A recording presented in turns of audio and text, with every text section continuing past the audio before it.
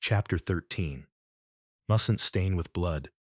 Within the noble district of the royal capital of Lugunica, the residence of Miklotov McMahon, a member of the Council of Wise Men, had a subdued appearance reflective of the disposition of its lord, known for his frugality. Many among the nobility were fond of evening parties and banquets, holding such events to flaunt their own influence again and again. But Miklotov chose not to uphold such conduct typical of the aristocracy. Having distinguished himself as a civil servant of the kingdom from his days of youth, the wise elder, who had been highly valued for his abilities, as if to demonstrate his attitude of devoting his entire life to the kingdom, never took a wife and tirelessly wore himself to the bone for the kingdom. Therefore, the McMahon residence in the noble district had never once been dominated by eye-catching gaudiness. At least, not until this very moment today. It was not until this very moment, this horrific scene where the lives of so many had been mercilessly cut down with a perfume of blood and death wafting up from the corpses, having brought even the life of Miklotov McMahon to an end. Aghast, an unbelievable spectacle before him, Natsuki Subaru found himself unable to move. Though he had been invited to the McMahon residence, he had yet to encounter a single living person within its premises until now. The 13 dead had most likely been guards and servants of the mansion, each and every one slain with but a single blow. Ascertaining those whose lives had been stolen, he had arrived at this innermost room. From the desk and bookshelves that furnished the room, this place was likely Miklotov's office, a room where the wise elder likely used to spend time anguishing over the future of the kingdom, racking his brains and putting it to work in order to deal with various problems.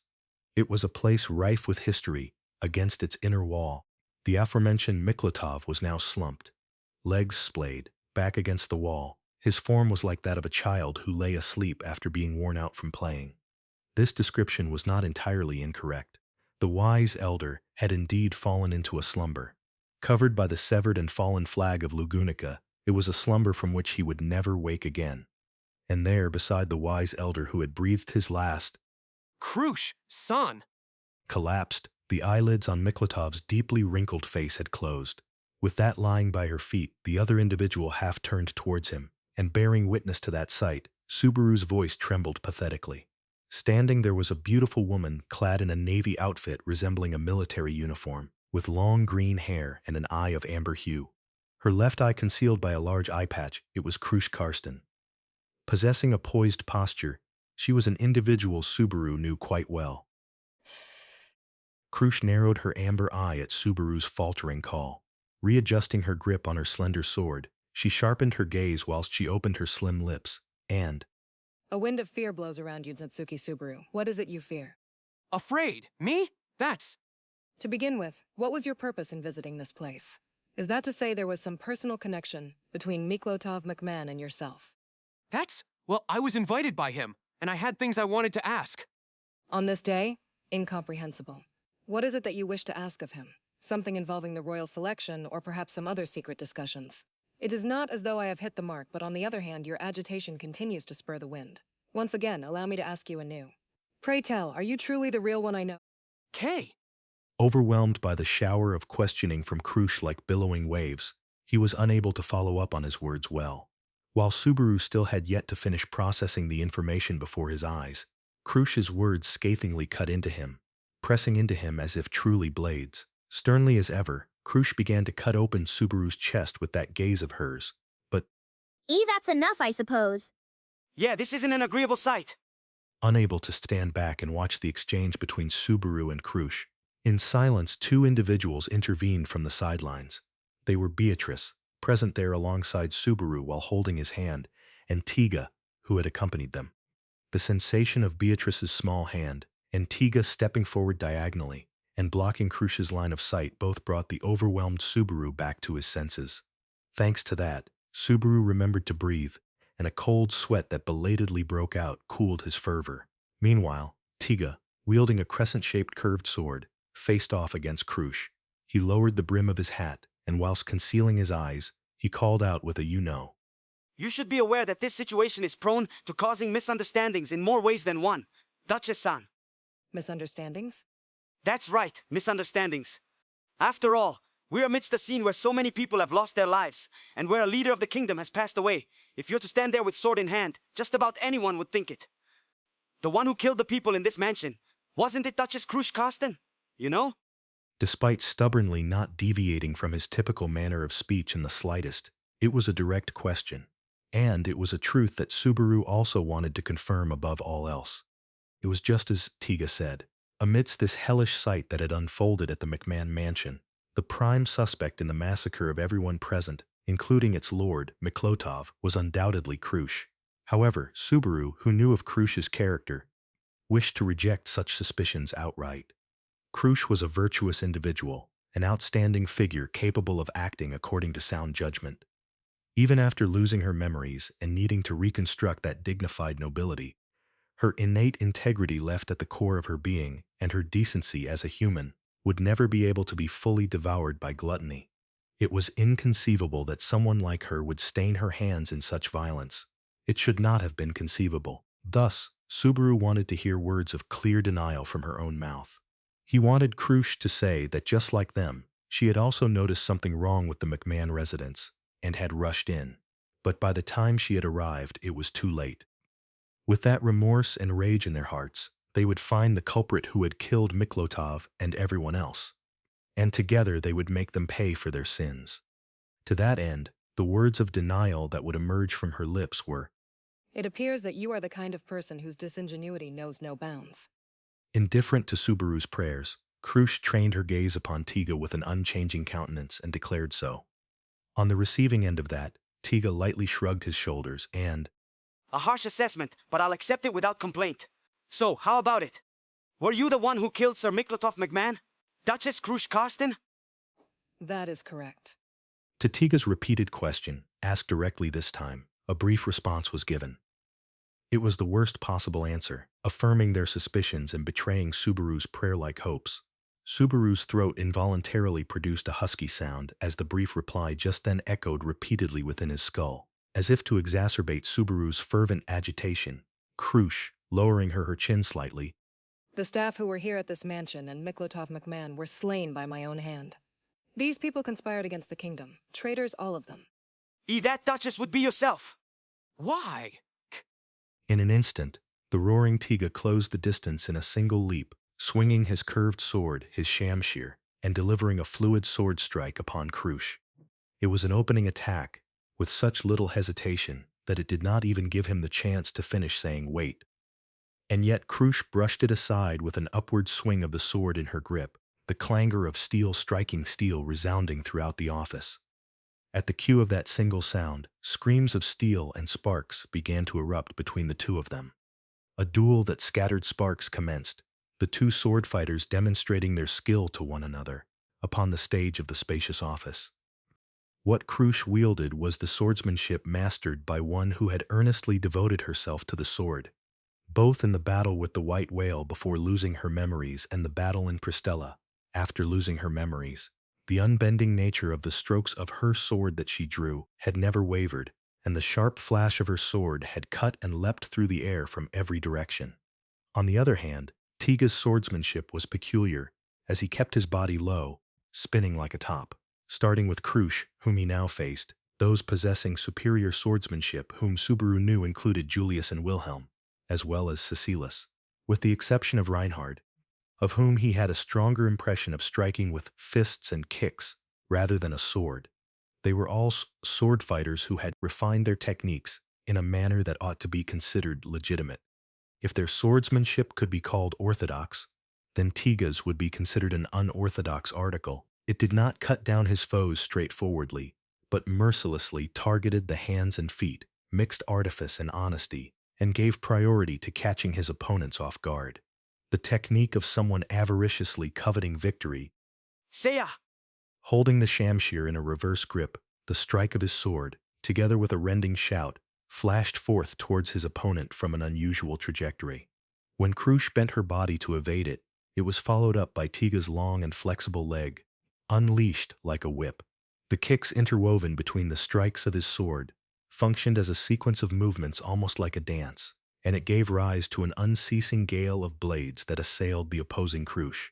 At that rapid combo attack reminiscent of a spinning top, Crusch's countenance remained unchanged, and, keeping her distance with nimble and precise footwork, she aimed to seize the initiative in the blisteringly fast exchange with a single swing of her sword.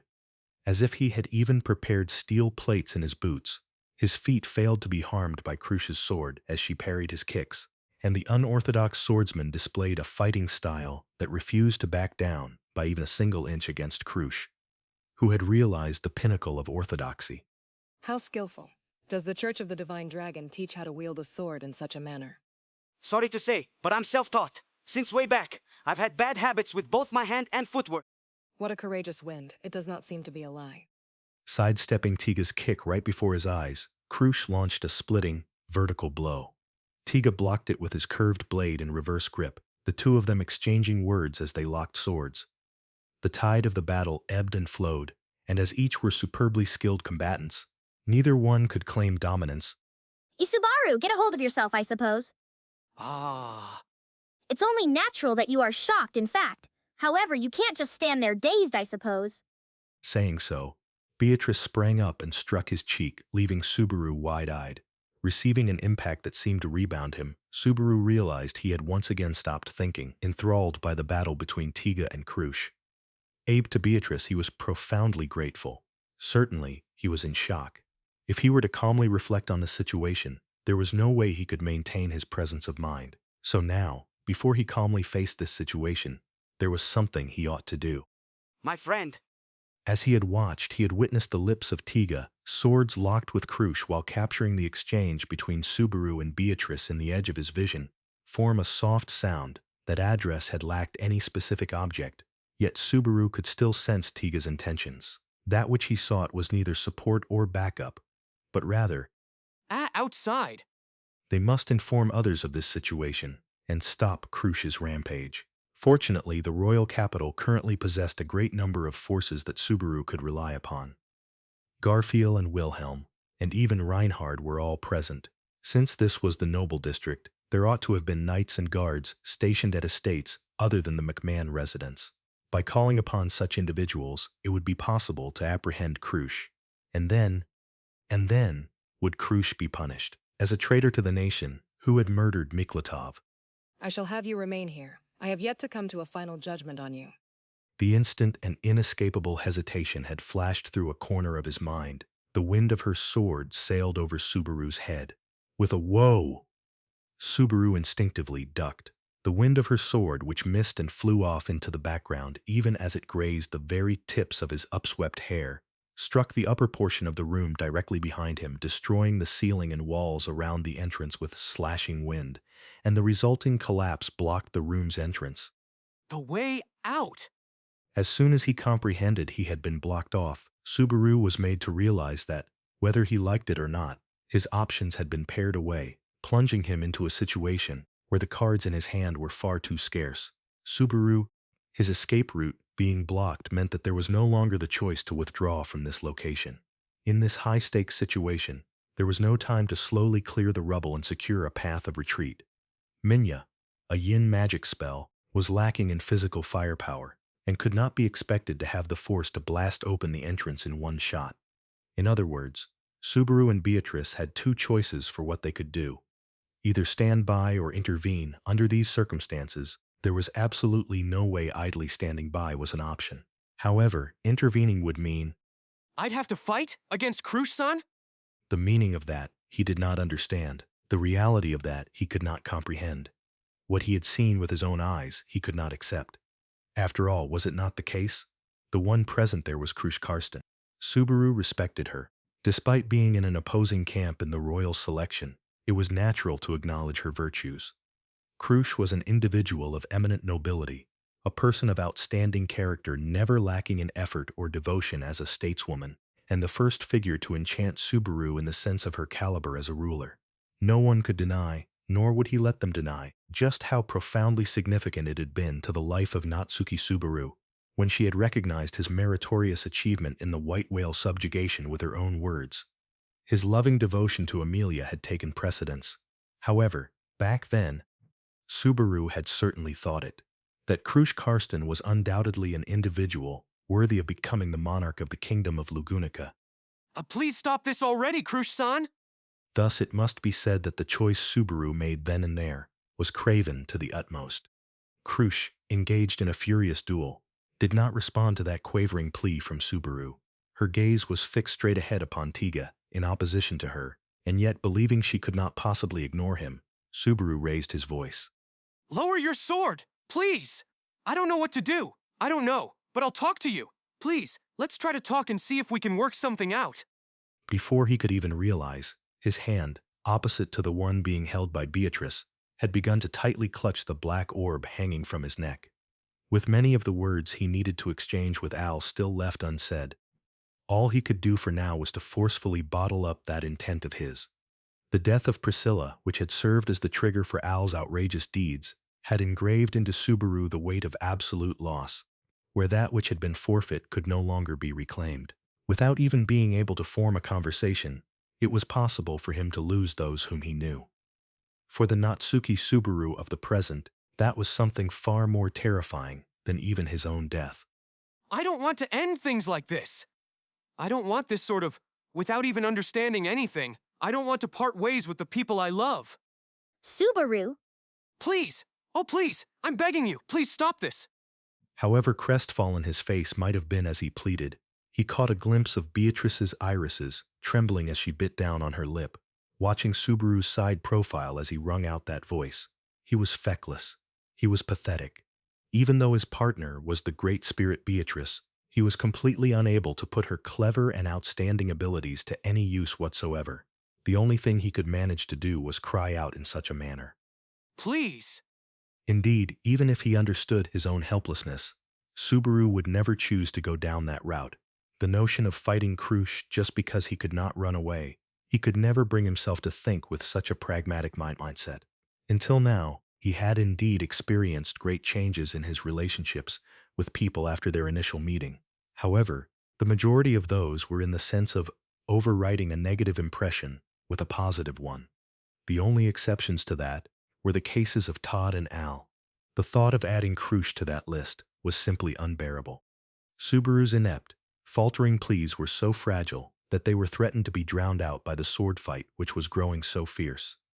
In all likelihood, it was to the extent that it seemed like Subaru's presence upon this battlefield would be disregarded entirely, unable to even reach Crusch's ears.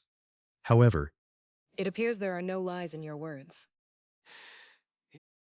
indeed, a murmur that seemed to have been convinced was audible, and Subaru's eyes shot wide open in surprise.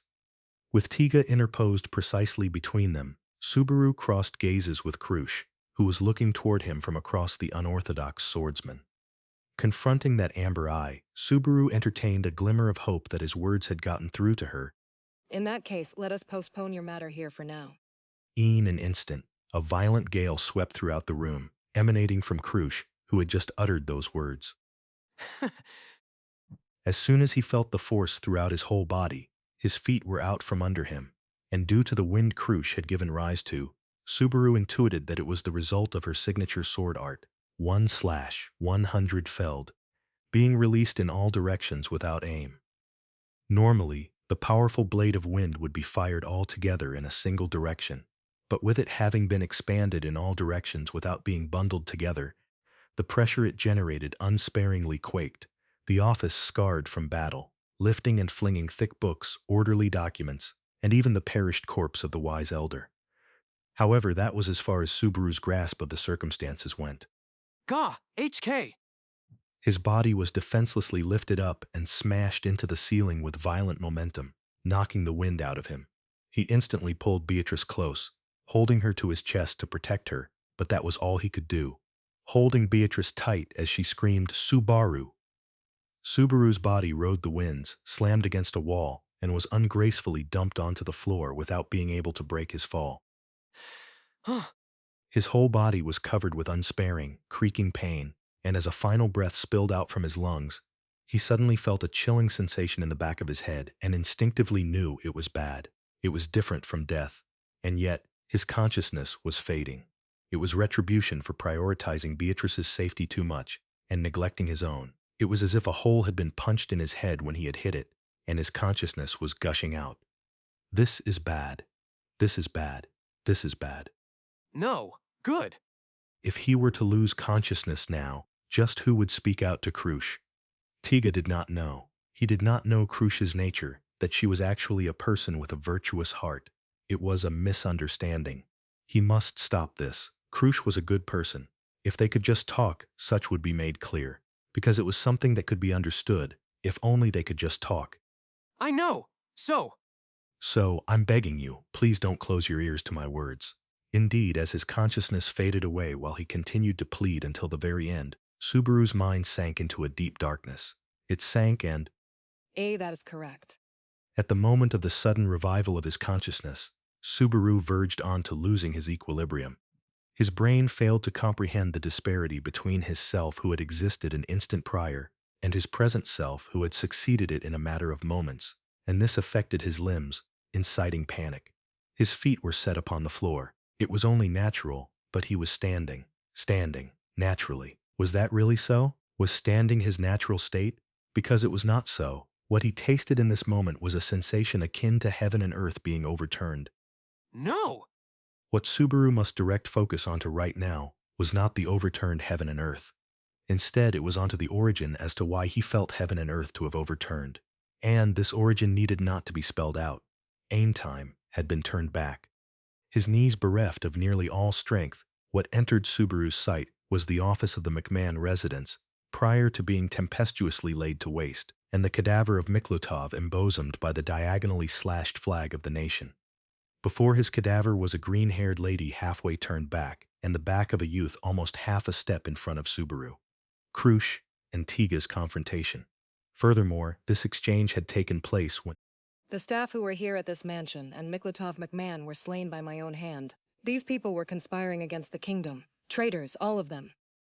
the irrecoverable, fatal affirmation was bestowed upon his question. That, Duchess, would be yourself. Before Subaru, whose blood glaciated with shock, Tiga caterwauled a screech of fighting spirit and plunged forth. The swords dance of Tiga's backhand-gripped shamshir commenced, which Crusch accepted head-on, a duel of swordsmen treading the paths on opposing sides of orthodoxy. Sparks flew with the chaining notes of steel, beholding their bois danced of battle in the office. Subaru felt a bout of vertigo for a different reason than the sense of disequilibrium that he had endured before. No, it can't be. One hand placed over his mouth, the voice he suppressed leaked outward. It felt as though an impact as unremitting as blood owing from the mouth of a wound was clangorously pounding Subaru's mind from the inside. He returned by death. He had returned by death. Right before his consciousness had ceased, what had blown Subaru away was wind invoked by Crusch, after which he had crashed into the wall in the ceiling and got knocked down onto the floor, causing it to cease. Thereafter, the fact that Subaru had now returned to this moment meant that he had returned by death before ever awakening. If Subaru's life was reaped while he was unconscious in that situation, then the executioner must have been. Subaru, get a hold of yourself, I suppose. Kay. It is only natural that you are shocked, in fact. But you can't just stand there dazed, I suppose. Subaru, petrified for a different reason than before, was pulled back to reality by Beatrice with the same encouragement as before. His cheek slapped by her tiny palm, the pain and heat returned Subaru to being himself. My bad, Beatrice. Caressing his slapped cheek with the back of his hand, Subaru grated his teeth to the point of creaking, including the death in the middle as well. The chaos and discomposure riddling Subaru due to this situation faded not. Yet, should he repudiate the events that had occurred as falsehoods, and wail that he would not acknowledge them, the results would remain unchanged. Unable to muster the courage to intervene in Crusch and Tiga's battle, and pathetically whimpering about his woes, Subaru would die.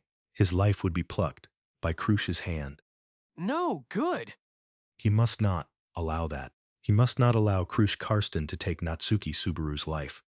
Subaru could not allow her noble purity to descend due to his own frailty. Crusch's hand must not be sanctioned to be stained with Subaru's blood. Biko, lend me a hand. No need to be told, in fact. The pieces of the puzzle called reason were still scattered by panic and shock. However, Subaru took as many pieces as he could of that scattered puzzle from which he could see a definite shape and tightly gripped back the hand of his partner, from which he felt nothing but reliability. The clash resuming before his eyes, Crusch and Tiga's battle was on equal footing in ability, exhibiting a true image of the ebbs and flows of battle. From the perspective of Subaru, who was acquainted with Crusch's ability, he would marvel at Tiga's proficiency that demonstrated swordsmanship rivaling hers, but the decisive blow that would overcome this status quo, 1/100 felled, that technique Crusch was endowed with, was a distinct disadvantage for them in what she equipped. Regardless of whether Tiga was wise to that or not, it was thanks to his battle style, opting for close range, that Crusch was not granted the time to charge wind. But Subaru knew from experience that Crusch was stockpiling wind that would go on to repaint this situation in the intervals between these sword strikes. Thus, Don't rely on magic, my friend! I can't use it in the first place, my friend. was how the voice responded to his call. Unknowing of whether that prospect was reliable or unreliable, Subaru hoisted his arms upward and held Beatrice to his chest, and the two, close enough for their cheeks to touch, firmly capturing the same duel in their eyes, EMT! an overlapping chant, and what simultaneously unfurled throughout the office was the expansion of an invisible field with Subaru and Beatrice at its heart. All constructed spells of mana would come undone, nullified, neutralized. Their original move ought to be labeled as anti-magic magic. It was EMT. Within its field, using magic would be a fool's errand, and even meteors and magic creation tools that used mana as fuel would malfunction and get all messed up. Though when he asked Beatrice, it seemed like it would be a different story if the techniques were constructed to adapt to the situation in which they got all messed up. It's easy to create an opening enough to slap Roswal across the side of his surprised face, I suppose. Not to mention if it's his first time seeing it, he wouldn't know what's what. The efficacy of the deployed field swallowed not just Subaru and Beatrice, but also the two exchanging sword strikes, engulfing them in its influence. EMT did not cause any effect to Tiga's battling style, who could not use magic as per his own testimony, but the same did not go for Crusch, who had been concocting wind for her trump card. Crusch, who seemed to brace herself for something to come upon Subaru and Beatrice's chant, glanced with her singular eye towards them, once the effect of EMT's field was exerted upon her. Before returning by death, Subaru had interlaced his gaze with Crusch's as well. Though with the expectations of then betrayed, Subaru had dourly parted with his life. Please surrender, Crusch-san. Your way to victory is gone. 1/100 felled can't be used. I won't let you use it. This is as far as it goes. Varnishing over the tremors in his voice with a bluff, Subaru acted out an unbending, powerful will. He knew painfully well that powerlessness, a nearly weeping voice, a morose entreaty would not make reality reciprocate. What was necessary here and now was a powerful soul of language that transmitted his will. He must pour his soul into the soul of his language. From the bottommost depths of his heart, he would deceive both the opponent and himself, make her believe that Natsuki Subaru is not an opponent worth fighting. The glint in Crusch's singular amber eye straightforwardly vied with Subaru's black irises. During that time, the swords exchanged a powerful blow, and Crusch and Tiga's sword strikes came to a pause. Wielding the curved sword with half of his body braced, Tiga remained stanced in a position to defend Subaru and Beatrice behind him. Such is the warning my friend has given you. If I could add to it, I would surmise this friend of mine was perhaps a friend to you as well. What do you say? Will you open your ears to listen? Tiga. If I may be frank, I do not have the power to one-sidedly take your sword and gain control over you. If I were to try and apprehend you, that would require the readiness for my body to be slashed. And worst case scenario, it would mean death. That is something neither I nor the two behind me wish for. As Tiga imparted this, his gaze was fixed on every single slight gesture of Crusch without ever letting his guard down. It might have been that he joined Subaru's bandwagon because getting Crusch to break even slightly would have been to his benefit. Yet, what Tiga had conveyed indisputably simplified Subaru's will and made it easier to digest. It was not possible for Tiga to have a grasp on the events that had transpired between Subaru and Crusch. If anything, it would be appropriate for him to have the preconception that they were members of mutually opposing factions if he were familiar with the royal selection. But, from the short span of Subaru's words and deeds here, Tiga had simply conjectured that his relationship with Crusch was not merely that of opposition. He would take advantage of Tiga's astuteness. He would seize and subdue Crusch, Everything would follow after subduing her. He would think of a way for it all to work out after that. I am. Emilia. While Subaru's innermost heart was deluged in prayer, in the moment Crusch opened her mouth to speak, Beatrice's hand was held aloft while she was carried by Subaru, and bluish-purple luminescence pierced at Crusch's feet. A strike of violet arrows impaling her feet crystallized the office floor, causing it to develop fissures. Refrain from heedless movement, I suppose. Even inside EMT, Betty and Subaru are the sole exception who can still use magic, in fact. Will you be able to function as our opponent in the middle of exchanging blows with that loose-lipped man, I suppose? I'm quite hurt at being assessed as a loose-lipped man just now. But I see, so you two can still use magic. Such foul play. That's the concept after all. But that's how it is. Her forestall to Beatrice's feint that asserted their superiority now surmounted. Crusch's expression became slightly taut, he could tell. That was her reaction to now including Subaru and Beatrice as definite objects of vigilance after not counting them as threats until now. To be regarded as such had its own pain as well. However, it was fortuitous to be deemed as a threat. If she were to be at a disadvantage, she must be able to make the right decision. I see, Said Crusch, as she swung a nonchalant arc with her sword, cutting a trajectory through an empty space where nobody was. An unexpected move, although perhaps one to ascertain EMT's effects. A sword gale that ought to have been birthed remained unborn, and she assented to 1/100 felled being punctured. Furthermore, Natsuki Subaru, what are you so fearful of? once again, Crusch's query flew at him. However, this time was different than the first. He could grit his teeth and brave it, failing to be ingested into a daze. Is it the result of the battle? Is it the safety of yourself or those in your vicinity? The kingdom's future? Or is it? Or is it my own sanity? It was a question steeped in nuance requiring consideration. Even in response to that question, Subaru used the entirety of his facial muscles to preserve the present situation, as to not convey even a fragment of his frailty, his recoil, or anything such. He forged an expression with all his might. What would Crusch have seen in Subaru's visage? An expression infused with his whole soul. Crusch simply, briefly, faintly opened her lips. Is that so? Was all, she whispered. Duchess, we have conveyed our demands. How will you respond? An interlude was born between Subaru and Crusch, a momentary hurricane of emotions impossible to manifest into words. As though consciously disregarding it, Tiga once again inquired of Crusch with an unsparing timbre. The tension suffusing his voice plainly informed that this was his final ultimatum. Swordly aura acutely reemerged, and exposed to which, Crusch then looked at Tiga. I understand your demands. Under these circumstances, with my win forbidden, it is I who is at a disadvantage. Therefore, I should surrender. Am I correct to take that as your insistence? That's right. Here on out, Biko and I will also join in. Your chances of winning are... To make that assertion is precipitous, Natsuki Subaru. Inundating Subaru with a blizzard of words as though trampling upon his bluff, Crusch slowly elevated her left hand which gripped no sword. What her slender fingers attired in a white glove touched was a large eye patch which concealed her left eye.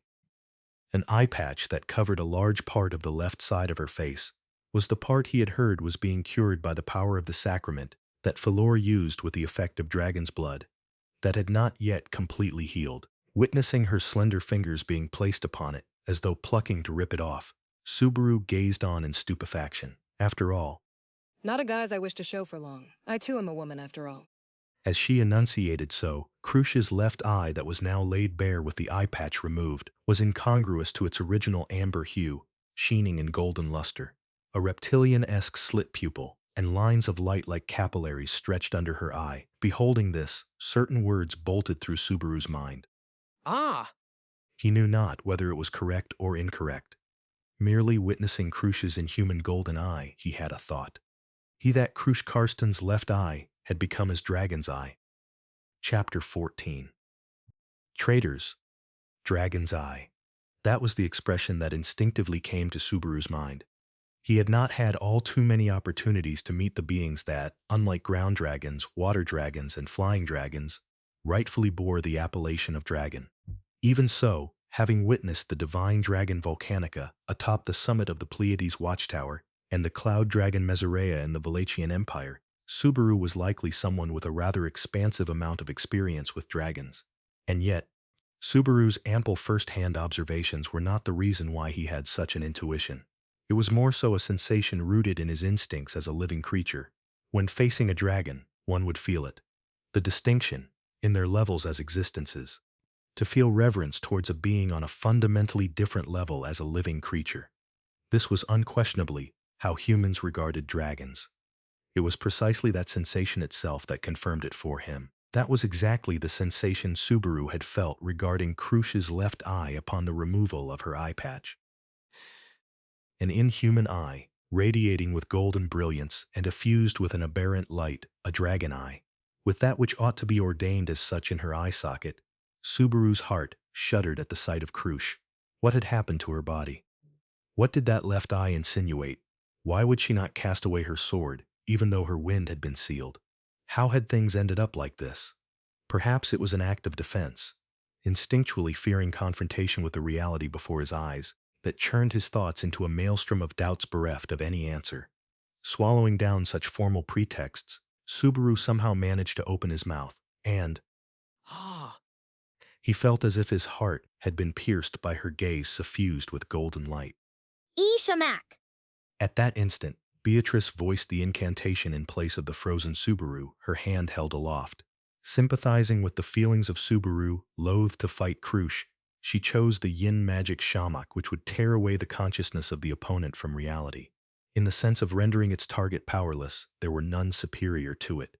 With skill beyond compare to Subaru, she deployed it. Enshrouding Crusch's head, it severed her will to fight from this place, or it should have. And yet, I perceive it. Crusch tilted her head, leisurely evading the whirling black haze that arose in the air without warning. Shamak, shamak, shamak, shamak! Swallowing her astonishment over her first attack having been evaded, Beatrice gave rise to successive black hazes in midair. With her quick and agile movements, Crusch eluded each and every one of the spells incessantly chained together, drawing close to envelop her, whereupon she finally connected her sword to initiation of the magic, disrupting the spell. The thwarting of magic before its invocation. He comprehended the logic that for all magic, it was not until the collected mana was given direction that an effect would be manifested. So if one were to disrupt the composition, it could not be materialized, but Shouldn't actually putting it into practice be a different story? she had demonstrated the divine feat of slaying magic before it could become magic, so to speak. With a tinge of wonder in his voice, Tiga leapt upon Crusch from the side. Crusch, with her sword dancing through the air, received Tiga, who exhibited his skillful finesse in being able to execute simultaneous attacks single-handedly with both his curved sword and kicks, and the battle between them resumed. Yet, that was I believe I told you that I perceive it. Crusch's movements, as she calmly informed them of such, had clearly changed, even to the untrained eye. That change was not only perceptible via sight, but was also something evident to the ears. That was because, distinct from the conflict, just moments prior, there was something that had vanished from the fight between the two of them. Sound. A duel of steel striking steel, with sparks being scattered. Such exchanges had wholly ceased. Crusch avoided the blade swung in kicks, unleashed by Tiga not with her own sword, but merely with the movement of her body. Even an amateur could understand which, between blocking or evading, was the conduct that granted one more leeway, and that which enabled it was. The dragon's eye. With a gulp, Subaru swallowed a feeling of wonder that he could not stifle in his throat. In all likelihood, the speed of Crusch's movements themselves had not changed all that much. It was not the velocity of her movements that had changed so considerably, but the rapidity of her initiation of that movement. In a battle where one's life could be exchanged in an instantaneous give and take, if only one person gained something that allowed them to shave off fractions of a second, from that sequence of instant after instant, the superiority of that individual would be unfathomable. Presently, what Crusch was doing was eliminating those fractions of a second. Gah! Gah! As if to support that conjecture of Subaru's, the state of the duel in the office suddenly shifted. Having launched various techniques that energetically animated his entire body, that sword dance of Tiga, which ought to have allowed him to cross blades with Crusch head-on, however imperfectly, was interrupted, and he began to be forced into a defensive posture. The initiation of his onslaught thwarted, a sword thrust into a gap in his combination attack, and prevented from acting as he wished. Agitation showed on Tiga's heretofore unflappable face as he narrowly managed to resist. However, even if he were to devote himself to defense, he could not escape unscathed. Blood ran from his shoulder, his thigh, and finally from a single cut upon his cheek crimson flowed, those trails of trickling blood attesting to his struggle. If this were to continue, Tiga would soon be included among the victims of the McMahon Manor. That was the worst-case scenario that must not come to pass, now that Miklotov could no longer be reclaimed. Therefore, while Tiga and Beatrice attempted to suppress her with sword and spell respectively, the howling Subaru cracked the whip he had drawn from the rear of his waist, compelling the tip of his guilty whip to whistle through the air. From the moment he had decided to employ EMT, Subaru's aim was to subdue Crusch. The reason he had left the battle up to Beatrice and Tiga until now was not merely due to his disorientation and astonishment at Crusch's transformation. It was for the sake of this one and only surprise attack. Swifter than sword or spell, Guilty Whip's strike approached Crusch. No matter the mechanism behind the dragon eye, dealing with an unfamiliar attack would. I have already perceived that. Oh, An instant later, struck by twin shocks, a pathetic gasp escaped Subaru's lungs. The first shock was how easily the surprise attack he had been building up to had been averted. Crusch met the whip loosed by Subaru's hand with her sword before it could fully extend, knocking its tip to the ground. It merited admiration that what should have been the fastest attack present had been cut down so readily, but it paled in comparison to what the second shock wrought. The second shock was witnessing the eye of Crusch, who had cut away Guilty Whip, not her dragon eye, but her proper amber right eye, brimming with a heart-rending hue. I don't understand what that means. To put it bluntly, without taking care with his words, he was naught but bewildered by that gaze, appearing to him as if she were on the verge of tears. Even though Crusch was the one acting amiss, Subaru felt like he was being treated as the villain for trying to subdue her. It was not to the magnitude where he could say something like, despite even being killed by her once, the tears of a beautiful woman were unfair. Of course, if he were to be told that it was a baseless pretext, that would be the end of it. The expression worn by this true Crusch remained emotionless, lips pursed, only shooting a single glance at Subaru, the wielder of the whip she had repelled. But for some reason he thought so. Doesn't she look like she's about to cry? I'll stop those tears. Hey, Don't drop your... While Subaru gritted his teeth at the emotion that had flashed across Crusch's eye, Tiga, though perhaps misinterpreting it, noticed an opening he could take advantage of and flashed his shamshir with ferocious speed. The naked curved blade whirled, roaring like the fang of a beast, closing in on Crusch's slender body. I told you that I perceive it. In an instant, Crusch twisted her body to match the trajectory of the flashing curved blade, evading the sword strike so that it grazed her skin, and raising her voice, she struck Tiga in the jaw with her knee as it shot up. With a cry of pain, Tiga bent backwards, and flashes of cleaving light launched in quick succession, splattered his blood over the office as he instantly protected his vitals. As he instinctively stumbled back, a powerful kick bored into his torso. Blown straight back, Tiga slammed into a wall back first and immediately collapsed. However, I've got it from here, my friend. utilizing the meager time Tiga had gained, Subaru closed in on Crusch. Continuing to wield his whip, he aimed for Crusch's hand which gripped her sword. I perceive that as well. With a flippant remark, Crusch warded off the strike of the whip with but a flick of her wrist, and as swiftly as the tip of the sword whipped around, it became a thrust, stabbing at the leg of the recklessly approaching Subaru. That silver light pierced the top of his foot, and Subaru, paying the price for each of his impulsive actions. Beatrice! Hey, you're a partner who always asks the impossible, in fact. Inferring Subaru's intentions from that single cry, Beatrice used her minuscule body to its fullest extent, pouring her entire soul into realizing her partner's wish as she berated him. The instant the blade reached him, it activated. The Absolute Defensive Magic, EMM. An original spell of Subaru and Beatrice, it invoked the strongest defense, rejecting any and all physical or magical interference, by shifting their own existence a half step out of reality. Nonetheless, as this was the first display of power where EMM had been utilized from within the deployment of EMT, its success was a miracle.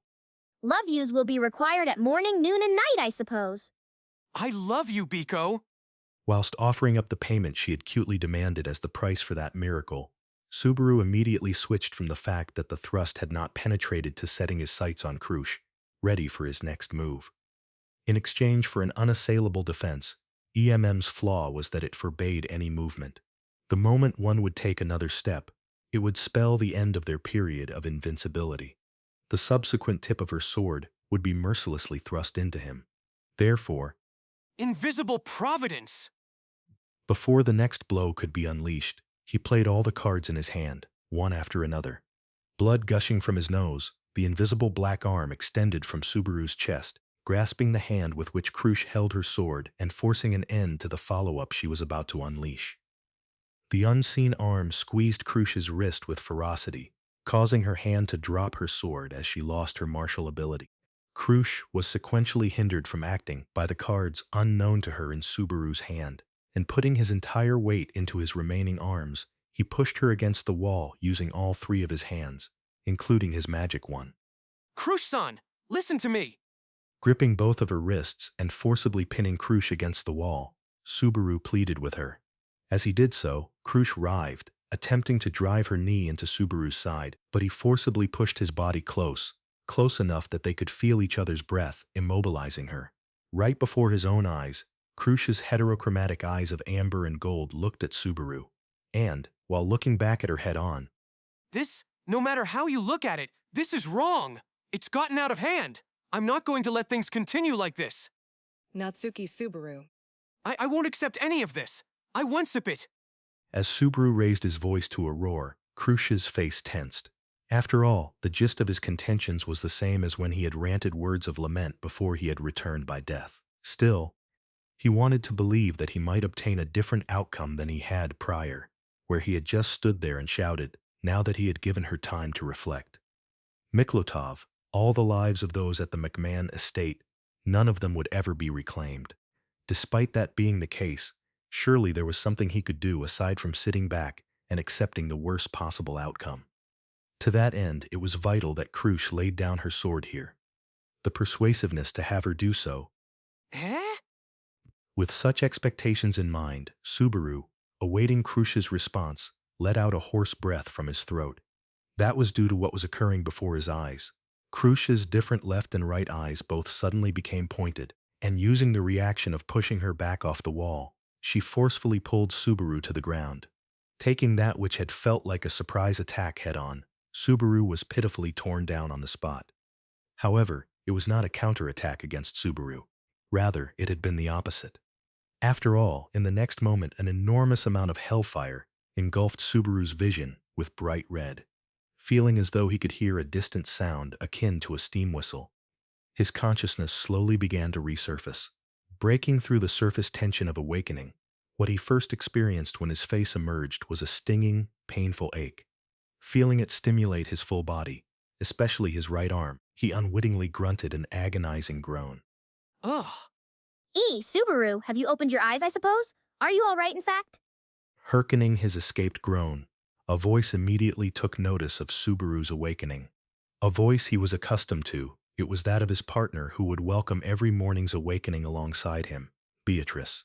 However, this awakening, chaperoned by agony, was considerably different from that which he experienced every day. Byaku, what happened to me? You mustn't force yourself to get up, I suppose. The burns are still severe, in fact. If only there were enough mana, Betty would heal them immediately, but apologies, I suppose. You don't need to apologize for burns? As his eyelids opened whilst trembling, he could see Beatrice's slumped face peeping at him. A great spirit with large, round pupils filled to the brim with sadness. He sought to immediately console her laments, but then stopped burns. Upon hearing that word, his slumbering brain commenced an awakening that lagged behind his body. That was right.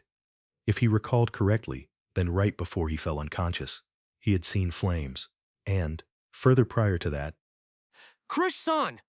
the tragedy of the McMahon residence called to his mind. Subaru's body vigorously shot up. One recollection onset the restoration of the vivacious memories all in one go. The demise of Miklotov, the one who had professed to being his executioner, Crusch, the subsequent scene of attempting to subdue her, and the dragon's eye that sojourned in the resisting Crusch's left eye, to far too great an extent, Things had taken a turn by leaps and bounds. However, first came Crusch.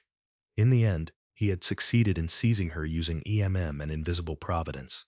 Thereafter, an unforeseen blaze came into sight. That's right, an incredibly powerful flame had flared up, so the pain in my arm is due to those burns? Shit, it stings. But this is barely any— Calm down, in fact. Healing magic has yet to be applied due to the shortage of mana, I suppose. You must remain at rest or you may catch some awful illness, in fact.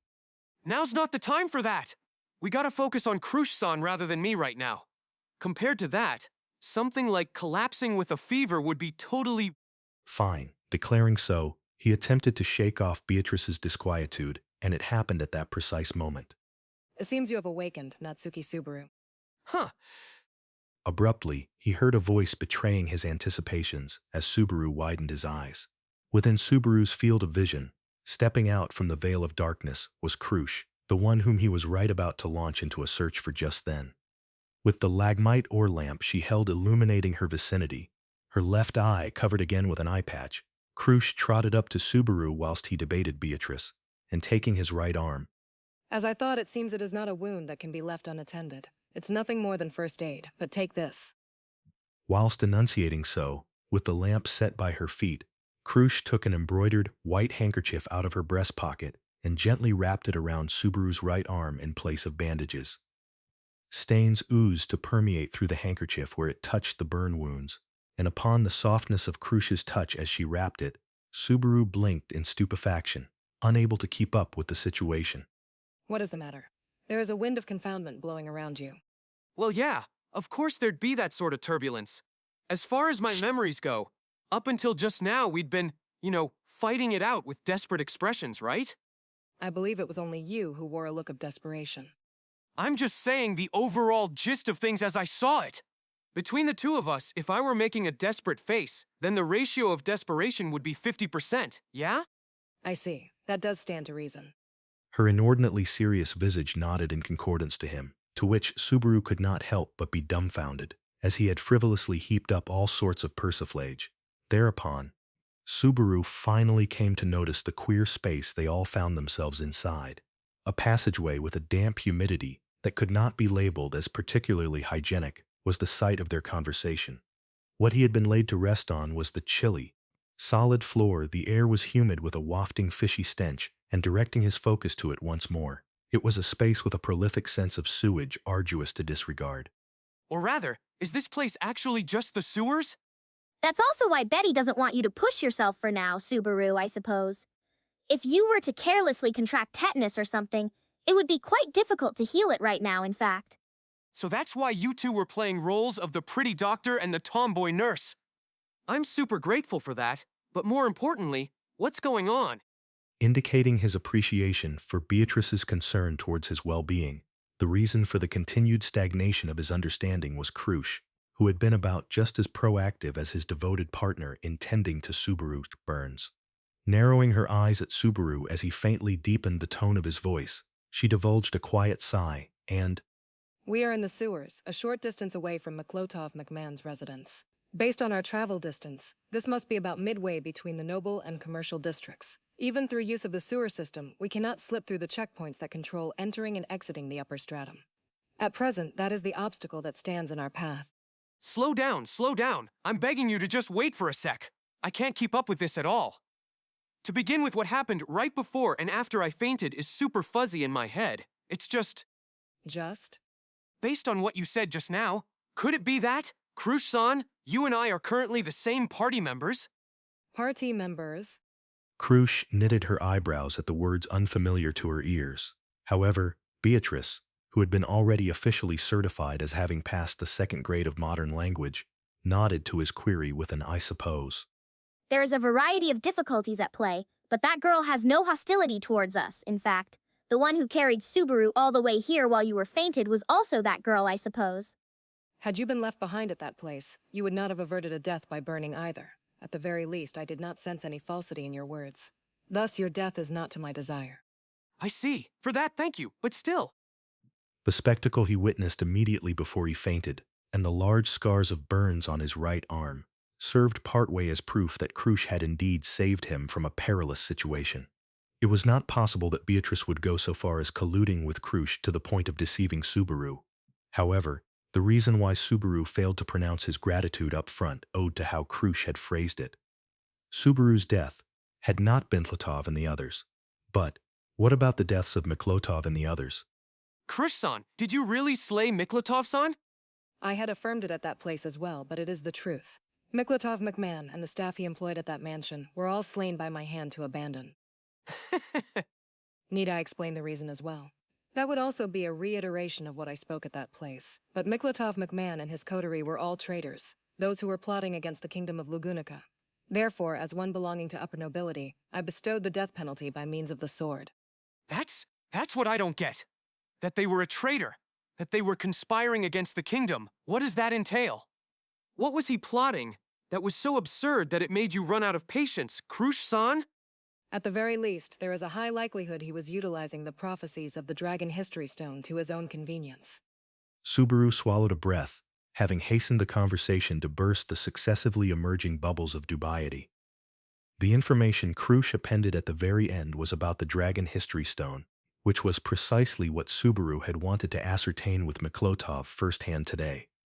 The covenant with the Divine Dragon possessed potent, mighty influence over the kingdom, the substantive details of which were engraved into a prophetic tablet that was the Dragon History Stone, and also a key item that constructed the basis for commencing the royal selection that Amelia was participating in as well. However, it was an article he had only ever heard of and had never actually seen for himself, so if it would be possible, Subaru wished to ascertain its existence personally with his own eyes. That was about it. That Dragon History Stone is being used? By Miklotov-san? It is difficult to imagine the Dragon History Stone, that informs of all the great matters of importance to the kingdom, did not tell of the members of the royal family passing away one after another. If that is the case, then what is probable is that the one who had been entrusted with the Dragon History Stone willfully concealed the prophecy that ought to have been foretold, and did not publicize it. But, isn't it way too late for that now? You must had that doubt even before the royal selection began in the first place. Crusch-san, that was exactly why you and Ferris. The two of them must have possessed the motivation to investigate the particulars pertaining to the catastrophe of the royal family's demise. After all, the fourth prince, a member of the perished royal family, was of an especially close relationship. But then again, even Subaru was not so insensible as to vocalize that and press her. That I did not wield the option to distrust is the utmost extremity of regret for myself from those bygone days. Conjecturing the terminus of his discontinued words, Crusch recognized her own blunder. Of course, to label it as a mere blunder was far too uncompassionate to a person enduring the fresh loss of someone close. He had heard from Ferris that merely a close relationship would be an inadequate descriptor for the relationship between the fourth prince and Crusch as well. That must have precisely been Crusch's premier reason to desire the throne. But then, why did you start doubting that, all of a sudden? Surely you understand without requiring me to say it. By sending the Church of the Divine Dragon to my doorstep, and deceiving Ferris with guileful words, they schemed to have me withdraw from the royal selection. Heck! Crusch-san, that's... Ferris has a potent sense of duty. My situation was what it was, and he was being tormented by haunting anxieties. Interposed there, whispered cajolery from the man called the Brains of the Kingdom, and it is no fault of Ferris's that he erred in judgment. Were it not for that, that individual would never commit an act that tramples upon the vow between His Highness and myself. eyes downcast, voice subdued, Crusch endeavored to crush her emotions. However, the more her endeavor transmitted to him, the less clear it became towards which side the scales inside Subaru's heart would tip. Sentimentally, he of course wanted to believe Crusch. All due apologies to Miklotov, but if Miklotov really were a traitor using the kingdom for his own intentions, then a legitimate righteousness would suffuse Crusch's actions. Perhaps, were she to be given a proper trial of law, she might still be pardoned given the extenuating circumstances. However, Subaru remembered Miklotov's comment back at the site of the royal selection, appraising him as Amelia's knight despite Subaru disgracing himself in an intolerable sight. Crusch was Subaru's benefactor, and likewise, Miklotov too was his benefactor. Desiring a conclusion as convenient as binaries between either side seemed far too onerous. Furthermore, Ferris! bearing the resolution to be abhorred by Crusch and thereupon be dismissed as her knight, He had taken the hand offered by the Church of the Divine Dragon, and selected this option with the foresight of his master, dropping out from the royal selection. Even if it meant turning the vow concerning the fourth prince into scrap paper, he had made his choice. That decision was not something he wished to so easily label as the outcome of someone else's designs. I understand your assertion for now, Crusch-san. I want to discuss it thoroughly until everything is cleared up. There are some other things too. Wait, Natsuki Subaru. Your questions are rightful, but now that you have awakened, I would prefer to prioritize moving first. It would be unwise to remain at this spot forever. Ah, here is in the sewers, yeah? Sure, I'd like to change the setting as well, but there's still things we need to talk. Subaru was persistent towards Crusch as she sought to wrap up the conversation, slowly shaking her head sideways. But the sleeve of his unburned left arm was tugged on by Beatrice. With a single glance, he could tell that Beatrice's expression conceived a faint tension. On this point, Betty is in agreement with that girl, in fact. In any case, running comes first, I suppose. If we dawdle, the pursuers will catch us, in fact. Not you too. Wait, hold on. I can't just ignore that. Running? Pursuers? I don't get what you're saying. That makes it sound like we're in the sewers because we have to run. As Subaru articulated it in words, the ill premonition that gradually came over him set off a numbness in his tongue. Meanwhile, Crusch lifted up the lamp set onto the passageway once again, whilst Beatrice, her eyebrows furrowed in disconcert, repeatedly opened and closed her slim lips in a conundrum of what to say. From her attitude devoid of futility and bearings abound in forethought, he could surmise. Without jest, Subaru and the others had been driven into a position of fugitives. I don't get what you mean. You're way too lacking in explanations. Besides, Surveying his environs whilst pronouncing so, Subaru ascertained the absence of any figure besides Beatrice and Crusch and alluded to a distinct anomaly, Tiga's absence. what about Tiga? He was also in the mansion together with us. Yet, why don't I see him anywhere around here? What happened? What's happening? Why has it happened such that things ended up this way? Tell me why.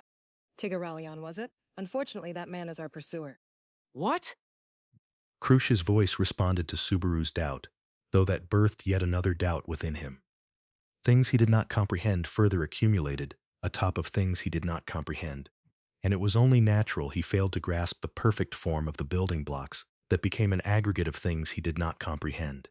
With those as his true feelings as he gazed in stupefaction, Subaru peered at Crusch. Upon his glance of inquiry, she hoisted the lamp upward, illumining her gorgeous face with its white glow to reveal it, her left eye concealed by an eye patch, and resumed. That was, Presently, the three of us are being pursued by Tigaralion and the kingdom's forces for the charges of murdering Miklotov McMahon and of being traitors plotting to overthrow the kingdom, you see. Chapter 15. Together unto Hell. When the unfurling hellflame engulfed Natsuki Subaru, Beatrice had doubted her eyes. Why? The expansion of EMT was an illegal move that meddled with any mana-based interferences that spawned within its field. Primarily the composition of magic spells, into which it would forcibly insert the commands to cancel and disassemble. It was a form of cheat magic that, if born at an earlier time, would have undoubtedly been branded a forbidden art. Of course, it was entirely possible for the mechanisms of EMT to be seen through and surmounted by formulating a technique that still functioned even when the composition of magic came unraveled. However, such a non-standard feat, akin to replacing a single part of a meticulously constructed magic creation tool with something entirely different, yet still having it function all the same, would have been impossible if it were not either Roswell or the Witch of Greed Mother. Excluding such irregularities, it would have been impossible for anyone to invoke magic, whoever they may be. That had been. How in the world did you break through, in fact? It's not anything quite so impressive as breaking through. I simply just racked my brains and put my body on the line. As the question left her lips, within Beatrice's sight as she narrowed her eyes, the one to respond, half leaning against the wall as he propped himself up, had been Tigaralion. Amidst the tempestuous combat, the young man who ought to have been knocked out of commission after being kicked to the wall by the rampaging girl, with the dragon eye Crusch, exhaled a long, weary breath. As Tiga gripped his beloved sword in one hand, he held his other hand over his side. In the vicinity of where he had placed his hand, the clothes around his abdomen were scorched, Witnessing the carbonization of his skin, Beatrice shuddered. That was not a wound he had sustained from Crusch's assault. Thus, that wound was precisely what had. Just what were you thinking, I suppose? I only did what was necessary, Miss Beatrice. This, the scriptures say. Whilst the dragon circles the heavens, people must till the fields. Those who let the time they have been given fester in slumber shall not tread upon even the dragon's shadow when the season of harvest cometh. Or so it goes. Slowly shaking his head from side to side, Tiga recited a verse from the scriptures of the Church of the Divine Dragon, bearing a striking resemblance to Philor. However, if he was trying to say that his thorough reading of scripture to the point of memorization substantiated the resolve behind his decision, Beatrice could not easily accept it. The charred wound on Tiga's flank was something brought about by the same flame that had engulfed Subaru and Crusch. However, that flame had not scorched him externally, but from within. The efficacy of EMT was to dismantle the composition of magic being invoked within the field. This condition of being inside the field was something Tiga had forcibly overcome. The method behind it was, the magic invoked within my own body isn't affected by this forbidden art. It's not like I was entirely sure of it, but it seems like I was right. I noticed it while fighting. I thought, it seems like I can't use magic right now because of this, but my flow method is still working, and so... Even so, neither slicing open your abdomen, nor using magic with the resolve to scorch your innards through that open wound, are easy choices to make. In fact, the only ones capable of performing such a feat are humans whose hearts are enslaved to something far beyond a mere sense of duty, I suppose. Why? It feels sort of like you're calling me crazy, which is a little upsetting. I guess it's only natural. Even if his voice was heavy from exhaustion, Tiga's response in itself was matter-of-fact, causing Beatrice to feel an unpleasant chill in her non-existent liver. Beatrice had only known Tiga for an exceedingly brief amount of time, just a day or two, since they met at a chapel of the Church of the Divine Dragon. However, even in that short time, it was the truth that she had been fond of his good chemistry with Subaru, as well as the witty demeanor he displayed as they spoke. She struggled to reconcile that initial impression of him with the Tiga now standing before her eyes. In particular, the mechanical decision that disregarded his own well-being in order to carry out the necessary task was a complete reversal from the impression she had held of him until now. Just what had propelled him to go to such lengths? An aberrant tenacity that far exceeded a mere sense of duty. Beatrice knew of people who operated with such resolve. Tiga's tenacity was of the same nature as Roswell's. Over 400 years he was a man who had derailed the fates of many, and yet even now still aspired to the state of a warlock, doing everything in his power to accomplish his objective.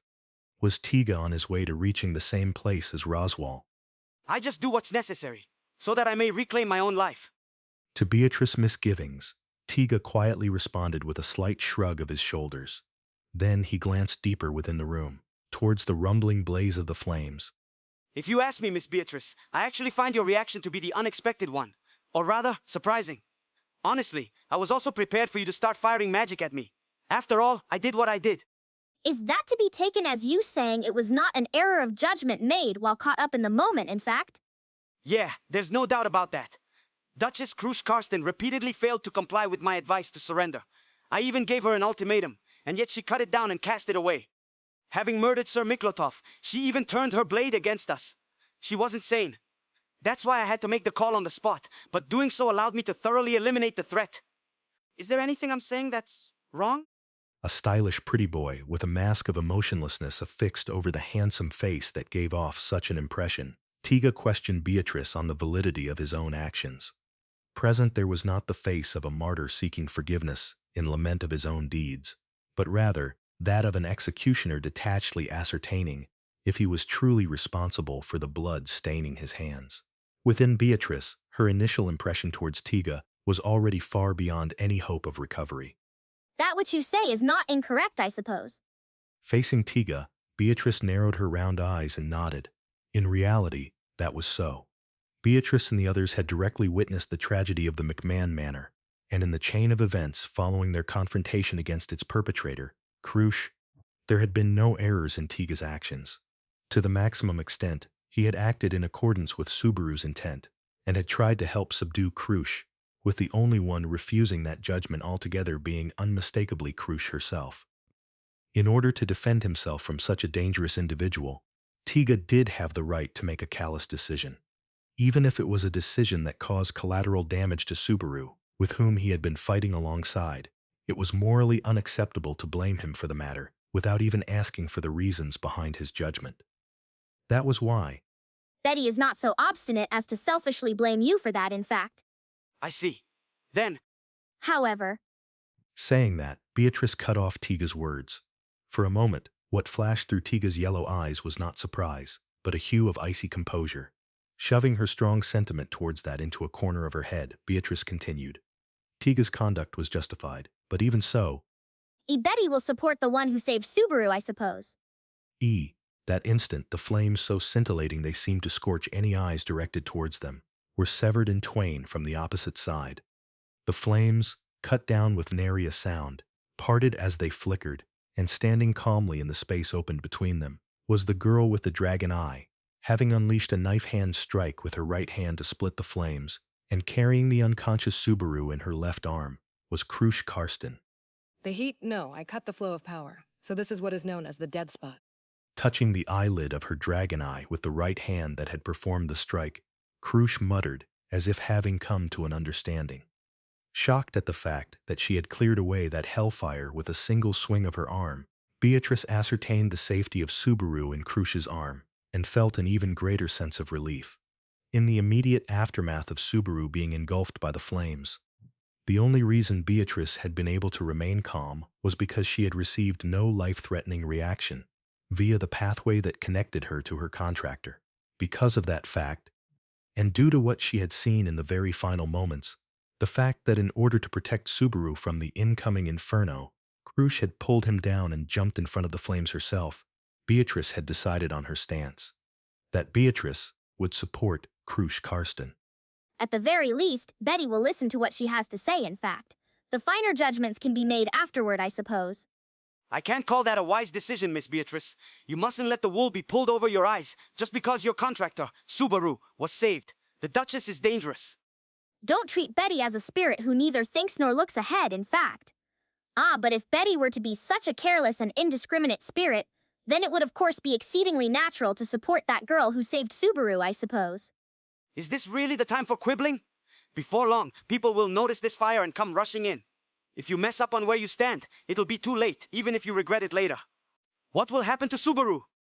As the person who attempted to scorch Subaru along with that girl, your words do not carry any weight whatsoever, in fact. However, just as you say, there does not seem to be much time, I suppose. That is why. With those words, Beatrice slowly raised up her right hand, to which Tiga held his breath. The preparations for magic, it was not. It was the opposite. As Beatrice prepared to snap her fingers, Tiga sharpened his yellow eyes at her objective, and while pointing his shamshir at her, Enough! Give it up! I seriously won't be able to cover for you anymore. In the past, Betty regrets having seen off a friend's final moments while only being able to pitifully cry, in fact. The same rut shall not entrap me twice, I suppose. even if it was a situation where troubles inundated them like billowing waves. So long as she was permitted to do so, Beatrice would continue to forge her own path. Never again would she cower before that which was precious to her, like when she had lost her friend, while being able to do nothing but be pushed around by the waves. For that purpose, Betty is siding with you here, in fact, Crusch Karsten. snapping her fingers, Beatrice gave the cue and released it. Released EMT. That instant, the invisible field enveloping the office disappeared, a change that could have only been perceived minutely by those with keen senses. And neither Tiga nor the possessor of the dragon eye were exceptions to that. 1/100 Feld. The explosive updraft that was unleashed quaked the McMahon residence, with the office as its epicenter. Afterwards, we shook off that man from our trail and ran to take refuge in the sewers, I suppose. It would have been preferable to run farther away, but we couldn't be excessive while Subaru was asleep, in fact. Nestled beside him and supporting his body, Beatrice's recount enabled Subaru to organize all the information in his disoriented mind, and he managed to mumble out an "I see." In all honesty, it was a pathetic showing for him to have been the only one to let his consciousness drop out amidst all that had occurred. But even such self-chastising thoughts had to be set aside for later. First of all, Biko, it was a nice call from you to not separate from Crusch-san. If we'd parted ways in that situation, then I would have regretted it to no end. Giving utmost forethought to your partner's feelings is only natural, I suppose. Betty was confident that Subaru would have done the same, in fact. Though from a third party's perspective, it really does seem like an unreasonable choice, so I can't just say, that's right, without reservations. The situation was what it was, but a wry smile escaped him at the sight of Beatrice's nonetheless smug expression. However, what enabled him to relax his lips, even if just a bit, was solely this portion of the conversation. Peering at the burns on his arm, stinging with ache, Subaru bit his lip. Tiga, of all people, did this? Unmistakably, I suppose. Either what he said about not being able to use magic in the middle of the battle was a bluff, or possibly, it's nothing, in fact. What is it? Seems like it'd make me curious, so I'm curious now. Merely thought it is not something worth scrutinizing for now, when there are so many problems on our plate, I suppose. Anyhow, that man used magic under the assumption that you would be caught in the crossfire, in fact. Betty's impression of him has taken a nosedive, I suppose. Well, you really love me, so I guess that makes sense. Subaru's innermost heart found itself interminably tangled at Beatrice's rage, her cheeks puffed and eyebrows raised. Of course, he did not intend to turn a blind eye to the attack that could have very well killed him. He did not. But this was the escape route discovered on the critical brink of life or death after being overwhelmed by Crusch. That gamble Tiga had made amidst such a high-risk situation was not something he could so arbitrarily repudiate. Thereupon, the eyes with which Beatrice gazed upon Subaru turned a shade more strict. Subaru? Don't say you're... No, I'm not going to turn a blind eye to it. I do plan on getting a proper apology out of him for the pain of these burns. I won't concede on that no matter what. Isn't it obvious? Huh? Why are your eyes looking even more fed up? Even though I'm saying I'll make him apologize. At Beatrice's firm gaze upon hearing his answer, Subaru's discomfiture only deepened. Mistakes had been made on both sides, and both simply perceived the other's faults to be slightly greater. But still, Subaru had intended to come out with a fairly resolute attitude. Furthermore, At the very least, I think that a large part of the friction between us and Tiga stems from a level of disconnect. If we can talk it out with him properly somewhere, we'll be able to clear up those misunderstandings and... Unfortunately, I do not intend to permit you to do that. choosing his words carefully, Subaru attempted to somehow persuade Beatrice. However, the one to impose an intermission to Subaru's words was not Beatrice, her brows creased, but Crusch, who had been walking ahead of them. Guiding the way through the somber sewers by the glow of the Lagmeet ore lamp, she took a clear stance of objecting to Subaru and Beatrice's discussion, explicitly demonstrating it in the form of pointing the tip of her unsheathed poniard towards Subaru. Crusch-san? I shall not authorize any contact with Tiga Raleon. Not only did I cross swords with him, but that man is one of the individuals spearheading our pursuers. If you were to heedlessly rendezvous with him, you would only be captured. But with the position Tiga's in, he's kinda got no choice. Or rather, the situation being what it is, you know? Locking with only Crusch's amber right eye, her left concealed with an eye patch, Subaru was at an incredible loss for his next words. First the murders at the McMahon residence, and now her pointing her poniard at Subaru right here. Prudent caution was necessary to converse with Crusch as she was at this moment. Thus, if Subaru were to inadvertently provoke her with some incautious comment, this time he would surely stain her hand with his blood. With that thought, their interlocked glares lasted momentarily. Much to my surprise, there blows no wind in attempt to beguile me. Declaring so, Crusch was first to lower her poniard. Subaru widened his eyes with a huh at her words, but Crusch returned the poniard to the scabbard by her belt, and... No wind of deceit blows around you. From the time of our encounter at Miklotov McMahon's mansion, all the way until now. Thus I had allowed Beatrice's accompaniment. In the what is it that you want to do with us, Crusch-san? Subaru exchanged a short glance with Beatrice, who was by his side, and asked this of Crusch firsthand. The wind of deceit, as the proprietor of the divine protection of wind reading, Crusch could detect the opponent's thoughts and intentions as wind, functioning as a lie detector of sorts, as it were. When Subaru had first met her, she had seen through all of the deceptions inside of him, compelling him to reckon with the realization of the immense depravity of his own nature. And now, it had become the basis for Crusch's speech and deeds. Her belief in Subaru was likewise a fruit borne by the divine protection of wind reading. Therefore, did that mean her act of slaying Miklotov, as well as the 13 people at his mansion, was also an outcome of the divine protection of wind reading. Tell me, Crusch-san. About us? No. First, let's talk about you, Crusch-san. What is it that you want to do, Crusch-san? That's making you do all this now? What I want to do, no. What I must do no matter what cost, is to save this kingdom of Lugunica from the hands of traitors. That would be my final deed in service to the kingdom. Traitors? And when you say this is the final... Will you avow that it is not so? Capitulating to the witch cult's evil malice, I prostrated myself on a sickbed and squandered a long period of time in indolent remiss. On top of that, I arose gripping the hand of the Church of the Divine Dragon, completely contrary to what I touted as my pledge to the masses of annulling the dragon's rule. And you claim I yet have a prospect of victory? That's HK. A wind of understanding is blowing around you. You are a sincere man. Crusch cast her gaze down and engraved a self-deriding smile upon her lips. Wearing a fragile smile, it must have been apparent to Crusch's eye through her divine protection. Unable to deny her words, nor conceive of any promising break in the deadlock, Subaru felt utterly powerless.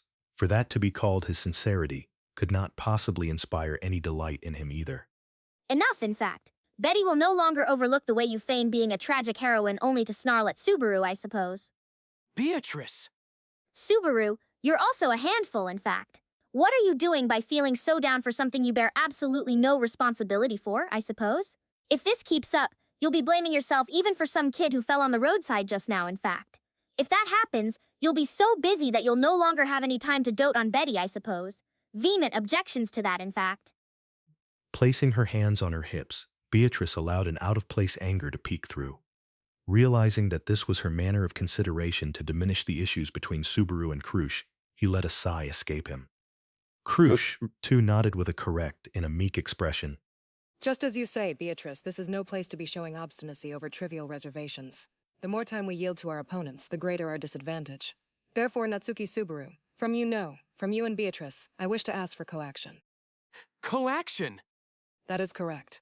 Presently, we are in the middle of a crisis with the survival of the nation on the line, brought about by the shadowy maneuvers of a multitude of traitors, infested down to the kingdom's very core.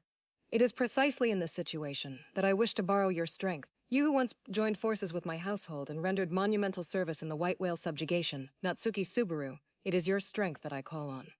K. Returning the poignard to its scabbard, Crusch presented her vacant hand to him and expressed so, before whom Subaru unwittingly swallowed his breath, training a firm gaze directly upon her. What surprised Subaru was not merely the requisition Crusch had vocalized. Of course, he was immensely astonished by her request too, but what came as an even greater shock was the way she retold the great battle she had once unfurled against the White Whale as something she had experienced for herself with certitude. Greeting this, Subaru finally articulated the ceaseless inquiry that had sojourned in his chest since he happened upon Crusch at the McMahon residence, up until now. That was, Tell me just one thing. Did your memories return, Crusch-san? But of course. Do you sense the vestiges of that contemptible, enervated Crusch Karsten devoid of memories in my present self? That inquiry alone is tantamount to an affront. as Crusch irrefutably asserted the restoration of her memories, Subaru's cheeks stiffened. The burgeoning impact was something complicated, a blend of delight and indignation. The return of Crusch's memories, that alone was truly joyous to the bottom of his heart. However, to show such disparaging odium for the Crusch during the period she was bereft of her memories was a wind of displeasure. Do not tell me you mean to endorse myself who was devoid of memories? It's not something so simple. Both now when you do have your memories, and back when you didn't have your memories, both of you are Crusch-san for me. No, you are wrong. It is inconceivable that the likes of a Crusch Karsten devoid of memories could ever be Crusch Karsten. That is why. Hey. That is why even Ferris turned his back on Crusch Karsten. Thee. Before a trembling, quivering Crusch, Subaru grated his molars and attempted to proclaim that alone is wrong. Not only in this moment, he had even conceived of an identical thought before they had started moving. Crusch was misapprehending the meaning of the decision Ferris had undertaken and the extent of his resolve. Ferris had certainly reduced Crusch's vow, the vow for the departed royal family, to scrap paper. Having merely heard about it, Subaru could only imagine how important it must have been for Crusch. However, the same also held true for Ferris. Ferris, too, loved the departed fourth prince. Yet he had made this choice, his love for the living over his love for the dead. Subaru did not wish for that to be repudiated. much less when it was a tragedy between two fellows such that, while facing off with sentiments going both ways, saw them failing to come to an understanding with each other, due to a simple misunderstanding. It seems delaying the decision ends here. However, before Subaru could express his fiery passions, the situation did not permit him to resume. The meaning behind Crusch's murmur as she eyed the depths of the sewers behind Subaru and Beatrice that they had passed through was demystified by voices and footsteps audible from far back. Their pursuers. The pursuers searching for Subaru, Beatrice, and Crusch had formed a squad and descended to the sewers. If we could just properly talk. I told you before, you are already seen as a conspirator with me. The sword you had robbed me of through your queer technique was left back at the scene as well. Compiling that with the gashes on the corpses, my involvement would be patently evident. To add to that. Add to that? What? Is there anything worse left to be said? Despite the fact that Tigaralion, who knew of your intentions, was present, you have also been deemed as a party to Miklotov McMahon's assassination. That man must have reported it as such. The rest is a choice that falls upon you two. If you believe I do not merit your faith, then you can seek refuge with the pursuers who will be arriving here later. Farewell. Stating what all she wished to say, and transmitting that she bore no intention to move. Along with the conversation any further, Crusch turned her back towards them, before tossing the lamp into the sewage and breaking into a regal sprint. As the faint glow of the light sinking into the bile water slowly faded and obscured her back, the solitary notes of distancing footsteps pressed the choice upon Subaru, as though a countdown, to reject Crusch's postulation. Meet up with the soldiers pursuing Subaru and the others, fess up everything to them and seek refuge with them. Or, to chase after Crusch's back, who melted into the black, travailing to fight against a large conspiracy all by herself, one of these two. Shit! I want to believe you. I want to believe you. But does it even exist to begin with, that sort of conspiracy? Her frame of mind was one where she had misunderstood Ferris's true intent and had turned her sword at Subaru with no vacillation. Taking into account her fits of emotions as well, Crusch's temperament was in a state of instability. The worst-case scenario would be one where Crusch, after slaying Miklotov and all things else, might go on a rampage without any justifiable righteousness, after spiraling into a state of mind where all things appeared suspicious. Under these circumstances, just what would be the correct thing to do? Subaru, calm down and listen, I suppose. No matter what you choose, no matter who you ally with, Betty is Subaru's ally and will always be by your side, in fact. Biko. Hard pass on being apart like that time in the Empire, I suppose. Subaru must stay within Betty's sights, or the throbbings and poundings of her heart become suffocating, in fact. Articulating so, Beatrice told Subaru, unable to discern the right answer, that regardless of what he chose, she would make it the right answer. No, they would make it the right answer together. His indecision cleared. That was right. It was exactly as Beatrice said. Was it not Natsuki Subaru's forte to fight and struggle in order to turn whatever choice he made into the right answer? I can't let Crusch-san go off alone. I'll have you accompany me unto hell, Beatrice. So long as it's together with Subaru, Betty wouldn't even mind being sealed for 400 years, I suppose. I would definitely mind, so could you please stop saying such scary stuff? Bantering so, Subaru held his reliable, beloved partner up in his arms and pursued after the fading footsteps, bursting into an energetic dash amidst the dim light. No matter if it was right or wrong, he could not let Crusch go off alone. No matter if he would stop her or assist her, he must not be apart from Crusch. Ah, shit, my arm hurts. The stinging ache of the burns on his arms pulsated as though chastising Subaru's foolishness. Continuing to harbor that, rather than lamenting his own situation that had so suddenly swallowed him up and driven him into a corner, Subaru was more concerned with how Amelia and everyone else would feel once they got wind of this. He would cause them trouble, but the bitterness of causing concern for them outstripped the former. For Amelia, for Rem, for Ram, for Petra, for Meili, for Garfield, for everyone. Thus, whilst enduring the agony of his body and mind, Subaru earnestly focused his eyes amidst the dim light.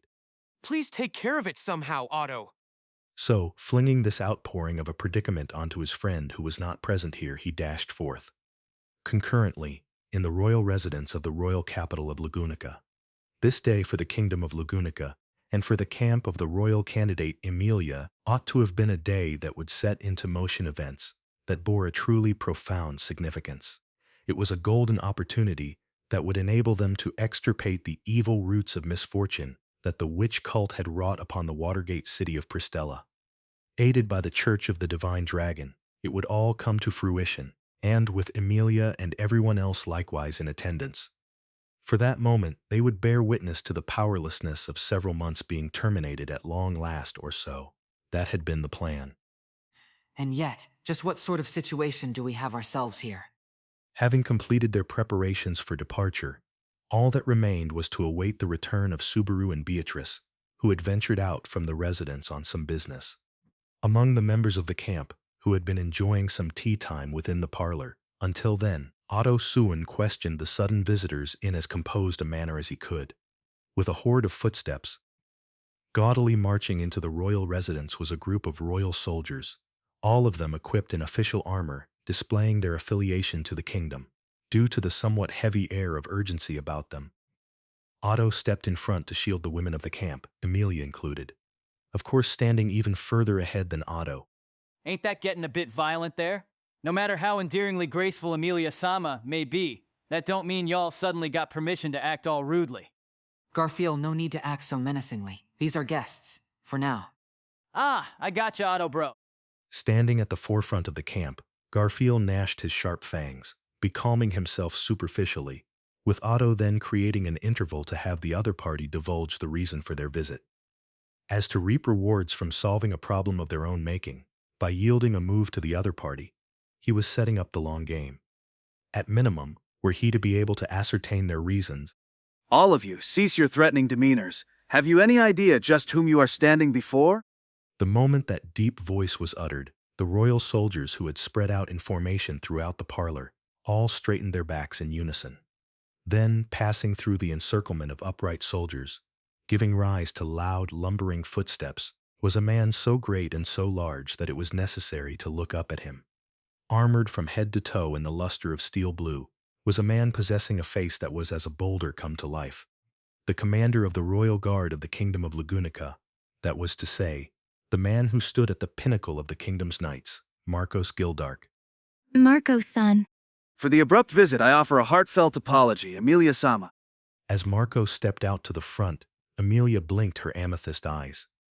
In contrast to his brusque appearance, Marcos met her reaction with a bow that conformed to perfect etiquette. Then, raising his visage, and while maintaining a careful watch over Amelia and all the members of her camp surrounding her, especially on Otto and Garfield, who were regarding him with harsh gazes. The purpose of this visit, Amelia-sama, is to request your attendance at the royal castle. There are doubts in urgent need of confirmation. So out of the blue, this is all quite surprising. Doubts? Just what in the world? Regarding the background of your knight, Natsuki Subaru. About Subaru? With perfect manners and paying due respect, Marcos nevertheless displayed an uncompromising peremptory attitude. Upon hearing the doubts he mouthed, that they were doubts pertaining to Subaru, Amelia responded with words, while Otto, as well as everyone else, each reacted with their respective expressions and demeanors. The fact that those reactions had birthed an interval for Marcos to follow up with his next words was something Otto regretted.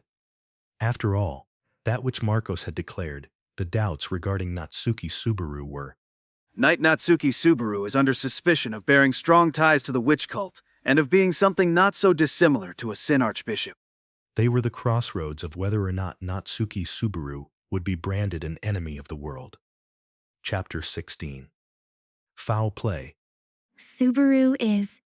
A Sin Archbishop? It was an absolutely incomprehensible suspicion. Even when said aloud once again as if to confirm, it yet remained incomprehensible.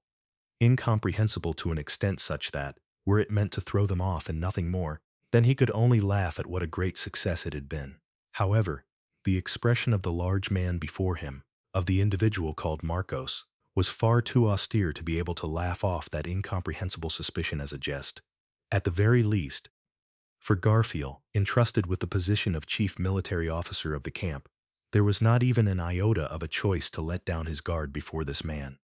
Sniff, with a slight inhalation of his nose, Garfield caught a whiff of the weighty tension enveloping the royal residence.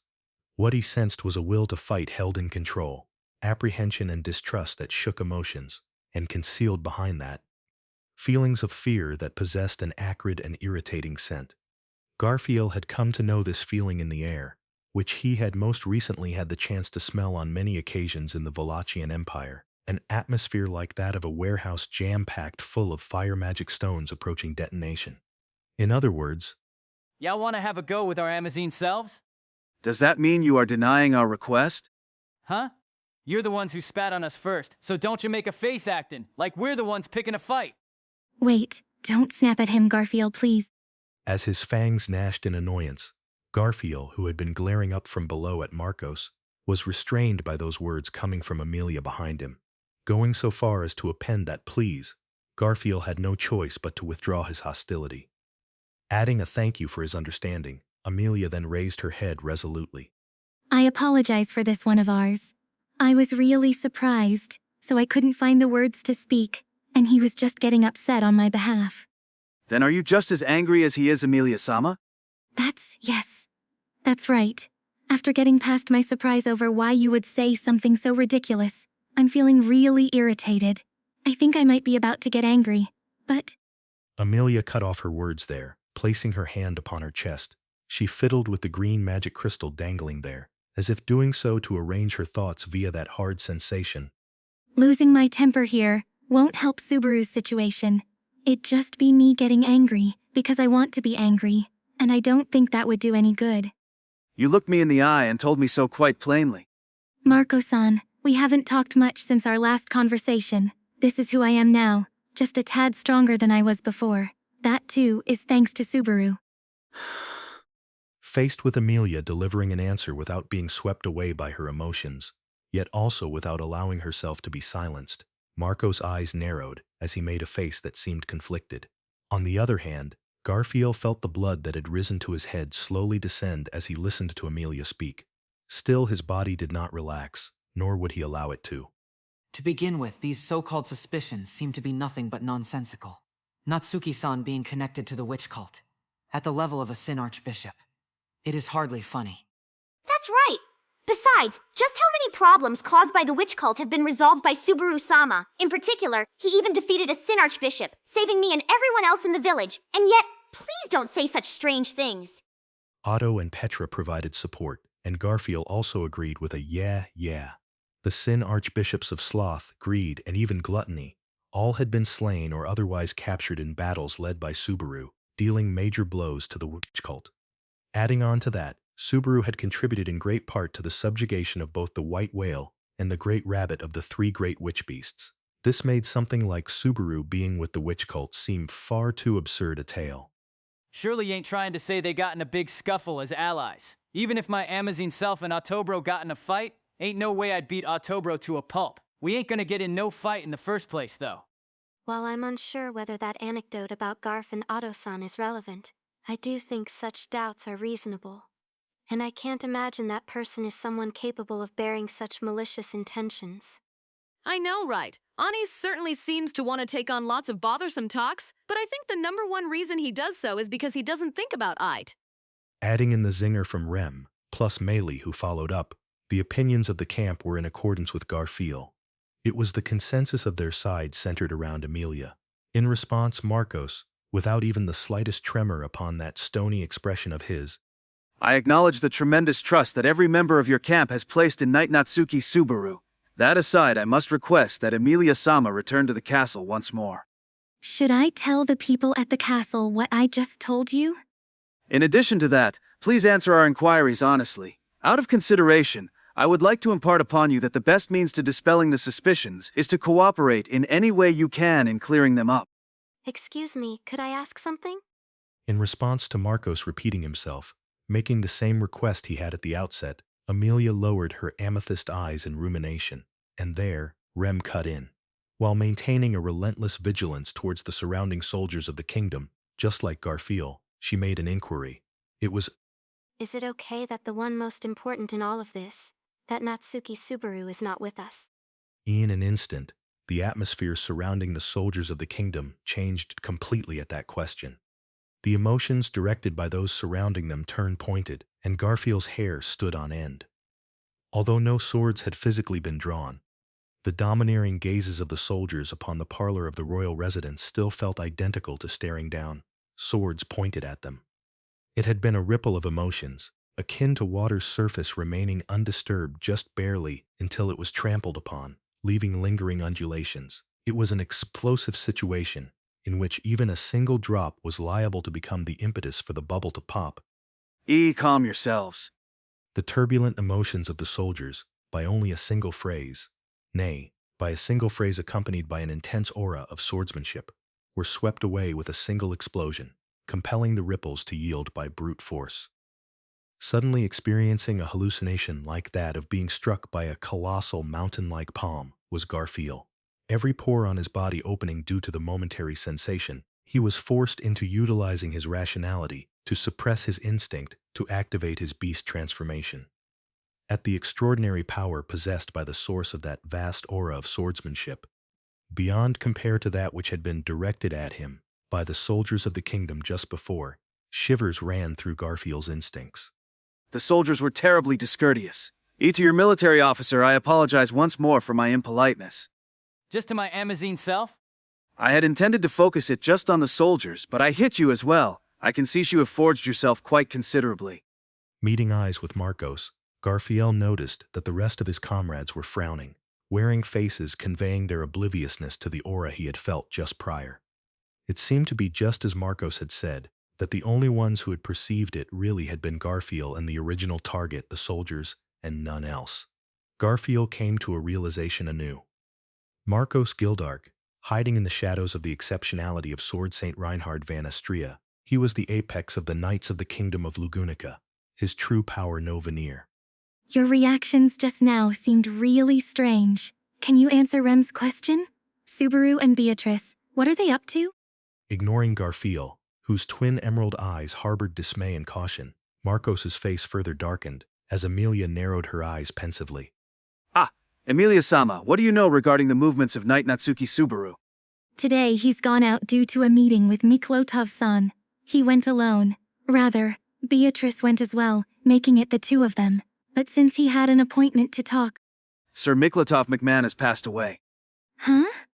The report which had interrupted Amelia's speech possessed a far greater impact than merely rebuking her for the bluntness of her words, cutting through the atmosphere of the parlor. Naturally, Garfield knew Miklotov McMahon's name.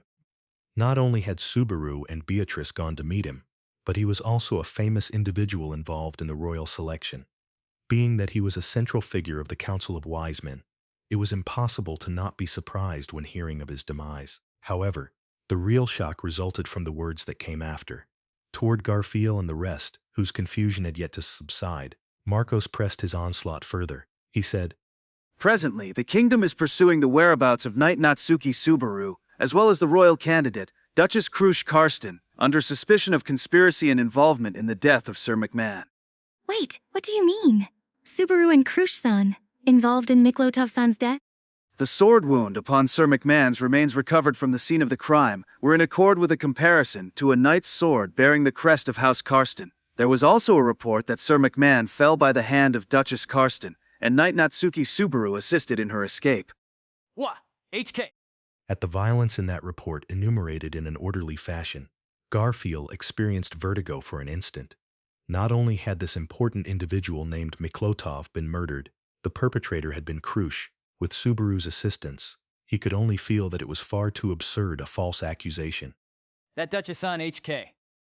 Setting aside the ridiculous suspicions upon Subaru, Garfield could not find it credible, suspecting Crusch of turning to such heinous violence. The only time Garfield and Crusch had interacted with each other was for but a mere day and a half in the Watergate City. However, they were comrades who had stood shoulder to shoulder in that battle, fighting together against the witch cult to save the city. He knew that she was someone who truly could wield a sword in order to save another, and he had wholeheartedly wanted to do something about the price she had paid for it. Garfield had not been a personal witness to Crusch's body being restored by the power of the so-called sacrament of the Church of the Divine Dragon. But regardless of the various circumstances surrounding the royal selection, upon hearing of that happening, he had simply felt relief. That Crusch had turned to violence and Subaru had assisted in it? Such foolishness. Allow me to confirm. By saying you are pursuing their whereabouts, does this mean that Natsuki-san and Crusch-sama are currently at large? Abruptly, a question flew out that attempted to appropriately verify the present situation, in a voice stifled of emotion. Needless to say, the one to do so was Otto, the foundation of wisdom within the camp. Trying to subdue her discomposure, Amelia turned her amethyst eyes toward Otto. Otto-kun. It is important.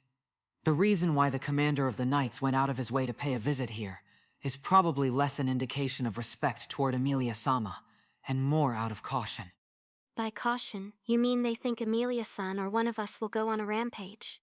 Likely, that is not entirely out of the question, but the primary cause for concern would be us meeting up. This detachment is here out of precaution, in case they were to join us and we sheltered them. Am I incorrect? Since giving an explanation of the intent behind this deployment is a matter of military secrecy, I am unable to provide you with an answer. I see. Not denying it is more than enough. As Garfield tried to knead the fury and agitation churning within himself and transform it into something harmless, he could only feel reassurance from Otto, who nodded in agreement with Marcos's answer. In times such as these, he was earnestly glad Otto was present, because he could trust Otto to skillfully sort out the game board, even one as intricate and full of many tangled motives as this, and pass along the necessary information. Garfield could devote himself to his role as a shield. Here, too, Garfield decided to stick to that trust, without being misled by superfluous emotions. The passing of the individual you call Sir McMahon, and the suspicions that that person may be a member of the witch cult. They seem to be related, and yet at the same time not. So then, regarding what you want to hear from Amelia-san, say what you like, but... I have already told you, the best means to resolve these suspicions is to answer our questions at the royal castle. If you refuse to do so, we would have no choice but to take that as Amelia-sama and her camp abandoning their accountability regarding the suspicions against Knight Natsuki Subaru. Is that not coercion? Ignoring Amelia-nisama's intentions and such? It is not coercion. That said, if you will not answer questions, then suspicions will remain suspicions, and the kingdom will merely determine its stance toward Knight Natsuki Subaru. His low voice still bereft of emotion, Marcos continued to make the same unchanging request. Whether one pushed or pulled, it was impossible to move him, he who stood stalwart as if truly a mountain. Just as the air of such impatience was beginning to proliferate on both sides. I understand. I will go to the castle. Let me speak about Subaru there. A prudent judgment. In that case, I will prepare immediately. Disliking the stagnation and the coming collapse of the situation, Amelia decided to comply with the request, yielding a nod from Marcos. With animosity toward that demeanor in her eyes, Petra tried to take action in preparing to go to the castle. However, with a no, Otto stopped Petra. While he narrowed his eyes, after nodding at the wide-eyed Petra, We must carefully choose who to accompany her to the castle. Is that right? You have keen insight, straight to the point. What do you mean? the gazes of Otto and Marcos collided, prompting Amelia to raise her well-shaped eyebrows. In response to Amelia's question, Marcos, maintaining the straightness of his tall spine, Amelia-sama will be attending the castle, but everyone from your camp accompanying her would not be acceptable. The apprehensions befalling Knight Natsuki Subaru at the current time could very well extend to the entirety of Amelia-sama's camp. In order to maintain the independence of testimony, we would like to ask you to restrict it to one attendant to care for personal affairs. Only one attendant? We apologize for the inconvenience, however. I beseech you cooperate.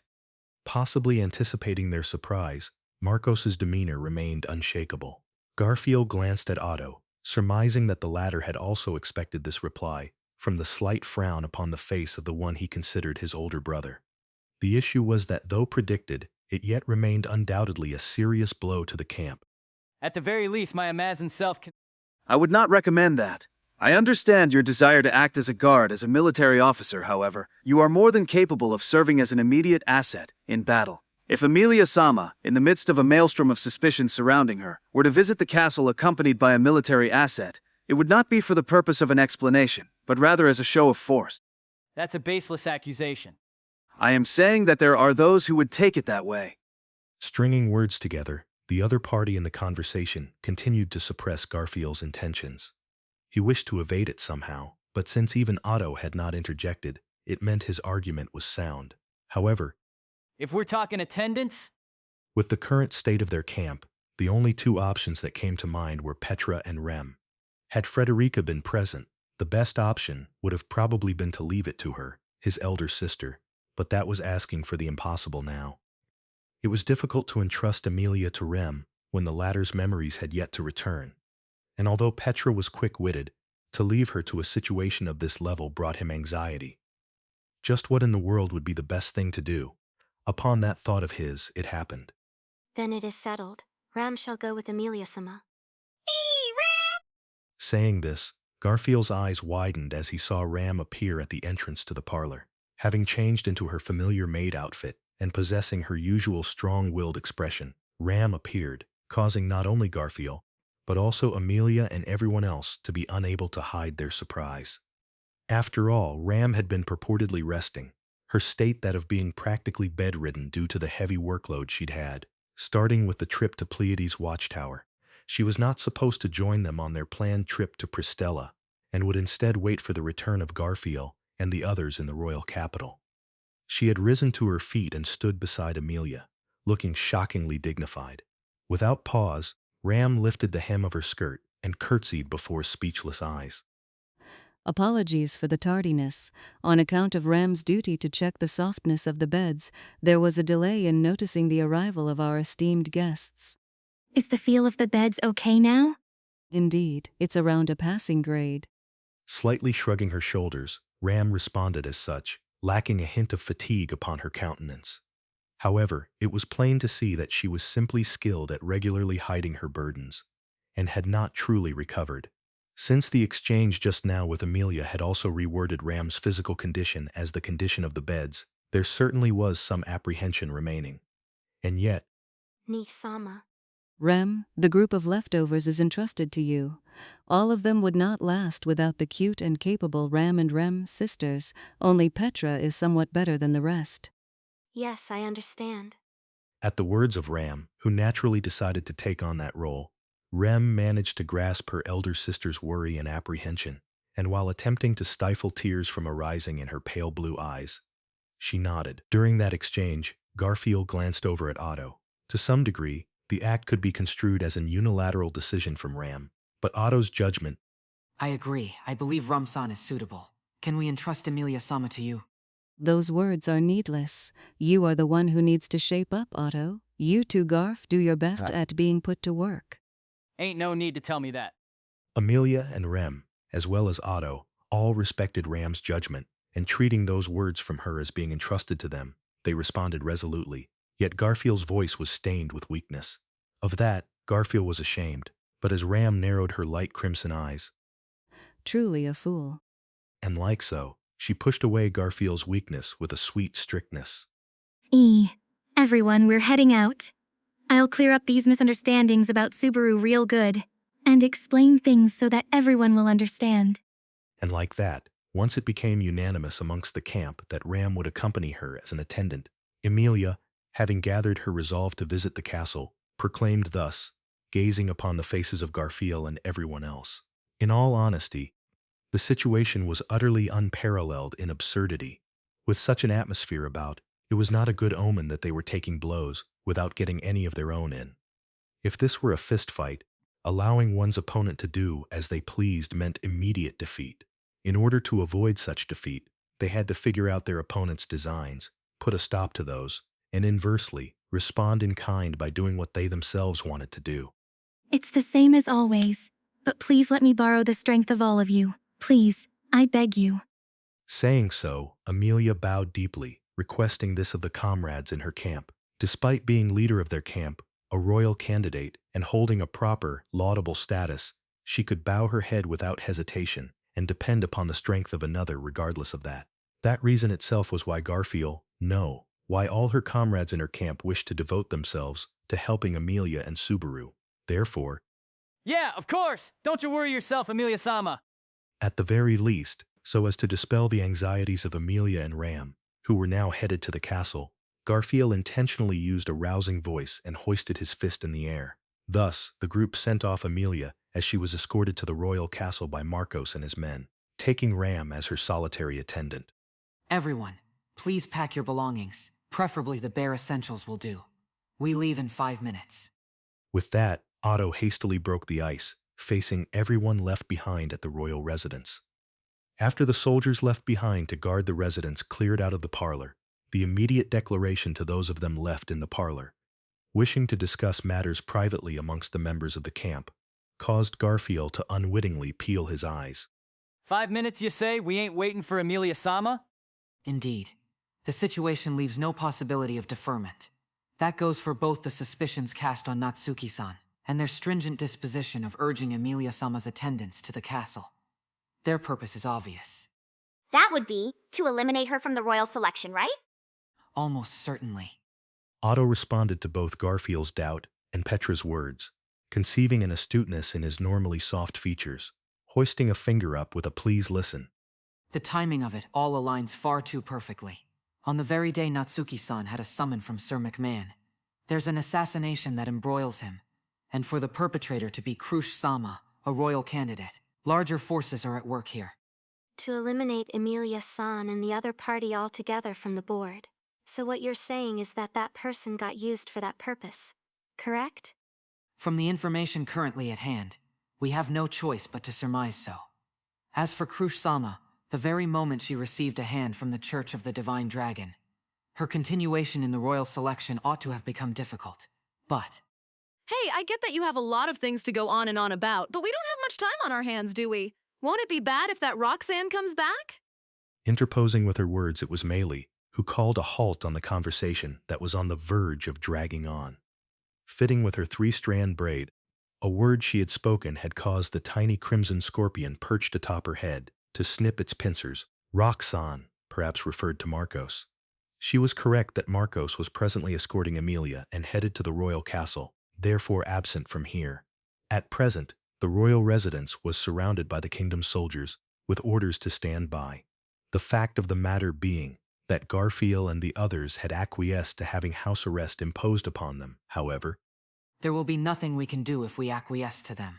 We move before Marcos-san comes. We are going to search for that person, correct? Natsuki-san and Crusch-sama alike. Until we learn what befell those two, and what they witnessed at the mansion of Sir McMahon, nothing will progress. Will it be all right to rely on that person?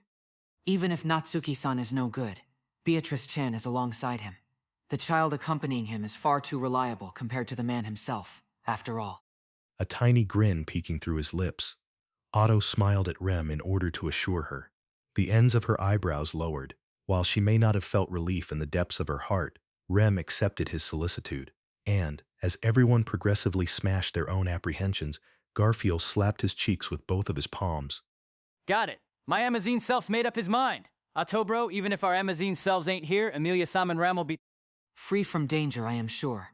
They will not be allowed to inflict any harm upon Amelia-sama, a royal candidate, by throwing all sorts of legal procedures out of the window. They will likely observe those rules. Either way, from the point they summoned Amelia-sama to the castle, the only aim the other party could possibly have is to detain her. Aight, then my Amazine self will knock out all the guards, and in the meanwhile... It cannot proceed that way. Huh? Cracking his knuckles, Garfield augmented his fervor, only for Otto to shake his head before him. Garfield widened his eyes, stunned by the dampening of his ardor, as Otto stared at him with an austere expression. The guards are only here on orders, and are not our enemies. I would like to avoid wounding them. The ideal would be to not let them even draw their swords. What we ought to do is escape in order to prove our innocence, not to wage war. If we cause casualties, Amelia-sama's and Nii-sama's, and that person's standing will worsen. Precisely. As Otto adjusted the brim of his hat, Garfield grated his molars at him. He understood. He understood the reasoning. But Garfield could not envision what followed from that. Of course, should Marcos return, they would never be able to safely escape from the royal residence. But, at the very least, at this moment, they would be able to escape through sheer force. If even that were to be sealed off, then what in the world could they possibly... I'll have the bugs and birds listen in on the guards to learn where they're short in numbers. I could ask them to distract the guards as well. It still is not a certainty, but... If that's the case, then I have an idea. Really, Petra-san? Otto proposed his usual expedients through the use of his divine protection, and then did Petra raise up her hand, prompting Rem to widen her eyes and pose such an inquiry. Receiving it, Petra responded with a yes, balling her tiny hands into fists. I'm really angry right now. About Subaru being suspected, about Amelia Nisama being scrutinized, and about Ram Nisama being forced to overdo herself. That's why I'll absolutely never do as the other side says. That's scary reliable. But what you plan on doing? Of course I have a plan up my sleeve. It's Otto-san's specialty. My specialty. His name was incisively called, but Otto tilted his head with an expression lacking even the faintest clue. On the other hand, Petra's cheeks dyed red in excitement, appearing to be brimming in confidence for her plan. Petra-chan, what exactly are you planning? Mela, Jeff-san, you both know this too. Listen. Beckoning them closer, Petra had everyone draw their faces near, as she stoutly expounded on the particularities of the plan she had up her sleeve. It was... It's a fire! There rose the alarmed voices of royal soldiers, a panic blazing throughout the royal residence. That which they had sighted was dense smoke, flooding out from the kitchen with tremendous vigor. Faced with the large quantity of smoke spewing forth, accompanied by heat and the acrid smell of burning, many of the courageous soldiers moved to take action immediately. Charging into the kitchen to ascertain the source of the fire, they made haste to pinpoint the cause of the smoke. Moving to put out the fire, their goal was to extinguish both the flames and the panic at once, depending on the situation. However, the fire started under the floorboards and the origin of the smoke is the blocked-off chimney. Extinguishing it won't be easy. With those words, the one to propose the fire alarm strategy and devise the plan in detail. Petra deepened her smile as she listened to the panic unfold exactly as she had intended. It was a smile that would generally be described as sweet, but seeing it up close, Garfield could not help but feel chilled to the bone for some reason. In any case, Though, I just cannot quite accept that you consider burning down buildings to be my specialty. regardless of Otto's complaints, the fire alarm strategy had been a brilliant success. In order to prevent harm from befalling the important facility that was the royal residence, as well as the relevant parties placed under house arrest within, the royal soldiers pursued swift countermeasures against the smoke, diverting their attention away from the movements of Garfield and the others. In the meantime, Sorry about this, but go and take a little nap, will ya? I'm sorry, I bear you no grudges, aside from the matter with Nisama. Hey! Garfield and Rem each took on one of the two soldiers who had been kept stationed on guard duty at the back door as a minimum precaution, choking them unconscious to secure a path. They would allow no weapons to be drawn. Satisfying the conditions Otto had set beforehand, Garfield exchanged glances with Rem before they shared in a nod. Then, with Otto, Petra, and Amelia in tow, they made their way out of the building. Though if you wanted to cause a ruckus, I could have taken care of it with my witch beast chans in any number of whys.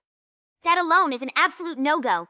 If Meili-chan were to call her witch beasts here and have them run wild, it would only bolster the rumors about us. That Subaru is a Sin Archbishop of the witch cult, that Amelia-sama has ties to the Witch of Envy, that Meili-chan rampages with witch beasts, and that Otto-san burns down every building he sees. As for that last one, though this was the case previously at the mansion too, I have the rebuttal that it was not solely my fault, since Petra-chan was right there alongside me. Setting Otto Onison's disposition aside, I understand. With her skirt fluttering in the wind as she dashed with pitter-pattering steps, Meili gave a shrug of her shoulders. That being said, despite her airy attitude, Garfield believed that her words just now were probably just Meili's own way of expressing her frustrations. Meili possessed strength. However, were she to wield it, it would also end up jeopardizing the very people she wished to protect. A double-edged sword of sorts, the existence of a blade she could not swing, was eating at her with a sense of vexation.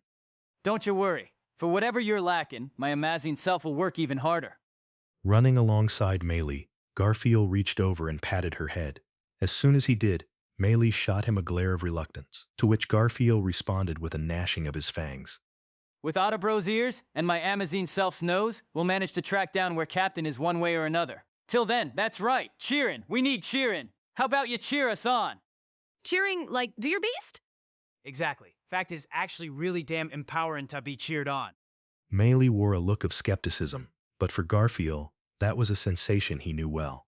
To be specific, in Pristella, the very place they were supposed to be headed, the only reason Garfield had been able to trade blows against the corpse soldier turned 8 arms, Kurgan, as desperate as the battle had been, was thanks to the cheers of his little brother and sister present there, that, and those of the citizens filled with hope, uplifted by the speech given by Subaru. Indeed, that was so. Garfield had emerged victorious there due to the power of those cheers, and the willpower that had allowed them to cheer had emerged due to none other than Subaru having roused the people's spirits. It had been the result of Natsuki Subaru wielding hope to paint over the despair laid out by the witch cult. Ain't no fucking way Captain's a Sin Archbishop. Feeling as though the figure of the one he so respected was being tarnished by a notion too ludicrous to even suspect, Garfield was truly, oh, so truly infuriated. It was not only Pristella. From the sanctuary, where Garfield had lived together with his grandmother and the others, to Petra's home of Arlem Village, which had been saved from the witch cult, to all the people who had participated in the subjugation of the white whale alongside Subaru. There were a great number of people who knew the innate goodness of Natsuki Subaru. And among them, the one who most firmly believed in Subaru was none other than Amelia. From what Otto had said, the summons for Amelia to the castle had the objective of detaining her from the very start, with the hearing to clear up the suspicions surrounding Subaru being nothing more than a pretext.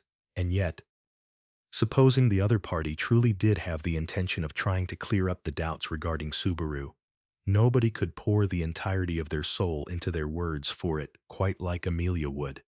Fucking shit. Frustrating. Just plain frustrating. Frustrating and frustrating. The frustration was unending. Had Subaru not done his best, wishing to stand by the one he had fallen for, Amelia, wishing to protect the hearts of everyone together with him, had he not earnestly and fervently tried his very best? And yet, why would they not listen to the voices who knew of Subaru's efforts? If they had just granted them that opportunity, it would have been made clear. The fact that Natsuki Subaru would always struggle endlessly onward in the attempt to make his own outrageous ideals come true, that he was the greatest, coolest big brother figure Garfield could ever be proud to have. Garf Oniazen. It's nothing. If Kurgan felled his foes even if it meant losing his arms. You know, my Amazine self can't keep being so hesitant either. He had intended on cheering up Amelia, but instead had just ended up getting choked up himself, so clearing those sentiments away with a spirited voice and a gnash of his fangs, Garfield looked straight ahead. Observing his state, Amelia narrowed her eyes slightly. Truly, you really are all Subaru Onison and Amelia Wenison's companions, aren't you?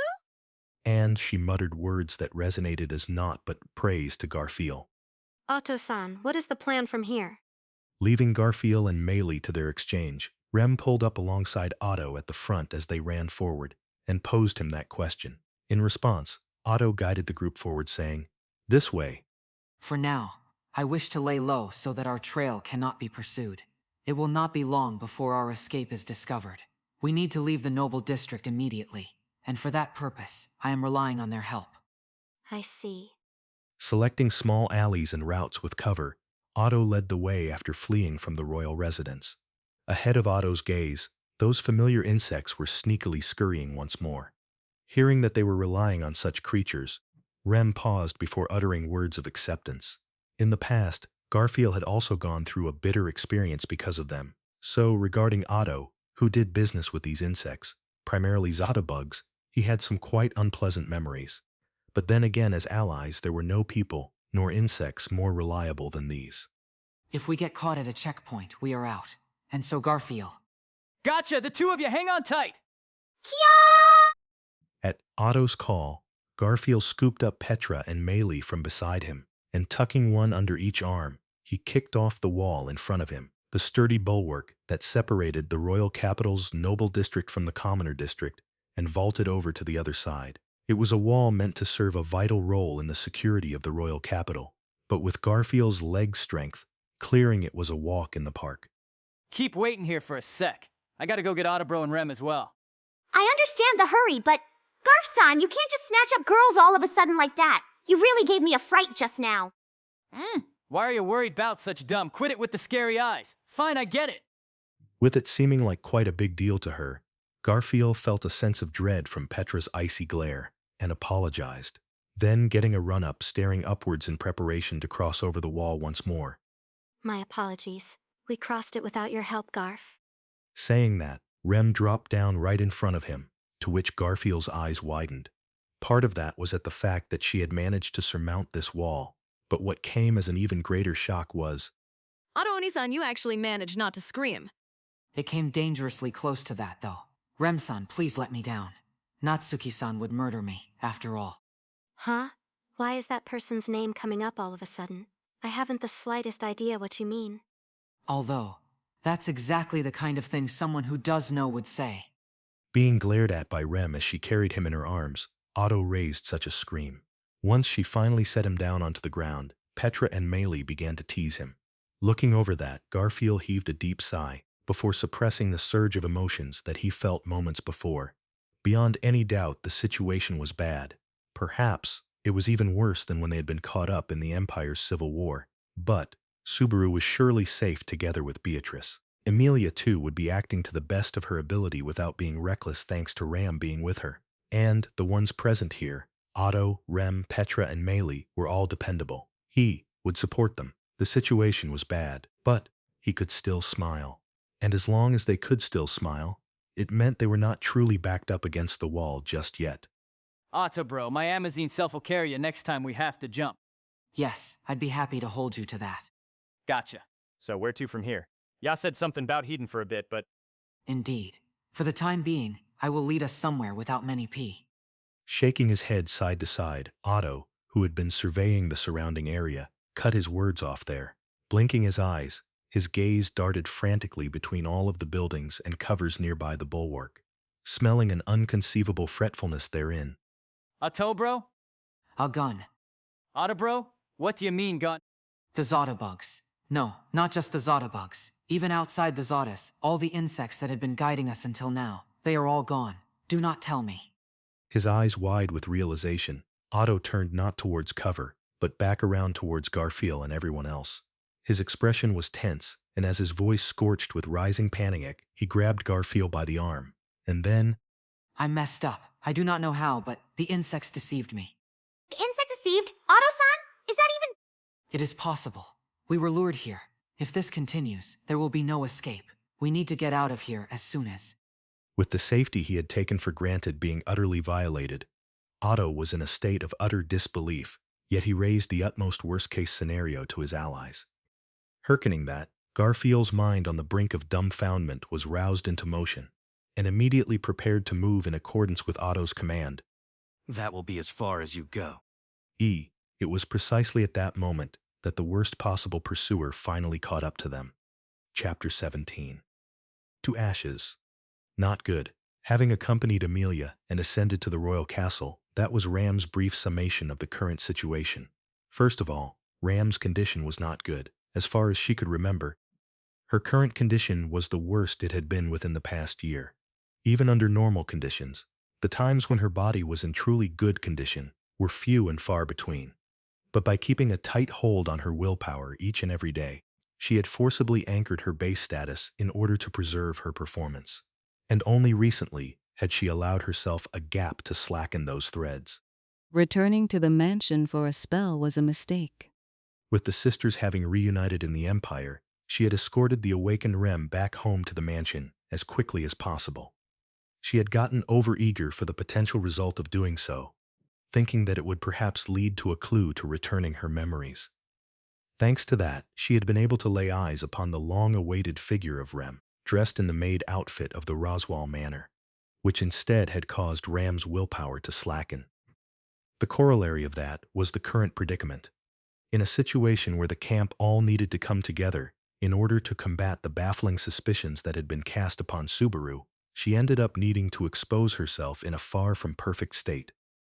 Silently walking down the long corridor, Ram surveyed some of the castle guards as they passed by. Same as the soldiers who had come to call upon Amelia at the royal residence, they harbored a sense of tension and duty emanating from their expressions and body language. After a silent bow of respect, they proceeded past Ram and Amelia, and she watched as they moved away. However, shortly after they passed through, the closing of the doors to the hall could be felt through the atmosphere. The significance of those doors, which conventionally were always kept wide open, being closed, was as clear as day. Not good. The doors to the hall being shut, the atmosphere around the soldiers that was more tense than usual, and above all, the summons delivered personally by the commander of the Royal Knights. What was on display was utmost vigilance. That was to say, the impression that the other party held of them had already significantly slanted towards a negative one. Separate from Ram's physical condition, this was the second circumstance that was truly not good. It feels somewhat like we're being imprisoned, really politely, doesn't it? That comes as a surprise. Amelia-sama, it seems that even you have the sensitivity to perceive that. While slightly slowing the pace of her steps, Amelia aligned herself next to Ram and vaguely murmured. At her alert perception of the royal castle's atmosphere, Ram slightly raised her eyebrows in response, and receiving that, as Amelia lowered the ends of her shapely eyebrows, Rather than the atmosphere being tense, I just thought it felt sort of like that. Back when I lived in the forest with Puck, whenever I would go out to the nearby village, everyone there had this kind of attitude. Maybe they're all just really scared of us. Indeed. It seems like Barusu really messed up this time after all. Subaru and Beatrice, I wonder if they're okay, though Crusch-san also seems to be with them. With a slight flicker in her amethyst eyes, Amelia voiced those words, prompting Ram to fall silent. In all honesty, the outlook of the situation was not good. From all the information she had heard, a member of the Council of Wise Men, Miklotov McMahon, had been murdered, and the perpetrator behind that act had been Crusch Karsten, who, along with her conspirators, Subaru and Beatrice, was currently being pursued.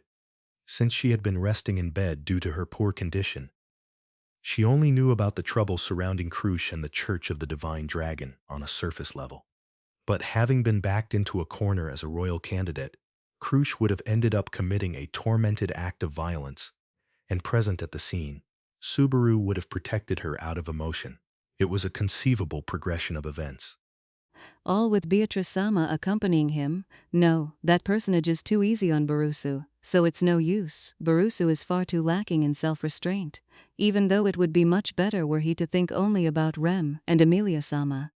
It was complicated as the older sister, but she had no choice but to recognize the fact that Subaru did indeed treasure Rem, and the fact that he indeed did perhaps served as some form of solace to her. For Rem too, her memories yet to return. Although she might say this and that on the surface, it was completely obvious that she had special feelings towards Subaru within her heart. That was precisely why it was necessary for Subaru to keep the reins tight on himself and firmly narrow down exactly whom he would treat kindly. After all, the consequence for trying to be a friend to everybody was being incurred at this exact moment. Ram, are you perhaps angry? For a long time already, Barusu's fickle impulses have appeared to be beyond salvation. However, that is a separate matter to the allegations currently being leveled against him. Yes, that's right. We'll have to talk properly and make them understand about Subaru. In a way that no matter what they ask us from here on, it will turn out fine. Firstly, Amelia-sama, please prepare around 10 positive things to say about Barusu. 10? I can only say 10 things? I wonder, can I really narrow it down to just 10? As Amelia became apprehensive for a different reason to herself, Ram was impressed that she could even manage to get up to 10 positive things about Subaru. Aside from his timing, what was there to even praise? In any case, Do or die, isn't it? Looking back, it felt like they had been encountering nothing but do-or-die moments, but setting aside that worthless sentiment, Ram gazed to the fore alongside Amelia. There, Marcos stopped in his tracks, pushing open the doors at the end of the hall, and ushering them to enter the room. Abiding by him and passing through the doors, Ram and Amelia were greeted by many of the gazes within the room, alongside a strained, solemn atmosphere, the swell of silent tension immediately apparent. The location where Ram and Amelia had been guided was not the grand hall, but a conference room within the castle used for discussions between distinguished individuals. Just the other day, it was the room where Amelia had accompanied Falor, standing witness to her declaration of intent to participate in the royal selection and her nomination of knight. Without much of an intermission, she was revisiting the room before even a few days had passed, and with the reception being vastly different from the last time, the attitude of those around them was just as if watching as criminals were being dragged in. Looking around the room they had been brought into, Ram first ascertained the arrangement of the soldiers. 2 on either side of the doors, 4 along the walls, and on the other side of the ebony round table that wrapped around the center of the room as a semicircle, several figures were standing on guard, all with their swords yet sheathed, and with their hands away from their hilts. Even so, the fact that this environment had been envisioned, even the most unlikely event from the start had been conveyed. A polite invitation, isn't it? They were putting on a facade of courtesy, but this was by no means a warm welcome. Putting a lid on a box of the finest quality, it was the uppermost class of cornering, elegantly forbidding any path of escape. As if to reinforce that, the sound of Marcos closing the double doors behind them overlapped. The significance of isolating the room from the hallway with those 2 doors was to thoroughly prevent the conversation within from leaking to the outside. However, at this moment, Ram felt that, rather than simply being to prevent others from hearing what was being discussed in this conference room, that isolation was being imposed in a more physical sense. Amelia. While Ram was evaluating the room's atmosphere, the one to abruptly raise their voice was a figure sitting at the edge of the round table, a woman with characteristic long, golden hair and crimson eyes, dressed in a nun's habit. Without a care for the surrounding gazes, she clamorously kicked back her chair and leapt over the round table, flying straight towards Amelia's chest as the latter stood at the entrance to the room. Amelia caught that vigor head-on, and while blinking her eyes, Philor, I see you came here too. Of course. This is a problem concerning both you, Amelia, and your knight, Subaru, after all. I was thinking that if anything were to happen to you, I would need to stand by you, so I came rushing here in a great hurry. Philor. Don't worry, I'm here with you all the way. This might be a situation where everything is incomprehensible and you don't know what's what, but there's no way that Amelia's in the wrong. No matter what happens, I'm your ally. Pronouncing so, the woman in nun's clothing clinging to Amelia, having been called Philore, Ram identified her as the new royal candidate who had played a large role in the recent tumult within the royal capital. She had heard from Rem that Amelia had become friends with her, but this was quite the level of attachment. The sight of her getting so emotional that her crimson eyes became moist to such a degree that it seemed like her nose would start running gave off an impression that she truly was worried for Amelia, alongside a sense of uncertainty for how much she could truly be relied upon in this situation. As a matter of fact, Philore's attitude was not particularly well received by the many individuals within this conference room. The members of the Council of Wise Men in attendance, several upper nobles, some of whom Ram knew, as well as the soldiers of the Royal Guard, basking amidst the downpour of harsh gazes and clearing of throats. The one to call out Philore-chan to her was the woman sitting in the chair next to the one Philore had kicked away. With a gentle enunciation and countenance, looking over Philore as she clung to Amelia. Haven't you just gone and startled everyone now? Why you mustn't act so spirited? Spirited? I'm not acting spirited or anything, rather. I'm lamenting from the bottom of my heart. If only I had just clung to Amelia always, I could have been there for her worries right from the start. This, too, is in the scriptures. The salvation of but one is according to the prayers of the many.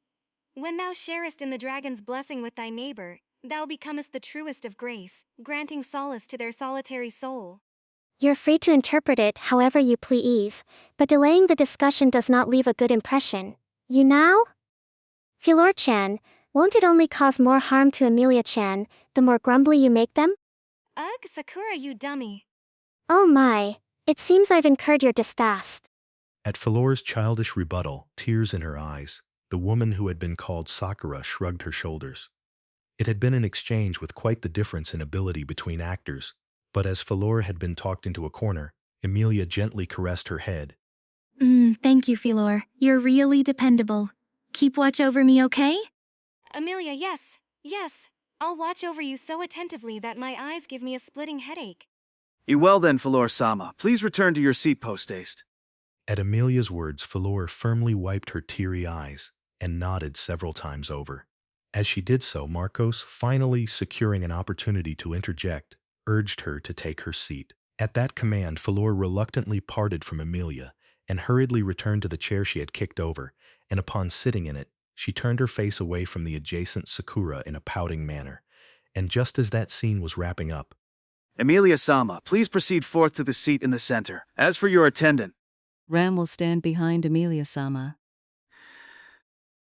Is there a problem? no, there is no problem. Very well, proceed. With a small act of resistance, she refused to separate from Amelia, standing obliquely behind Amelia as she sat down at the witness stand in the center. For a moment, she exchanged glances with Amelia, and receiving those eyes housing anxiety and gratitude, she responded by slightly drawing in her chin. Father, Amelia-sama, allow us to express to you our deepest gratitude for coming all this way. The one to solemnly broach the discussion among the members sitting around the semicircular round table was the bald old man clad in an especially striking air, Bordeaux Zerjev. Sitting in one of the 7 seats provided for the Council of Wise Men, he was a hero of the kingdom, who in the past had fought with his own halberd in the Demi-Human War, and, due to those experiences, he was known for being an individual with a firm stance regarding demi-humans, and it could likely be said that his affinity with Amelia was the absolute worst. While displaying respect towards Amelia through lip service, could the fuse he had lit indicate that his true feelings on the matter were entirely different? However, even without such contemplations, the first thing Amelia took notice of was not Bordeaux, but rather the vacant seat to his right. Usually, Miklotov-san would be sitting there. Father, Miklotov-san, did he really? Father, without any doubt, the fact of the matter has been confirmed. It is a severe blow to the kingdom of the utmost degree. Since the passing of the royal family, this is by far the greatest catastrophe to befall the kingdom. Slowly shaking his head from side to side, Bordeaux answered in a hoarse, subdued voice. In reality, considering the duty Miklotov had served in the kingdom of Lugunica until now, Bordeaux's answer was likely something that all of the kingdom's citizens would be obliged to agree with. But, in regards to that response, the impression Amelia harbored seemed to be different. As she narrowed her eyes, framed by long lashes. Is that all? Father, and by that you mean? Of course, I also think that it's something awful for the kingdom. But, Bordeaux-san, you and the others have all known Miklotov-san for a long time, right? In that case. Father, do you believe I ought to be struck by grief, shedding tears?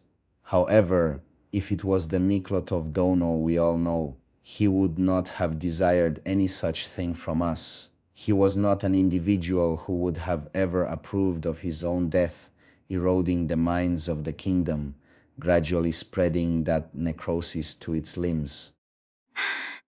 Father, the manner in which we mourn our fellows simply differs to that of yours. That is all. I see. I'm sorry. It must have been really tough for you all as well, Bordeaux-san. Receiving his curt response, Amelia released a quiet sigh. Upon being told that it was a difference in how they expressed sorrow, Amelia backed down, but having observed that from a step further back, Ram harbored a different impression to that of Amelia, kind to the core as she was. Certainly it was the most plausible thing to say. If they were to inherit the intentions of the wise man who worried continually about the kingdom's future, they did not have the leisure to stand halted in their tracks.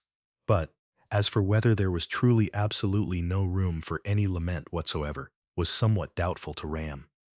At the very least, as things continued to accumulate, her distrust towards this situation only continued to grow. Father, once more, Amelia-sama, the reason you have been summoned here, we would like to commence the hearing regarding the suspicions that have emerged surrounding Knight Natsuki Subaru. The suspicions about Subaru, those are...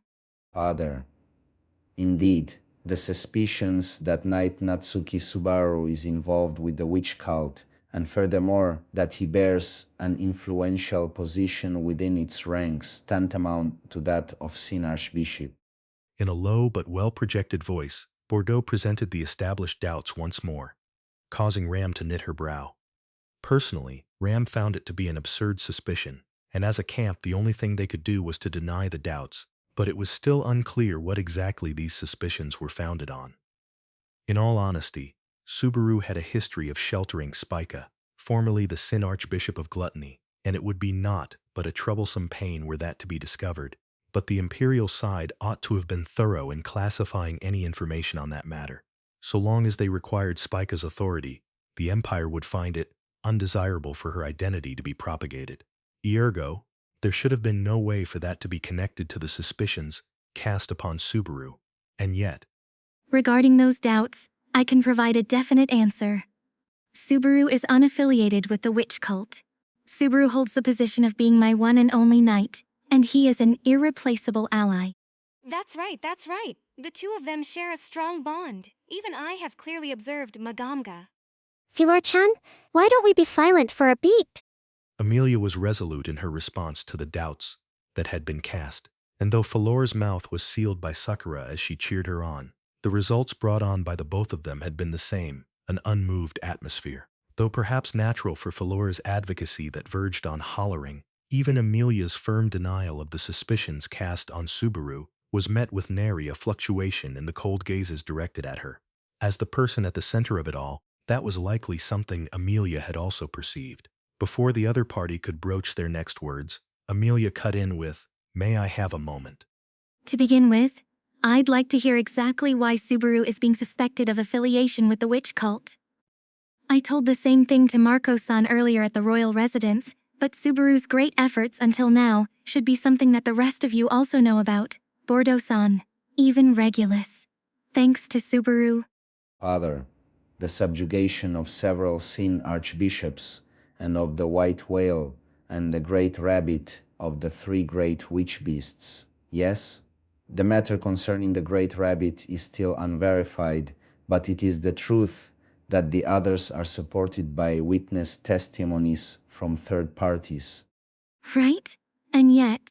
Father, however, those very achievements are yet another focal point of the suspicions. A focal point of the suspicions. At these embers of doubt smoldering at the center of the topic at hand, Amelia held her breath. It was most certainly an irrational argument, for the very achievements that Subaru had leveled against the witch cult to be labeled as suspicious was absolutely unbearable. In other words, you are saying that Barusu's feats are far too convenient? Father, apologies, but your attendant bears not the right to speak. Have her abstain from here on. That was going too far. It just slipped out, given that my ears could not be believed. The gazes upon her grew harsher as she appended an unnecessary comment, but it was how Ram truly felt. Be that as it may, their line of argument was a false pretext. At the very least, as it currently was, the other party would have been aware that it was nothing more than simply an unjust suspicion. But, given that they were forcing Amelia into a hearing like this, there ought to have still been more foundational evidence coming. And, that was... Sorry about Ram. However, when you say Subaru's efforts are suspicious, what do you mean? Father, we suspect that it all may have been something deliberately manufactured, that perhaps his subjugation of the several Sin archbishops and his subjugation of those among the three great witch beasts were all part of a larger plot to infiltrate the inner circles of the kingdom. That's... Father, an irrational argument. Is that what you mean to say? But considering how each nation has suffered countless hardships at the hands of the witch cult until now, Father, the progress he has made in all but 1.5 years is simply far too much. The same goes for the three great witch beasts. Father, it seems almost by design that Knight Natsuki Subaru is being provided with so many opportunities to contribute. With Amelia at a loss for words, Bordeaux showered her with even more. And, riding off Bordeaux's momentum, those filling the seats of the semicircular round table began to nod one after another. Father, successfully subjugating the white whale, which escaped even the great conquest, and consecutively defeating the Sin Archbishop of Sloth, a man considered to be a living calamity, is simply too good to be true. Father, per the testimonies of those involved at the time, Knight Natsuki Subaru accurately predicted the date and time of the white whale's appearance, and further went on to completely preempt the plans of the witch cult and impede them in advance. Father, it is even said that he had completely shut down that Sin Archbishop with nearly 0 casualties. Considering the damages that usually accompany the incidents caused by the witch cult, it is exceedingly unbelievable. Other. However, though it is the witch cult we speak of, would they really cut someone in such an important position? Other. There is also the matter about how the sin archbishops of the witch cult all bear mutual hatred for each other. It is also possible that he was utilizing the internal conflict within the witch cult for this opportunity. Wait. At the raging waves of doubts that poured out as if a breached dam, Amelia's voice forcibly interjected. Likely, those were various arguments that the other party had been waiting for an opportunity to bring up. But they were all too weak to serve as the decisive blow for the suspicions, and were all insufficient to cause the seeds of doubt to fully bud. Amelia understood that too. Hence, while being jostled by the raging waves, with an unshakable faith towards her knight sojourning in her eyes. To me, everything you're saying right now just seems like it might appear that way, because you're thinking about it with your preconceived notions that Subaru is suspicious. Certainly, Subaru is really perceptive. And he always finds the best method for things. And thanks to that, he's even able to do something about the witch cult. But that might have the opposite effect. However, whether it's the witch cult or the three great witch beasts, don't only focus on those aspects when it comes to my knight. Even in the Pleiades watchtower, even in Wallachia. No, that's wrong. Even further back, at the beginning, when I ran into danger here in this very royal capital, Subaru saved me. In a matter completely unrelated to the witch cult. Amelia Sama-sama. As Amelia desperately stated her case, a flush coming over her cheeks, Ram slightly widened her eyes. While Amelia's objection was certainly marred by an unskilled manner of speech, it was something that directly conflicted against the suspicions that Bordeaux and the other wise men had leveled against them. The singular aspect of good timing that Ram could praise Subaru on was not something limited to only being displayed at scenes pertinent to the witch cult. If she had to say, Subaru's timing was simply always good. The dubiety of that did not equal to suspicion of him being a witch cultist. That was why. Other. We understand what you are saying, Emilia-sama. We too have no intention of tarnishing the reputation of Knight Natsuki Subaru on such pretexts. Is that true? In that case it's fine, then. Other. However, your knight is deeply suspected of being the successor to the Sin Archbishop of Sloth. In regards to this matter, what do you have to say? At the fact that everything up until now had been naught more than a preliminary skirmish, Ram grinded her molars. Off successor to the Sin Archbishop of Sloth, that was the true doubt being cast upon Natsuki Subaru. Amelia's amethyst eyes greatly flickered, confronting a question that came from outside the realm of her anticipation.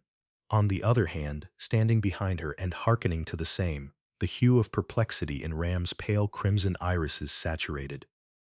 Though it was told that Barusu and Otto worked to kill the Sin Archbishop of Sloth.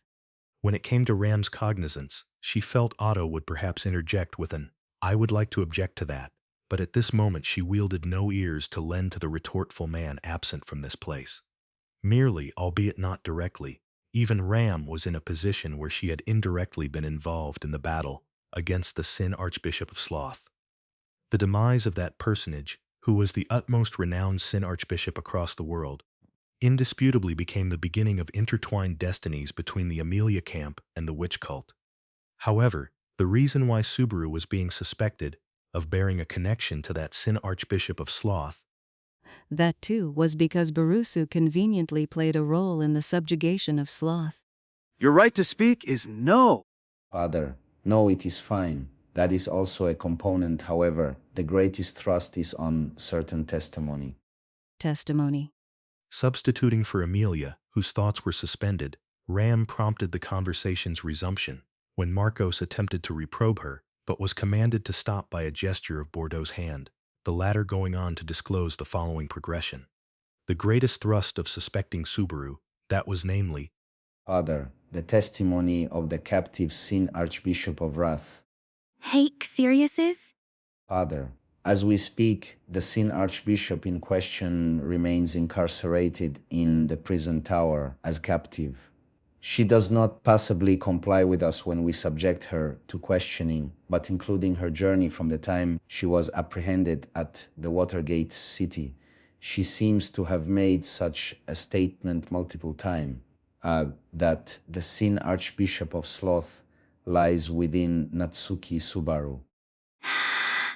Father, the commendation ceremony that was held at the royal capital, the time when the distinguished deeds of subjugating the white whale and extirpating the Sin Archbishop of Sloth were lauded. Father, I recall there being a detailed report. Within it was stated that the Sin Archbishop of Sloth was an evil spirit that possessed the flesh bodies of others, Father, and that he had gone through a countless number of bodies. What would you say of that? Narrowing the eyes beneath his thick eyebrows, so did Bordeaux inquire of Amelia, her cheeks tensing up in response. Within her, misgivings towards Subaru had been born not. Merely, faced with the pieces falling into place in a manner most detrimental to Subaru, she remained unable to form her flooding emotions into words. To sum up this proposal, Natsuki Subaru was being suspected of having had his body hijacked by the Sin Archbishop of Sloth, and of being an act continuously maintained by another person from that day all the way until now. That was perhaps an unbearable affront to Amelia, who had welcomed Subaru as her knight. Above all, for Ram, those misgivings were absolutely preposterous. For the first time, upon hearing her erupting voice, Ram realized the unwitting sharpness of her own tongue. However, even upon being conscious of this truth, she was unable to constrain the emotions infused into her ensuing words. After all, that doubt upon Subaru, that affront, was a deed akin to averring that even Subaru faithfully visiting the asleep, Rem each and every evening, was factitious. It is unbelievable that all of your esteemed selves, who bear the name of the Council of Wise Men, have constructed assassins like this founded on such misgivings. The source of information poses a problem prior to even touching upon the substance of these misgivings.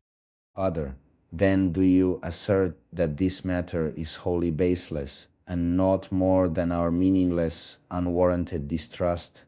Naturally, to place faith in a Sin Archbishop's say is lunacy. It is said that the captive wrath has the power to affect the hearts of others. Perhaps it affected you, Ram. Her inadvertently flaring tenor dashed with cold water. Ram held her breath. She looked to find Amelia turned towards her, risen up from her seat at the witness stand, a sharpened gaze of her orderly beauty, and an ire towards her discourteous attendant being feigned. Upon compelling Amelia to enact this poor performance, and becoming so emotional as to incur her reprimand, Ram's heart self-reflected to the maximum. Not good. The stringent status of her body was conferring a negative influence onto her feelings as well. If this kept up, then for what purpose had she vouched to be Amelia's attendant? Again, I'm really sorry about Ram. If need be, I shall command her to leave. The introspecting Ram to her rear, Amelia turned around towards the semicircular round table and offered this proposal. Her uncharacteristically austere timbre was her way of an attitude to cover for the error Ram had committed. With the responsibility of her actions usurped from her, her chagrin was merely exacerbated. It was delightful to witness Amelia's growth. If only it were not a circumstance such as this. If only it were not at a hearing with a predetermined conclusion such as this. Father, there is no need for you to be shown the door. Abstain from making remarks hereon. Should this repeat, it would be nobody else but Amelia-sama, whose way would come into question. It shall be borne in mind, humble apologies. Whilst vocalizing her gratitude, Ram could not help but taste the bitter sense that her conjecture was supported by the fact she had not been pressed to leave the room. That was because Ram sensed their intent of keeping Amelia and herself bunched up in this place. Thank you for not making Ram leave. Then, allow me to ask something as well. Do you think Subaru might be the Sin Archbishop of Sloth? Because it's what Sirius is saying. Father, naturally, at first, it was disregarded as nonsense. It would instead be foolish to take something like the remarks of a captured Sin Archbishop seriously. However, that was not the case for Miklotov Dono. That man was the proprietor of a discernment that never mistook between asinine ramblings to be disregarded and omens of calamity that were not so. Miklotov-san did. Ah, if that's the case, then could it be? Whilst Amelia unwittingly placed a hand on her mouth, Ram arrived at the same thought. Today, after completing the preparations for departing to Pristella, Subaru took Beatrice and left for an appointment with Miklotov after boasting about wanting to have some secretive conversation. The details of what transpired afterwards eluded her, but it was doubtless that the manslaughter and the present situation were connected.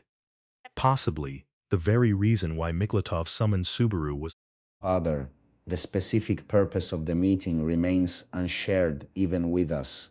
However, with Knight Natsuki Subaru having been present at the scene, and in addition to him, Duchess Karsten, father, who once co-acted with him in the White Whale subjugation and the subsequent battle against Sloth, this suspicion becomes inexorable. Father, that due to the occurrence of some unfavorable circumstance for Knight Natsuki Subaru, Miklotov Dono was killed. That's... Father, then, how do you expect us to trust one who renounced his opportunity to explain himself by his own volition? That instant, Bordeaux's deep voice thundered, petrifying Amelia, who was smited by it head-on. In the backdrop of Amelia's reaction, Ram once again endured a vexation towards ill happenstance, or rather, towards the very situation that had been devised to be as such. Indeed, the opposite party had summoned Amelia, whilst having consolidated irrefutable bases for argument from the outset. Our worst imaginations have been borne out. From the flow of events since the royal soldiers had entered the royal residence, the worst possible scenario that at least Ram and Otto envisioned in that place, a summon to the castle that could not be declined, and incidentally, their camp being splintered into fragments. Whoever it was that had painted this picture had been pulling the strings quite scrupulously so far. Furthermore, Bordeaux's interrogation persisted. Father, Knight Natsuki Subaru, together with Duchess Karsten, fled from the scene of Miklotov Dono's assassination.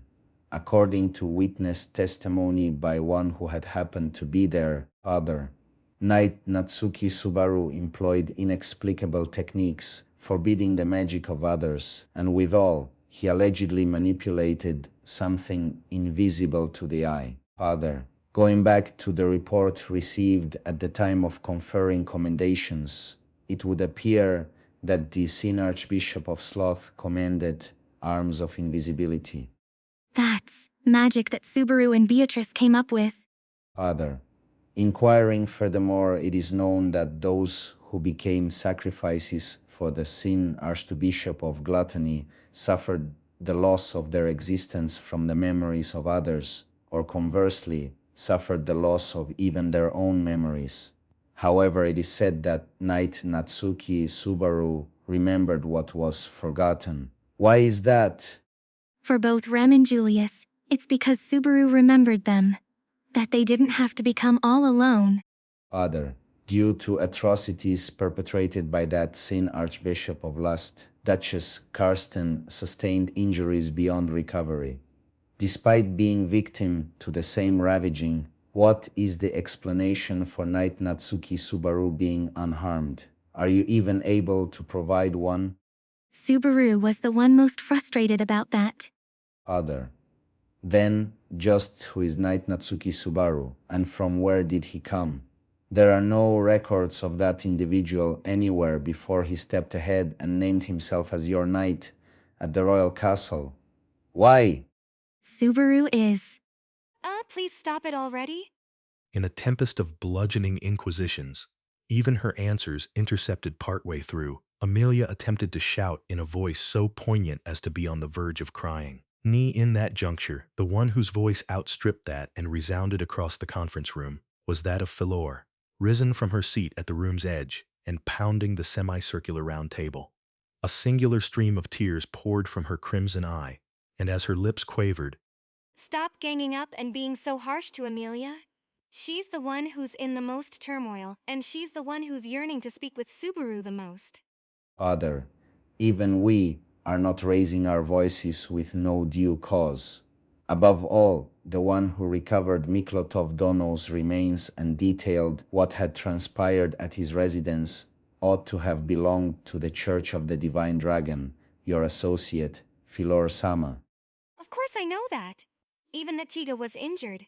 But it could also be that Tiga accidentally mistook something after losing too much blood, right?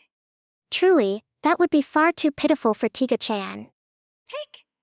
Anyhow, I'm opposed to this way of doing things.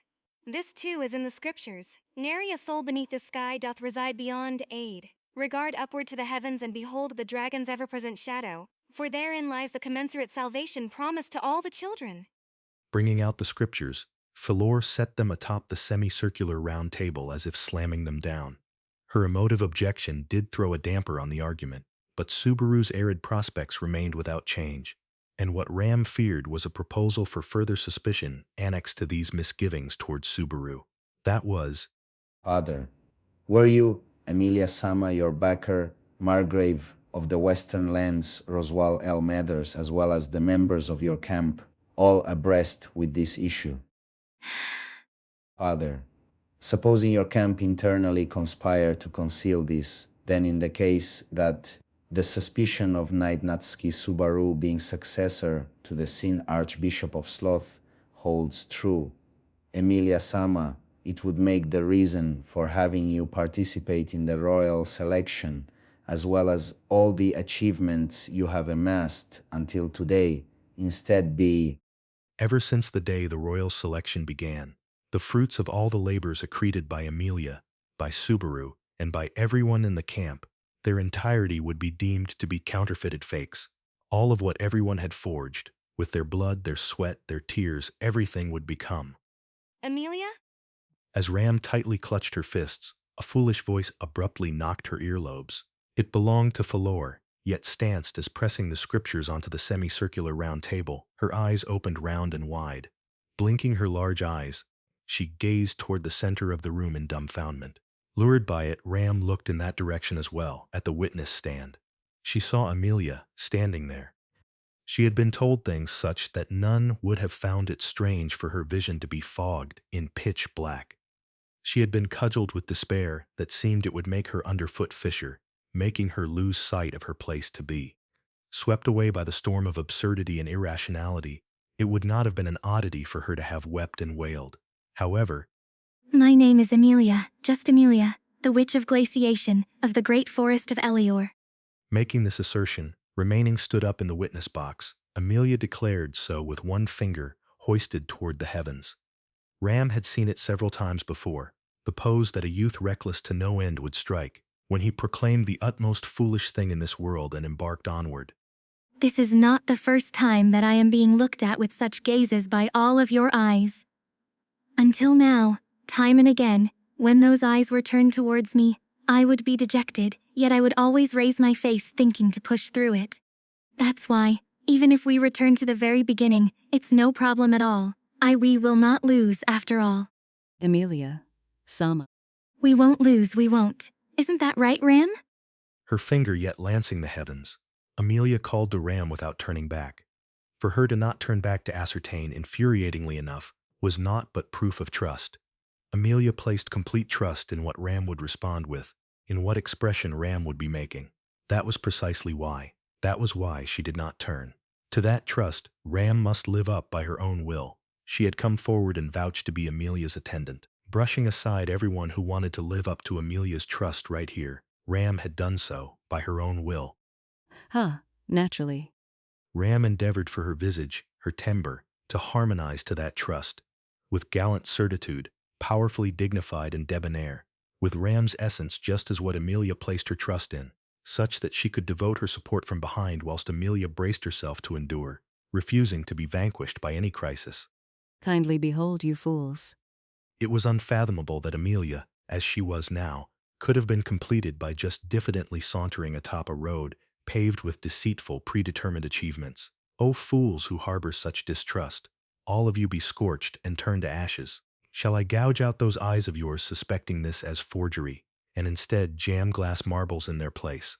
After all, this radiance honed by weeping, by wailing, by shedding blood and tears, and only thereafter tempered, is precisely the caliber of a ruler that Amelia has fervently labored to attain.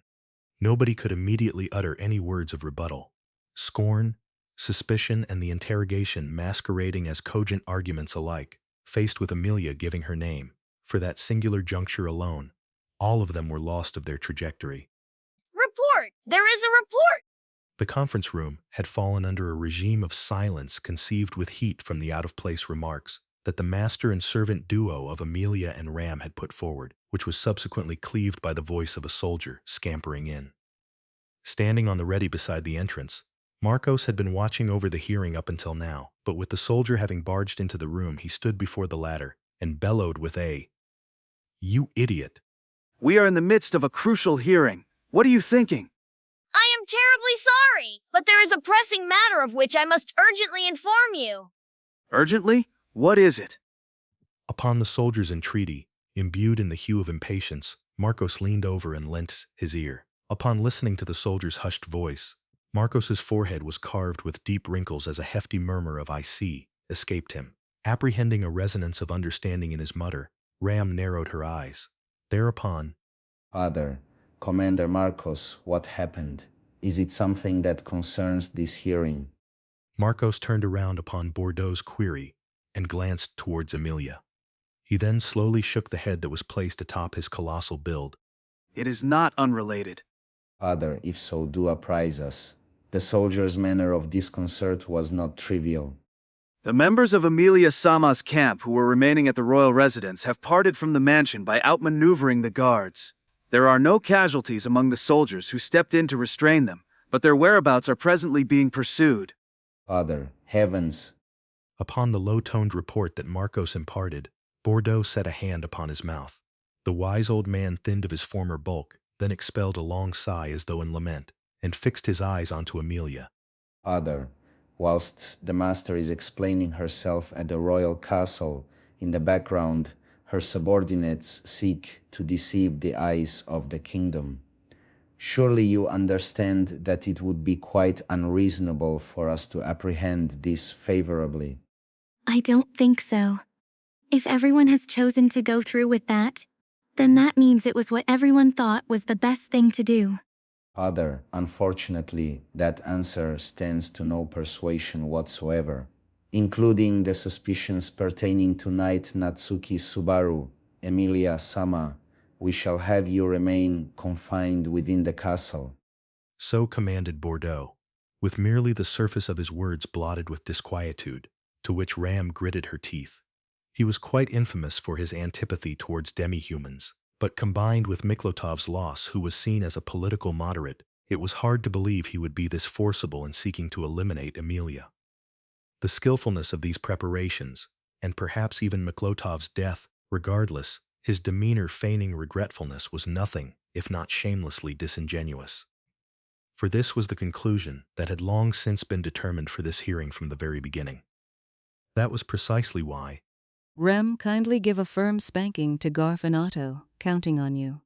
Their parting of ways had been built upon the resolve that Amelia and Ram would be detained, their movements forbidden, with no option but to entrust it to Rem and everyone else who were left behind. Amelia Nichan! Felt-chan? It was as she was being led from the conference room, where the hearing had been held, en route to another room within the castle. With the sound of pattering footsteps, the one who ran up to Amelia with a frantic look on her face was Felt, a fellow royal candidate. Running up to Amelia, Felt glared in turn at the royal soldiers flanking her at the front and back. Oi, the hell's going on here? Why are you treating Nichan here like she's some kind of criminal? We're royal candidates. Is this sort of behavior really okay? Felt-chan, it's fine. I accept it. Well, I really can't accept it at all, but I'm doing something like accepting it. The hell's that supposed to mean? You can't both kinda and kinda not accept it. You either do or you don't. If you say you don't, then you don't. As Felt furiously bared her anger, Amelia's eyes widened and then her face softened. Seeing Felt get upset on her behalf made her happy. She instinctively felt the urge to hug Felt, but since doing so might make it seem like she was trying to take her hostage, she firmly restrained herself. Felt-sama, your consideration is greatly appreciated. However, Amelia-sama is Amelia-sama, so you may rest assured she already gave the gentleman inside quite a piece of her mind. Gave them a piece of her mind, huh? Ah, Guess that makes sense. Ain't no way Ni-chan would let it end with them walking all over her. No way. You aren't being arrested for that, are you? No, that's not why, but there isn't anything I can do right now. It's about Crusch Ni-chan and Subaru Ni-chan, huh? Amelia nodded to Felt, who had clicked her tongue after nodding at Ram's response. It appeared that matters regarding Subaru and Crusch had reached her ears as well. However, now that she carefully thought about it, today they had been scheduled to enlist the help of none other than Reinhard to hasten to Pristella.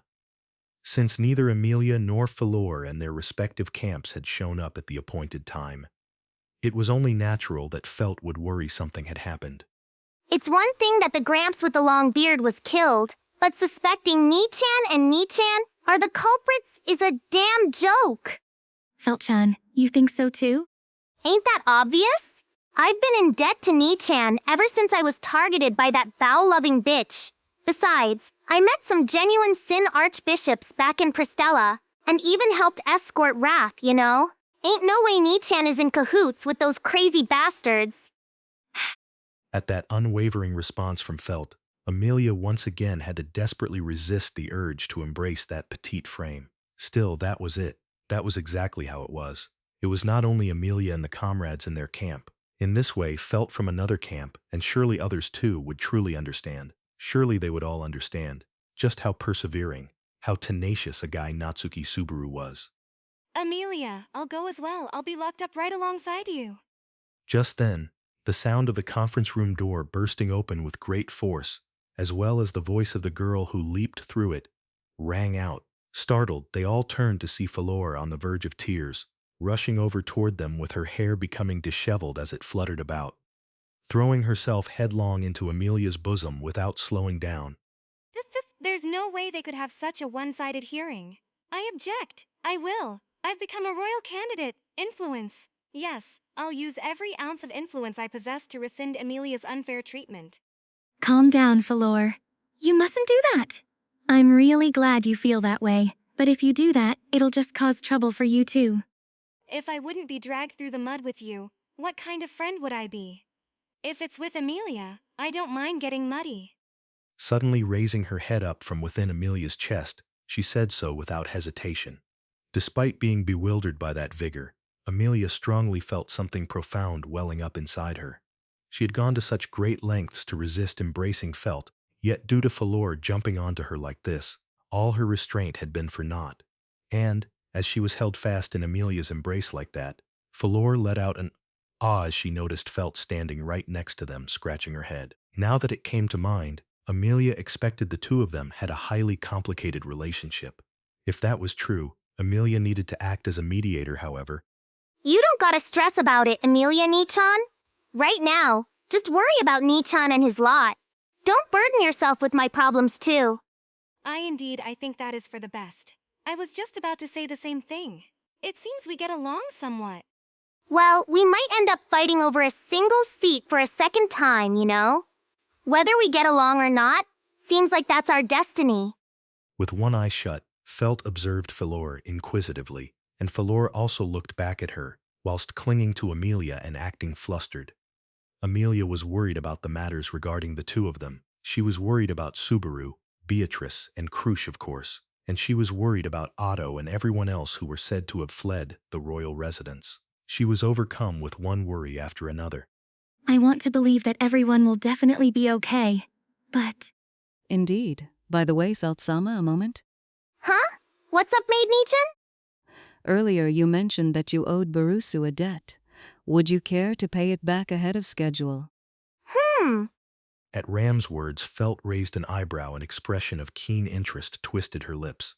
Seeing Felt's reaction and Ram's demeanor, with a "do you mean?" Amelia came to a realization. If it was about paying back a favor to Subaru. Is the esteemed sword saint here with you today? Well, I figured you'd ask that. It's a frustrating situation. I can't just let it be either, and I'd be more than happy to lend him to you. Is what I'd like to say, but... It's difficult? Nah, he's been summoned to a different part of the castle regarding a separate matter. Same goes for me. As Felt gave her answer while scratching her head, Amelia and Ram exchanged glances, and then Falor, still timidly between Amelia's breasts, tilting her head. You too. You were summoned as well? It wasn't because you were worried about Amelia? I'm saying it wasn't entirely out of worry. Sorry, alright? You don't have to apologize at all, but a summons. I've been called into that room too! Saying that, Felt motioned with her chin toward the chamber that Flicker had leaped out of, and where Amelia had undergone her hearing, the conference room. Upon closer inspection, Amelia noticed that those surrounding their group halted in the corridor included not only the soldiers there to escort herself and Ram, but also those guiding Felt. Amelia believed the circumstances differed from when Ram and herself had been brought in by Marcos, commander of the Knights, and yet, whether it's a dragon or a witch waiting in there, either way, doesn't seem like I can expect anything good, huh? unable to find the same sense of reassurance she usually did in that characteristic smile of Felt's, Amelia felt an overwhelming wave of frustration. At the same time, having been summoned to a separate room of the royal castle, Reinhard van Astria was overlooking a map of the royal capital rolled out over a tabletop. The piece placed on the center of the map was one marking the royal residence located in the noble district, and from that center, red markers had been set up that traced several paths extending toward the outer edges of the noble district. Although it was the depiction of the royal capital he was used to seeing, it had now been altered to a cold-hearted diagram displaying escape routes and encirclement lines. Thus, the meaning behind that was, following Amelia Sama's departure from the royal residence, we assess that the remaining members of her camp are attempting to slip past the surveillance network and escape the noble district. The one to report that was a civil officer dispatched as an envoy of the Council of Wise Men. With an expression and tone that betrayed no emotion whatsoever, the envoy displayed a conduct of performing his allotted duty to perfection, to which Reinhard made no comment. Merely, he would lend his ear to the reason he had been summoned. Their objective is believed to be a convergence with Knight Natsuki Subaru, and possibly to make preparations to recover Amelia Sama from the castle. Of course, at present, this is currently nothing more than conjecture, but it is a severe truth that they took advantage of the disturbance of a fire at the royal residence, which had been placed under surveillance, in order to escape. Fire? Reports indicate that the smoke rose from beneath the kitchen floorboards. There was no confirmation of the actual fire spreading, and the majority of the smoke was caused by the stoppage of ventilation from the chimney being blocked. I see.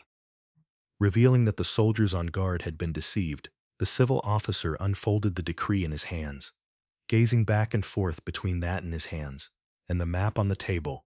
A pursuit is underway, but given that they harbor individuals possessing extraordinary strength, any attempt to haste their suppression risks casualties on the sides of both the soldiers and the targets. Therefore, the order has fallen to me. Yes, Sword Saint Reinhard van Astriadono, you are hereby ordered to pursue, as well as apprehend these individuals. Take this. Upon the decree handed over with those words, the details of everything the civil officer had just told him was indeed written down word for word, a testament to just how firm he was in his stance towards playing his part through and through. Usually, Reinhard would scan the contents of the decree before immediately accepting them and moving to take action. However, right now, at this moment, the Sword Saint's response was slightly delayed. That hesitation was certainly not something entirely disconnected to his master, whom he had accompanied to the royal castle. Evalga Cromwell. The name abruptly uttered by the civil officer caused the temperature in the narrow room to plummet by a noticeable margin. A name saying that and that alone, the civil officer offered no further explanation.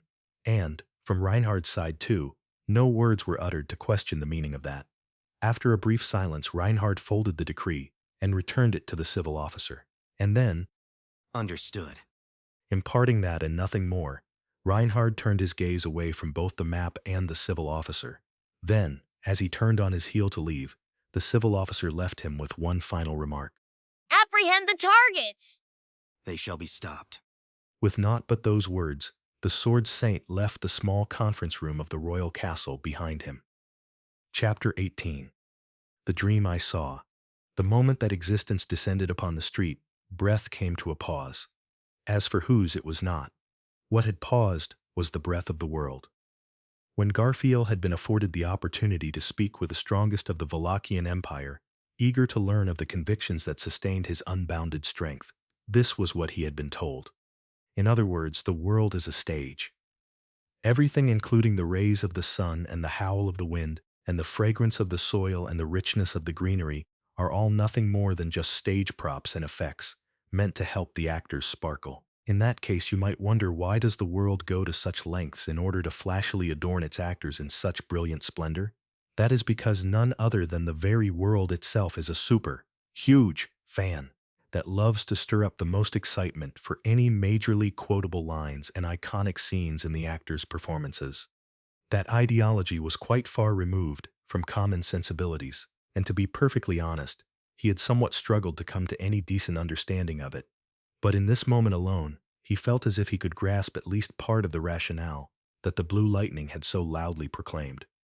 That the world seemed to watch over its people as if it were enjoying a theatrical production. If it were not so, then why right now did it feel so vividly clear that the world was holding its breath? With the tall bulwark partitioning the noble and commoner districts at their backs, the path which stretched ahead of Garfield and the others had been blocked by a lone man, distinguished by his blazing red hair and his eyes as blue as the clear sky. Not standing but blocking the way. Indeed, the man was obstructing their path. Reinhardt-san, is it? As far as I can imagine, you are the last person one would want as their pursuer. I share in that sentiment, Otto. It's a shame that it has come to this. The first to regain their senses following the shocking impact was, as one might expect, the one who possessed the most daring of guts within the camp, Otto. With even Otto unable to completely suppress the emotions within his murmur, the man who responded, the sword saint, Reinhard van Austria, did not disavow that designation of pursuer. With his hand resting on the hilt of the dragon sword at his waist, as he slightly narrowed his eyes, "The royal castle has given the command to apprehend you. I ask you to surrender." And if we refuse, it would be by force. That it would.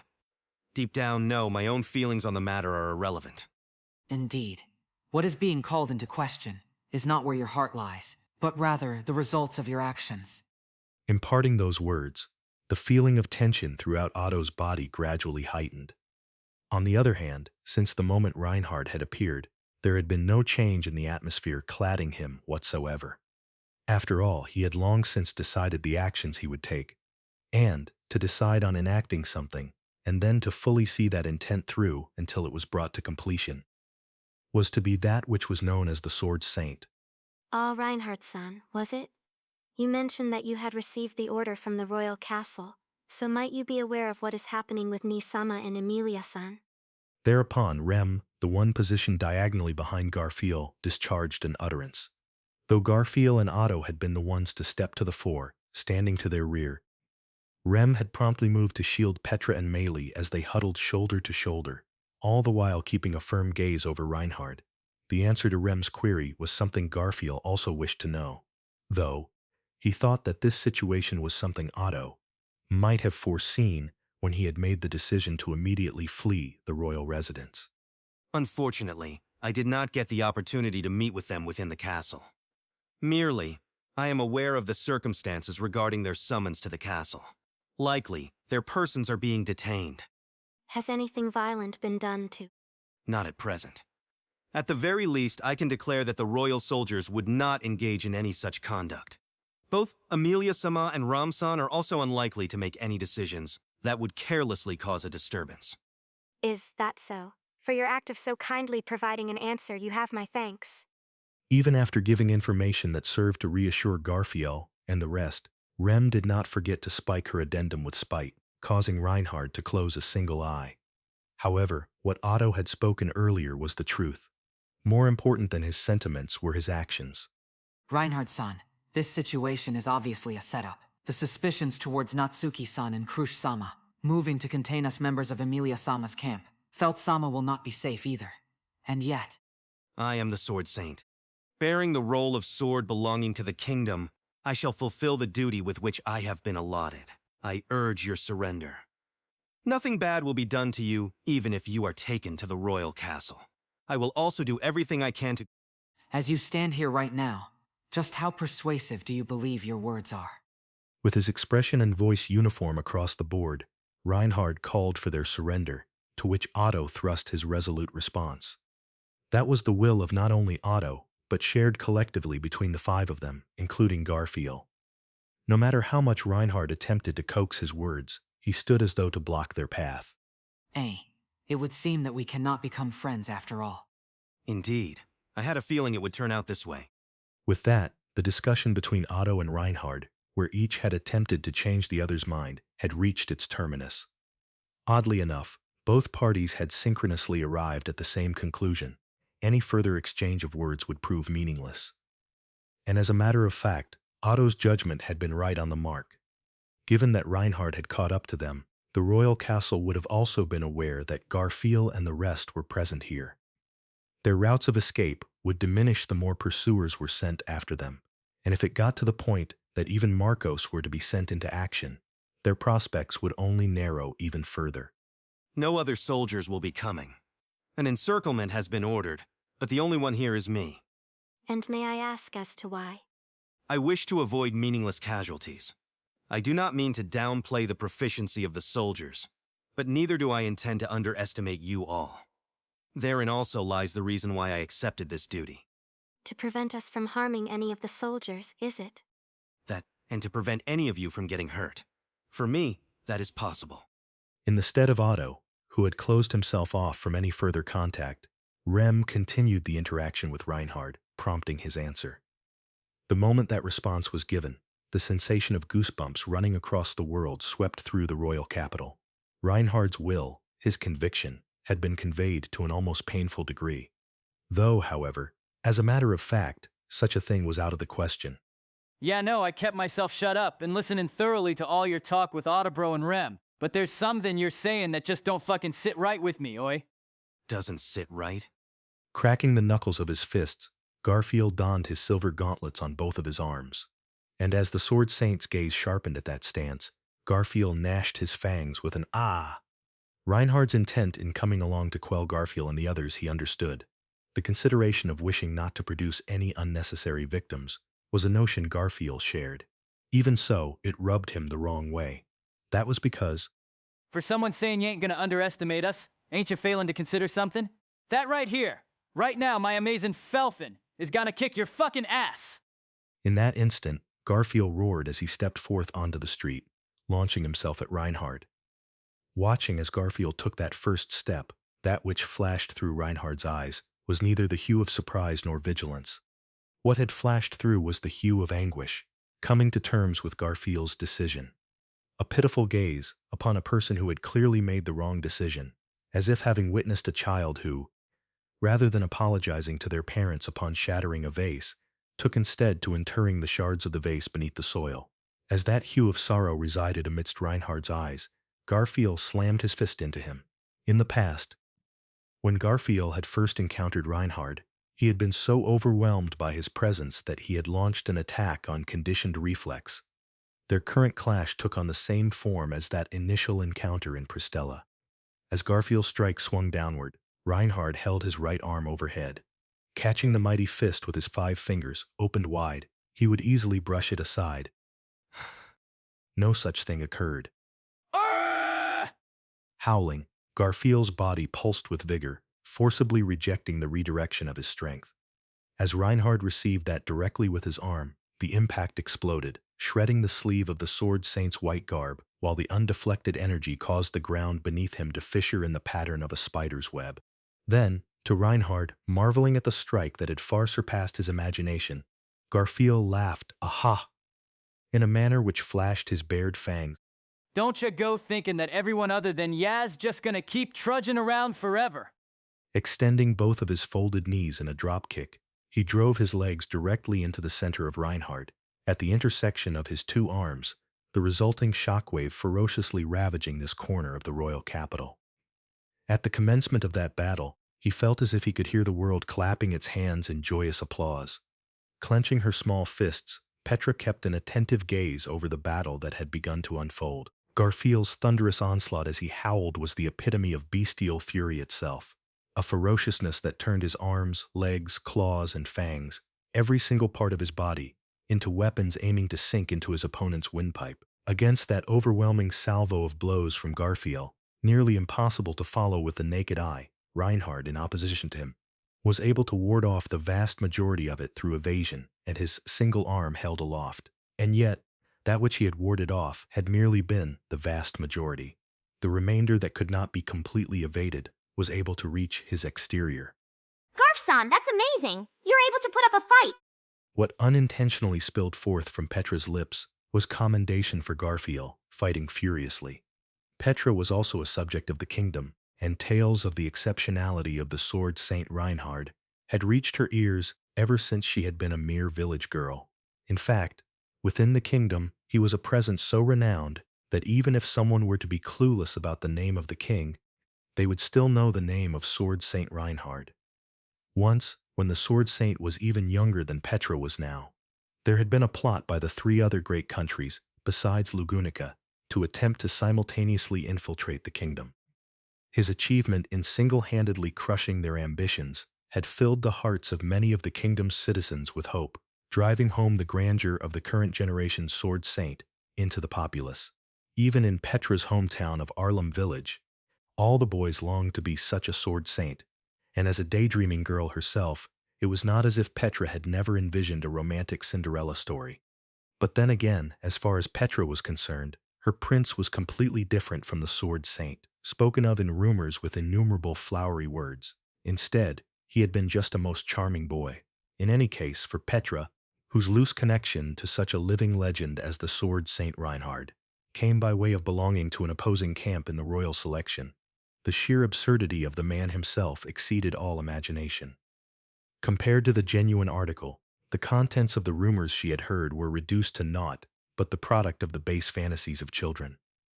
During their journey back from the Pleiades watchtower, Petra had witnessed the real thing, experiencing that truth firsthand. Thus, with amazement at Garfield's feat of going toe-to-toe with such an extraordinary entity, Petra felt a wave of awe and even a sense of pride, ill-timed given the situation. Kay, no one will listen to me, Kay. Gritting his teeth was Otto, distributing his focus across their entire surroundings. Even as he kept an eye on the battle between Garfield and Reinhard, Otto was frantically utilizing his divine protection of the soul of language to search for any means to break out of this situation. However, his muttering indicated a dearth of creatures he could turn to. Fundamentally, the reality was that groundwork of his to prepare reliable collaborators, or rather, reliable collaborating beings, no matter where they were, had ended in failure.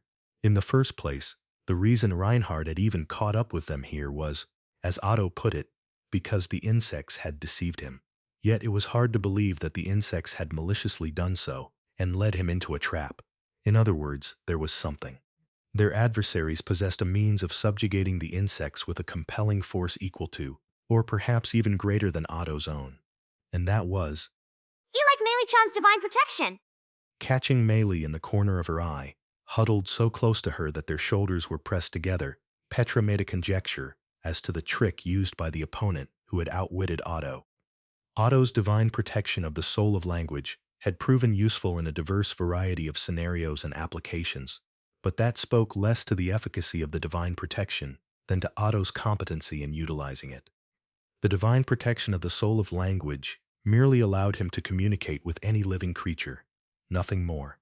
Whether he could actually secure their cooperation was entirely dependent on the fruits of Otto's own talents for negotiation and coordination. Until now, they all had relied entirely upon Otto's personal talent in that aspect. But supposing there was an enemy who possessed a method to force creatures into submission without question, much like how Meili controlled her witch beasts, then that advantage would easily crumble. Petra-chan, if it comes down to I... Absolutely not! Right beside her, Petra sharply cut off the words Meili tried to whisper.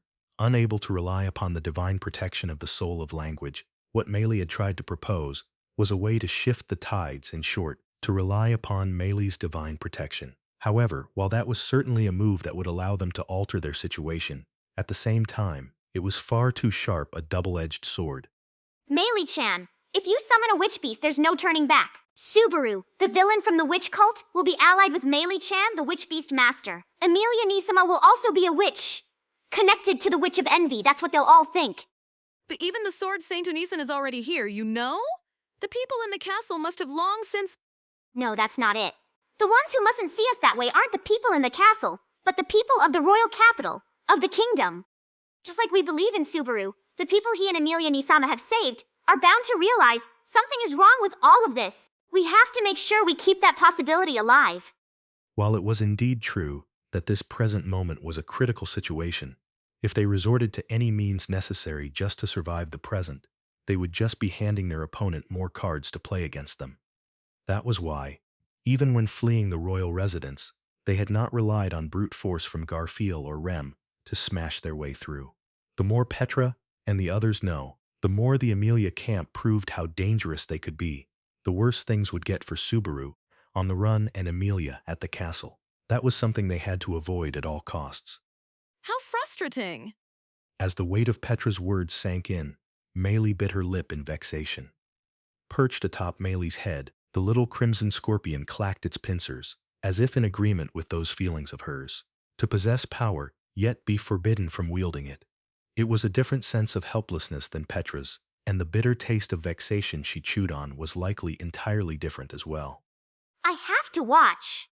She had not experienced the anguish that resulted from having a divine protection like Meili or Otto.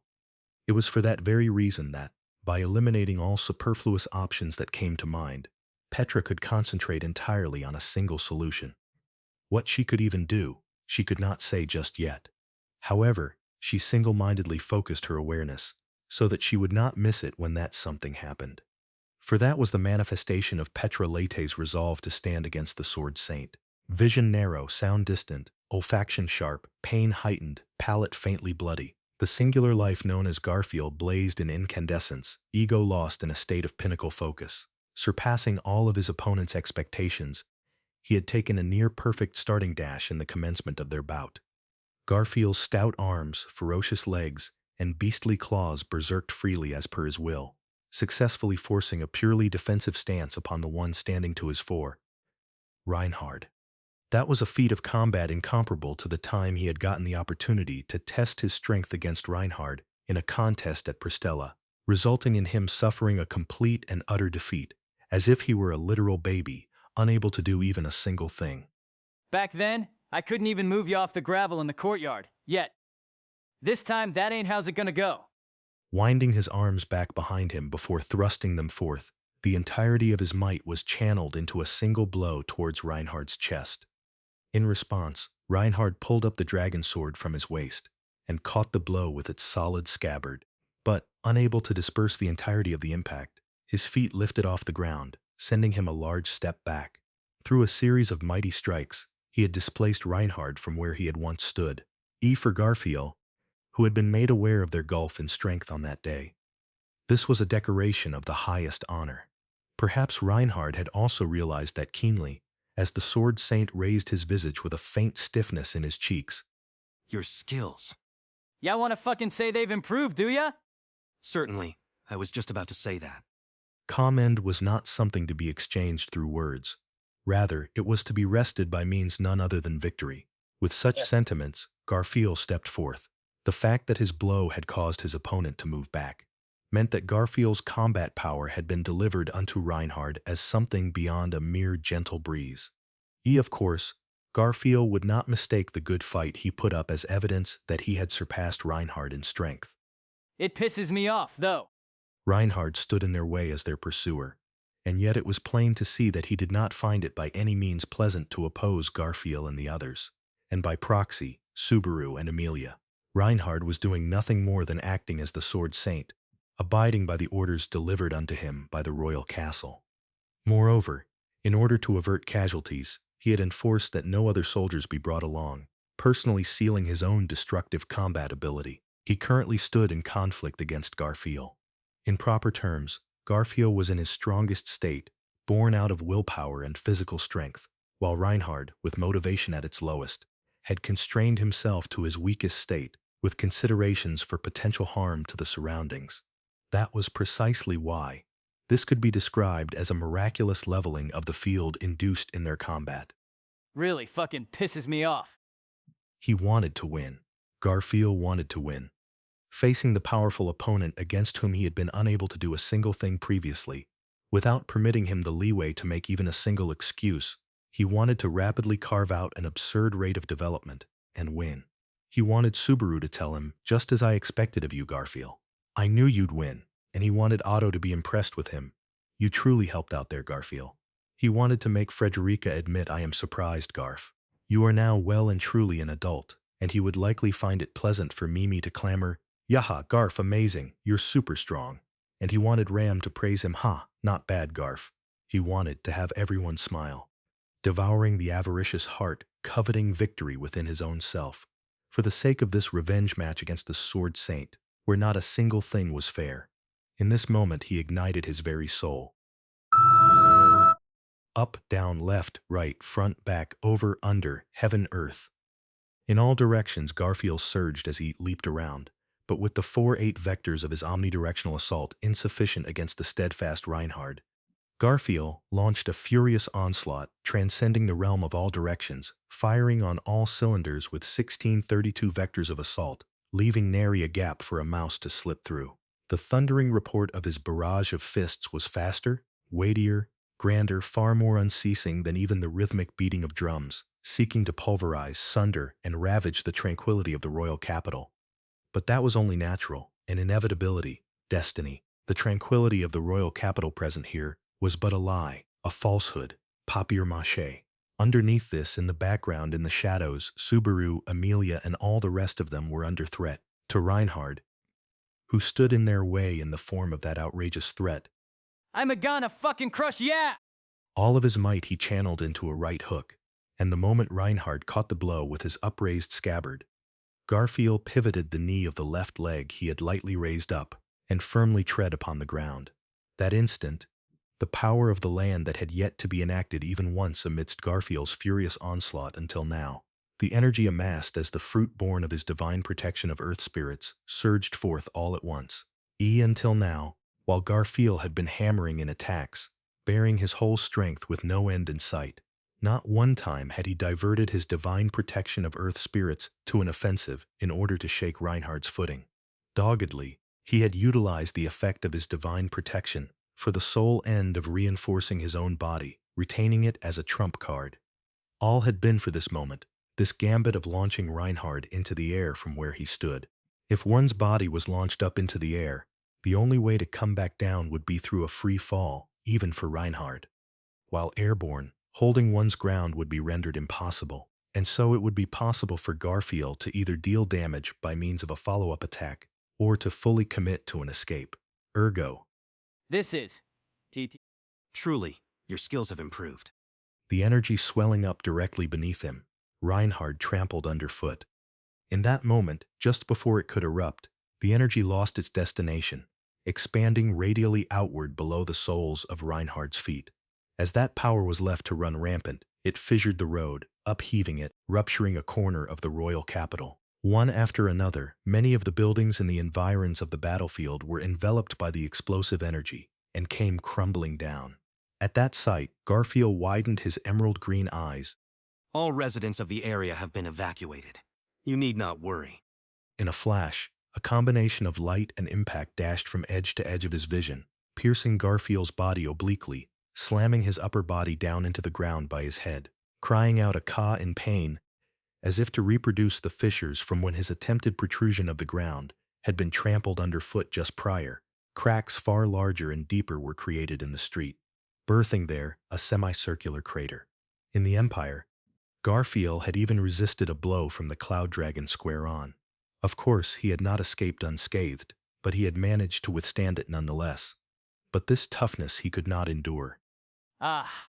All the bones in his body creaked, his flesh screamed out in pain, and it was made clear to him that all his organs had opted for silence.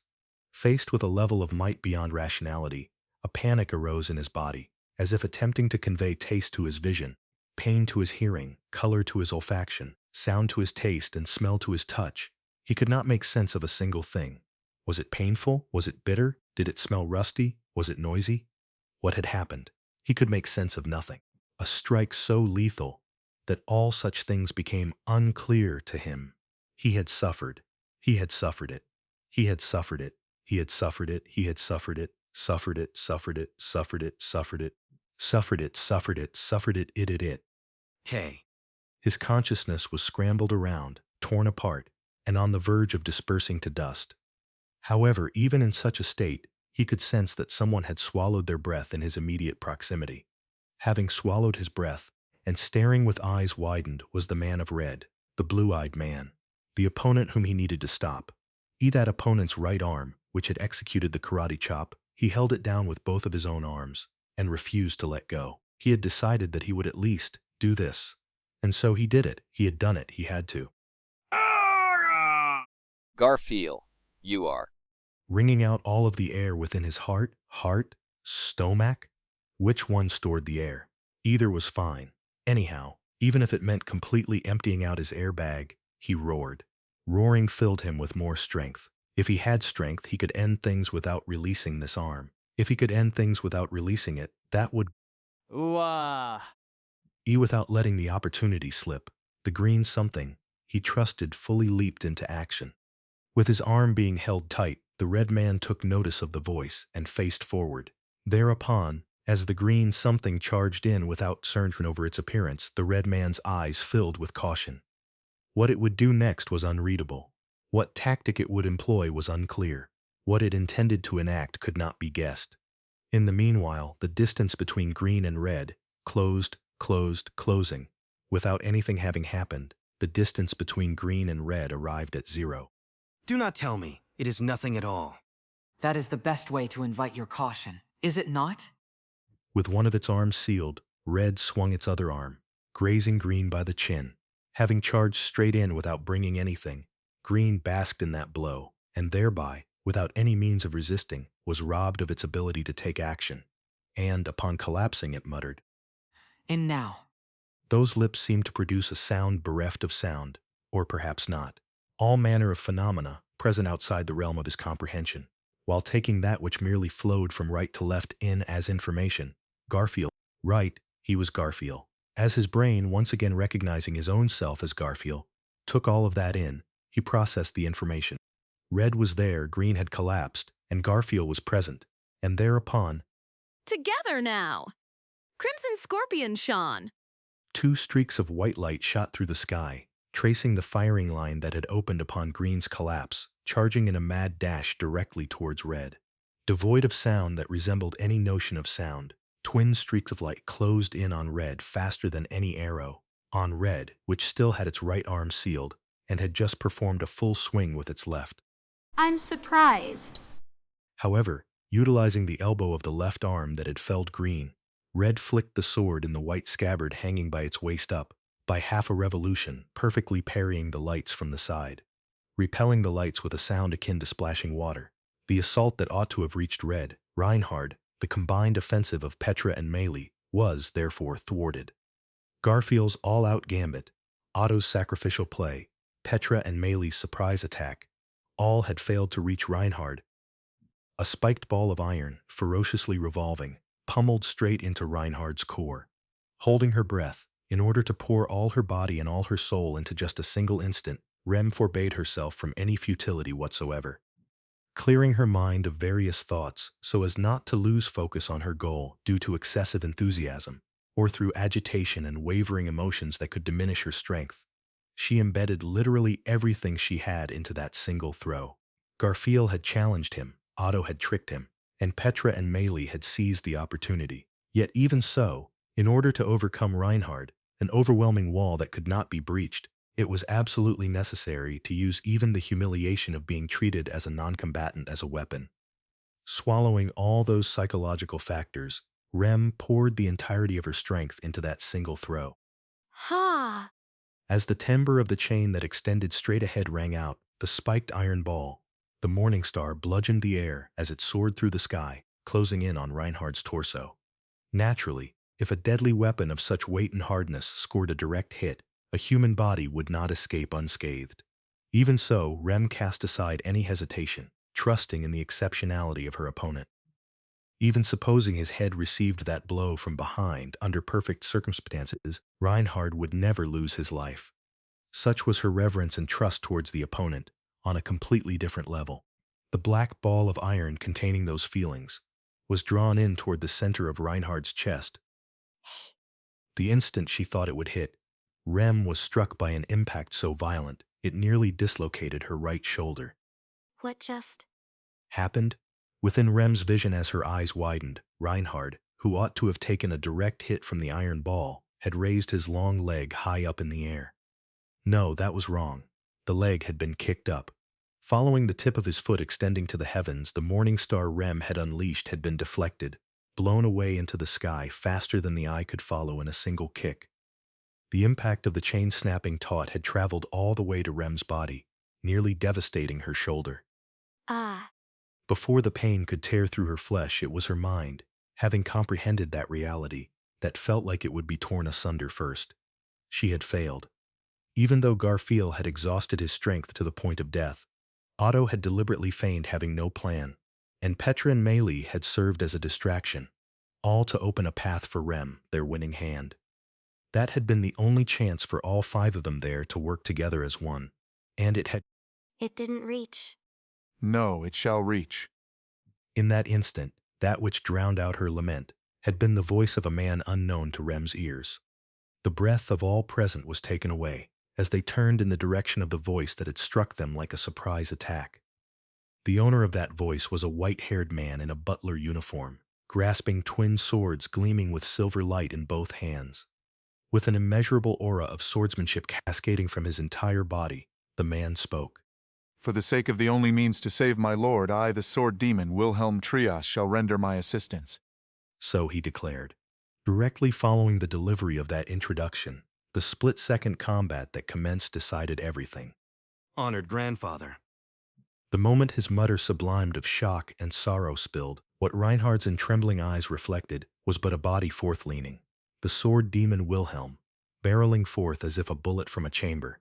The street, fragmentalized and upheaved, responded to the other party's kick with a force equal and opposite, launching Wilhelm forth to syncopate his distance from Reinhard in the blink of an eye, redded with a silver flash of the twin blades poised at his waist. Prior to its unleashment, prior to its deliverance, he would take advantage of even the slightest of openings. Where the fuck you think you're looking, oi? Eyes bloodshot, Garfield remained channeling his full strength for the purpose of holding down Reinhard's right arm, and inducing a swell amidst the ground to which he clung with half his body. He commenced an offensive against Reinhard with the protruding road.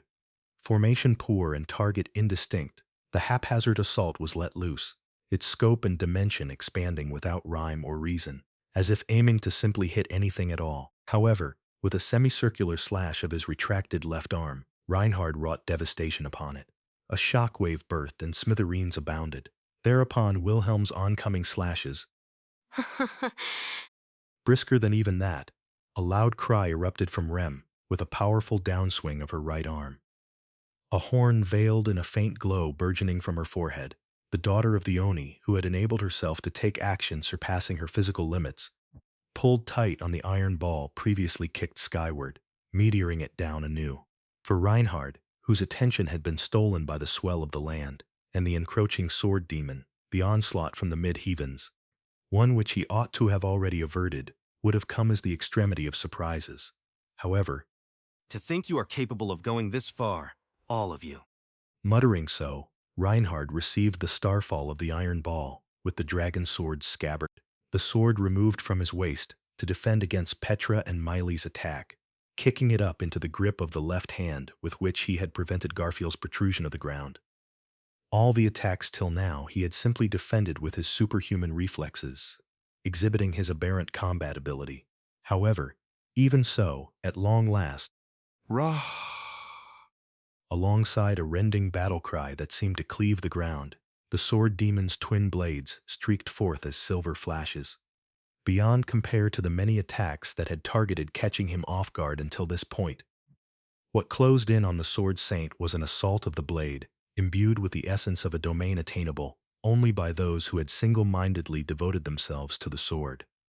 The dragon sword in his left grip was occupied receiving the iron ball, and his right arm was yet sealed by Garfiel.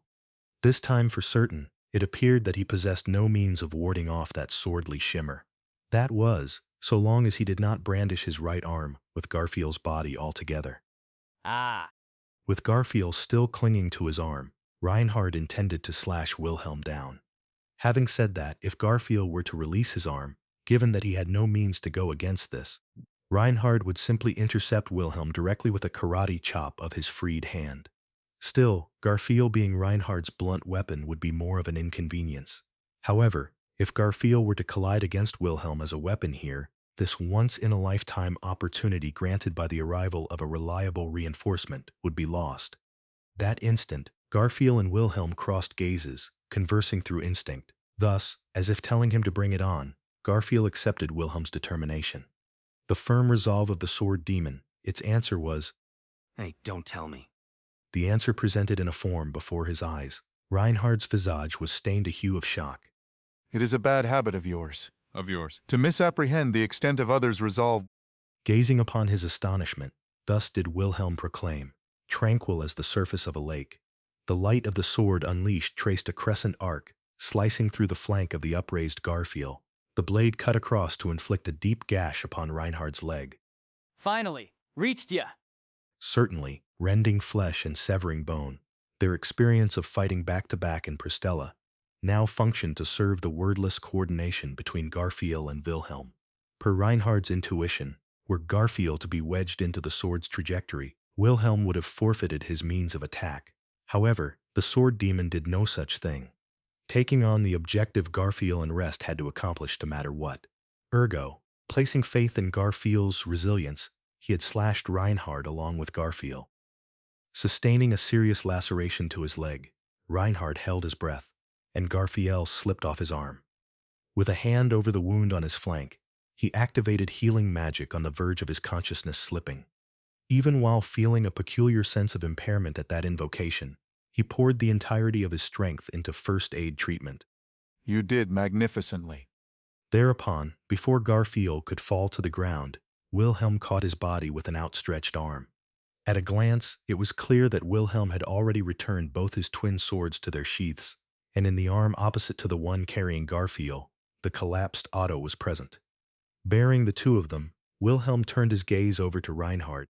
Even for you, that wound is not something you can heal in an instant. Honored grandfather, please wait. They are. Crusch-sama is... To the kingdom of today, my sword cannot be lent. Responding so to the voice attempting to halt him, Wilhelm took a great leap backwards.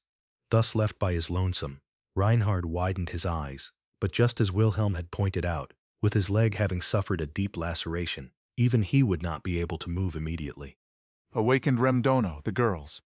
Yes, unfamiliar old man. Meanwhile, in response to Wilhelm's call to action, Rem adroitly pivoted her body and rushed over to Petra and Meili, snatching up their bodies as they cried Kia in surprise. With a sidelong glance to that, Otto slightly stirred while being carried by Wilhelm. Please, follow the wall and head west. Otto-san, are you Ali? I'm alive. On the western side, there are no signs or voices of the insects. There is no way to be deceived. Understood. Presuming that his divine protection of the soul of language was being used against him, Otto took the measure of deliberately taking a direction where there were no voices of living creatures in order to avoid a surprise attack.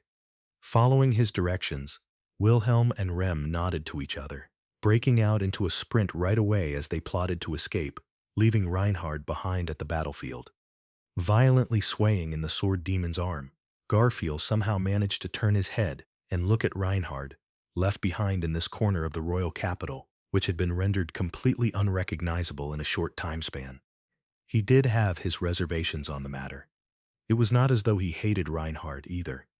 Merely, since he had become the chosen obstacle-running counter to them here, the fact that they had nevertheless managed to somehow overcome him brought a certain relief and sense of accomplishment.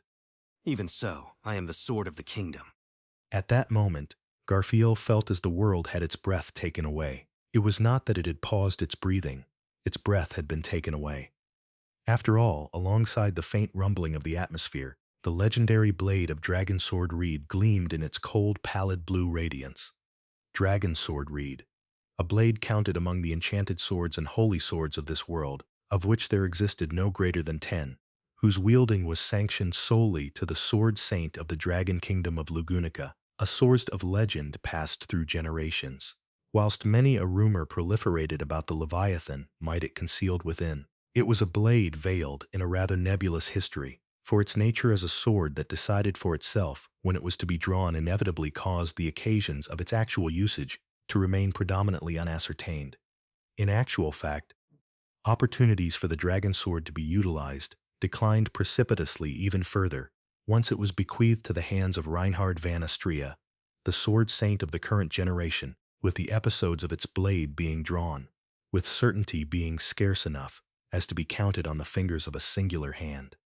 That was to say, the non-parallelability of its bearer, Reinhard, was the reason as to which his opponents were vitiated to ones the dragon sword needed not be drawn against. In truth, amidst the preponderant amount of settings wherein Reinhard labored as the sword saint, the Leviathan might of the dragon sword reed was never necessitated. Consequently, the dragon sword reed had been appraised by Natsuki Subaru as, wouldn't it be better to swing it around like an absolutely indestructible blunt weapon, engraving a bitter smile onto Reinhard. However, on the seldom occasion that the dragon sword's blade was laid bare, the world would acknowledge it as a singular instance of momentous import. The conditions for the dragon sword reed to be drawn, for those apprised with Lugunica's ancient history, and even for the lineage of sword saints, who had been its bearers for generations, were laden with mysteries. Was it their enemy's strength? Was it the weight of the responsibility they were saddled with? Was it the onslaught posed by the peril confronting them? None corresponded as the right answer. Although if there were a solitary fact to be stated with certainty, in all the times the dragon sword reed had been unsheathed, never had it failed to fulfill its purpose. A shudder ran through mind and body alike, afflicted by a swordly aura as though the entire being was inundated in a glaciating wave. Cannot. That thing, under any circumstances, cannot be allowed to swing. Shh! A sharp clink echoed with the chatter of Garfield's teeth, accompanied by the aged swordsman who wedged himself in between, clutching the former in his arms. The carried youth also peered toward Reinhard, though he would have been better off had he not done so, as he now bore witness to the unsheathed dragon sword, feeling all the hairs on his body arise on end. Rem and the aged swordsman, both bereft of any margin to look back, must have surmised the magnitude of the radiating swordly aura with their backs, or rather, as it penetrated through their bodies entirely, with their very souls. Yet, despite that, they remained earnest, they refused to cower in fright, and they endeavored to do what they must. That was honestly amazing. I can't help but admire them. I could never do something like that. Without any example to follow, how could they possibly be capable of that? So, I'll use them as my examples to follow, and do what must be done. Though, they're sure to get angry with me. Do what must be done. Because I want to live up to them, following their example. They who are always living every moment of their lives, with everything they've got. Come on out, sand earthworm chans! The subsequent instant, without exaggeration, a seism of convulsing earth quaked the royal capital. Meili-chan?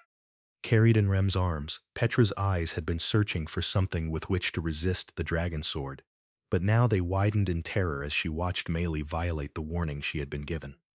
Meeting Petra's gaze, Meili stuck out her tongue with an, "I'm sorry." I know it'll also be trouble for Subaru Onisan and Amelia Onisan if I do this, but we can't let it end here, can we? Hey, you stupid! Even though you were finally pardoned. Hey! Petra-chan, that's what you're... Meili came to an understanding of the teary-eyed Petra's words, repeatedly reiterating stupid. The fear that if Meili, the witch beast master, were to summon witch beasts, it would only further the notion of the Amelia camp being dangerous. That had only been part of the reason.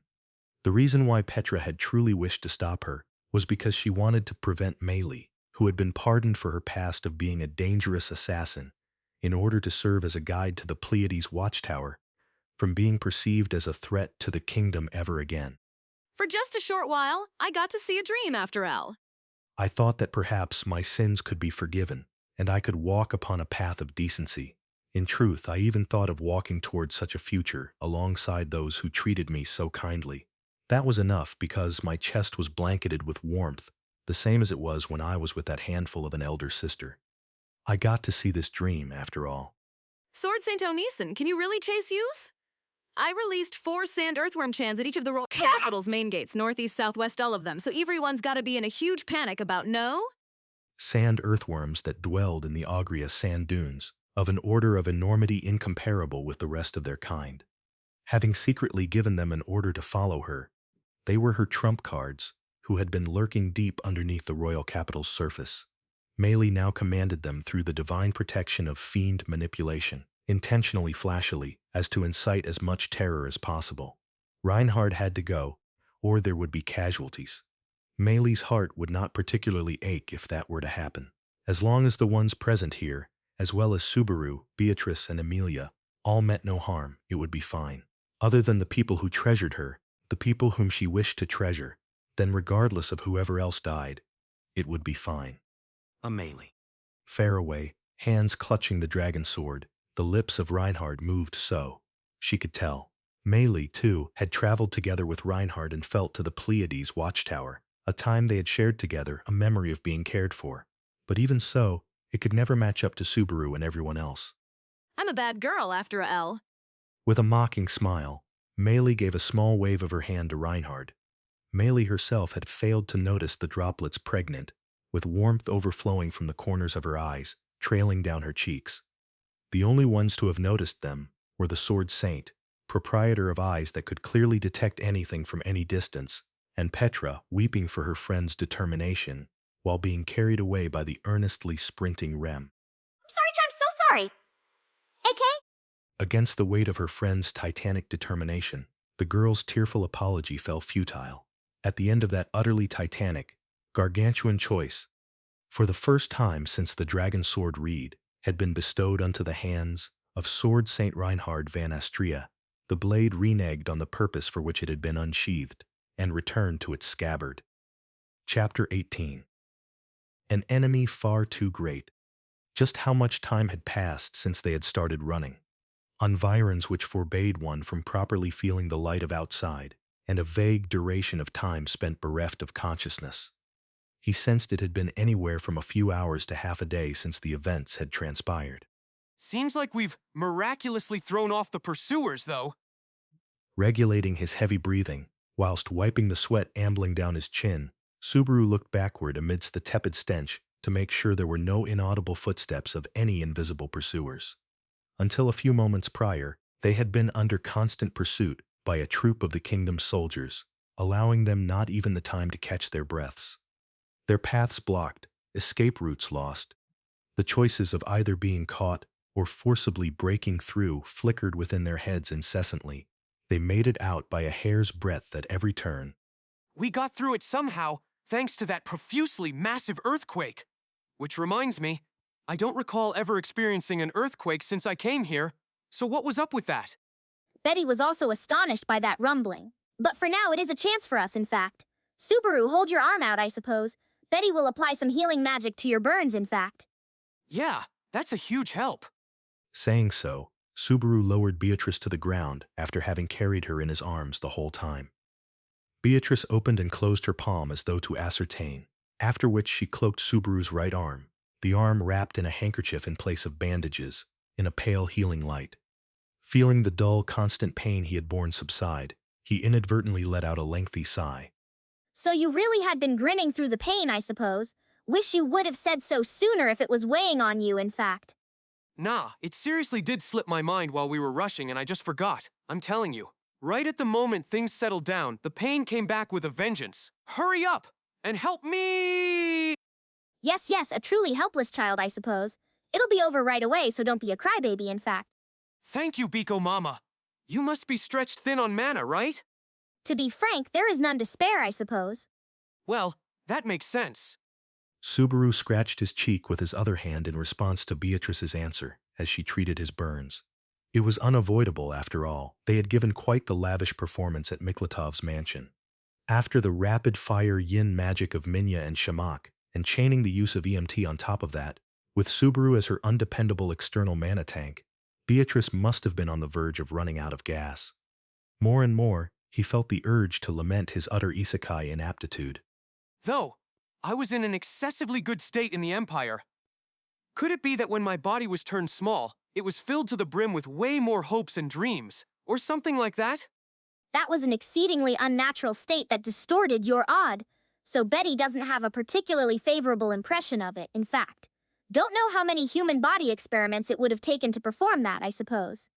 Even though he's no longer an enemy, and we've also long left the Empire, the looming darkness of Olbart-san, or I should say, of the shinobi, only continues to deepen. Most certainly, the task of kneading the ode, equivalent to something like a soul, into whatever shape one so desired, did not seem like it would be possible without practice.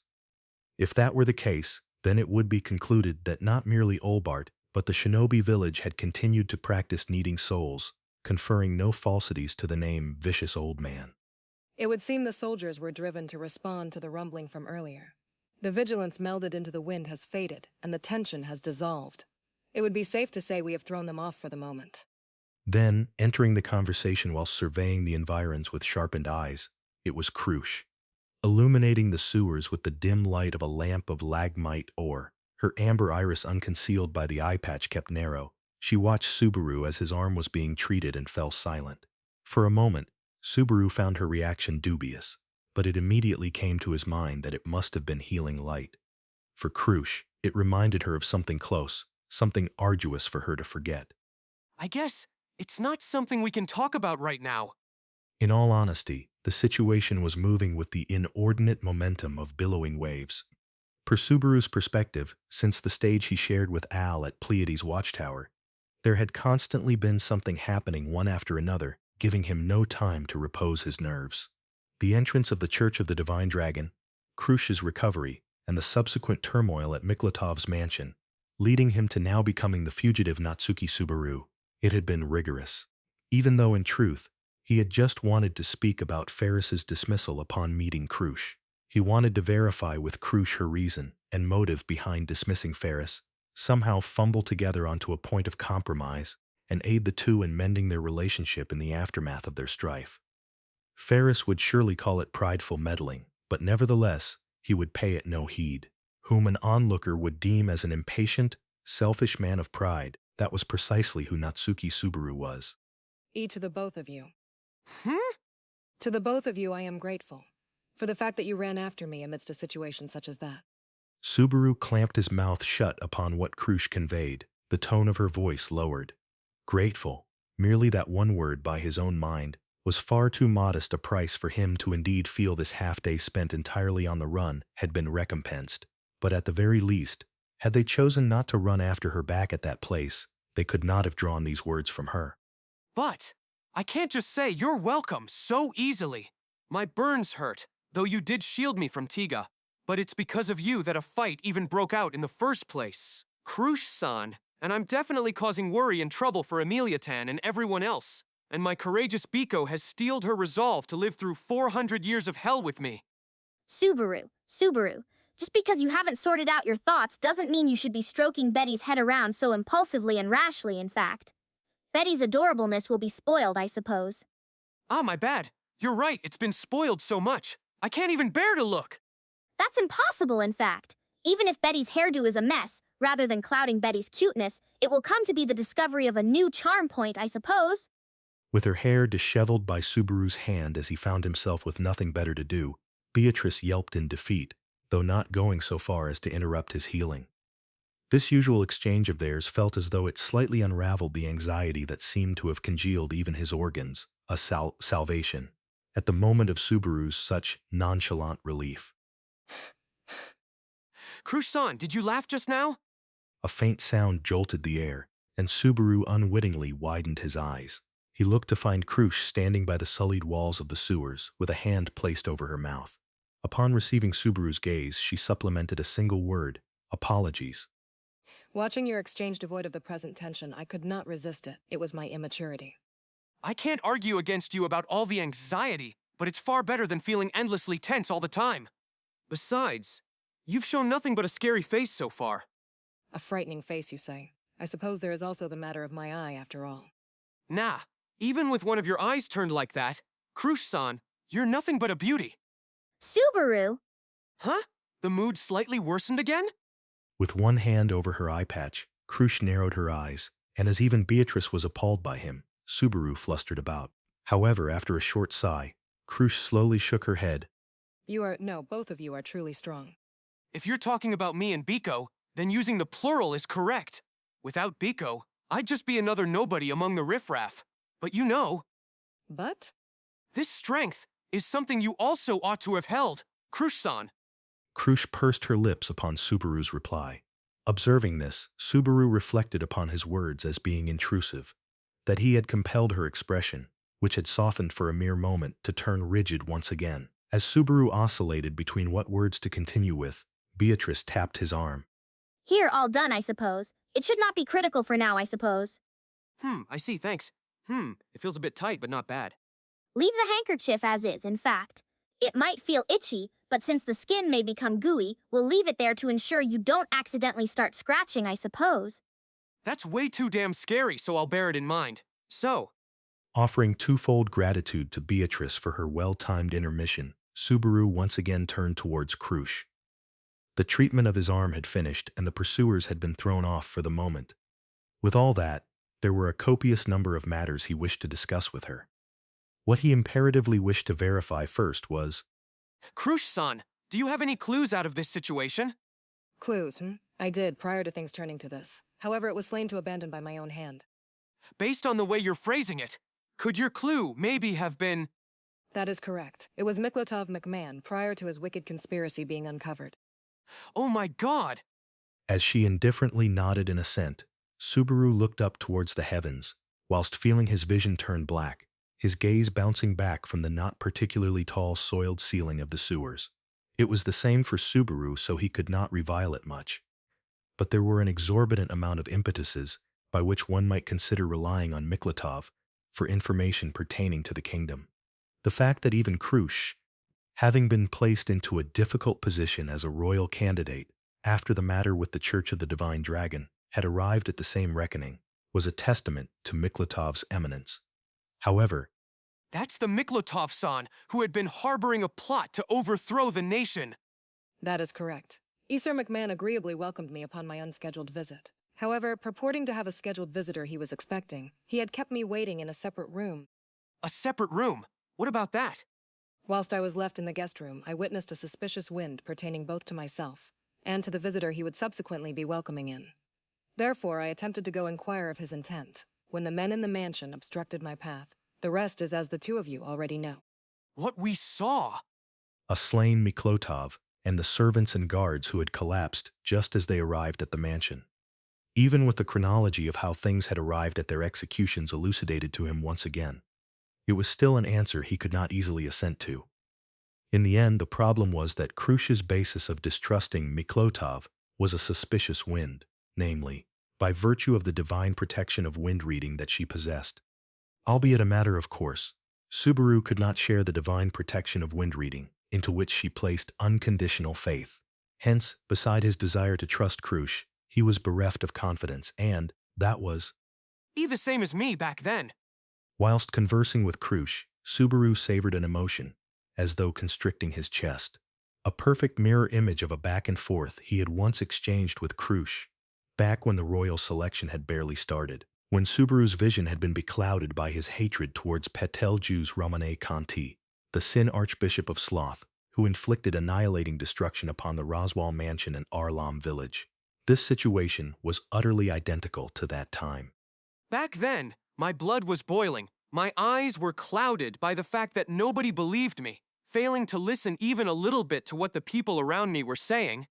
His distortion, fully corrupted by hatred and wrath, was seen through by Crusch, and she resolutely cast aside his foolishly frenzied stance. Now was a restaging of those positions inverted. Crusch's present words and deeds were the same as Subaru's when he had erupted with ire for not being understood, brandishing information gained by a method incomprehensible to others, named return by death. Needless to say, Crusch's conduct appeared to be more reasonable compared to the foolish Subaru of that time. However, contrary to the powerless Subaru, Crusch had power and position alike. Yeah, I can't. Subaru? Now that I know she's the same as me, I no longer have the option to abandon Crusch-san here. Whether I have to help her or stop her. Subaru bit his lip and tightly balled his fists, as Beatrice quietly watched from his side. At that time, Crusch had been preparing for the behemoth undertaking of subjugating the white whale. Yet, she continued to patiently face the ignorant, vapid, insolent Subaru. In the end, she lent her ears to Subaru's words and aided him with her power to help realize his ambitions. Now it was Subaru's turn to do the same, to stand by her side if she was in the right, and to stop her if she had erred, even if it meant standing in her way. For that purpose. Crusch-san, I am... He paused, Natsuki Subaru. As he almost vocalized the determination he anchored, Crusch halted him. However, Crusch's looks were far too austere for him to think the wind had been taken out of her sails. She moved closer to Subaru and Beatrice, shielding them in her rear, her eyes laser-focused on the murk of the sewers. Subaru looked in the same direction as her vigilance, though nothing reflected in his eyes. Somebody is there. Even if you conceal your breaths, your emotions mount onto the wind. My eyes shall not permit them escape. Hey, didn't we shake off the pursuing soldiers? It is likely a party bearing a separate motive from them. Allow me to warn you, remaining silent bears you no yield. Otherwise, I shall deem it as hostility. Wait. Don't be so hasty. I get it. All right. Unsheathed before anyone could notice, her poniard in hand, it happened just as Crusch poised herself to stand on guard. Pressed by the swell of tension and vigilance in her tenor, a flustered voice responded from the darkness ahead of the channel. Subsequent to his surprise for the veracity of Crusch's eyes, the voice itself caused Subaru to knit his eyebrows with a "hmm?" A voice that he recalled. That voice just now? Shit. I'll come over to you now. Got it. Don't attack, okay? I ain't trying to duke it out with you fucks at all. That depends on your next move. I shall inform you that I am unable to make any imprudent promises. Having said that, you are 1 and we are 3. You are outnumbered. Wait, are you... Chin? What? Keeping her guard up toward the shouting man, Crusch raised an eyebrow at Subaru's question. Nestling up beside Subaru, Beatrice also quietly murmured, "Chin." Thinking back, that was the man we saw in Pristella, in fact. Yeah, that's right. Right now, he's being taken care of at Felt's place. And it was that very Felt who told me to come here. Teask, damn embarrassing. Clicking his tongue in displeasure, the man slowly emerged from the darkness with both hands raised, and as soon as he did so, just as expected, it was the man with Shihaku eyes even nastier than Subaru's Sanpaku ones. Rachines, one of the 3 Tanshinkan back alley thugs who had, at some point, joined Felt's camp. Oh, Chin! It's always a refreshing surprise whenever you show up. Shut up. I told you before that my name ain't Chin. It's Rachines. Chin, I suppose. I'm telling you I ain't Chin, you runt. A daring Chin, in fact. Leaving aside Subaru, who was deeply moved by the face he had not seen in quite some time, Rachins and Beatrice engaged in a fruitless quarrel. In fact, this was the first time he had seen Rachins since Pristella, specifically, since they had been caught up together in Sirius's violent display that served as the outset for the witch cult's gathering of good-for-nothings. Of course, his safety had also been confirmed in the aftermath, but it was a great joy to see him so energetic like this. Nah, it sure is great to run into a familiar face. I have so many things I want to ask. Stop right there, Chin, or whatever your name may be. Unlike Natsuki Subaru, I know not of you. Crusch-san! In contrast to Subaru's instinctive joy upon reuniting with an old acquaintance, Crusch cast a sharp gaze towards Rachines with her poniard in hand, her vigilance not softening in the slightest. Now that she had mentioned it, Rachines had not stayed at the Water Plumage Pavilion, and since he had withdrawn from the warfront after the initial encounter with Sirius, there was never an opportunity for him and Crusch to cross paths. Crusch's caution was justified, and just as he thought so, For you to say you don't know me, you're pretty damn heartless, ain't you now, Duchess Karsten? What? Well, look, I ain't in any position to talk freely with people of haughty, high-class status like you, Duchess, but you would've been one of them who learned the sword from my old man. If you're gonna say that you ain't got a clue about that, then I guess my dad must not have done a very good job. And as Rachins spoke with his long, hanging out, Crusch wore a perplexed expression. On the other hand, Subaru could not help but be dumbfounded by the stupidly bold nerve of Rachins. Dude, no matter how reckless you are, just running your mouth like that is... I ain't running my mouth. Though I may look like this, I was born to that sort of household. And so, though I can count the number of times on a single hand, I've met the Duchess and her family before. Seriously? If you're making this up, you've got a dangerously wild imagination, man. Nevertheless, when someone spoke with this much absolute confidence, it would inevitably start to sound like the truth, proving that the words and hearts of humans could never truly be relied upon. With that in mind, Subaru nervously stole a glance at Crusch to glimpse her reaction. Ooh. By some possibility, are you the honored son of Rickard Hoffman Dono, esteemed for his noble service as the royal instructor? Ha! Hear that? Looks like I actually managed to stick in Duchess Karsten's memory. For real? He seems to be for real, I suppose. Taking her ample time, Crusch produced the name of a single person, as if scraping it out from the depths of her mind, and as Rachines affirmed her identification, Subaru and Beatrice reflexively exchanged glances. To think that Rachines, of all people, was truly born of Lugunican nobility. How did someone like that end up as a thug picking on the weak in back alleys? Shut up! Everyone's got their own circumstances, so don't pry. When it comes to circumstances, Betty and Subaru also have a great deal at the moment, in fact. It would seem that the reason you have made your way here is not unrelated to those circumstances, I suppose. Yeah. It's as Biko says. Crusch-san, you can put that down. You don't need to worry about Chin over there, probably. You have my assurance. Any suspicious behavior, or if the wind so much as stirs, I shall cut him down. Behavior's one thing, but how the hell do you expect me to take responsibility for the wind? Before Rachines, visibly trembling as he spoke, Crusch slowly lowered her poniard and dissolved her vigilant posture. Though, with that said, she stopped short of returning the blade to its sheath, and she kept a firm watch over Rachines' conduct with her single eye. Anyhow, once again, you did well to come here. How did you manage to track us down? It wasn't any sort of impressive method. I wasn't the only one searching for you fucks either. Gaston and Camberley are also off roaming around to look in other places. In that case, you merely happened to stumble upon the right answer, in fact? It truly wasn't an impressive method, I suppose. Shut up, damn runt. I found you in the end, so who cares? So then what? What'd you fucks do for shit to turn out like this? As for that, it'd be a long story if I were to get into it, and I'm not confident you'd be satisfied upon hearing it. So first of all, I'd like to hear from you. How are Amelia and the others? Knowing full well that it was rude, Subaru brushed Rachines' question aside and pressed him for answers. After all, since escaping from Miklatov's mansion, he had failed to get the chance to procure any actual information about what was happening in the outside world. With feelings of unease, worry, and irritability, Subaru's inner heart was a complete mess. The fact that we're together here with Crusch ought to have reached the ears of Amelia and everyone else by now. And if so, they must be worried and troubled to death. A double whammy of the mental burden of worry and the physical burden of being questioned by the kingdom. With that, the camp would have been in a great kerfuffle. However, those expectations of Subaru's were completely betrayed, utterly shattered, in a form he never could have imagined. After Rachins slightly widened his Shihaku eyes at that inquiry, his face took on an uncharacteristic expression that seemed to be showing consideration for Subaru, and spoke. That was, the half-elf from your place is being held captive at the castle. What's more, the other members of your camp have all fled and gone into hiding. Just like you. Every last one of them is a wanted fugitive, you fuck. Amelia's detainment at the royal castle, and the flight of Rem, Otto, and the others from the royal residence. It truly was bad news that felt as if heaven and earth had been overturned.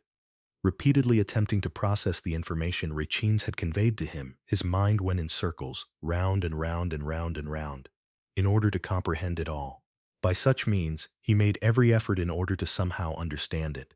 He made every effort, but... What? Why would they be? Indeed, Betty hadn't predicted this either, in fact. Aghast with his face gone pale, Subaru muttered so, only to then notice the chattering of his teeth. It appeared that events which were so far beyond one's comprehension could suck even the heat right out of a person.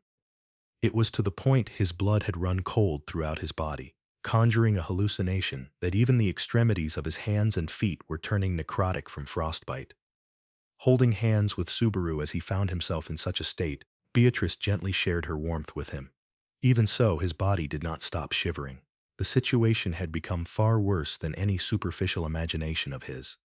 It's my fault that Amelia, that everyone else. Kay, I guess you'd want to say some worthless shit like that, but quit acting like it's on you, you fuck. Because no matter how you look at this situation, you've been set up. Huh? With a shrill ringing in his ears and while staggering due to vertigo, Subaru blinked in surprise. His arms crossed, Richins clicked his tongue in irritation at Subaru's reaction. Just then, Richins had said Subaru and everyone else had been set up as if it was completely natural. When you say we're being set up, what do you... It's been one thing after another without any breaks.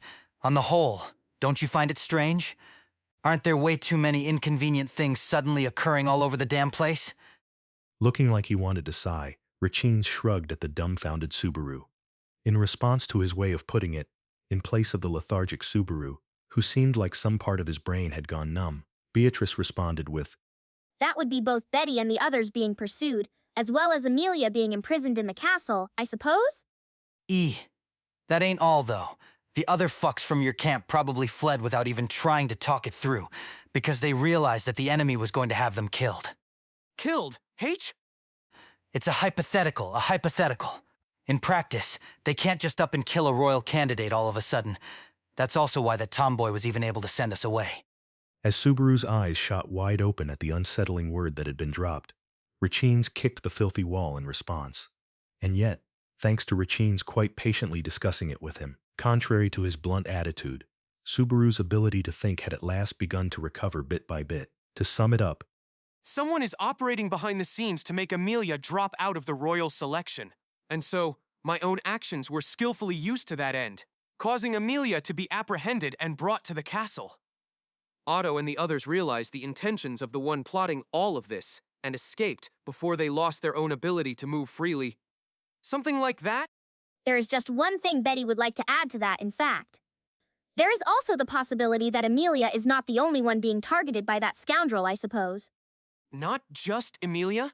When Subaru, prompted by that being pointed out, raised his eyebrows, Beatrice nodded and pointed with her chin. Following that movement, he looked over and saw Richins making a sullen look, poking the inside of his cheek with his tongue. It was clearly the face of someone who had been hit in a sore spot. By any chance, Chin, was the reason you came here not just because Amelia and Felt are friends now? Shit, the damn runt noticed something unnecessary. Betty's role is to fill in the gaps where Subaru is lacking, in fact. Besides saying runt over and over again, do you want to be taught a lesson, I suppose, human? In that case, teach your master to call people by their actual fucking names. Raising his voice at Beatrice, with whom he seemed to possess a poor affinity, Richins heaved a deep sigh. Then, after hesitating for a bit, It ain't just the half-elf from your fucking group who got captured at the castle. It was Felt, too. They dug up some dirt on her. And now that bastard Reinhard has also been prevented from acting freely. Reinhard has? Also, Felt's been detained too. In that case, what they're targeting isn't Amelia, but the royal selection itself. So slow on the uptake. Anyway, Felt was suspicious of that, and so before she was hauled off to the castle, she gave us orders, saying, "Go look for Nichan and the others. If you find him, don't leave him alone." Owing to that, I ended up stuck running all over through this damn gutter stench. It was understandable that Richins had been reluctant to speak, in the sense of it being a disadvantage for his camp. But having that information, versus not having it entirely altered the underlying premise. Without a doubt, Subaru had concluded that his own actions had only been used as a way to defame Amelia, but it appeared that the aims of this opponent were on an entirely different order of magnitude. If Amelia and Felt, as well as Subaru and Reinhard, who were involved with them, and furthermore even each of their camps were all at risk of being drawn into this, it was absolutely no accident. It was a clandestine operation aimed at the royal section that would send violent tremors throughout the kingdom of Lugunica, and Subaru had happened to previously hear a tale of such scale that was far too great. Crusch-san, did you hear that? What you said before. Raising his head enthusiastically, Subaru invited Crusch into the discussion that she had been keeping watch over. Until Richins had joined them, Subaru had been unable to place complete faith in the validity of Crusch's statements, based on her divine protection of wind reading. However, the muddy torrent of information that he had just been showered with had been enough to confer a certain degree of credibility to those suspicions he had been unable to fully trust. Perhaps the designs of Miklotov that had led to Crusch taking up her blade was also a part of this malice attempting to bring the royal selection to ruin. However, Hey, Crusch-san? Finding her lack of response strange, Subaru looked at Crusch and could not believe his own eyes. It was because Crusch, standing along the wall, was drowsily nodding off, to start to fall asleep in the midst of a conversation while keeping vigilant. Such a thing was an incongruent behavior provided the situation, and something uncharacteristic of Crusch. As Subaru noticed this and spoke up, Crusch, looking back at him with clearly vacant eyes. Apologies, a drowsiness has suddenly come over me. I suspect it is likely the burden from my left eye. Burden? To begin with, since when have you had that eye? I leave the rest to you, Subrama. Hold on a sec! Perhaps reaching her limit there, he had thought her upper body was just swaying unsteadily, but then Crusch suddenly pitched forward and collapsed. As he hurriedly caught her, the poniard slipped from Crusch's hand as her strength left her, making a high-pitched clatter upon the floor of the waterway. And yet, the woman herself heeded not such sounds, and began to make the quiet noises of one breathing in their sleep. Are you kidding me? In the middle of such an important conversation, she fell asleep. Oi, what's going on with the Duchess? They're saying all sorts of shit about her, like that she lost her memories, that her body was ruined, and that her mind finally snapped. Huh? What the hell are you saying about Crusch-san? I'll punch your lights out, asshole. I ain't the one saying all that. The hell's up with you, you fuck? Enough, in fact. Stop arguing over every little thing, I suppose. From the looks of things, she is merely sleeping, in fact. It seems like she exceeded the limit of her exhaustion, just as the girl said herself, I suppose. Interrupting Subaru and Rachins, Beatrice peered at Crusch's sleeping face, making her judgment. The unconscious Crusch did not appear to be suffering in any particular way to Subaru's eyes either. It just looked like a simply exhausted body demanding some deep sleep. Nevertheless, as Beatrice had said, if this was what Crusch had stated to be a side effect of the dragon eye, then sure enough, perhaps that unnatural object was not something to be ignored. In particular, the sacrament of the Church of the Divine Dragon and Tiga's testimony. There's no way they're unrelated to the situation where royal candidates are being targeted. Putting it bluntly, the circumstances were such that it was impossible to think that these things were not related. And yet, paradoxically, that directly led to casting doubt on the organization known as the Church of the Divine Dragon. The Church of the Divine Dragon was a religion deeply and strongly embedded within the kingdom of Lugunica. Even if they were to assess them as a potential enemy, just to what extent ought they consider them so? Given the circumstances, he had no choice but to suspect Tiga, but what of Sakura, of Philor? If my worst fears prove to be true, I'd also feel down, but Amelia would really grieve. Even without that, Amelia was still detained at the castle, not aware of whether Subaru and Beatrice were safe, much less Otto and the others.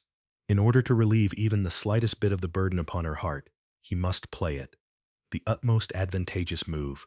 Resolved to do so, Subaru carried the body of the slumbering Crusch, holding her tightly. Meanwhile, he nodded to Beatrice, who had picked up the poniard and returned it to its sheath. Rachins, we're getting nowhere here. Since you went out of your way to come here, I imagine you've got somewhere in mind that'd be a little better for us to talk, yeah? Let's go.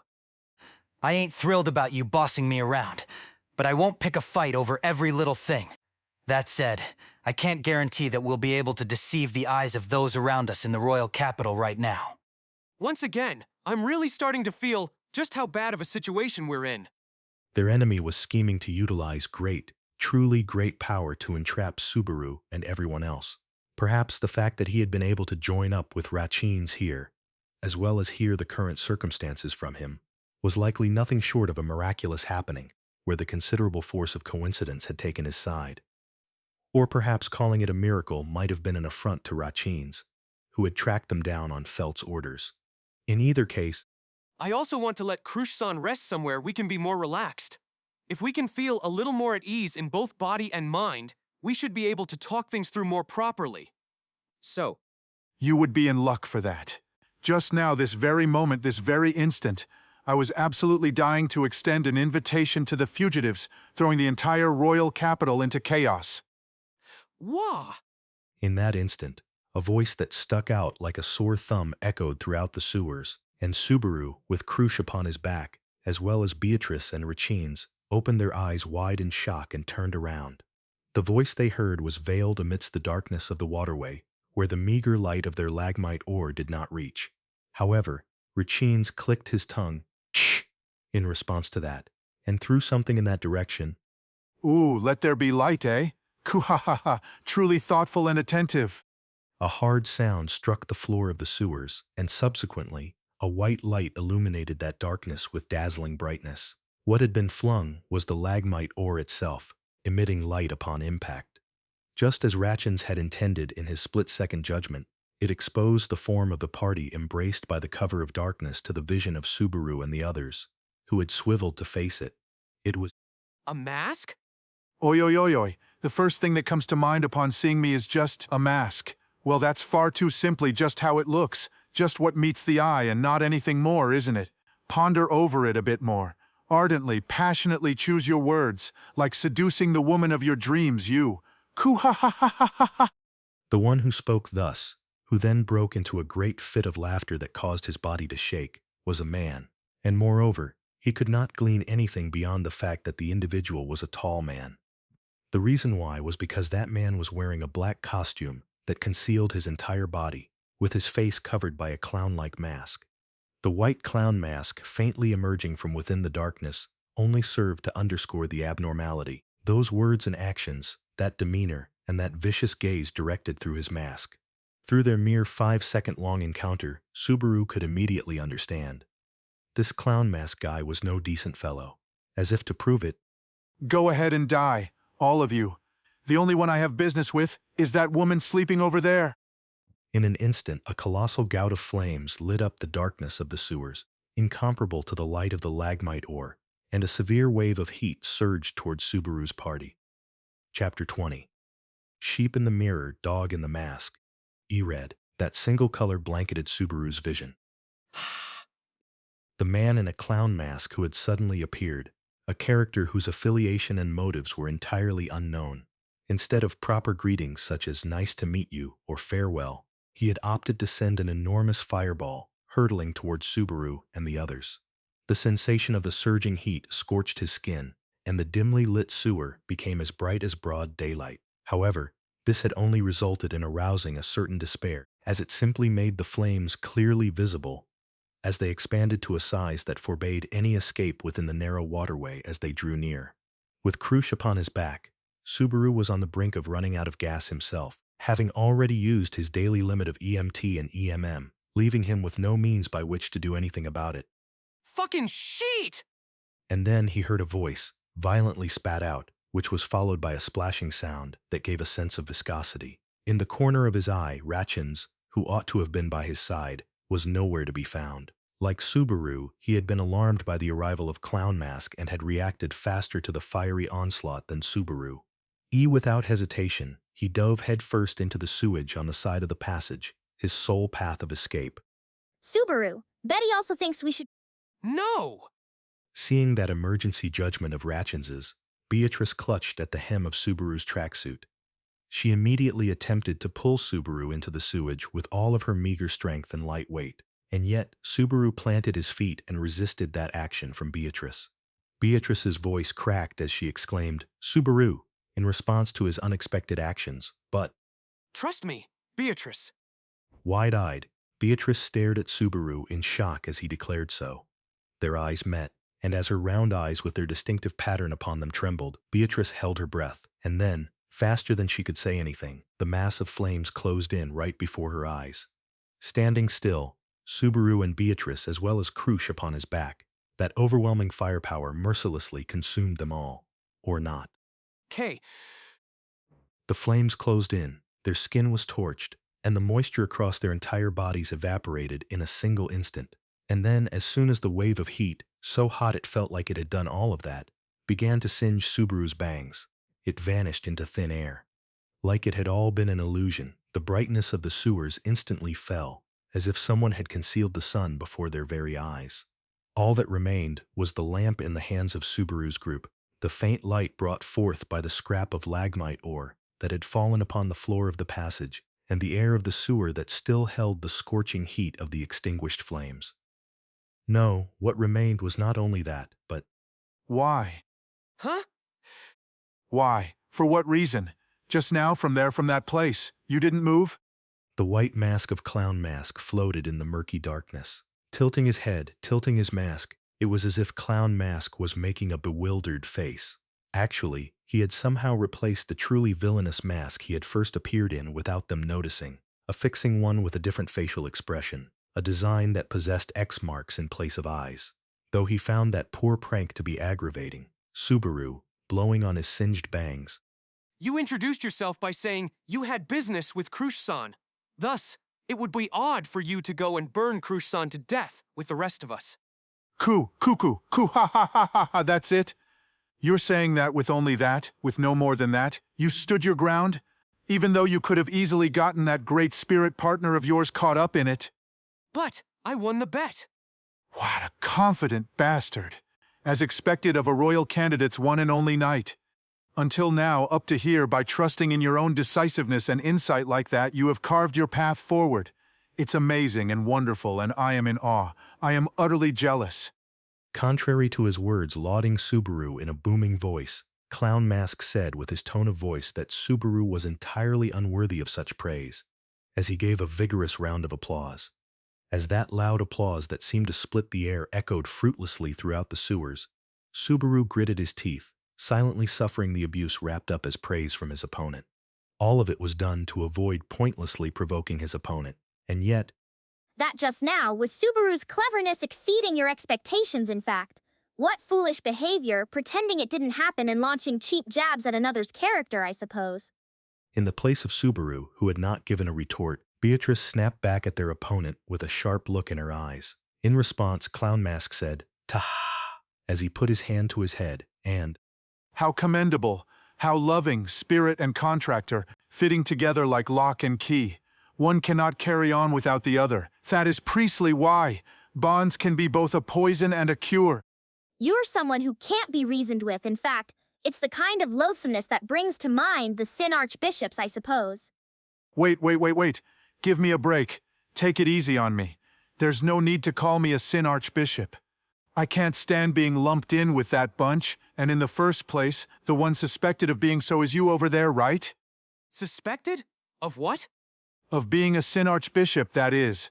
That rumor is the talk of the town up above, Natsuki Subaru. He might be the Sin Archbishop of Sloth inside. What should we do, whatever shall we do, they say, in a great panic. K. flapping and waving his hands about, Clown Mask mockingly informed him, changing his mask back to one with the original expression. His attitude was one that irritated him in every way, but Subaru lacked the leeway to mention it. That was the extent to which being treated as Sin Archbishop was weighing heavily upon Subaru's heart. Me, a Sin Archbishop? There is a limit to how far you may go with your absurd malicious suspicions, in fact. If it were true, then how would you explain Subaru so thoroughly beating the witch cult until now, I suppose? Would you call that the internal violence of a power struggle, in fact? Wheel, I don't know. I don't fathom, and I don't care. Perhaps no one is interested in something like the truth. Maybe they simply wish to spread information convenient for them, staged in a way they like, so that they can take advantage of it. Those kinds of bastards really just piss you off, yeah? In the midst of speaking, Clown Mask swayed dramatically, lacking any composure.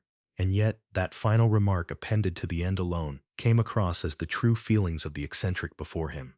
While feeling that, Subaru, after taking a deep breath in and out, In the end, what's your objective? I get that you're trying to take Crusch along with you, but for what reason and for whom? With that appearance, I don't believe you're with the Kingdom's soldiers. not only pursued by the kingdom's soldiers, but also being treated as a Sin Archbishop. That fact was enough for Subaru, who was allergic to Sin Archbishops, to break out in hives, but he would have to set that aside for now. Then, if he were to focus his issues solely on Clown Mask in front of him, what arose was the natural question. He was aiming to secure custody of Crusch. However, he was not an ally of the kingdom's soldiers. If that was the case, the natural conclusion was that he was a collaborator of the group who had framed Subaru and the others. To be honest, even disregarding the matter of Crusch, against an opponent who wielded such mastery over magic, Subaru and Beatrice, low on gas, had no chance of succeeding in a frontal assault. He needed to somehow extract some information, buy some time, and discover an opening, and it was at that moment. Hey, you, what is that? Hmm? What is it? What are you doing if you're just stalling for time? Giga. In response to Subaru, who pointed that out while frowning, Clown Mask looked down at his own body and groaned. What Subaru had pointed out was Clown Mask's black robes, completely concealing his build. A blinking light faintly shone through from within the breast of that outfit. The presence of that blinking light reminded Subaru of something. By any chance, is that a conversation mirror? That can't be true. That can't be possible, right? And let me tell you, just because my belly is flashing, that doesn't mean your fate will be altered. The light seems to be getting brighter, I suppose. It looks like you have quite important matters to attend to, in fact. You two, right there, in that place. Wait just a moment. Pronouncing so with such vigor it sent spittle flying, Clown Mask turned his back on Subaru and Beatrice standing there. Subaru was unconsciously caught off guard by how incredibly brazenly he presented such an opening. With his back turned, Clown Mask rustled about in his breast pockets and produced something in his hand, a conversation mirror in all likelihood, and began to speak with someone through the mirror. Even with his back turned, full of openings, Subaru's group was of no threat. The fact that it seemed like they were being told so was supremely infuriating. But it's now or never. Oi, pull me up! As Subaru decided only that they would make a move, that hushed voice impatiently struck his ears. Glancing in the direction of that voice, it came from within the flowing gutter right beside him. There, floating with his head above the filthy water's surface, was Ratchins. Chin, you were in the sewage this entire time? I didn't want to carelessly catch his attention. Also, there's a chain submerged in the water, and my leg got fucking entangled in it, so I couldn't get back up. If you had drowned, it would have been the worst way to go, I suppose. Shut up already, now hurry up and give me a hand. As Ratchins protested from in the sewage, Subaru hesitated for a moment over what to do. Obviously, he wanted to help by pulling him up, but both of Subaru's hands were full carrying Crusch on his back. That would leave them relying on Beatrice, but with her body weight and strength, it was doubtful she would be able to pull Ratchins out. If anything, there was a risk that the victims of the sewage might just increase by an extra person. In that case, they might as well employ Marak, which interfered with gravity, and a parallel breakthrough might. Fucking shit, damn it. I'm doing a good job. I might be a tad flamboyant, and I'm not saying I haven't made erratic choices, but I'm not doing something so disreputable as ignoring or deviating from instructions. Hake! Raising his voice, Clown Mask stamped his feet, complaining to the person on the other side of the conversation mirror. After that, Subaru wondered what his conversation partner had said, and as Clown Mask gave on, I got it.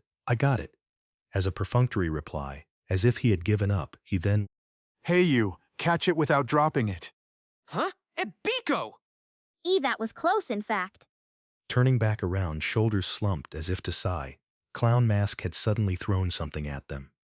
As soon as he grasped that it was a conversation mirror, Subaru called out Beatrice's name. As previously mentioned, Subaru's hands were occupied by carrying Crusch. Therefore, the one to catch it as it traced a gentle parabola was Beatrice, who hurried to reach out her arms. I almost dropped it, I suppose. What were you thinking? The other side of that mirror wants to chat and exchange words with you. With us? The seemingly disgruntled Clown Mask caused Subaru and Beatrice to exchange glances with his words. And then, on guard for any suspicious behavior from Clown Mask, the two of them cautiously peered at the conversation mirror in Beatrice's hand. Doing so, the form of Clown Mask's conversation partner rose to the surface of the mirror. It's coming through. Can you see my face? That line spoken, seeing the form of the other individual projected upon the mirror's surface, Subaru was at a loss as to how to respond. After all, he had hardly expected that the figure that took shape upon the conversation mirror, passed to him by Clown Mask, would be a girl with childish features. He did not recognize the girl's face. Her age was likely a year or two younger than Subaru. She was a girl with her long, lovely indigo hair done up high on both sides and large, round, golden eyes emanating a powerful will. Within the narrow frame of the mirror, the outfit of the girl with a well-proportioned face and an air of a certain fragility was that of a white shirt, its collar tightly adorned by a thin tie, with a pitch-black jacket atop it. A figure in a black suit prioritizing practicality over ostentation looked at him through the mirror. The gap between the girl's earnest gaze and the current situation, brought considerable confusion to Subaru. You're sorry, you would be? I'm called White Sheep. Black Dog over there. The masked man. I'm afraid he must have caused you considerable trouble. I'm sorry. Sorry, you say? The girl, who had introduced herself as White Sheep, had said so, and then bowed deeply from the other side of the mirror. As the girl went out of sight from in front of the mirror with such force, Subaru's brain could not process all of this information. Clown Mask, the man that the girl had called Black Dog, was evidently a dangerous individual, and yet this girl who appeared to be on the same side as Black Dog was bowing her head to them in such a manner. Whether it could be said to be contradictory or incoherent, the only explanation was that they had deliberately come here to throw them into confusion. To be blunt, I've got no clue of what to make of you two. As it is, my own situation is also unclear, and my mind and heart are both in chaos. Give me something I can work with. Something you can work with, you say? If you're an enemy, just say so. I'll smash right through you. As always, I suppose. When Subaru made that declaration, Beatrice next to him also nodded in agreement with a fearless face. As previously stated, Subaru and Beatrice currently had a shortage of mana and were running severely low on stamina, and in such a state, the cards in their hand were scant. However, there was no need to go out of their way to declare that. Even if they held a losing hand without any valuable combinations, bluffing was the trick to survival in this other world. At those words of theirs, White Sheep stared in wonder from the other side of the mirror. It seemed like she was the type to have a bad poker face. Although it was apparent that she was trying her best to restrain the changes in her expression, her eye movements and facial muscles were clearly not suited to it, and, having to face herself in the mirror every morning, it seemed like she was also aware of this fact. That is very blunt of you. Don't you find that scary? I do, but it's preferable to keep a predicament within your own hands. It's far better than letting a predicament snowball into something out of your control while you're confused. Once again, I'm sorry. Black Dog messed with you guys out of his own awkwardness and concern for me. Somehow, I get the feeling that something egocentric and self-conceited is being said. Kuha-ha-ha-ha.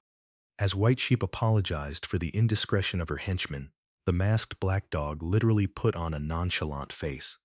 Ignoring Black Dog, to whom there was no value in responding, the gaze of the girl on the other side of the mirror shifted, an indication that her attention had turned to Subaru's back, visible to White Sheep. As if to substantiate this, while gazing at Crusch, sleeping on Subaru's back, White Sheep said, We would like to safeguard Crusch Karstensen's person. No, we wish to secure her. We require that lady's power. Crusch-san's power? Don't tell me, are you talking about her left eye?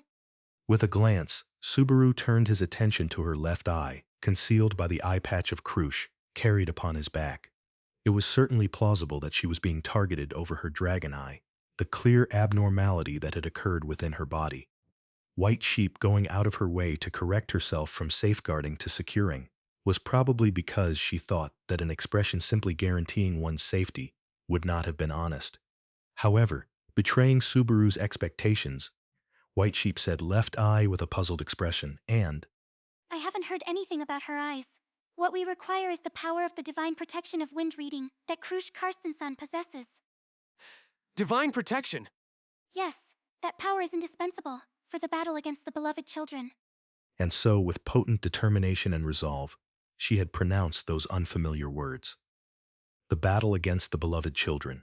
For the sake of that battle, White Sheep had said that Crusch's divine protection was necessary. Being told that their goal was to secure Crusch's person, unrelated to the dragon eye dwelling within her left eye, Subaru felt a disconnect in the focus of this conversation. To begin with, he had never expected the existence of a completely unknown enemy to be alluded to here.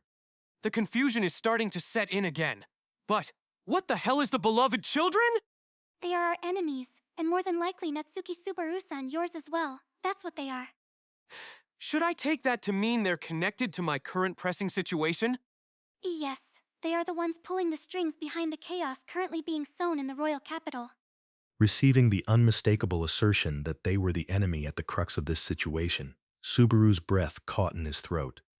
Honestly, as he was right now, Subaru was more grateful for that declaration from White Sheep than anything else. Completely unaware as to who the enemy was, nor to what their objectives were, the reality of his situation was that he was right in the midst of confusion. Merely presenting the information he desired in a manner that was easily comprehensible was enough to improve his impression of White Sheep. However, if Crusch-sans needed to fight these so-called beloved children, and you made contact with us for that reason, then wasn't sending that masked bastard as a negotiator a huge blunder in terms of personnel choice? No, well, right now, the royal capital is on pretty high alert, and if you aren't around as skilled as Black Dog, it would be dangerous to carelessly roam around, or rather... B-Seeds, it was just an unexpected coincidence that the person I tailed happened to find you. It's Newt like I was chosen to be a negotiator. So don't think it's White Sheep's fault, okay? You guys. How can you act so high and mighty over that, in fact? No way, was that intended to be an assist just now, I suppose? If so, it's not a lack of tact, but rather a lack of comprehension when it comes to people's hearts, in fact. Ha ha ha ha ha. Damn brat with her dress stinking of sewage. Shall I shut that damn mouth of yours and plug it? Due to the giant flames intended as a threat and his conduct, Beatrice felt a strong animosity toward Black Dog. Given Black Dog's sneering rebuttals as well, he was an individual whom Subaru held practically no goodwill toward either. In addition, there was a part of Black Dog's statement just then that weighed on his mind. Just now, did you say you tailed someone? That would mean...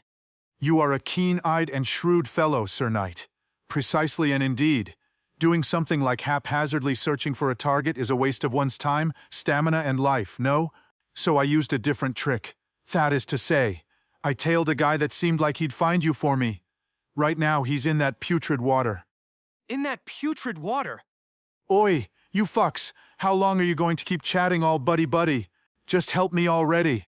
As soon as Subaru looked toward the sewage, his gaze drawn there by Black Dog, who answered while shaking his hips back and forth, the one who had been abandoned there, Ratchines, shouted angrily. It was a lucky break that Ratchines, familiar with the underbelly of the royal capital, had been able to find Subaru's group on Felt's orders, but it appeared that this had been taken advantage of by Black Dog and his faction. That said, it did not diminish his gratitude toward Ratchines one bit. I don't want to leave him treading water forever either. Can we pull him up? Pull him up? The guy drenched in such filthy, rancid water? Though I believe it would be best for the discussion to continue in a sanitary manner by letting him sink, just like that, just like this. Black Dog, if you've caused trouble for anyone... All right. Maybe I'm also a little at fault for that guy diving in. I guess I might have thought, just a teensy bit, just barely, that it would have been better to save us the trouble if only the Duchess fell off from his back and the rest of them were all burned to a crisp, you see. Before you can degrade our impression of you any further with your worthless remarks, hurry up and do something, I suppose. After the comparatively sensible White Sheep had managed to improve their impression of him, Black Dog went and spoiled it all with more unnecessary remarks. With the true intent behind those threatening flames laid bare, the degree to which he was a dangerous individual had risen even further. Taking this into account, Subaru and Beatrice took a step back, keeping vigilance over Black Dog as he reached out his hand to Ratchines, who had fallen into the sewage. With the extent of his skill in magic, they could not feel safe just because he had turned his gaze away from them. And then, with that vigilance of Subaru and Beatrice, rather than anything to do with Black Dog, as he crouched down and faced the waterway, instead, it was of use in catching wind of an entirely different anomaly. A scrape. Somewhere there was a sound akin to that of nails digging into thin ceramic. Reflexively, Subaru turned his gaze toward the sound. E'en in the recesses of the sewers, in the faint light of the lagmite ore thrown by Ratchin left there as it was, the silhouette of someone emerged. A woman. A woman adorned in a mantle dyed with a color that could not be strictly defined as either black or gray, her billowing dark green hair tucked into the collar, with markedly dark circles under her eyes. For a moment, Subaru wondered if the woman might also be an ally of Black Dog and White Sheep.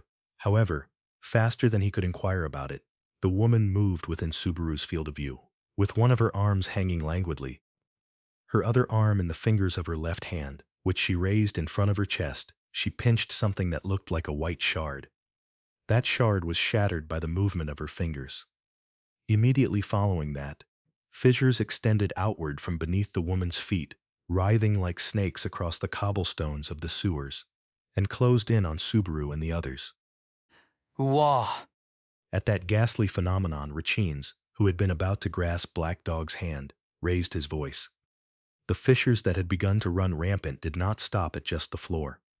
Across the walls, across the ceiling, they spanned the sullied stones of the sewers one by one, steadily causing the ancient damp skeleton supporting the foundation of the royal capital to turn a cloudy white. It was almost as if everything within view was being progressively replaced with glass. Black Dog! Amidst the anomaly, with it also being transmitted across the mirror, White Sheep cried out, her voice nearly a shriek. But alas, no matter how much she raised her voice, she could not intervene with the side of Subaru and the others, separated through the mirror. And yet there had been significance in raising her voice. Don't cry, don't wail with that trembling voice, I got it. For at that single cry, any hint of mischief that Black Dog had clad himself in had completely vanished. He swiftly turned, boldly standing in the way of the extending fissures. Subaru could tell that his gaze, which ought to have been obscured behind his mask, was acutely piercing the woman veiled by the darkness.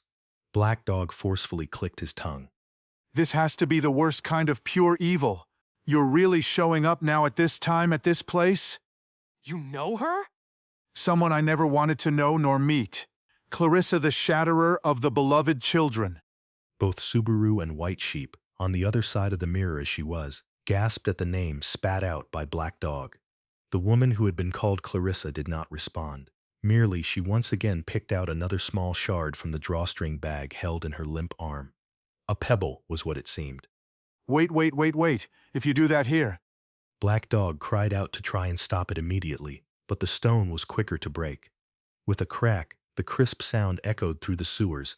At that cue, the subsequent destruction propagated. You've got to be kidding me! Destruction spread throughout the sewers anew, cracked and fissured as they already were, and the wall right next to Subaru's group acquired a murky paleness, before the ceiling subsequently came crumbling down upon them. Beatrice! Understood, I suppose. Responding to his cry, Beatrice faced the collapsing ceiling and spread out her 5 fingers. Having already employed both EMT and EMM, they were out of fuel, making serious combat infeasible. But to nevertheless make do with the insufficient hand they had been dealt was precisely the partnership of Subaru and Beatrice. Murak! The incantation interfered with reality, tinging the fragments of the collapsing ceiling with a faint light and reducing their lethal weight to that of pumice stones. While protecting Crusch upon his back from that rain of pumice and pulling Beatrice close, Subaru sprung far back. In that instant, the sewers were half buried in the cave-in as the weight returned. Way to go, that was quite something, little brat. Not bad for a split-second judgment. If you shrewdly manage to make it out alongside us, then promptly cough up the details, in fact, regarding that woman. A person with peculiar powers. She shatters things, breaks them. A gloomy woman who's no fun to talk to. She'll kill us now. Black Dog, who had gladly used Beatrice's efforts to deal with the collapse to escape it, exclaimed as if laughing, and then gave rise to a gale towards the mountain of rubble that piled up from the collapse, launching a tempest of stones into the depths of the passage. Its aim did not falter, thundering toward Clarissa in the recesses of the passage, and yet, with a crack, as soon as that slight noise was heard, the stones sailing through the air shattered, reduced to dust by the time they reached her. Does it have something to do with her shattering the rock? Keeping a close eye on Clarissa's actions, and seeing the crushed stone dust fall from her left hand, he conjectured that the reason which brought about this aberrant destruction lurked within that very gesture itself. In addition, he figured that Clarissa still had many more of the pebbles necessary to do so within the drawstring bag she held. Oi, use fire! If it lacks physical form, she shouldn't be able to stop it through shattering. I see, certainly, but what a shame. I already used up my fire, it's no longer playable. Ha! Wait, shit! As he was stunned by that incomprehensible rejection of Black Dog's, within Subaru's field of view, Clarissa smoothly pinched and pulled out her next pebble, as if performing a sacred rite. The floor and walls surrounding Subaru and the rest were already on the verge of collapse, and if Clarissa were to shatter that shard, the entirety of the sewers might burst and collapse all at once.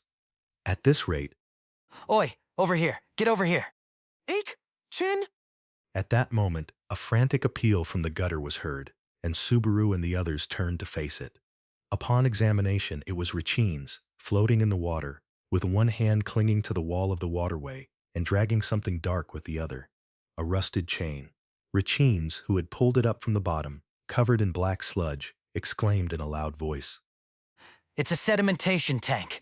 There's a bunch of sludge clogged up along the side of the stream. Sediment? A sudden reference to the mechanisms of the sewage system. Being told about it, a jolt of electricity ran down Subaru's spine.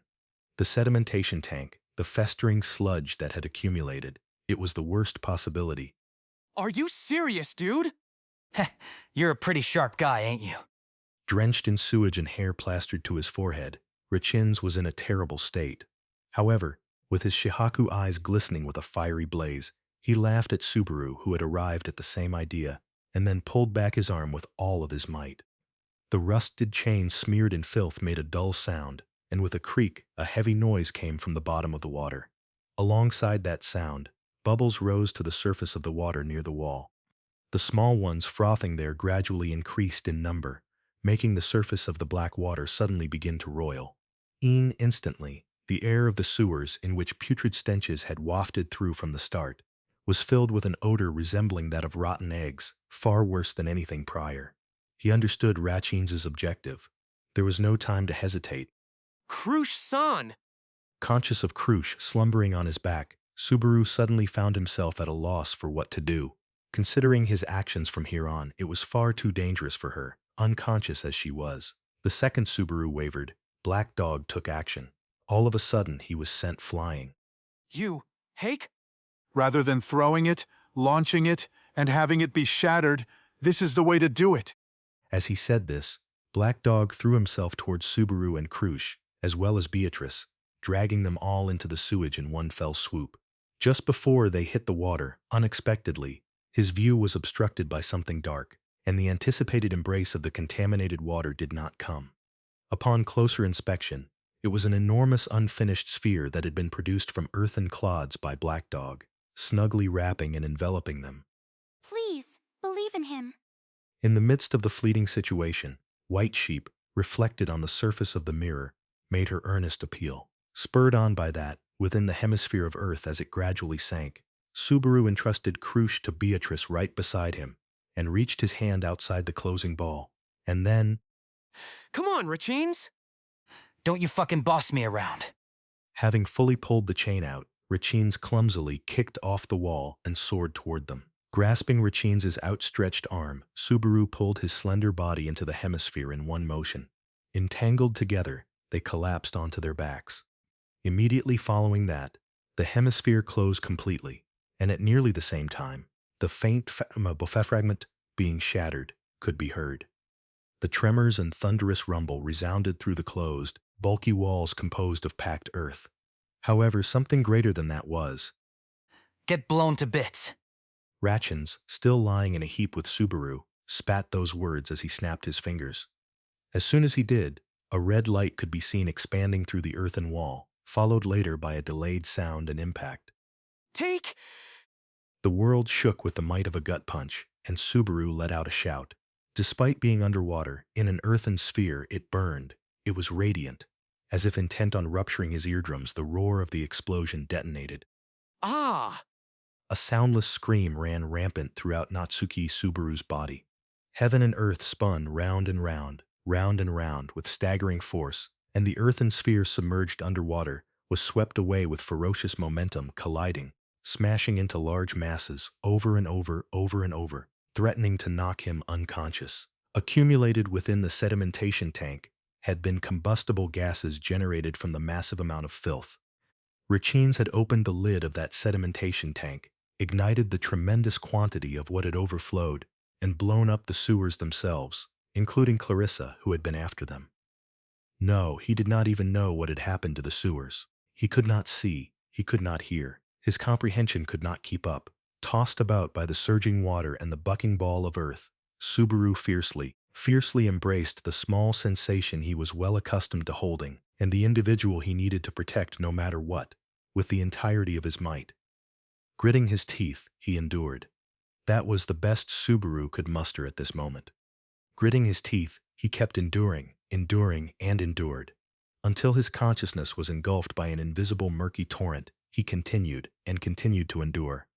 When he next awakened, the first thing he sensed was an odor. It was neither the stench of a rotten egg nor the stench of polluted sewage.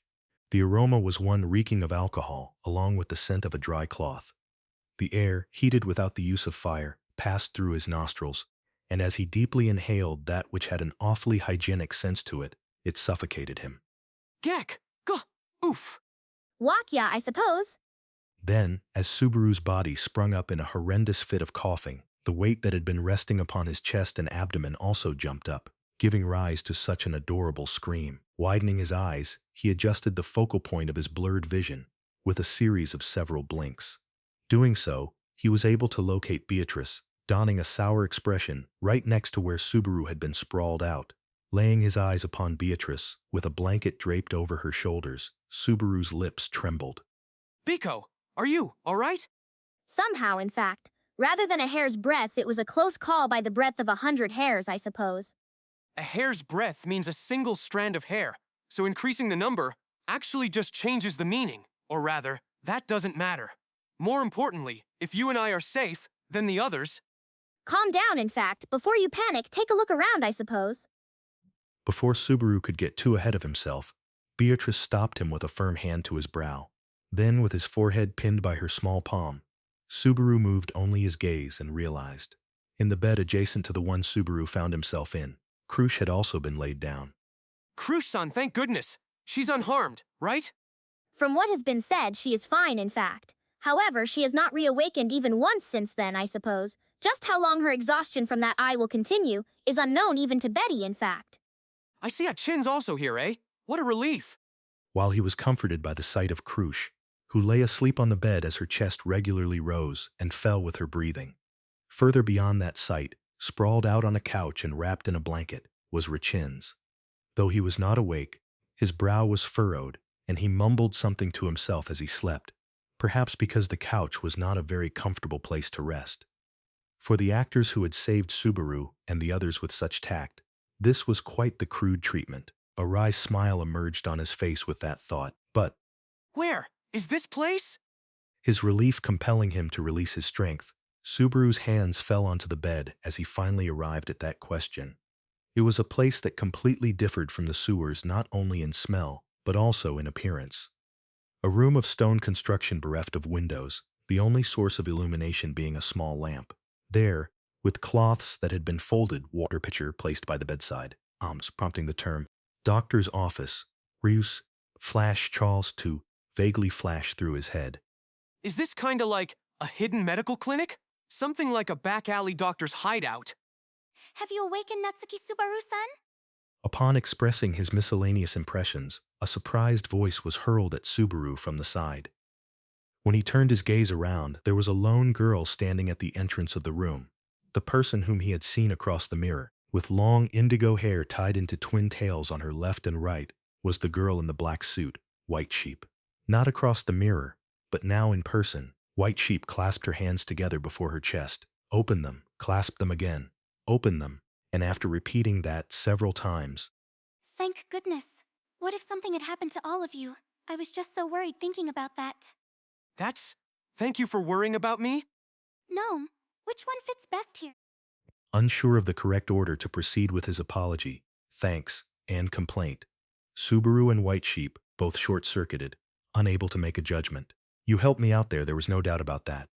However, before that, it was also true that he had been threatened by White Sheep's comrade, Black Dog, so he was endlessly confounded about how to correctly approach the situation. And, just as he thought that, White Sheep, you mustn't trouble Natsuki Dono. You ought to be different from Black Dog. If not, the need arises to reconsider our course of action. The voice came from behind White Sheep, flustered as she was at the room's entrance. Hearkening that voice, and laying eyes upon the visage of its owner, Subaru gulped down his breath, and his eyes grew wide. Within the course of this single day, he had already received more than enough shocks, and yet they only continued to come. After all, the person who had appeared together with White Sheep was somebody whom Subaru was also familiar with. You're Russell, son. In a faltering voice, what Subaru's lips wove, was the name of an individual he had been involved with quite a long time ago. Having been acquainted right at the outset of the royal selection, he was someone with whom Subaru had negotiated to provide support and supplies for the white whale's subjugation that had immediately followed. And while he had not saddled up amongst them on the actual battlefield, he was a merchant who had nevertheless fought against that same enemy. Bearing the title of chairman of the Royal Capital's Commerce Guild, it was Russell Fellow who was present here. With his mind at the apex of turmoil and confusion, Subaru could only look at Russell's composed demeanor in mute amazement. Receiving that gaze, the gentleman clad in a well-tailored suit smiled and gave a deep nod. For some reason, that smile sent a chill down Subaru's spine. For a person who was supposed to be a mere merchant, that smile felt far too laden with ulterior motives, and so Subaru's chills were right on the mark. It is truly fortuitous that we are able to meet like this, Natsuki Dono. Arriving at this unprecedented crisis for the kingdom, your strength and discernment, Natsuki Dono, are things we wish to borrow by all means. An unprecedented, great predicament for the kingdom. That would be... Indeed. It was a situation that was by no means laughable. However, Russell maintained his smile and continued. That was... The enemy's aim is a silent, thorough invasion of the kingdom. The very core of the kingdom has already fallen into the hands of our long-sworn enemy, verging on a crisis of total downfall. Chapter 21. 6 Tongues. A peril unprecedented for the kingdom of Lugunica, a crisis of the nation's demise. Sat up atop the bed, the first thing Subaru did upon hearing of those circumstances was pinch his own cheek. Ouch. In other words, this was reality, well and true, and not a continuation of his dream. That was to say, At this point, it'd feel better to just be told that this was the continuation of a nightmare. That's how much the what the hells keep on coming. Am I cursed or something? There's way too many shocking events. In that case, Subaru isn't the only one who is cursed, I suppose. Rest assured, in fact. I don't feel assured in the slightest, but thanks for being cursed with me. I love you. Betty loves you too, I suppose. Lowering the hand he had used to pinch his cheek, he instead moved it to pat Beatrice on the head. His reliable partner, who insisted that they would share in the same fate by the bedside, it seemed like she had not heard much beyond what Subaru had regarding the current situation. And so, he wished to ask many things this time around, to the ones who appeared to hold most of the information here. White Sheep and Russell, however. Shocking. Meaning to be surprised or to be shaken, was it? Huh?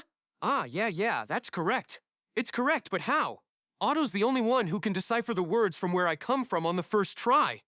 No, it is nothing so impressive. Merely, in the letters Roswal has been sending of late, there are occasionally such unfamiliar words mixed in. Cryptanalysis does require a bit of extra effort, so I'd prefer him to stop such foolish antics. Exchanging letters with Roswal, in fact? As Russell revealed the reason he had managed to react to Subaru's vocabulary, Beatrice narrowed her round eyes and slightly heightened her wariness. Usually, one might think that the name of an associate being brought up would serve as due justification for some peace of mind, but the fact that it could not so easily be taken as such was truly the epitome of Roswal. And, seemingly having come to the same thought, Russell shrugged with a good grief. While it is none of my business, I cannot help but worry about how Roswal interacts with you, Natsuki Dono, and the other members of your camp. If I may advocate for myself, he is an old friend of mine. We have been acquainted for around 15 years now. 15 years?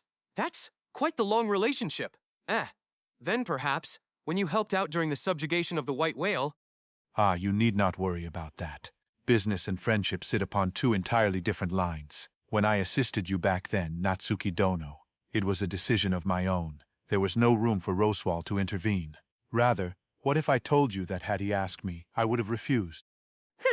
It seems like you have a correct evaluation of Roswal, I suppose. If you had said that you were such best friends that you always knew what the other was thinking, we would have gotten out of here immediately, in fact. Biko, the fact that disparaging him only makes you seem more reliable feels so in line for Roswal. Be that as it may, the answer Russell gave here made Subaru glad.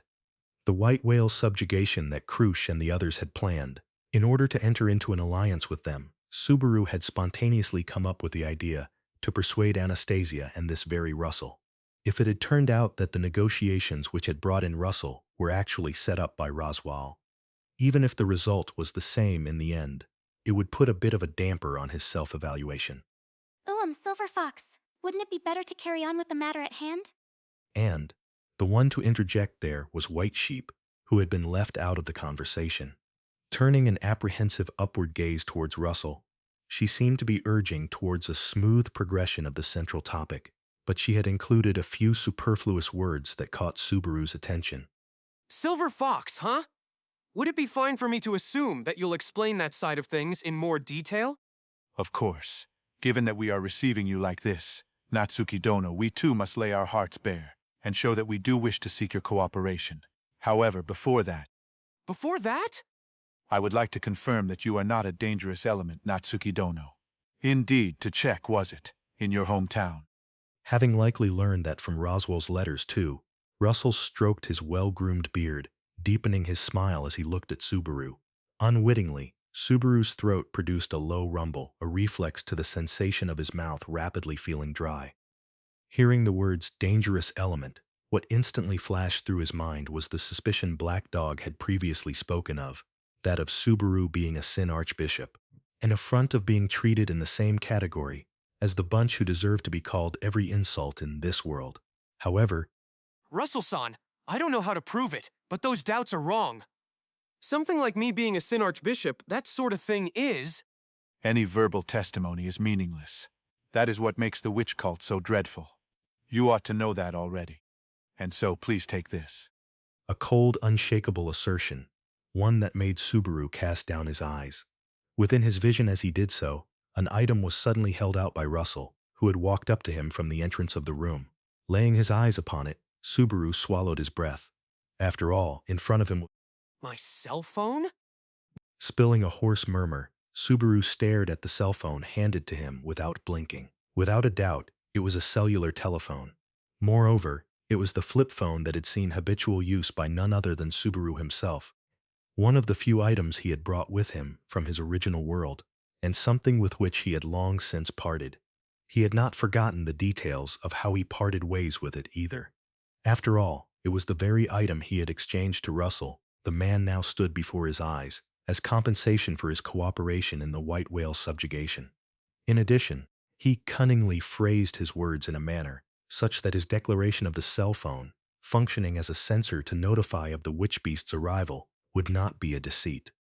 No, Russell-san, I guess I really don't have any room to make excuses for this, but it's not that I had any malicious intent. It was just something compelled out of necessity. So if you're going to bring up who is or isn't in the wrong, then I'd definitely be at fault. But... What's the matter, I suppose, Subaru? You're being excessively incoherent, in fact. I just never imagined that a symbol of my sins from the past would come up again in a place like this. Even so, treating me as a Sin Archbishop for a crime like this is really going way too far. Or rather, unlike those guys, I could make a proper apology. No, that is sufficient. I have secured confirmation. There is no discrepancy regarding you being Natsuki Dono. The Sin Archbishops could not apologize. No, there was also a Sin Archbishop who would voice the empty words of thank you and I'm sorry, but there ought to be none who were capable of sincerely feeling sorry and apologizing. And so, trying to deny being a Sin Archbishop with that as his foundation, Subaru was conversely taken aback with a huh at Russell's unthinkable response. You managed to confirm everything by just handing me a cell phone. Ah, is it because I knew the word cell phone? Is that the evidence that I'm innocent? No, you are mistaken. Natsuki Dono, before you handed this over to my hands, details such as where you might have shown it off, or to how many people you might have spread its name, are not things that we can know for certain. Hence, it is not due to any such external factors. I have ascertained it with my very eyes. Eyes? You mean something like a merchant's sense? Well, that is not entirely incorrect. It is a divine protection. The divine protection of evaluation, so it is called, allowing me to ascertain the value of the items I lay my eyes upon. Pointing at his own eyes, Russell revealed his divine protection of evaluation, and redirecting that finger in the direction of the cell phone in Subaru's hands, Russell continued thus. Only when that meteor is present in your hands, Natsuki Dono, does it shoot up in value. I suspect it is an article that nobody other than yourself is capable of using effectively, Natsuki Dono. When I or other individuals take it in hand, the meteor emits no radiance whatsoever. However, that is not the case when it is in your hands. Then again, it has been quite a long time since it has fallen silent. It's probably out of battery, but you're saying it still glows when in my hands? Indeed, to a glaring extent. I see. I guess because the only one who could recharge it would be me. With the exceedingly nostalgic weight and sensation in his hand, Subaru digested the words spoken to him and comprehended the logic Russell had used to determine his authenticity. The cell phone could only be used by Subaru. Hence, if it shone when in Subaru's hands, it would be proof that Subaru was the very same existence as he was back then. Huh? So does that mean, Russell-san, you knew from the very beginning that you yourself couldn't use the cell phone? I only became fully convinced after you had already handed it over as compensation. It did not hold any value in either my own hands or those of my subordinates. I had thought that if I ever got the chance to question you about it, you would certainly be quite surprised. It's the fault of the one who got deceived. Ha! Subaru wouldn't let that fly, I suppose. I'm glad you understand. At the scene of the fair negotiations, Subaru had gotten Russell to believe in the value of the cell phone without telling any lies. Also present there, Crusch had guaranteed that with her divine protection of wind reading, and yet, just as Beatrice said, Subaru still feeling guilty about it was a separate matter. Be that as it may, Subaru had never thought that a reunion with his cell phone would serve as a certification of his identity. That was what he wanted to say here, but the issue was still far from resolved. This isn't something I want to say, but all this proves is that I am the same me that I was back at that discussion. Supposing that even before that, I was in the witch cult.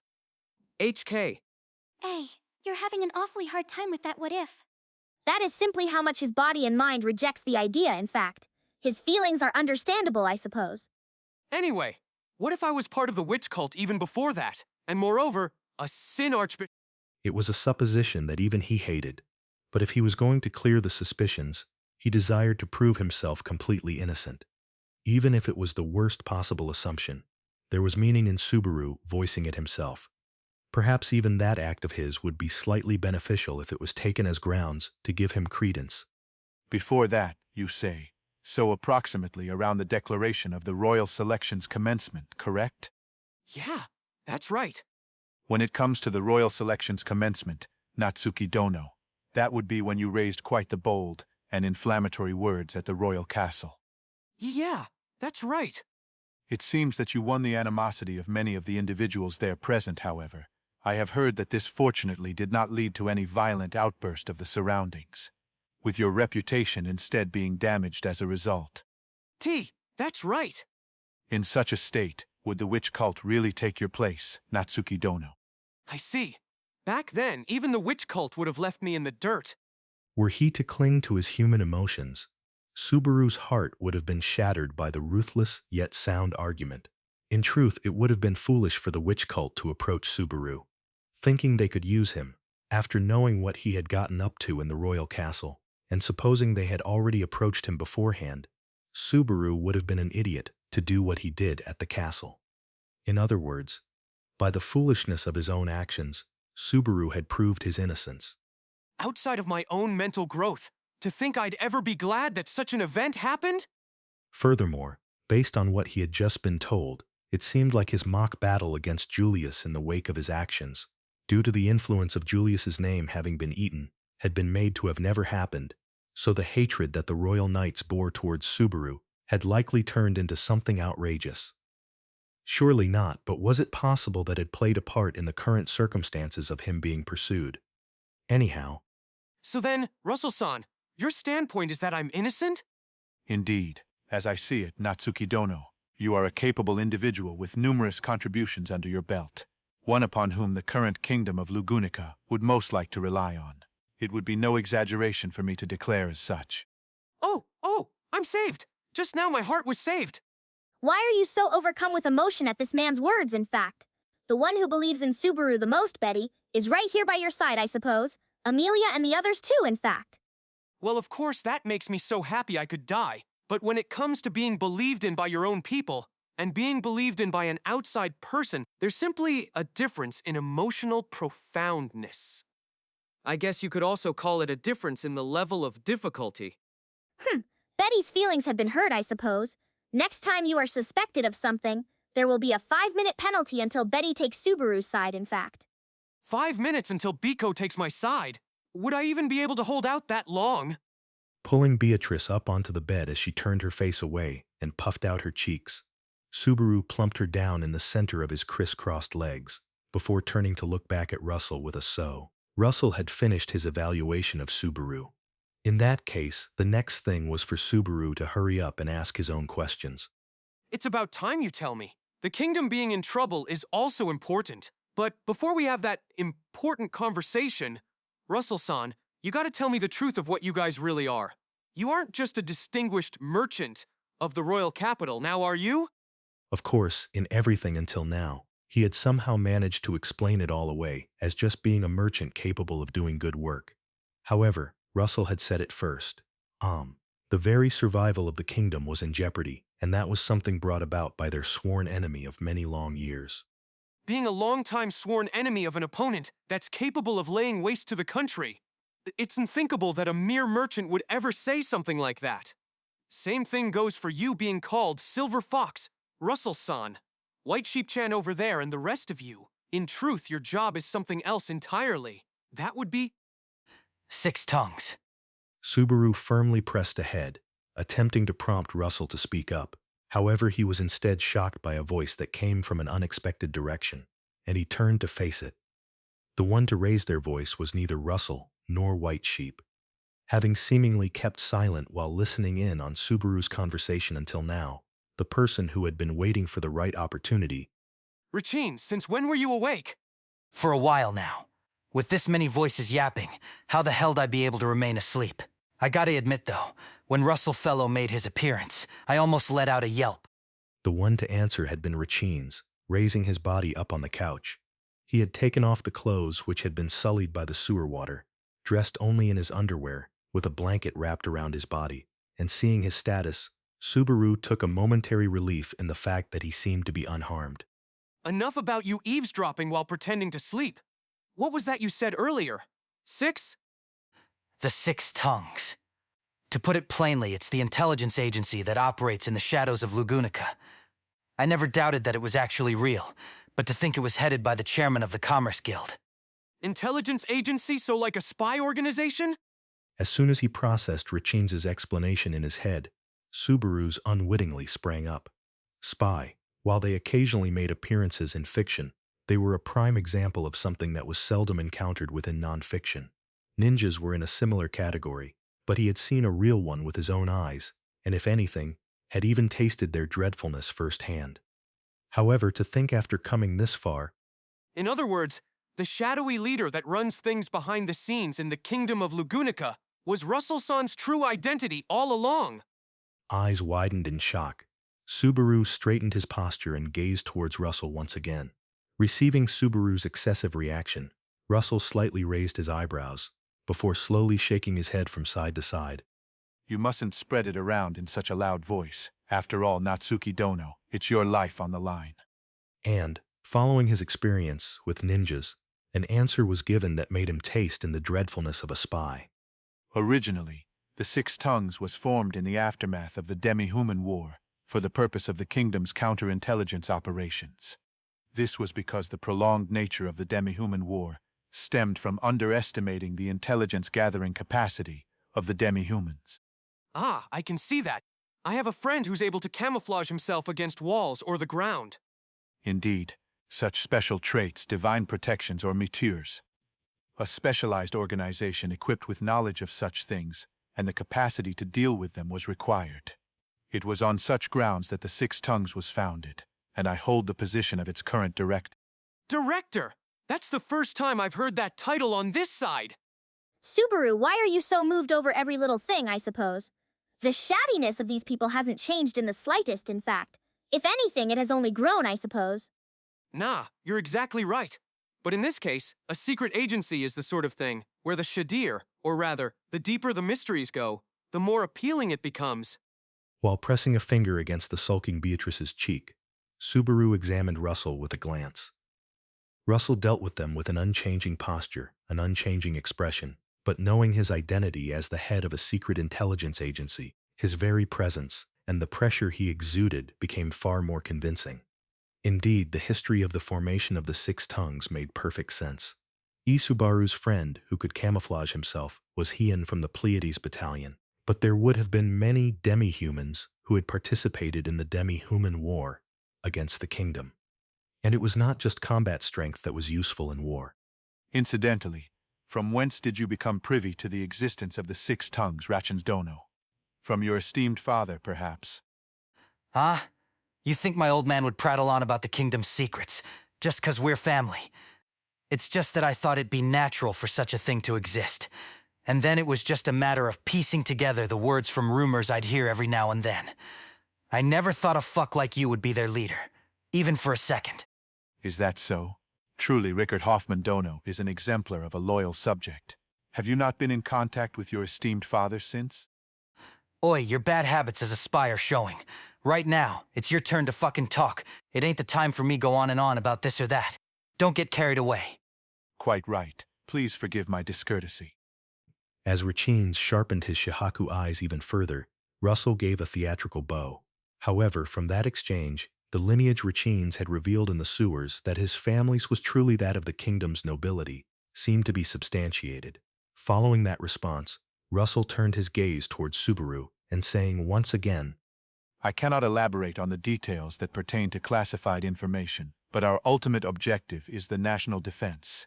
Those of us who serve in the organization, myself included, conceal our status, fabricate our identities, and engage in counterintelligence work. Even the title as chairman of the Royal Capital's Commerce Guild is merely a cover to hide the truth. Isn't that a bit too high level to use as a cover? I mean, head of a guild? It is the result of having given careful thought to the balance of the public-facing authority and influence required. Worry not, it is not the case that all of the influential individuals throughout the royal capital are members of our organization. And yet, it now seems like it would have been better had that been the case, in fact. Indeed, I am ashamed to admit that it is precisely as you say. Slowly shaking his head, Russell made a subdued expression in response to Beatrice's observation.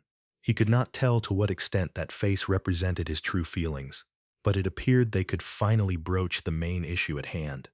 The present peril assailing the kingdom of Lugunica, it was surely not unconnected to the reality of Subaru's group having been cornered, with the tendrils of evil having even reached Amelia and the others. At the center of it all was the beloved children. That is the name of the kingdom's greatest enemy at present. Are you saying those guys are trying to tear down the royal selection? You would not be mistaken. However, rather than the royal selection, it would be more accurate to say that they are attempting to tear down the kingdom itself. The kingdom itself? And the repercussions of that is the current mayhem in the royal capital, huh? Come to think of it, earlier you were saying something about how they've been a long-standing enemy of yours. What was that about? That is correct. According to our records, they have been documented as operating behind the scenes starting over 30 years ago. 30? Subaru's eyes shot open in surprise at the number, stated so indifferently, that exceeded all his expectations. He had imagined 5-10 years, but 30 years was beyond the pale. To begin with, if the Six Tongues was an agency established after the Demi-Human War, it should have been around 40 years since its founding. And then 30 years! So you've been fighting them nearly the whole time since you were formed. Indeed. As such, the history of the Six Tongues can be said to be a history of its hidden conflict against the beloved children. However, the beloved children were an opponent of whom we knew little, whereas we were always one step behind, in a constant state of having our hands full, just barely containing them from doing as they pleased within these borders. Ha! You're supposed to be an organization backed by the kingdom, but that's just damn pathetic. You plan on losing forever? I have no retort. In fact, throughout the kingdom, there have been numerous abrupt changes of heart by nobles and people of influence, as well as some of them acting against our interests by providing intelligence to the other nations, too many to count in fact. Even in the decade or so since I took over as director, lacking any decisive blow to end this deadlock, we have continued with such stopgap measures. However, the situation has changed. Changed? Indeed, it was White Sheep and Black Dog. Hearing this, Subaru fell silent as he looked toward White Sheep waiting behind Russell. Black Dog, named alongside her, was not present here, but together, they were allegedly the ones who had allowed the Six Tongues under Russell's command to escape from the dead end they had been stuck in. As Subaru questioned how on earth they had done so, White Sheep placed a hand over her chest, and as her charming features slightly tensed, I was formerly one of the beloved children. Black Dog was also in the same situation. Hick! You got members of the enemy to switch sides? It was a situation where several coincidences aligned in our favor. Nevertheless, as a result, regarding the beloved children whom we had opposed for so long, we were blessed with the opportunity to learn of their true nature. Yes. That said, there was no way I could have properly known about everything, and there were some things I could speak on, and others that I couldn't, but... No, even so, I'm sure the things that could be gained as a result were huge. You did well to make that decision. White Sheep appeared hesitant, but that seemed to run counter to Russell's evaluation. After all, since she was a capable individual who had become the key to shifting a battle that had lacked any progress for 30 years, the Six Tongues must have felt an elation tantamount to that of discovering an oasis amidst the desert. At that reaction of Subaru's, thinking such things, White Sheep slightly lowered her gaze, and... Yes, it came as a surprise to me as well, to think I had such courage in me. If so, I should have sooner. No, it's nothing. Anyways, that's my situation. Subaru faintly frowned and held his tongue in response to White Sheep as she waved her arms back and forth. However, before he could delve into that point of concern, Rechin's vulgar voice chimed in with an oi. About their betrayal, can you really trust that? Come on, couldn't they have had enough of you fucks being such a pain in their ass or something, that they sent these guys over as a trap in order to manipulate you however they pleased? If that were true, it would have made far more sense for us to have been crushed long ago. It has already been over a year since White Sheep and Black Dog joined us. During that time, we have thwarted the beloved children's intrigues on more occasions than can be counted on a single hand. There would be no purpose to contribute so much. You can't be so sure of that. I don't think you're being wary enough. Please do not worry yourself. I have taken proper measures to prevent any betrayal from them. On account of that, they have bought my trust. No, they have earned it. With pointed gazes, Rechin's and Russell exchanged looks as well as opinions. From Subaru's perspective, while he understood Rechin's point, he had a strong impression that Russell was cunning in his manner of doing things. He could not manage to leave behind his first impression of Rechin's as a back-alley thug, so there was a clear distinction in prestige between the actors. Is it heartless of me to think that way, after he came to help us? If speaking only in terms of the number of times, safeguarding us here is the goatee's achievement, I suppose. If you count being saved in the sewers, it's even between the delinquent and the goatee, in fact. For sure, as expected of my Biko being good at math. Natsuki Subaru-san?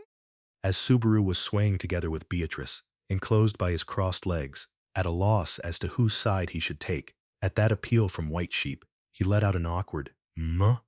However, after thinking she was staring at him quite earnestly, she bowed her head deeply towards Subaru, and then, It was thanks to you all that we were able to slip out of the beloved children. Thus I've wanted to express my gratitude for the longest time. Thank you so much. You're welcome, but what exactly are you thanking me for? Of course, it's the subjugation of the witch cult Sin Archbishop of Sloth. Of petal juice? White Sheep nodded vigorously with a yes upon Subaru's questioning reply, her eyes transfixed. From the events at the royal castle symbolic of his dark past to the white whale subjugation involving his cell phone, today was a day that incessantly dug up events from around the outset of the royal selection. However, whilst receiving praise for defeating Petalju's Romane Conti was one thing, the reason for which White Sheep conveyed such direct gratitude to him, he did not know. No way. You're not gonna tell me you used to be one of that shithead's fingers or something, right? Fing, that is incorrect, but it did cause Mama to be rattled, and we slipped out amidst the kerfuffle, and here we are.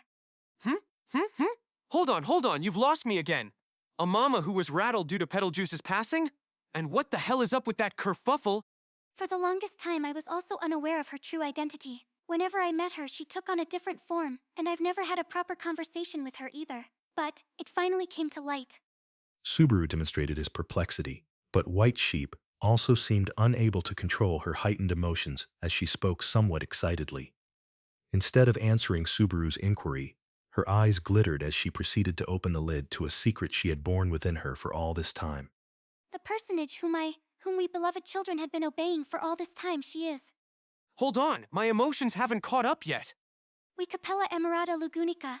Huh? At the unanticipated, turbulent echo pounding his eardrums, his perplexed contemplations immediately froze over. The myriad of information and emotions he had yet to process all fell silent as though deluged with water, and Subaru held his breath as he fixed his eyes onto White Sheep. She nodded back to his gaze, and once more set her thin lips into motion, delivering her statement with clarity. The Sin Archbishop of Lust, Capella Emerata Lugunica. She is the evildoer who compelled us beloved children to call her Mama and obey her. Are you for real? Catching the name that White Sheep had vocalized, it took quite some time for him to process it, crunching it, chewing it, swallowing it, and ruminating once again. He continued to repeat this process. In this interval of Subaru's silence, Russell called out White Sheep. He laced his voice with a slight nuance of reprimand. I had intended to divulge these things in a sequenced order.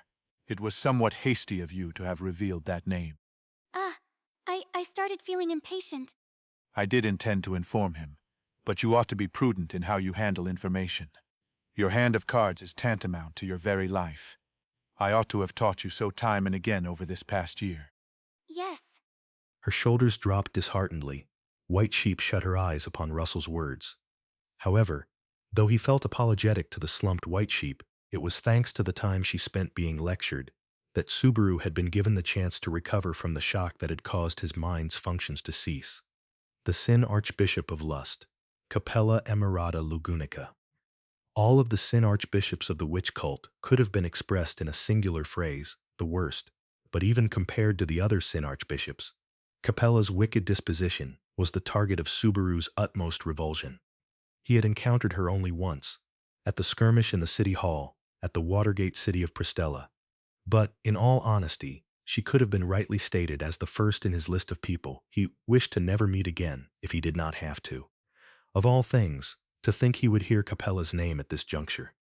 Mama and the beloved children. When you list them out together, they make for a revolting combination of words, I suppose. On top of that, I can totally imagine her saying it. No wonder White Sheep-chan wanted to get out. Wrinkles forming by his eyebrows, Subaru bent his lips, whilst Beatrice anxiously veered her eyes towards him. Fortunately, Beatrice had not witnessed Capella in the flesh, and Subaru felt that was how it should remain. The Sin Archbishops were all a baleful influence for Beatrice's developing sensibilities, especially Capella, he would say. Mama Capella, she gathers all kinds of children from all kinds of places, and treats every one of those children as her own little ones, bidding us to think of her as our mother. But... Wicked, crazy, psychological harassment. I can imagine all of that. But you can't let go of the habit? It is quite difficult, I would say. It was seared into everyone's bodies to ensure we never forget after all. Manifesting a smile far too pitiful to be called bitter, White Sheep told of her past.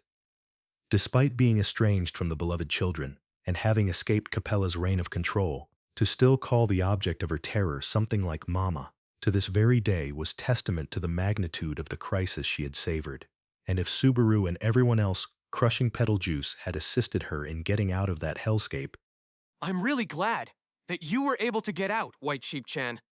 Natsuki Subaru-san. But I think that Black Dog guy is lacking in gratitude. He seemed like he was intent on burning up both me and my adorable Biko to a crisp. He's trying to repay the favor with spite. Unless he apologizes, I won't forgive him. Won't forgive, in fact. Matching with Subaru as he firmly extended his finger, Beatrice pointed toward White Sheep with her own finger in an identical gesture. Watching the two fingers thrusted before her, and Subaru and Beatrice's coinciding winks, White Sheep blinked her eyes and subsequently gave a slight smile. Yes, I understand. I will most certainly make Black Dog apologize. That would be great. Although the enemy is Capella, is beloved children something like the name of a contingent inside the witch cult? Like Petal Juice's fingers, or Regulus's brides? Sylphie will give you a good thrashing if she were to hear of this rendition, I suppose. Don't say anything too heedless, in fact. Sylphie doesn't think too favorably of you as is, Subaru, I suppose. Even though I did contribute quite a bit for defeating Regulus, Well, I welcome anybody who'll support Amelia with open arms. So, I've got to talk to her about our #1 fave sometime, so we can get hyped up together. Sylphie, one of the members on standby at Roswell Mansion, was a woman who was originally Regulus's bride, but now a firm backer of Amelia's. Now that he thought of it, in this predicament of their camp, wherein Subaru was being pursued, and even Amelia had been seized, those who had stayed behind at the mansion, including Sylphie and Ryuzu, along with the other Ryuzu Meyer replicants, were a cause for concern. On that front, he had no choice but to set his hopes onto the personnel who could mobilize outside of the royal capital, Roswell. Bearing in mind the worries for that front, how was it from your perspective, White Sheep-chan? At the very least, I have never harbored that perception of myself. Neither have I ever met witch cultists. Is the nuance something like a squad detached from the witch cultists, or a private army that includes the Sin Archbishop? Either way, calling them something like her beloved children just rubs me the wrong way. Although it was not that he despised her to the point of hating everything that had to do with her. When considering it was Capella who was involved, Subaru's sentiment inclined toward the desire to find faults in every little thing. Subaru reflexively glanced at Crusch, asleep atop an adjacent bed. Setting aside the matter of Subaru's own arm and leg, the dragon's blood poured into Crusch's body was likewise a scar bequeathed by Capella. In Pristella there were droves of people slumbering within ice, their forms having been changed by her hand. Same as gluttony, lust brought ruin to the lives of far too many people. Also, it makes sense why Russell-san's group was never able to get a lead on her for 30 years. She can freely alter her shape and form as she pleases. That's why. Until now, her identity was never grasped with certainty. The occasion upon which it became patent, at long last, was when the intel of the Sin Archbishop of Lust, wielding her authority as she exposed her form at Pristella, coincided with the details of the being whom White Sheep and the rest were familiar with. So she can really just carry out conspiratorial plots and secret maneuvers as much as she wants? Indeed. The changes of heart and treasonous acts of the lords and the powerful would be of no mystery whatsoever. Perhaps every single one of them has been replaced. With what she's capable of, that sort of thing isn't out of the question. Truly, that would be the worst case. Assenting to Russell's conjecture as he was about to spit its vileness, Subaru took notice. Were this conjecture to be fleshed out, it would lead to affirming something unthinkably dreadful, and that was unmistakably a quiet and total invasion, a crisis of the kingdom's very survival. Oi, oi, oi, don't tell me. The worst, in fact. Simultaneously arriving at the same thought as Subaru's surmise, Rashins's voice quivered, his countenance tensed, unable to articulate the possibility that lay ahead. Likewise, Beatrice, shuddering, huddled her shoulder close to Subaru as he sat cross-legged. Russell-san! Indeed, all three of you imagined correctly. Thus, this is the kingdom's greatest peril. Subaru inquired, fearful of even listening to the answer he must nonetheless hearken, to which Russell gave a deep nod, having long since completed his battle against that shock and advanced onto the next stage. And the director of the Six Tongues, the man vested with the duty to protect the kingdom, divulged thus. It is highly feared that the kingdom's council of wise men, as well as the majority of its upper nobles, have been replaced by Capella Emerata Lugunica, matriarch of the beloved children, and that the dragon history stone now lies in the hands of the aforementioned Lust. Chapter 22. Groundwork and Rejection. At the same time that Natsuki Subaru learned of the dreadnought crisis tormenting the kingdom of Lugunica at a hideout of the Six Tongues, a scene played out in the commercial district of the royal capital of Lugunica. Through some unknown means, the enemy's already gotten their hands on the Dragon History Stone, seizing full control over it. That's the current state the royal castle's been plunged into. I've filled in some of the gaps in the information with my own conjectures, but it all ought to be correct for the most part. Indeed. It provides an adequate explanation as to why we are currently being pursued. At the very least, we ought to presume that the chain of command at the royal castle has been compromised. Garfield, are you all right? I'm fine. Nah, to be honest, it's just 'cause y'all are talking on a scale I never even imagined, so I don't know what I should even be saying. Shaking his head in reluctance, Garfield laid bare his exceedingly honest emotions. However, Otto considered those feelings of his sworn younger brother to be unavoidable. After all, we are in this situation. To put it bluntly, Otto was in the same boat, his mind racked by identical turmoil and perplexity. Only, as one who served a different role within the camp, Otto would not be permitted to let his thoughts come to a standstill. In the current situation, where they had been cornered to the utmost degree, Garfield had sufficiently fulfilled his role. No, it was not only Garfield. It had been the result of everyone coming together and giving it their all. The singular person who had failed to do so was his own self, having had his only weapon pathetically taken away from him. Shh. Back against the wall of the room, Garfield's throat groaned in pain as he clutched one of his knees. For the hue of vehement exhaustion to remain yet unfaded from his face was something inconceivable for someone like Garfield, given his absurd levels of toughness and recovery. That was simply the extent to which the opponent who had delivered the blow unto Garfield Reinhard possessed strength of such exceptionality that it transcended the realm of what was rational. Reinhard had obstructed the path ahead of Otto and the others, and only by playing every last card they had in their arsenal had they managed to overcome him by the skin of their teeth. Since then, a bit of time had passed. The battle had lasted for less than a minute, but by the time the curtain fell, they were all in tatters. In particular, Garfield, who had gone head-to-head in confrontation against Reinhard, was in a dire state, and Otto, despite having deliberately invited the opponent's negligence, felt pathetic for having been rendered immobile by a mere graze of the chin. It was a victory they had somehow managed to wrest free, and that had only been through the contributions of an unforeseen reinforcement. Factoring in how they had been driven into such a corner in the first place, there was far too much that Otto needed to reflect on.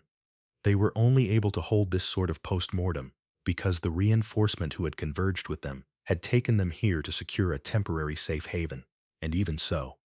That you were even able to shake him off is quite the considerable feat, even supposing the duty was forced upon him. Not even an opposing force of 100 ordinary soldiers would have been able to do a thing. Regardless, for that purpose, a card that ought never have been played was put into use. That which she relinquished from her life was monumental. I, for one, can never forgive that person.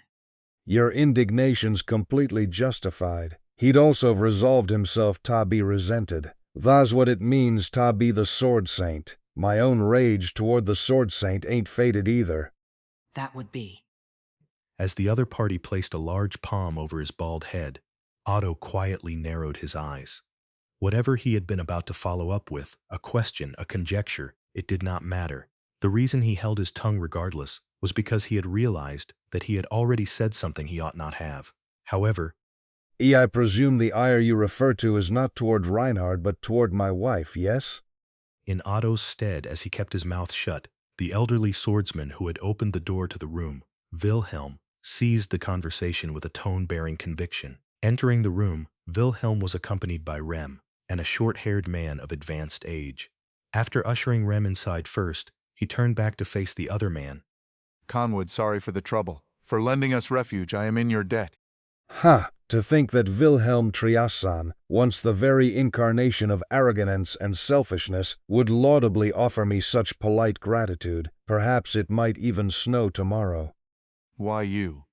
I'm joking. Besides, it's a given. It's a given, Wilhelm. For me to lend you my assistance is a given, an act that requires no thanks at all. Following that tone of familiarity, Wilhelm's cheeks stiffened at the man who made his voice quaver. The man then relaxed his expression, as if finding his old friend's reaction quite amusing, before then turning to face Otto and Garfield inside. I am in debt to your comrade, Natsuki Subaru Dono, for his contributions during the White Whale's subjugation. It is a debt so massive that I must spend the rest of my life in the endeavor to repay it. I will not allow anybody through here, so rest assured. Shopkeeper, I thank you. Like I said, the gratitude I hold is far greater. Nobody will believe that Natsuki Subaru Dono is part of the witch cult. The same goes for Crusch-sama.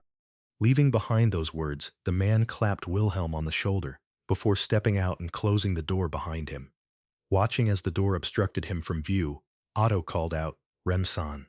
Guided here by Wilhelm, this place was a private room at a tavern, provided to them as a safe house. While Otto and Garfield had been receiving the briefing, Rem had been off in another room. The reason being, Are Petra-chan and Meili-chan doing all right? For the time being, they are resting. Petra-chan was quite shaken up, so it was actually Meili-chan who made efforts to calm her, but the two of them have gone to sleep now. Is that so? I understand. Thank you very much. No, I haven't done anything. More importantly, how are talks progressing? We have just finished verifying the current state of affairs, I would say. So did Otto reply to Rem, who bore a tense countenance while directing her pale blue eyes to the inner part of the room. At the end of her gaze there towered a massive figure. Even while seated within the private room, his head still towered above those of Wilhelm and Otto. A bald head and a gigantic aged frame with skin tanned by the sun, his name was Uvalga Cromwell, one of the primary figures responsible for propagating the Civil War throughout the kingdom in the past. Unfortunately, I don't know who in tarnation you're talking about. I'm just Ramji, ain't nothing more than a senile old fool with a big darn body who was living in the slums. That is rather shameless of you. What of the wound I carved into your chest? Are you hiding it underneath all that needlessly overdone white chest hair of yours? Whatever you're babbling about keeps on getting more and more lost on me. Why, it's none of my business, but I sure do hope I ain't never grow old. Even the distinguished sword demon's no match for the mental decline that comes with the passing years. Bastard. Please stop it with the bickering, both of you. Petra-chan and Meili-chan are resting upstairs. Do we really have the time to be quarreling amongst ourselves?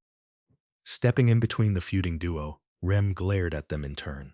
Faced with her stern gaze, Wilhelm bowed his head, and the enormous individual, the old giant who called himself Ramji, cleared his throat with a cough, showing his willingness to comply with Rem. While grateful for Rem's intervention, Otto could not help but feel a certain sense of understanding regarding the hostile exchange between the two. Otto, too, was a citizen of the Dragon Kingdom of Lugunica. He was well aware of the facts that the sword demon, Wilhelm van Ostrea, was a hero of the Demi-Human War, and that Valga Cromwell was one of commanders of the Demi-Human Alliance during that conflict. He had never even conceived that Valga Cromwell might somehow still be alive.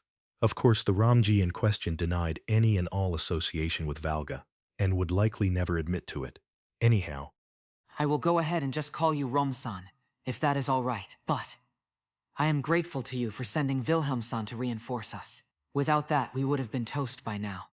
Can't even say that you're exaggerating. With the current state of things, if ye were to be locked up at the castle, if ye'n at least a royal candidate or one o' them knights, ye'd just be made to vanish one way or another, with some convenient excuse cooked up to explain it away. Made to vanish one way or another, that is. Ain't no choice but to consider the worst possibility.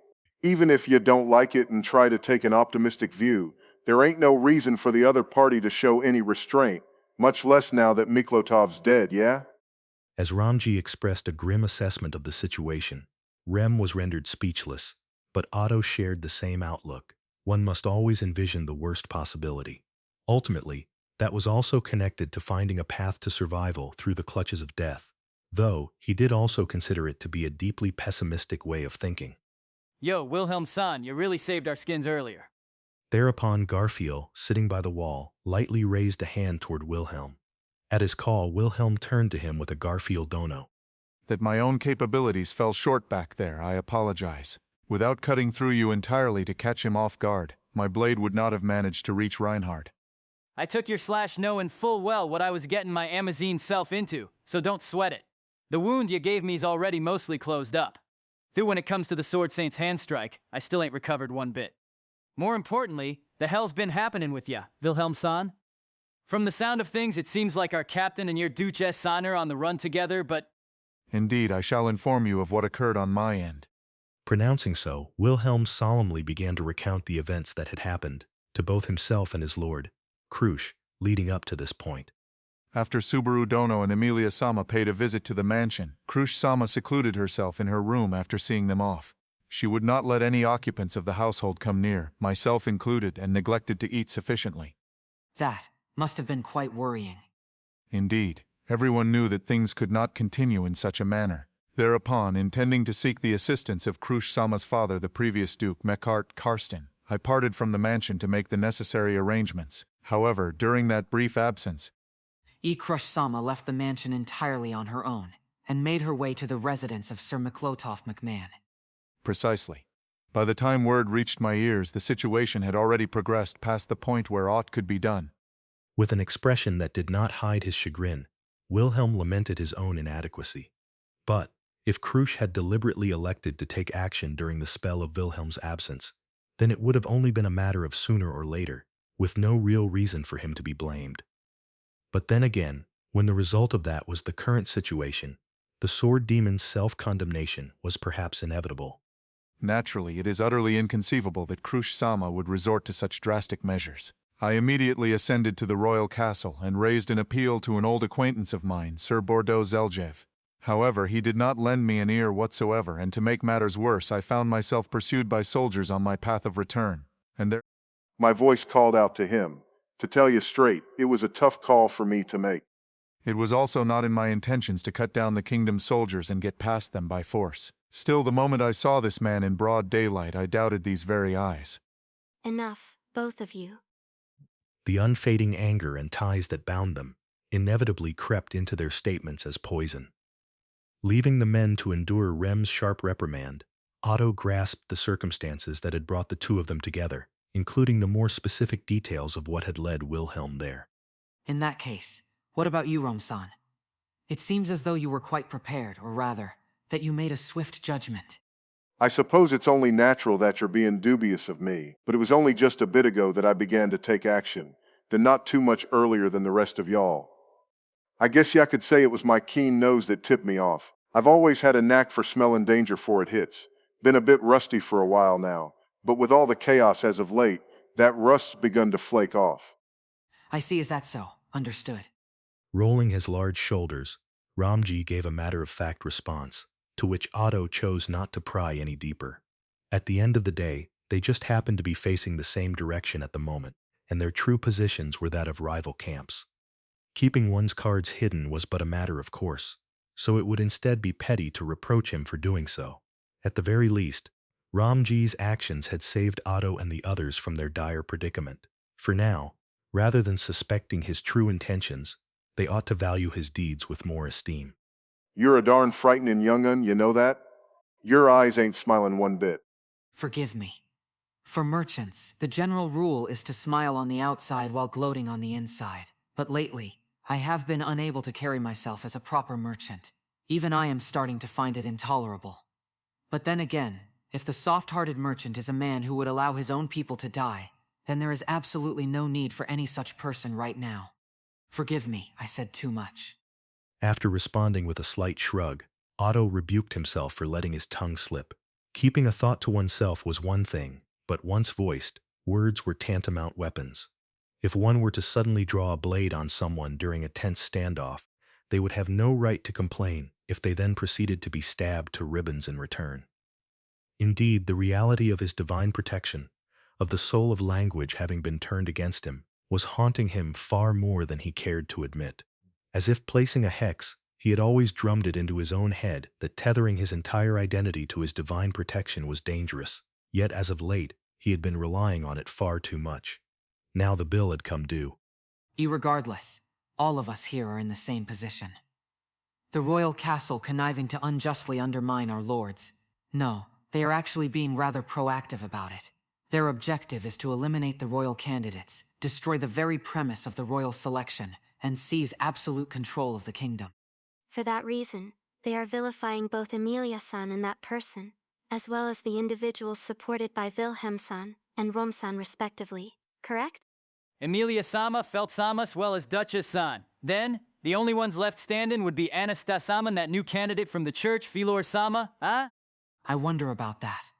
If the Council of Wise Men and other participants at the Crescent Round Table are using any means necessary, there are a plethora of methods that could be used to undermine Anastasia-sama. Given her Kararagian roots, they could claim that the city-states are attempting to make arrangements to invade the kingdom, or perhaps that she conspired with Amelia-sama within the Wallachian Empire, and willfully plotted the murder of Priscilla-sama. Please don't joke around. And, when Otto speculated on the knavish plots that seemed conceivable, Rem's voice cracked like a whip. Tears welling in her pale blue eyes, her breath coming in ragged gasps, she white-knuckled her fists, exposing her raw fury at Otto's conjecture as it pertained to Priscilla's death, at the statement of it being debased. I absolutely will not allow for Priscilla-san, for that person's death to be tarnished and used for some scheme. If you are truly saying that in earnest, I will not excuse it. If word of this catches Abel-san's ears, it will mean war with Wallachia. To be frank, it is nothing of a joke. To treat Amelia Sama so coldly after she returned with the fruits of a treaty of friendship secured with the Empire is tantamount to spitting right in the face of the Empire that recognized her. It would be a ridiculous reason to start a war, but plenty of wars throughout history have been fought over ridiculous reasons. Besides, Even supposing it comes down to war, there's a Reinhard. Seizen control of the royal castle means they also got the power to mobilize the Sword Saint. To prevent that from happening till now, the authority to issue orders to the Sword Saint's always been strictly managed. But the enemy's gotten them hands on it now. such a thing. Ultimately, that was truly the worst-case scenario, but Ramji did not dismiss Otto's logic, and instead, actually paved the way for an even greater nightmare by filling in the missing pieces. At that scale of such overwhelming dread, both Rem and Garfield, fresh off slipping past Reinhard in a life-threatening clash, were struck speechless. Merely, a single person. As I feared, the divine protection of the Sword Saint, is it? Indeed, in a voice so hushed that almost nobody's ears could pick up on it, the sword demon merely muttered to himself. Judging by the circumstances, it is clear that the enemy bears the will to attack the royal selection itself. And with that as the case, there is no doubt that the one recently risen to center stage, Philor Sama, as well as the Church of the Divine Dragon backing her, are to be considered hostile. Also, just to confirm, regarding the princess who went missing 15 years prior. Felt's felt and that's that. Ain't no other answer. Intent on keeping the conversation from grinding to a halt, Otto attempted to map out the situation and confirm a certain possibility. But in response, Ramji's words firmly and clearly cut him off. It was a denial that completely smothered the question, and perhaps feeling it would be unkind to leave it at just that, Ramji appended a calm merely under the numerous gazes shifted toward him. This talk about the Church of the Divine Dragon's harboring the missing princess sounds like nothing but baloney. Regardless of them keeping a distance with the royal castle, for him to keep those circumstances hidden for over a year since the royal selection started is utterly inconceivable when the survival of the kingdom's on the line. With his opinion resolute, yet his demeanor indefinite, Ramji was indisputably hiding something. Naturally, that only caused the eyes of the sword demon stabbing at the old giant to grow sharper. It was said that 15 years prior, as the commander of the royal guard, Wilhelm had been the man in charge of the search for the missing princess. So this time around, his desire to uncover the truth behind the princess' suspicions surrounding both Felt and Philor must have been much stronger than anyone else. But then again, the mettle of a man suspected of being one of the three heads of the demi-human alliance was not so frail of heart as to buckle under the tenacity dwelling within the glint of those eyes. Anyhow, The direness of the situation has been grasped. breathing a light sigh, Rem straightened her posture and forcibly shifted her emotions aside. Then, sweeping her eyes across Otto, Garfield, and the other people in the room. To be clear, I am also extremely worried about that person who isn't here with us right now, but currently, Emilia-san and Ni-sama in the castle are in danger, correct? Just how are we going to get the two of them? No, Felt-san as well. How are we going to get them out of there? No matter how you look at it, the other side's packing the likes of Reinhard and the commander of the Knights, so charging in through the front door ain't an option. It's something like Gadogi Guadoziato hidden away in the mountains. We need a plan, Otto bro. Garfield, who had shouldered a large burden from the battle with Reinhard, nodded in agreement with Rem, and turned toward Otto in eager anticipation of their game plan from here. The two of them were of course concerned about Amelia, detained within the castle as she was, but to an even greater extent, they would have been sick with worry for the well-being of Ram, who had accompanied the former as her attendant. Thus, it would be truly painful to deliver these next words to them, but No, we will prioritize escaping from the royal capital from this point forth. We simply do not have the margin to get Emilia Sama, Ramsan, as well as Felt Sama, out from the royal castle. Wah! widening their eyes in shock, Garfield and Rem cried out in unison. Then Garfield struck his hand against the wall to force his body up and howled, "Autobro." Escaping? You mean we ain't going to rescue him? The hell are you playing at? I am not playing at anything else. It is exactly as I said. As it stands now, we have neither the provisions nor the forces to bring Amelia-sama and the others out from their captivity in the castle. Any half-baked plan we throw together will just be crushed by brute force, with all of us merely delivering ourselves into the hands of the enemy. We cannot afford to fight such a losing battle. A losing battle, but Nii-sama and Amelia-san are both still. I understand. However, even if the enemy has already seized control of the royal castle, they will not be able to lay their hands on a royal candidate so readily. Even with Reinhard's-san acting as a dog on their leash, he would not be able to turn a blind eye were they to take such measures. Their freedom may be entirely stripped away, but there is a high chance that so long as Amelia-sama and the rest remain within the castle, no harm can be done to them. That is my belief. But still. With the utmost composure, Otto paid mind to not let any emotion slip into his voice, and on the other end of that, Garfield and Rem were greatly shaken, their emotions put out into the open. But, watching over that interaction between Otto and the other two, Ramji raised a massive hand and interjected with a, "Listen up, aight?" I'm with the young'un on this one. Even if they're in the castle, Felton them others will manage somehow. Rather, what's more dreadful is that any movements on our side end up giving them a pretext. That incident with the witch beasts already worsened the situation. I'd like to avoid anything more. Ramji-san, so even you share Otto-san's opinion. What about you, Wilhelm-san? I understand your anguish for your lady and sister Remdono. However, it is a fool's plan to challenge a perfectly prepared opponent while resigned to a disadvantage. As galling as it is to admit, Valga might have a point. Wilhelm slowly shook his head as he delivered his verdict, forcing Rem to bite her lip in silence. Otto understood her frustrations painfully well. Moreover, in order to prevent her and Garfield from protesting any further, there was something Otto had deliberately not spoken of. Even if the Council of Wise Men had fallen under the enemy's control, they would not be able to do harm to royal candidates.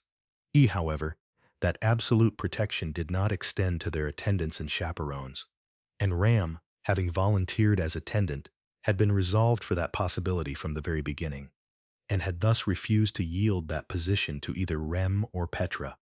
Otto, we're gonna be leaving the royal capital, but what about Captain the others? Converging with them would be rather difficult. I cannot rely on my divine protection right now either. If we choose heedless parties to speak to, our internal state of affairs will be leaked. We simply cannot afford to take that kind of risk. If only his divine protection of the soul of language could be employed to the fullest, it would have been possible to search for Subaru and the rest through sheer numbers, deliver a message to him, and designate a safe rendezvous point. Now that such options had been robbed from them, tracking Subaru's group down without a foothold would be an impossibility. Valga, I will not probe deeply, but surely a man like you ought to be able to do something about Crusch-sama and Subaru Dono. You are given quite the high appraisal of a mere senile old fool from the slums. But unfortunately, I ain't able to live up to your expectations here. It ain't that I'm putting on airs or holding back out of spite either. The unreliable thread's already frayed. Ain't a damn prospect of tin 'em back together either. When it matters most, you prove utterly useful. No, I suppose I am no different. Almost letting a spiteful remark slip by reflex, Wilhelm hesitated, catching himself with a wave of self-reflection. Ramji cut a sideways glance at him, a sense of bitterness lingering in his eyes that suggested his words bore no lies. Ultimately, they had no cards to play. Amidst such a situation, Rem, tightly gripping the hem of her skirt, I believe in Nii-sama and the others in the castle, and I believe that if those of us here join our forces together, we will also find a way. But that person, and he alone, he will absolutely do something reckless. I just know it. Rem. No, it is not just me. Garf, Otto-san, you both also know, right? At times like these, that person will absolutely try to do things far beyond his own stature, and because of that, he'll surely end up severely hurting himself again. And even so, I can't be by his side. Indeed, as Rem seethed with frustration from the bottom of her heart, nobody could say anything to her. That was surely because everyone present here had been involved with Subaru in some form, had been saved by his actions exactly as Rem had described, and had directly witnessed him getting hurt by doing so. Beatrice-chan will have to take on quite the burden. For now, the only one of them by Subaru's side was Beatrice. The entire camp's sole hope to function as a safety net for him. And before Otto and the others as they thought just that, Wilhelm stepped forward, saying no. Standing before Rem as she hung her head low, he gently placed his hand on her shoulder. It is natural to worry. However, it is not only Beatrice Dono who is together with Subaru Dono. Crusch-sama is with him as well. Though, word on the streets that the Duchess has gone completely mad. Matter of fact, didn't she sneak away from the mansion behind your back? Shut your mouth, Valga. What would a bastard like you possibly understand about that personage? As you say, I myself might have been deceived. However, Crusch-sama would have had some purpose in mind. Until I hear it directly from her own mouth, I shall not presumptuously jump to any conclusions. Rather than a tit-for-tat, Wilhelm's voice held true to a firm core, and with loyalty to his absent lord dwelling within his blue eyes, he looked upon Rem, and then around at everyone else within the room. Even if she has lost her memories, the virtue of her innermost heart remains unsullied. It is not merely an obligation I owe her due to the matter of my wife. With the entirety of my soul, I have resolved to install that lady as monarch. Wilhelm-san? That very Crusch-sama is with him. Subaru Dono is also a man who is a cut above the rest. Even Beatrice Dono, while she may appear as a tender young child while together with Subaru Dono, I have heard she is a great spirit who has lived for many long years. There is no doubt in my mind they shall shatter all the anxieties we hold. Woven without haste, those words were not intended to persuade Rem. Rather, it was a manner of phrasing as if to paint the world over with his own hopes, unyieldingly asserting that such must be the case. It was a statement that conveyed even a pridefulness of sorts, however, coming from the mouth of the sword demon, who had once defeated the sword saint by his own hand. Claiming her from the clutches of fate as his bride, it carried a convincing weight that compelled one to believe it so. An inexplicable force, one that made it feel as though reality would truly unfold in the manner that had been presented. And that sounded like something captains say. If that is the case, it is a truly honorable appraisal. As Garfield gave voice to that which Otto had also felt, Wilhelm deeply bowed his head, and basking in the sword demon's appeal firsthand, the tension suddenly drained from Rem's shoulders. Anxiety yet lingered amidst her eyes and expression, however, as Rem nevertheless raised her visage with courage. Forgive me, I lost my composure. You are right. If he has Beatrice-chan and Karsten-san to turn to, then that person's reckless stunts will be contained to just one or two. Will it truly end at just one or two, I wonder? Just now, it seemed like you came to some level of acceptance, so for you to falter there at the end is a bit discouraging. Even if it ends up as 3 or 4, Beatrice will manage to take care of it. Right now, believing in that's the best our Amazine selves can do. With those words, even though he had yet to purge his own apprehensions either, Garfield hid his unease and gnashed his fangs, causing Rem to smile back at him, albeit faintly. The same held true for Otto. In this situation, nobody would be able to fully expunge their own worries before taking action. If an undesirable outcome were to emerge later on, they might end up regretting the decisions they made today. Even so, in order to overcome their faltering in this moment, they had no choice but to choose. Then once again, we shall depart the royal capital. Clearing his throat, Otto looked over all the people in the room and declared their course of action a second time. The royal castle had already fallen into the enemy's hands, and they had become wanted fugitives, being hunted by the soldiers of the royal capital. A single misstep could mean having the sword saint deployed against them, and if they were caught, it would be the end of the road, with even their lives placed into jeopardy. For them to flee the royal capital in such a state, one might naturally think that they had tucked their tails and run. However, let it be explicitly said, this is by no means a defeat. It is merely the groundwork for victory, such that next time, no matter what, we shall return a devastating blow to the opponent and claim our rightful triumph. Heh, those are some inflammatory words absolutely brimming with your exact brand of hot-headedness, Autobro. Though, I really cannot accept that evaluation in the slightest. Amidst the nodding faces, Otto raised his voice at Garfield as the latter scratched his nose, before he nodded back at Rem and shifted his attention beyond the walls, toward the royal capital. He did not know where they were, and still, he thought of Subaru and Beatrice, who, much like Otto and the rest, must have been struggling and flailing about at some dead end within this royal capital. There was no end to his anxiety. After all, just like Rem had said, Subaru would likely be doing something reckless. He did not want to allow that to happen. That was how Otto truly felt. Even so, you would probably do something reckless either way, wouldn't you? The murmur that had no chance of reaching its target was absorbed into the wall, and Otto pulled his hat down over his eyes. If it was for the sake of living up to someone else's expectations or wishes, the fact that the man known as Natsuki Subaru would not hesitate to place his own life and heart on the scales was something Otto knew to a painful degree. That is why, truthfully, I do not wish to rely on him, nor should I. After all, I fear that if I were to count Natsuki Subaru as someone who will somehow fix everything in the end, just like everyone else, it would be tantamount to preying upon his kindness and his vulnerability. That is why, please, at the very least, please, I pray that Natsuki Subaru does not get consumed by his own recklessness, lest he be utterly crushed by it. Even if they were worlds apart, they would all do what must be done in order to fight back against this unreason and absurdity. So did Otto think to himself, bearing bitter feelings all the while. Achoo! Your body must be cold, I suppose. Are you all right, in fact? Nah, my nose just felt itchy all of a sudden, that's all. Though I've definitely grown a bit pale. Sneezing upon the impulse that abruptly assailed into his nose, Subaru loosened his lips at the concerned Beatrice, however. Unable to uphold even a wry smile, he let out a sigh. That was how shocking the impact of what he heard from Russell had been.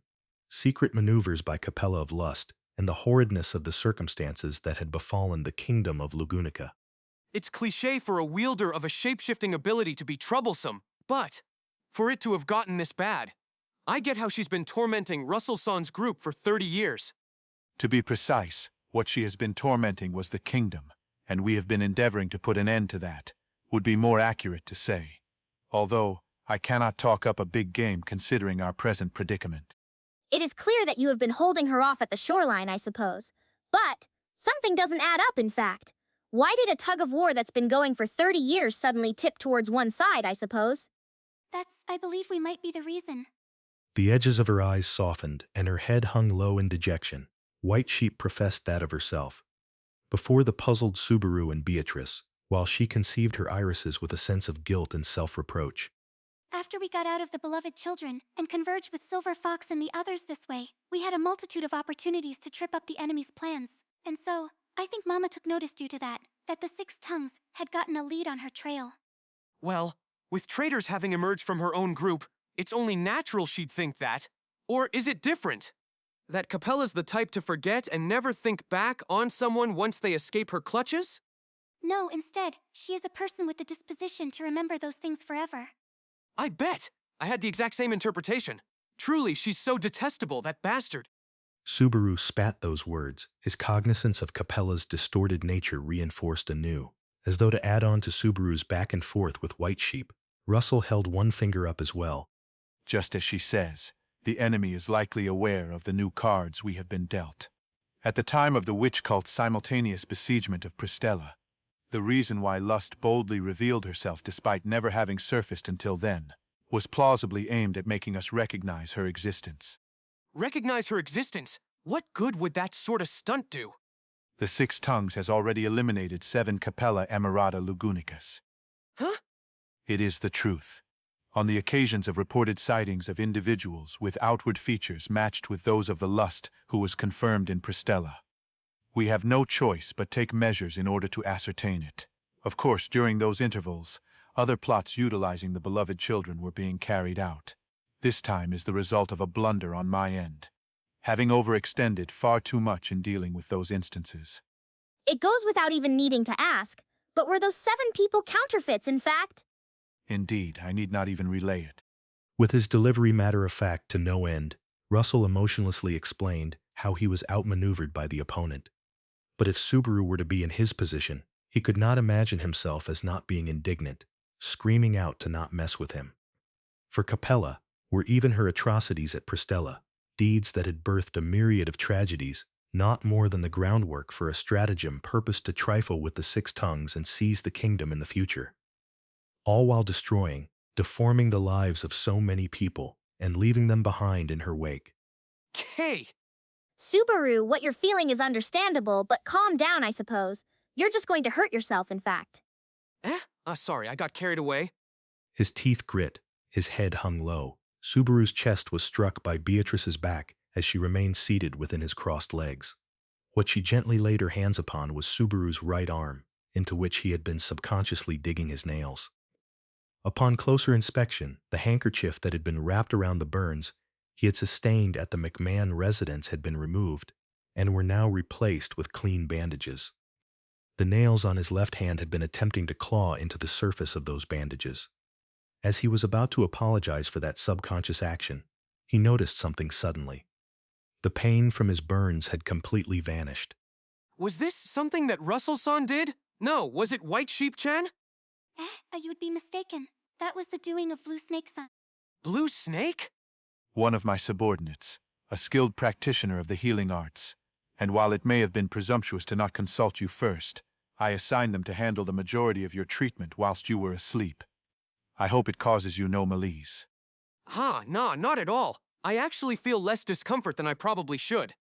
Lightly rolling his wrist, he tried waving his arm around, and it certainly felt like it all was in peak condition. Regardless of their insufficiency of mana, Beatrice had done everything in her power to perform first aid treatment, and yet for those burns to now be healed to this extent, Russell's subordinate seemed to be of considerable excellence. When it came to wounds, the ones sustained by Crusch and Rachin's ought to have been healed as well. But then again, Dad.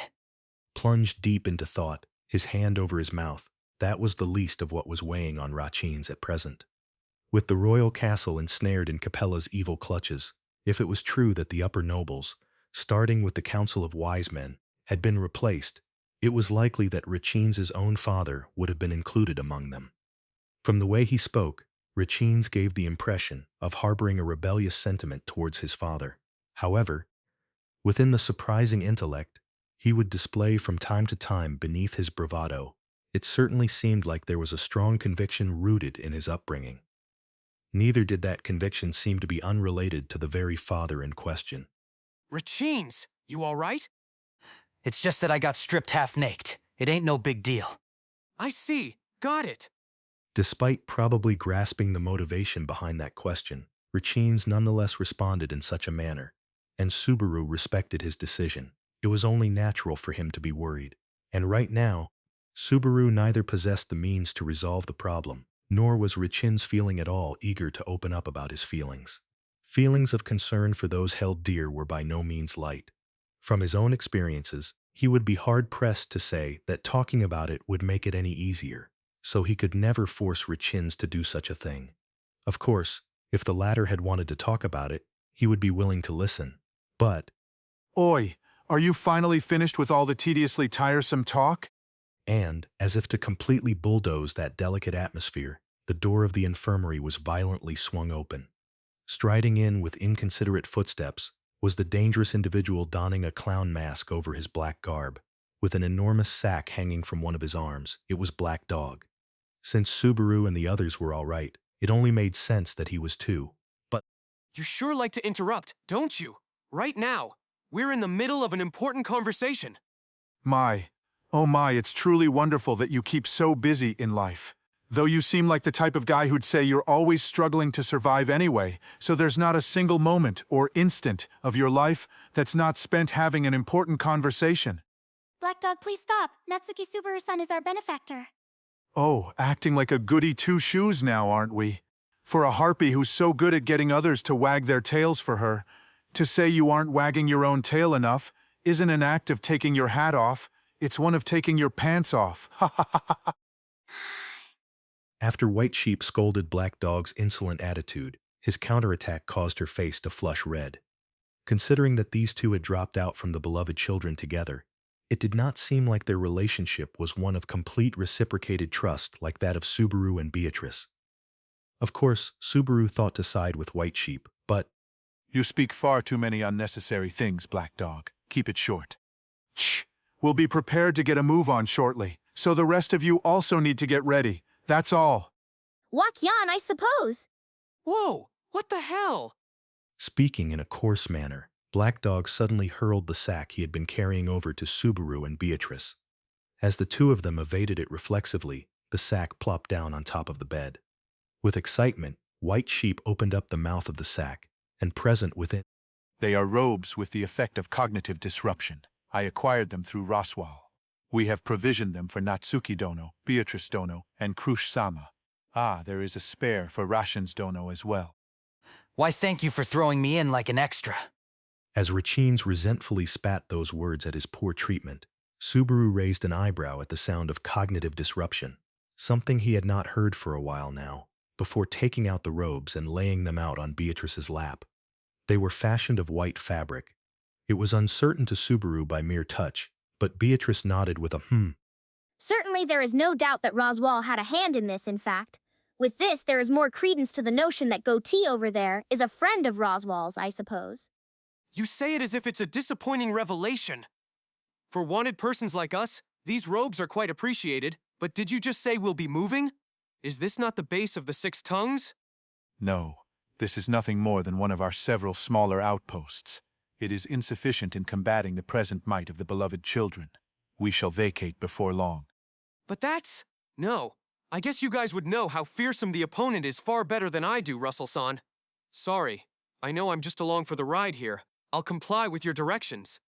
Just when he thought things were finally calming down, being told that they would be back on the move so soon, Subaru instinctively tried to push back, but quickly retracted his opinion. It had already been explained to him more than enough just how fearsome and meticulous this enemy was.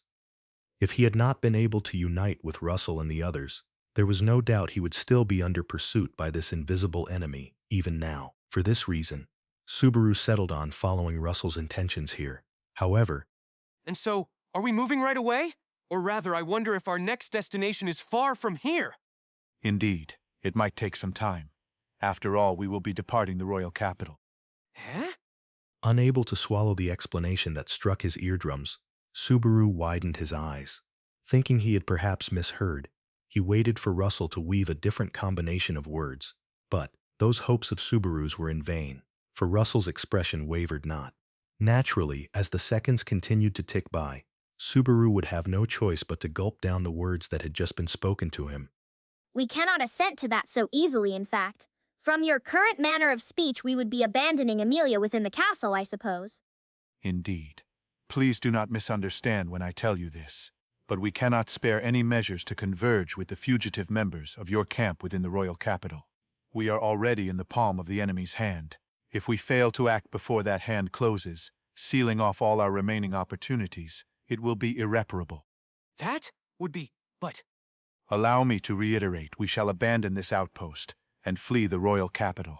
At present, this city is a nest of evil under the control of the beloved children. Defeat is not an option. Exhibiting a strong sense of resolve and dignity, Russell rejected the prospect of defeat, rendering Subaru speechless. Subaru's understanding was naive, shallow, insufficient. The situation was far worse than Subaru had imagined, and they were already on the precipice of defeat, whilst unawares, they had been marched to the execution scaffold, the hour for their heads to roll fast approaching. That was the position they were in. But... Subaru, look at Betty, in fact. Betty is right here with you, I suppose. As Subaru nervously trembled with such thoughts, Beatrice turned herself around and embraced him outright. At the sensation of her small palm caressing his back, Subaru remembered how to breathe, realizing he had forgotten how to do so. I get what you're saying, Russell-san. I get it. I really do. It's just Amelia... Parting with the royal capital, which had fallen into the hands of the enemy, they would renounce defeat and craft the opportunity to rise anew. He understood the intent in that. He even understood the rationale. As it was now, the royal capital was nothing but perilous, and their inability to take drastic measures fell perfectly in line with the enemy's wishes. Could he really abandon Amelia in such a place? Could he really give up on converging with his absent comrades and run away? Standing before such a juncture, Natsuki Subaru... You white sheep. Understood. Before Subaru, as he shared an embrace with Beatrice, his thoughts leading him nowhere, Russell abruptly called out to White Sheep. Heeding his call, White Sheep faintly stammered on her words and nodded. Then, she walked over to the bedside and softly clasped Subaru's hand with both of her own. White Sheep-chan. I understand how you must feel painfully so. The decision to willfully distance yourself from someone precious to you is as agonizing as your own body being torn apart. But, to then merely resign yourself to dying together, you wouldn't do that, right? Please, have faith in us. With the strength of Duchess Karsten, and now with you here, Natsuki Subaru-san, we will surely not lose. Please, I beg of you. Eyes flickering on the verge of tears, White Sheep fervently attempted to persuade Subaru. It was nothing more than a platitude, an idealism, a canned conclusion that Subaru had already repeated to himself tens, hundreds of times just so that he could accept it. Even so, for some strange reason, when spoken to him from the lips of White Sheep, it truly moved his heart. Russell-san, as for Amelia and the others in the castle, The other party will likely refrain from laying hands on a royal candidate. Even if their freedom is restricted, their personal safety will not be violated. I have a collaborator keeping watch. To Subaru's question posed after a deep breath in and a deep breath out, thus did Russell respond. It felt like he had intended to remove as much of Subaru's apprehensions as possible, and was likely the maximum degree of consideration and concession that Russell could offer. Amelia's safety was at the discretion of the enemy, and the well-being of his comrades was up to their own respective strengths. Considering the opponent they were up against, he could not deny that it felt like a disadvantageous gamble. Even so, I will rescue Amelia no matter what. The same goes for everyone else. Don't you forget it. as the ardent black flames erupting within the depths of his chest made him feel as if his entire body was being scorched, he steeled his resolve. At Subaru's answer, Beatrice's body tensed, and White Sheep, still holding his hand, let out a feeble sigh. Watching over that exchange in silence, Rachines found himself at the dagger's edge of Russell's gaze, and while brimming with displeasure, he stuck out his tongue in a manner to indicate that he did not object. Merely, a single person, leaning his back against the wall, and placing his hand over the mask covering his face, Black Dog alone. Kuha, drop dead and go to hell, damn piece of shit. Indeed, a loathsome mutter directed to nobody in particular fell to the floor of that room reeking of medicine and disappeared. Chapter 23. Search for the best course of action. No matter how many times he gazed up at it, the royal castle of Lugunica was ever so distant, its chalky white walls nearly swallowed up by the evening sky. Ha, Amelia. Those words escaped him as a mutter, a profound sense of sorrow sojourning within Subaru's heart. Within the castle situated at the highest point of the royal capital, Amelia was being held captive. Ultimately, it was Subaru's wish to seat her upon the throne of that place, and absolutely not to chain her to a prison cell. Amelia is a royal candidate, in fact. At the very least, they ought to treat her hospitably on the surface, I suppose. There is no way they would confine her in a cell, in fact. I know that, I really do. But that's not what... sorry. I see that you were just trying to cheer me up. It's fine, I suppose. Being able to encourage a hard-pressed Subaru is the special privilege of being his partner, in fact. Petra and Rem would be crying in frustration, I suppose. Setting Petra aside, I do wonder about Rem. Would she really be frustrated? Flashing a wry smile, Subaru was astonished that he had even been able to put on such a smile. Until this very moment, as he reflected both on his own powerlessness and on Amelia, whom he had been left with no choice but to leave behind, his heart had been on the verge of bursting apart. Despite all of that, Beatrice simply being here with him was tremendously impactful. Glancing at her, the spirit in question shot him an adorable smug look, and let out another small sigh. Subaru and Beatrice, along with the agents who had been present at the Six Tongues outpost, were making preparations to depart on schedule in accordance with Russell's instructions. Rather boldly, this outpost was located among some of the largest warehouses within the commercial district. Standing near the bulwark sectioning off the adjacent noble district, it gave but a glimpse into the approach the Six Tongues took to concealing themselves, blending into the scenery of the royal capital, and existing as a natural part of it. At present, Subaru and Beatrice had circled around to the back of the outpost, gazing up at the royal castle of Lugunica, where Amelia remained until the very last preparation for escape ready. Unlike Subaru, Beatrice, and Crusch, the latter having continued to slumber, with her consciousness having yet to return, Rachines did not oppose the idea of escaping the royal capital. Along with him, the primary members included White Sheep, Black Dog, and the man leading them all, Russ. However, outside of them, it seemed like there were also multiple personnel engaged in undercover operation, and the disruption of information, just as one would expect from an intelligence agency in direct service to the kingdom. Everything they did was on an enormous scale. Regardless, even with that much power, we have been completely outplayed, in fact. But we're not going to keep getting outplayed forever. That's why we're escaping now. It's a running start for our comeback later. A running start, I suppose. It was a bit surprising, in fact. As Subaru vocalized his unyielding resolve, Beatrice, holding his hand, suddenly muttered those words. Hearing that, Subaru inclined his head and uttered surprising, causing Beatrice to slightly frown. Subaru, your decision to leave the royal capital was made far too quickly, I suppose. Both to leave Amelia behind and to not converge with Otto and the others ought to have been difficult decisions, in fact. That isn't wrong, and the same's true even now. Before we left to go over to Miklotov-san, I was talking with Amelia-tan about what we'd do for lunch. Today, she was looking forward to making packed lunches together with Rem and Petra. But now, this happened. Subaru! It pains me, and it weighs on me heavily. Even so, Biko, the fact you weren't against it either means that you also understand that this is the best course of action, right? You get it too? The tone of Subaru's voice fell into a pitiful manner, and a bit afterward, Beatrice deeply nodded her head. Though she had not said it back there, Beatrice had also known that staying in the royal capital would have meant engaging in a dragged-out losing battle. Regardless, the fact that she did not try to rush Subaru's decision was both due to her consideration and for the sake of Subaru's own conviction. It had been to ensure that Subaru would be able to make his own choice, rather than giving up because someone told him to do so, leaving him with no other option. Adorable and strict as ever. That's my Biko. Moreover, this adorableness and strictness is guaranteed for life, I suppose. What a bargain. It's a good thing I'm contracted to Biko Insurance. Ruffling her hair, Subaru's heart was purified by his partner's reliability. Even though she would have usually been trying to escape while saying, "Stop it," in fact. By now, this was likely another one of the considerations Beatrice was taking for Subaru's heart. And, thereupon, "The final preparations to depart will be ready shortly. Are the two of you good to go?" The voice that called out to them had belonged to White Sheep. A woman dressed in a white robe over a black suit, like Subaru and Beatrice, she too was clad in that article of cognitive dissonance, and with her hair now let down, she exuded a bit of a different atmosphere.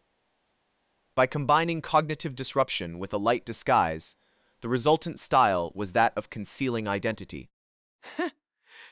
What is it? Do I look strange somewhere? Sorry, it's not that. It's just that you're giving off quite the different impression compared to when you were just wearing the suit. Between the two, this current outfit feels much more in line with your personality, White Sheep-chan. That might be the case. Before Silver Fox took me in, when I was still with Mama, I would wear these kinds of clothes most of the time. Sorry. I brought back those memories. Having caused her to recall unpleasant recollections, Subaru tried to apologize, but White Sheep replied, no, with a faint smile. Stroking her long indigo hair, "I should be the one apologizing, I'm sorry." What are you apologizing for? "Even though it was our own circumstances, I ended up rushing you. That's the reason. I'm sure you would have wanted more time to make your decision, Natsuki Subaru-san." With her eyes downcast, as White Sheep seemed to have a harder time speaking about it, a wry smile subconsciously emerged on Subaru's face. Having escaped the beloved children under Capella's dominion, White Sheep was now a member of a Six Tongues headed by Russell.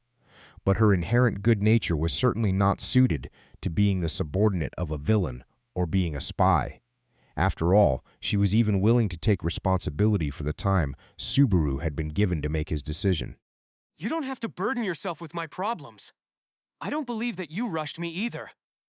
If anything, I'm grateful to you for giving me the necessary information needed to make my decision. Natsuki Subaru-san.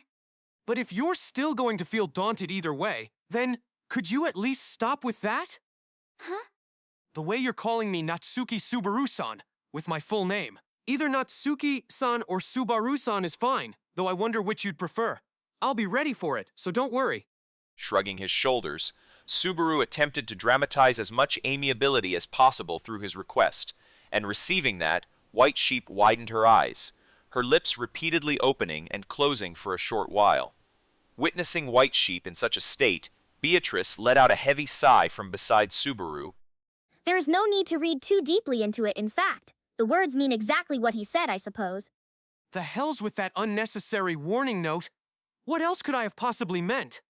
Betty doesn't know. In fact, Betty won't tell, I suppose. Now that's what a person who does know would say. As Beatrice covered her ears and turned her face away, Subaru pouted his lips with sullen feelings. Perhaps due to being utterly dumbfounded by this exchange between Subaru and Beatrice, White Sheep had been left completely taken aback, all the tension suddenly vanishing from her shoulders. And then, So it's fine for me to just call you Subaru-san and Beatrice-san, right? Yeah, that's fine. If you'd like, you could even call her Beckon. Betchin? Not even Subaru has ever called Betty that, in fact. It doesn't seem like I would be able to get a response out of her with that, so I'll just stick with this. With an exceedingly humble response, White Sheep gave up the historical privilege to call Beatrice Betchin.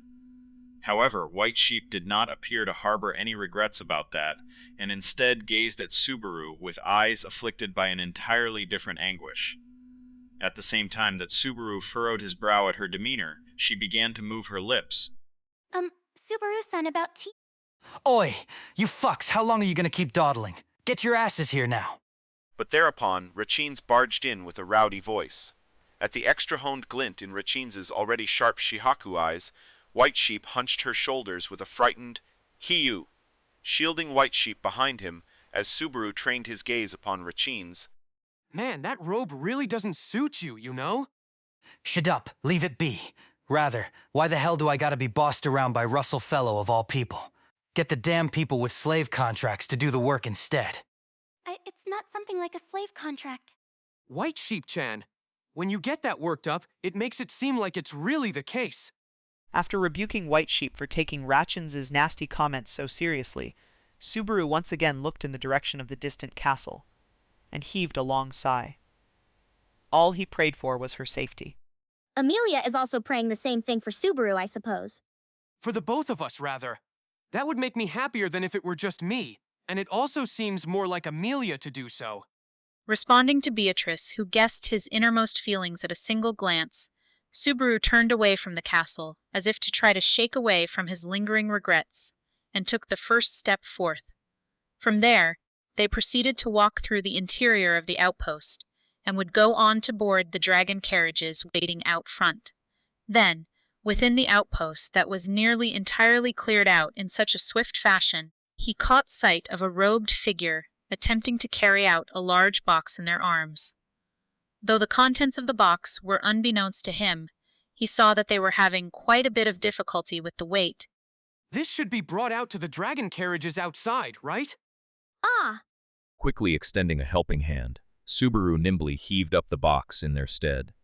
No, it would be a lie to say he did it nimbly. It really was quite heavy, so it had required a heave-hose worth of power. Fortunately, he was able to keep up appearances by successfully lifting it up by himself. And as Subaru internally felt relief from that, the person who had been struggling with the crate, the individual wearing their hood deep over their eyes, gave a bewildered reaction. Are you okay? Seeing the perplexed demeanor of the individual, Subaru inclined his head. Though he could not see their face under the hood, they were a slender person. Be that as it may, Black Dog was far more suspicious when it came to having his true face obscured, so that would not serve as an especially strong reason to be suspicious of this person here. So rather than being suspicious, that which Subaru found dubious was the person's awkward reaction. However, he did not have the time to question that right now, and so the individual lowered their head and ran off in a hurry. To say not even a single word of gratitude, what a rude person, in fact. Nah, you run into shy people every now and again, you know? Not everyone can be as sociable and charming as Garfield. Why bring up Garfield there? Well, it is not completely incomprehensible, I suppose. Charm was not something that stemmed solely from outward appearance, but also manifested in one's demeanor and conduct. As Subaru and Beatrice nodded in agreement of their mutual view of the camp, White Sheep noticed Subaru carrying the cargo, and called out with a "Forgive me." Making Subaru-san carry it instead. I will have a word with Blue Snake-san later. No, this is no big deal. But the person just now was Blue Snake? If memory serves me right, that was the person who had healed my burns, right? That's right. They are an extremely skilled user of healing magic. When Subaru reacted to hearing the codename, Blue Snake, White Sheep affirmed his thoughts. After getting a sheep, a dog, and a fox, the healer being a snake was quite the nice stylistic choice. According to Subaru's knowledge, snakes and medicine went hand in hand, completely inseparable from one another. One example could be found in the rod of Asclepius, a serpent-entwined staff wielded by a physician in Greek mythology. Of course, the name Blue Snake would have been but a coincidental relation. In that case, I gotta be the one doing the thanking. Just carrying cargo around isn't nearly enough to repay them. Though that might be difficult. Blue Snake-san doesn't seem to like talking to other people. Silver Fox has also told us to respect their wishes.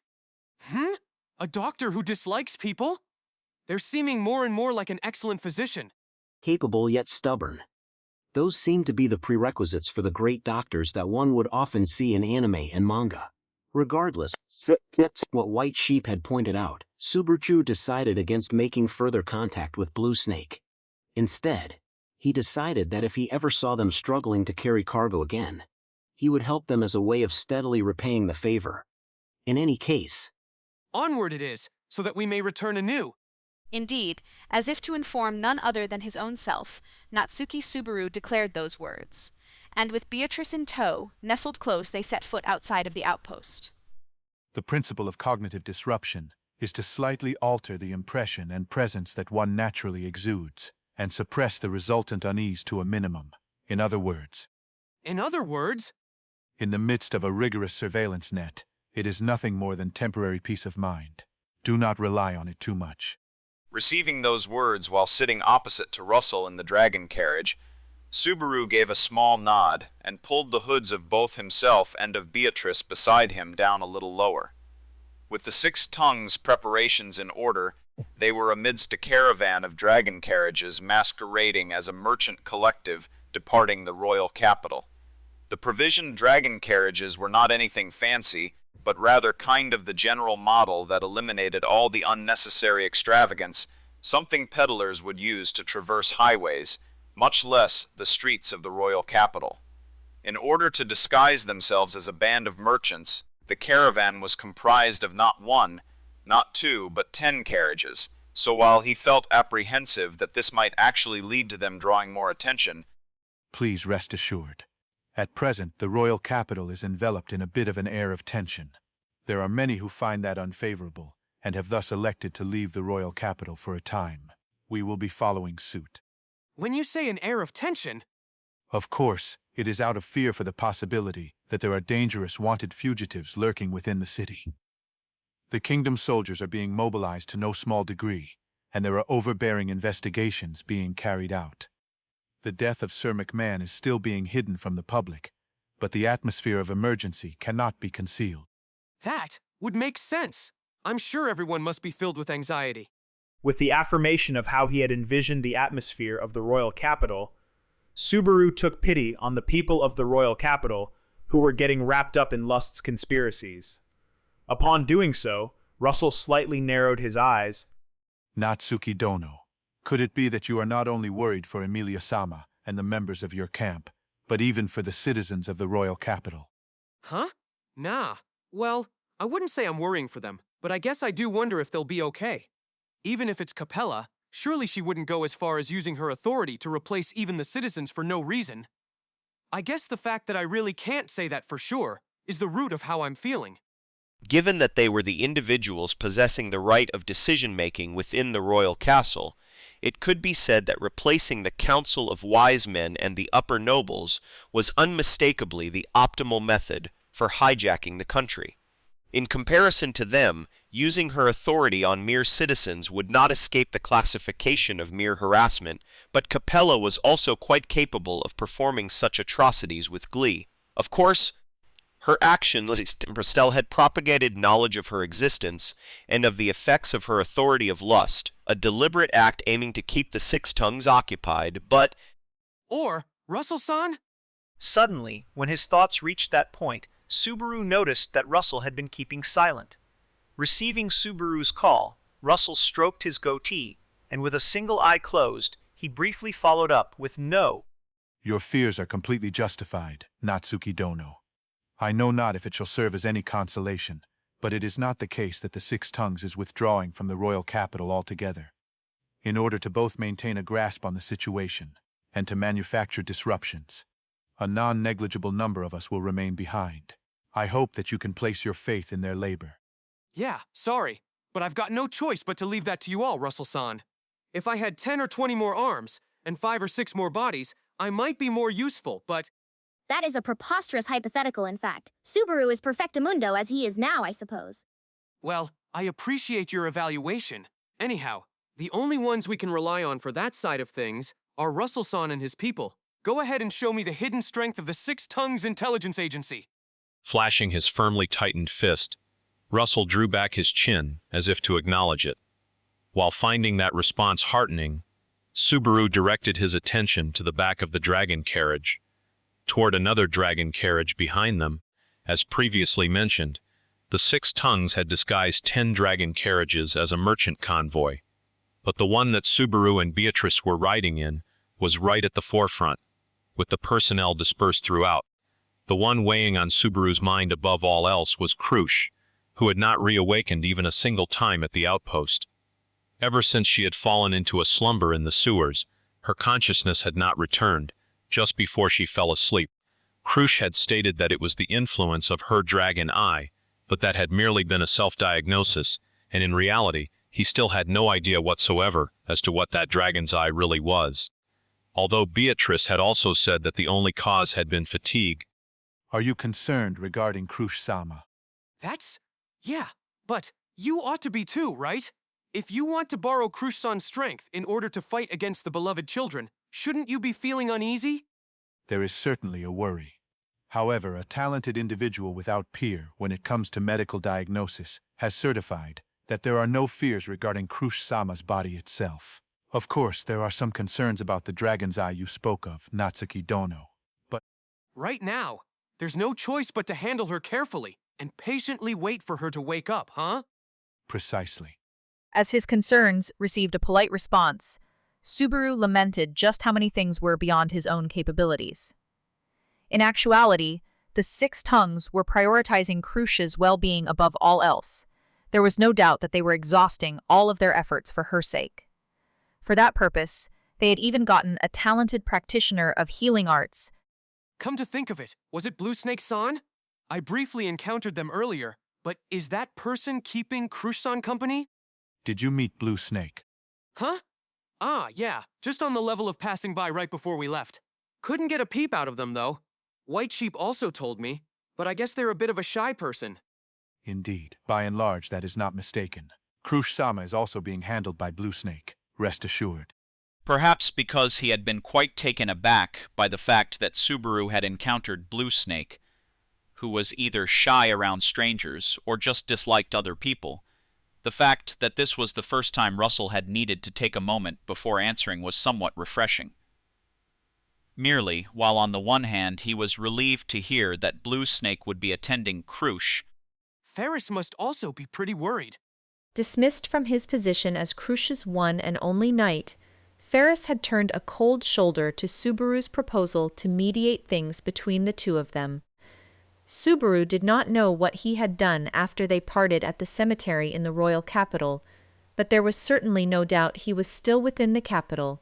Of course, news of the current turmoil ought to have reached his ears by now.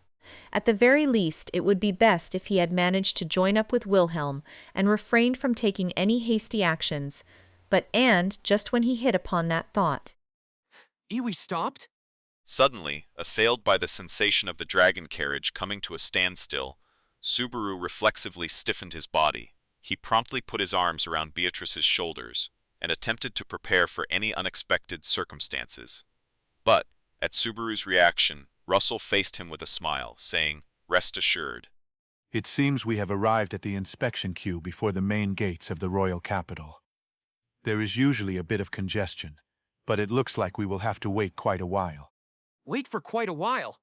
Even though it's about to be nightfall, are there really so many people leaving the royal capital? Those with quick ears, those with snap decision-making, and those with a sharp eye for discerning profit and loss. While it is limited to that specific sect of individuals, whether it is night or day matters not to them. If this atmosphere were to amplify even a bit more on the morrow, an even greater number of people would begin to move. It is a total reenactment of the Empire, in fact. Back then, people were fleeing from the imperial capital in great droves, I suppose. I remembered the same thing. Naturally, I don't want things to turn out like the imperial capital. Nodding to Beatrice's statement, Subaru recalled the events of Wallachia's imperial capital of Lupugana. The events of the imperial capital being transformed into the undead capital at the hands of Sphinx, spearheading the great disaster, and the mass evacuation of imperial citizens that took place under Abel's command, was still fresh in his memory. But that was only something that succeeded without a hitch, since Wallachia was structured by might from the top down, so it would likely be difficult to seek the same feat within Lugunica. All the more when, unlike the undead, there was no method to visually discern Capella's beloved children. That is the purpose of Crusch-sama's divine protection, and the purpose of us supporting her. Natsuki Dono, I believe it already goes without saying for you, but by all means, always search for the best course of action. As Russell slightly lowered the tone of his voice, Subaru stared right back at him. The countenance Russell now wore was not that of a merchant, but of an intelligence agency's leader. With the face of the director of the Six Tongues, he delivered those words. Words that were likely also meant to warn to his own self that such conduct was more important than anything else. Search for the best course of action. Indeed, that is correct. For the sake of the kingdom, the sake of the future, and the sake of your precious allies, in order to arrive at the final destination, please always pursue the best course of action, no matter what. If it is for the purposes of accomplishing that goal, then even if it is a choice that may be accompanied by pain, I hope that you select it. It was a dispassionate manner of speech, one conveying no warmth whatsoever. However, that did not mean that it did not strike a chord in Subaru's heart. Certainly, it was true that words laden with ardor, appealing to emotion, could be moving. But the reason why Russell's conveyed no such zeal was because he had already tempered them so thoroughly, forging them into a shape that could no longer be changed. To strike while the iron was hot would allow one to forge it into their ideal shape. However, to deliberately heat the iron anew after it had cooled, to strike it and distort its fixed shape, would be meaningless. It would appear we have arrived at inspection. I will handle this, so please wait. Stopping, moving, and stopping again, alerted by the coachman through the small window of the dragon carriage that had been repeating that cycle, Russell stood up and exited the vehicle. Seeing him off, Subaru heaved a great sigh. Then, next to him, Beatrice. Good grief, in fact. That man, it is no wonder that he is Roswell's friend, I suppose. As expected of you, Biko. I thought the same thing. It's just that he's facing in a bit of a different direction, but the way they push their vectors is completely the same.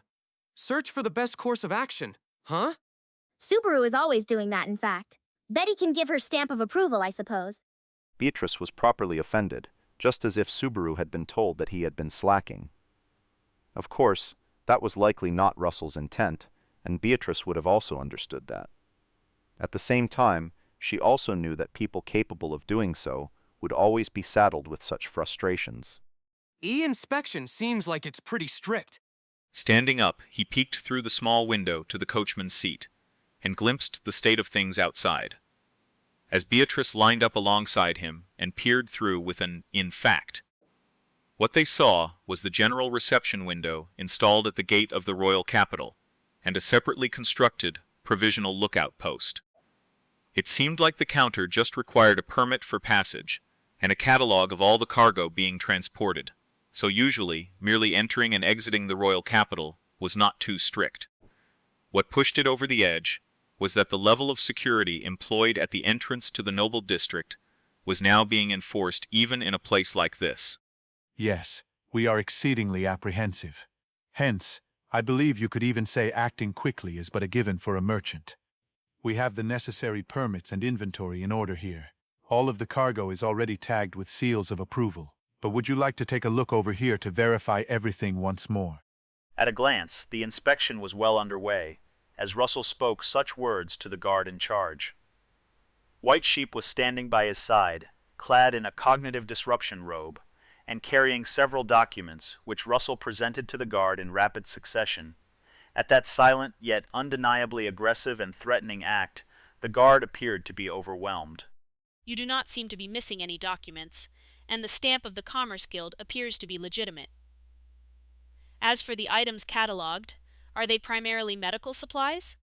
The faster this delivery goes through, will be directly tied to the survival of human lives. Making use of his title as chairman of the Commerce Guild, Russell went even further to appeal to a moral standpoint by leveraging the contents of the inventory, leaving the guard no room whatsoever to find any fault. And finally, as the pièce de résistance, I beg of you, without this medicine, all the people of my village will. Clutching the guard's hand, her voice trembling, White Sheep made an earnest request in a way that did not seem like she was acting in the slightest. Pressured to that extent, the hesitation that had existed on the guard's face finally flaked away. With his hand being held by White Sheep, the guard cleared his throat with a dignified expression. Oh, understood. There were no issues to be found in particular. You are cleared for passage. Father, not so fast. Who deemed it fine to just throw all the proper procedures out of the window? As the person in charge attempted to grant them clearance, just before White Sheep could be moved with a surge of emotion, a halt was called. Reaching an arm out from the side and wedging in between was an elderly individual. Likely it was someone superior to the person who had been in charge. That superior officer, rushing out from the outpost, snatched up the documents from the hands of their subordinate, and while scanning over the written contents, Father, a certificate of the Commerce Guild and the payload has been stamped as approved, huh? Regardless, the rules are the rules. That is an admirable way of thinking. But is this a situation to be sticking to procedure so rigidly? Father, you seem to talk like a merchant, but just as how merchants have a merchant's way of doing things, us guards have a guard's dignity. Is that so? Very well. As the individual in charge straightened himself at the superior officer's words, Russell received and assented to them. In the peripheral of his vision, it was also clear that White Sheep had gotten nervous, but the same held true for Subaru and Beatrice.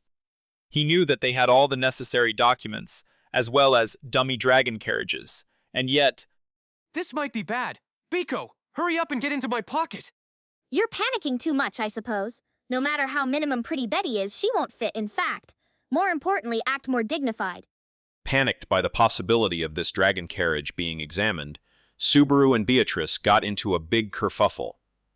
Perhaps having perceived such undulations of Subaru and Beatrice, Russell suddenly turned around and gave a small wave of his hand as if to reassure the entire caravan.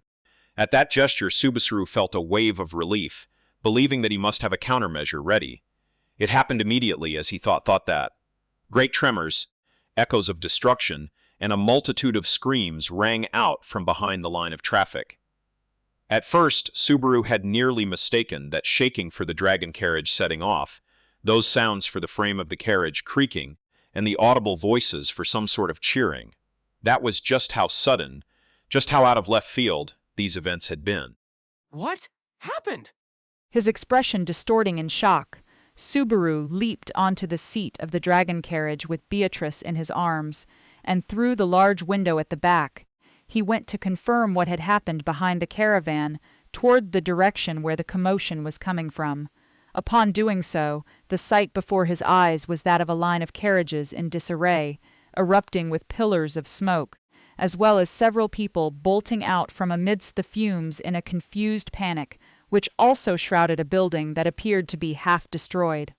Was that an accident? It appears to be so, I suppose. From the looks of things, something happened to one of the dragon carriages, like perhaps the axle snapping, causing an accident with a pileup of collisions, in fact. And then crashed into the building by the roadside, huh? This is bad. Seems like there'd be tons of people injured. Just as Russell had said, the cause likely stemmed from the fact that it was more congested than usual due to the chaos in the royal capital. With a single accident that occurred amidst the largely delayed traffic line, it gave rise to a great chain reaction of crashes. He did not know just how many people had sustained injuries, but he had to go help people get out of the crash site immediately. Natsuki Dono, we have acquired clearance. The dragon carriage will be leaving. Please take your seat. With Subaru and Beatrice in a panic, Russell bluntly declared that announcement to them upon returning inside the carriage. Hearing those words, Subaru started to call out to him, saying, "Russell-san." What did you say just now? The dragon carriage is leaving? Yes, the individuals in charge headed off to deal with the accident back there. Given that we are not missing any documents, they have deemed it acceptable for us to pass. There is also a need to clear out the congested array of carriages. No, but... People have been injured, I suppose. There was talk of us possessing medical supplies amidst our cargo, in fact. A pretense, I assure you. We are not merely carrying items in accordance with the catalogued inventory. If we were to open the cargo, that too would be exposed. I believe I informed you already. To always search for the best course of action, yes? His expression and voice were devoid of harshness. However, the blade's edge of the content itself was far too sharp. As those words sliced into his body, Subaru's cheeks stiffened at the opportunity to put what he had been told into practice, an opportunity that had arrived far too soon. He understood Russell's point. Even here he understood it, but still. White Sheep, please explain to Natsuki Dono here.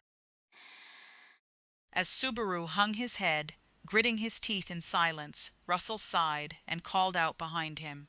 And the one present there who had just peered into the dragon carriage was White Sheep. Stifling the breath in the back of her throat, she turned her moistened, round eyes toward Russell. However, without turning back to face her, Russell once more called out to her with White Sheep. Hearkening that, White Sheep heaved herself up into the carriage and layered her hand on top of Subaru's hand resting on the window frame.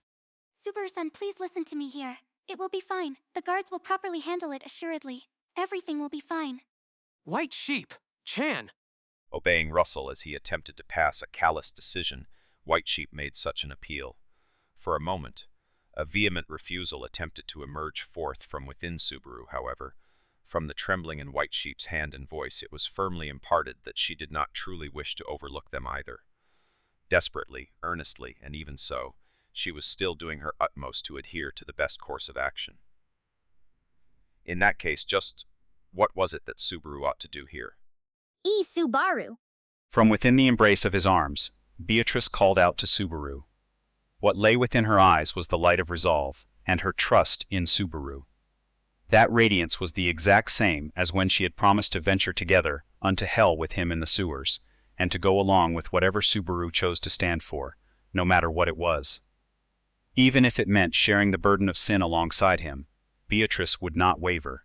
Right now! We need to move! Indeed, that is correct. It is a wise decision, Natsuki Dono. That is the best course of action here. Layered over top, the hand of White Sheep slowly lowered Subaru's hand, which had been resting on the window frame. Perceiving Subaru's movement, Russell spoke with a sense of relief. Yes, that was right. Russell's words were correct. Here, in this place, they were what he ought to follow. This accident could even be described as a blessing of sorts. It had occurred just when the dragon carriage was about to be inspected, moments before Subaru and Beatrice would have been discovered. With the guards diverting their efforts to rescue, they would be able to escape this place. Everything was in order to save the royal capital, to save the kingdom. That was why... The moment he tried to force himself to compromise, to accept that withdrawing here was the right thing to do, Subaru saw it, in the scenery outside the window, upon which his eyes had continued to linger, too reluctant to tear them away. He saw the figure of Blue Snake, white robe fluttering by the hem as they sprinted straight for the crash site. Are you an idiot, Natsuki Subaru? To search for the best course of action, you told me to hold that act in the highest regard. Didn't you, Russell-san? Indeed. Your judgment is correct. We will be leaving immediately. We are... Then my best course of action is to not abandon anyone who can be saved here. Asserting so in a loud voice, Subaru placed the hand he had been about to lower back onto the window frame. Then, flinging away the hand that had been layered over his, he left behind a curt, "Sorry," to both the astonished White Sheep and Russell beyond her. Let's go, Biko. Lend me your strength. That is already fully accepted as a matter of course, I suppose. Still embracing Beatrice, Subaru threw himself out of the dragon carriage through the window. Behind him, Subaru could hear Russell calling for him, but he did not stop. He could not stop. The accident is a blessing? Ridiculous. Accidents are tragedies. They absolutely aren't anything like a saving grace. You're right. I was wrong. If he had not glimpsed the back of Blue Snake breaking into a sprint, he would not have even noticed such a thing. 100% Blue Snake was correct. Laying eyes upon that back, he felt nothing but shame surging up within his heart. How big of an idiot are you, Natsuki Subaru? Why don't you get it, Natsuki Subaru? Even if there are people willing to throw away their lives, it doesn't change your own standards. It doesn't change anything at all. What? Hey, it's dangerous here. Anyone who isn't a guard needs to... People are injured, aren't they? I'll lend a hand. We'll pull everyone out. With the crash site enshrouded by a veil of dust, right before his eyes, a guard with their hand over their mouth. The elderly superior officer who had impeded the passage of the dragon carriage earlier widened his eyes as Subaru came rushing in. A man appearing out of nowhere, carrying an adorable little girl in his arms. It was only natural that the other party had been bewildered, but that bewilderment would not serve as a reason to restrain Subaru and Beatrice. We can use magic. It should be useful. Let us help out. Kay, you can never have too many hands. Come! After a moment's hesitation, it was naught but a paper wall before the elderly guard's disposition of valuing human life. Directed by the guard, who smashed through that hesitation in the span of a single breath, Subaru and Beatrice stepped onto the crash site. The area, with its plumes of smoke, groans of pain, and tearful cries of children, was just as they had ascertained from a distance. A chain reaction of a pile-up accident that commenced when a single dragon carriage's axle had broken, and a building that had collapsed after getting caught in the damages, leaving it in a half-destroyed state. There were people shedding blood, and people laying limp and motionless. With ground dragons stomping their feet in agitation, and voices calling for help and angry shouts flying left and right, it had become quite the terrible uproar. With the sight of the accident right before his eyes, his gaze wandered around as he contemplated where he ought to begin lending a hand. Over here! Come help over here! That was a particularly loud voice. Cutting through the cacophony of voices blending together, it pierced Subaru's eardrums. Taking a look, it was someone crouched down on the floor amidst the drifting dust, clad in a white robe as they held their hand out to his inner person trapped beneath the rubble. It was Blue Snake. Rushing over to Blue Snake, Subaru beheld the state of the injured. Part of the fractured beam had pierced their torso, sustaining a serious wound that was spilling copious amounts of blood. And then... Use Beatrice Chan's magic to make the beam lighter and get it out! You can do that, right? Yeah, we can. But how did you... Ah, enough already! You're so obtuse! Speaking in a rough, frustrated manner, the next instant, Blue Snake, while still applying healing arts to the wound of the injured party, violently removed their own hood. Appearing underneath, with flaxen hair reaching down to their neck, and demi-human cat ears that pushed aside that hair as if to assert their existence. Ferris! Chapter 24. The best person. Having leapt out of the window, Natsuki Subaru dashed behind the caravan, where the site of the crash had transpired. There had been no hesitation in his stride, and it could have even been described as gallant. It was the silhouette of a man who believed that helping someone whose life was in danger to be the most natural thing in the world. Ludicrous. Pulling away as he called out to him, the black-haired companion had passed judgment with no consideration for the consequences, and Russell Fellow could do nothing but see him off with a look of disbelief. That was also because he could not understand what that companion had been thinking. He would have liked to believe that he had thoroughly informed him of the gravity of their actions, and exactly what it was they needed to prioritize. But, to an even greater extent, White Sheep, why did you not stop him? In order to make sense of the situation, Russell questioned the true intentions of White Sheep, who had displayed an attempt at gentle persuasion. White Sheep had certainly layered her hands on top of Subaru's. She had uttered the words to hold him back. In spite of that, he did not obey. Nay, his heart had not been moved. You also ought to be keenly aware of what our greatest priority is at the moment. Not even a single second of our time should be squandered on any other purpose. You... Did. What? Knitting his brow at the blurred voice, which he had failed to hearken in certainty, Russell gazed at White Sheep, and facing the window out of which their companion had leapt out, and pulling the hand that had been shaken off by the other party close to her chest, White Sheep glanced back. All the while, large drops of tears had been filling her round, golden eyes. I did. To Subaru-san, I did do it, but the fact that Subaru-san still rushed out means he's just that kind of person. That kind of. I'm sure I told you as well, Silver Fox. All I am capable of is leveraging feelings that are already present. I cannot make him do something he never would have done. Let us chase after Subaru-san and Beatrice right away. We can also help them with the injured. As White Sheep pleaded out with misty eyes and a tearful voice, Russell brought his hand to his lips. Deep within his narrowed eyes, his divine protection, which ascertained the value of all things in this world, reconstructed the various plans he had assembled, fabricating them anew. He could not see the right answer in itself. Merely, he would locate the option closest to the right answer. What's this? What's this? This situation's pretty cherry and even chipper, ain't it? If you're gonna lodge a complaint either way, then speak with actions instead of words. Instead of quibbling with words, you can have a fight to the death if you so please. Koo-ha-ha-ha-ha-ha. Black Dog, Hake. Oh? What's this? What's wrong? That damn face of yours. Don't tell me you've become capable of persuading people with just your tears. Not even needing to touch their skin, have you? That'll only work on men, you know. Though, I'm an exception. Spitting those words, the person who boldly entered the dragon carriage was Black Dog. Having taken off his mask and black robes, the man's bare face was now complemented by a black suit, as he contorted his strong, fierce facial features. Black Dog shrugged his shoulders at Russell and White Sheep as they faced him, and messily sat himself down on a nearby seat. So, here I was wondering what we were still doing dawdling and dilly-dallying. But to think you got your hand bitten by that brat. And this is after I went through such troubles to ensure we'd be able to leave. Don't you go and make others' efforts meaningless. Ensuring we would be able to leave. Don't tell me. Oi, quit it. Stop that. What's with those eyes? All I did was break a single axle. The big uproar that happened was the doing of the frightened ground dragon. That and this and all of it and everything I did for your sake. Ha ha ha, I lied. Hey, Silver Fox!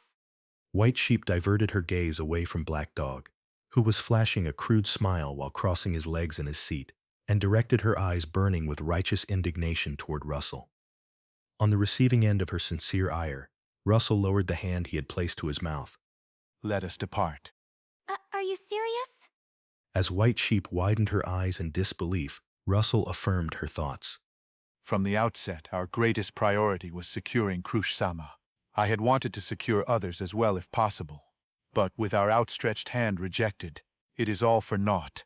Though it is a shame that by relinquishing Blue Snake, I will no longer be able to test something I had wished to verify. Like I sighed. Didn't I tell you, didn't I let you know? There wouldn't have been any future troubles if I had just scorched them to crisps in the sewers. I have no intention of returning to a discussion for which there is no room for argument. Time is of the essence. Deciding on their course of action, Russell turned his back to White Sheep. In that back of his, he had visibly pruned away any excess focus toward their companion who had run off to the crash site. And to that back, White Sheep reached out with a resolved expression. Wait, hold off. With those words, a long leg stretched out to block White Sheep's path. As White Sheep bit her lip and glared at that obstruction, Black Dog, sitting boorishly in his seat, waved his hand. Didn't you say so yourself? You can't make that guy do what he wouldn't do. But, this sort of... So don't you cry about it. It's a pain in the ass.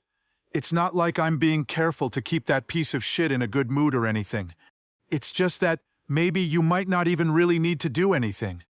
Shrugging his shoulders at White Sheep, whose eyes flickered with a lack of comprehension, Black Dog raised up a hand with his leg still thrown out and gestured behind the dragon carriage, nay, in the direction of the crash site.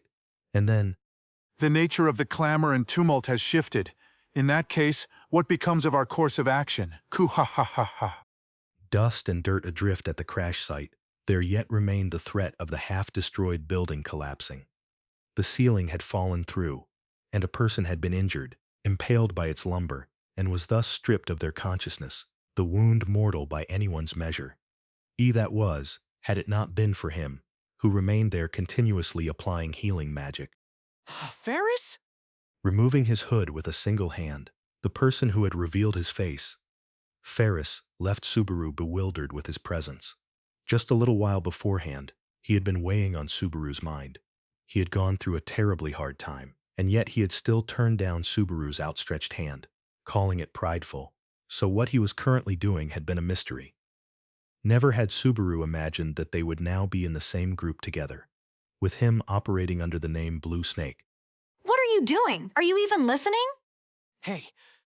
Don't just stand there while lives are on the line. If people die here, it will be our fault for not being able to rescue them. The shock of this reunion was utterly demolished by the words of none other than Ferris himself. That desperate outcry returned Subaru to his senses, and to follow Ferris's directions from a moment prior, to remove the wooden beam piercing the body of the wounded, he placed Beatrice down on the ground from his embrace, and... Good to go, Biko! Leave it to me, in fact, Amarak. Due to their successive battles at the McMahon residence in the sewers, they were amidst an undesirable interval. Albeit her condition would have been in the worst possible state, Beatrice gave no indication of such whatsoever as she activated her yin magic and lightened the target. We're lifting it! You ready? I'd be an idiot if I said I wasn't. That's some mouth you got. Yelling back and forth with Ferris, Subaru carefully raised up the lightened lumber, extracting it from its point of entry into the wounded person's body. An unpleasant sensation and sound it brought forth, causing even greater volumes of blood to spurt out. But, the moment it was removed from the open wound, Ferris began to exhibit his true mettle. It's all right. I'll make it better now. That instant, overflowing in excess, was an exceedingly kind blue light. Incredible! Laying eyes upon that light, a wordless whisper spilled from the lips of Beatrice. That which made even Beatrice, a great spirit capable of healing magic herself, be so taken aback, comprised the entirety of the reason for Ferris to be dubbed the Blue, and a prodigy beyond all compare. His healing arts were the same as ever. No, very clearly, they had reached miraculous heights far greater than his previous expertise. The ones bearing witness to that sight were all the good Samaritans who had rushed onto the scene while prepared for tragedy. Whilst all of their eyes were simultaneously being captivated by that miracle, he understood their feelings. A fatal injury believed to be beyond saving, a deep gash that surely would leave lasting, lifelong effects, and an utterly cruel ending to it all. Everything was painted over by that light. It was a sight that seemed as if it could persist into the world, to come as a religious altarpiece. Everyone! Evacuate all the injured who can be evacuated and gather them in one place. Prioritize those who've been severely injured and those who got hit on the head. Anyone who can still move on their own, get outside the building. Those who had been stunned by the miracle were pulled back to reality by Subaru's raised voice. Ferris was here. This was a miracle, a jackpot, and that he would utilize to the fullest extent. Everyone can be saved. We've got the world's greatest healer here. Widening their eyes at the do-or-die spirit in Subaru's voice, they exchanged glances and responded with a reassuring, "Yeah." Thus did they begin the relief effort to save those who had collapsed, and the people whose legs had been trapped beneath the rubble. Ascertaining that, as Subaru wiped the skin by his eye with the back of hand, Ferris, everyone's a go. We'll assist. What should we do? Don't get in the way. Do as I tell you. Hold this person down. Man, you dickhead. After this is all over, I'm gonna give you a real piece of my mind. Just you wait. Speaking as if Subaru's persuasion of everyone did not matter to him, Ferris remained entirely focused on the lives at hand. In fact, his rough words aside, Ferris's skills and the accuracy of his judgment were outstanding. Assigning priority to each of the injured by discerning what was most urgent at a single glance, and outputting an applicable level of healing magic, he saved one life after the other. A restaurant at dinner time. Checks out that tons of people got caught up in it. Finally able to perceive the situation of the damaged site, Subaru spat out saliva mixed with dust. The road was also crowded with dragon carriages, and there would have been a lot of people who had been within the establishment. It would thereby stand to reason that many people would have been injured, but fortunately, there did not appear to be anyone who had died instantly as far as Subaru could see. And, if there was nobody who had suffered an instant death, Don't you die. Please come back to us. the outpour of convalescent light healed all the wounds imperiling their lives, removing them entirely. Everyone would be saved. That was not just his enthusiasm, it would be brought to fruition as the response in reality for certain. Hake, oi over there. Abruptly hearing a voice running counter to that hope of his, Subaru's head snapped up. It was one of the guards helping out with the rescue. His finger pointed toward the half-destroyed restaurant, to the partially crumbled upper floor, barely being held up by a pillar with cracks in it. The roof's support beam was raising its death throes, balancing on a precarious equilibrium as the building's second floor began to tip over. And underneath that, Ferris and the injured still remained, the healing process still underway. Were the upper half of the building to come crashing down, salvation would reach none. Immediately after that thought, No, it was not just Subaru who broke into a sprint. The elderly guard, his subordinates, and a townsman who had been assisting in the relief effort had all begun sprinting. Others had also gotten up, raised their bodies, and attempted to take action. With that in his peripheral, Subaru gritted his molars oh so firmly and recklessly cried out, Huh? Beatrice! With this, we will seriously be out of gas in fact. By way of Beatrice, as she held both her hands out, the collapsing part of the building was enveloped in a faint purple light, ruefully so, as per the universal laws of gravity, even supposing weight were to be changed. The falling speed of the wreckage and the peril it presented would not abate. Its mass was of such dimension that the eventual result would be the same. Therein, he would interpose himself. Nah. Having just barely made it in time underneath the wreckage, Subaru took on a pose to support the falling rubble, as if having been caught in a suspended ceiling trap. By himself, it would have been impossible for Subaru. The guards who had sprinted together entered underneath the rubble a moment later, all supporting it in a united effort. Kagi! Right now, before it's too late, get the people underneath out. Feeling as if he would cough up blood, Subaru exclaimed the collective will of everyone supporting the wreckage, and hearkening that, those who had been delayed in their start began pulling Ferris and the injured people out from below. Until all were evacuated, this had to be endured, by any means necessary. Indeed, as Subaru roused himself, Though you're always shouting in a loud voice, aren't you now, kiddo? Huh? Wait, you're... While exerting his utmost strength to brace himself, Subaru was shocked upon noticing the person supporting the same wreckage beside him. It was a face he knew, the owner of a fruit stand in the royal capital, with whom his destiny often intertwined, Ketamon. Widening his eyes at that unexpected reunion, Subaru simultaneously felt a sense of panic. The efficacy of the cognitive's Rufchen robe was not all-powerful. He had immediately infringed on the warning provided by Russell. For Ketamon, who knew Subaru, his identity had been exposed by asserting himself here. However, Don't make that sort of face. The fact you're helping people here, kiddo, is the truth about you that I've seen with my own 2 eyes. Upon those words, Subaru almost unwittingly let the strength slip from his arms. Because of that, Ketamon and the others cried out, Noir, at the increased load, so he hurried to carry his weight once more. He was shocked. He thought that once his identity was exposed, it would all be over. But he was glad he had come back. Everybody's out. All right, everyone. On the count of 3, we'll raise it up in a banzai. Drop it inside.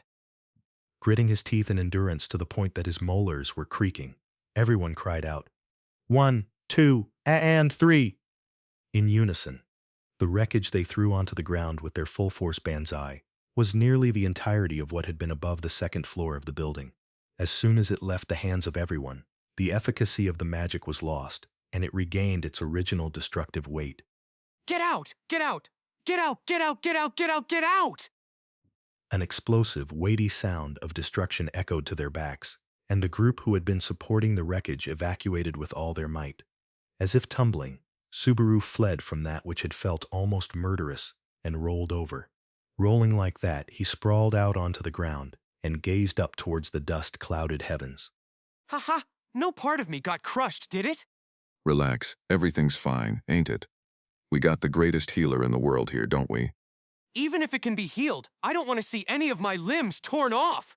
Beside Subaru as he raised his voice, Ketamon, having also rolled away, laughed, that's for sure.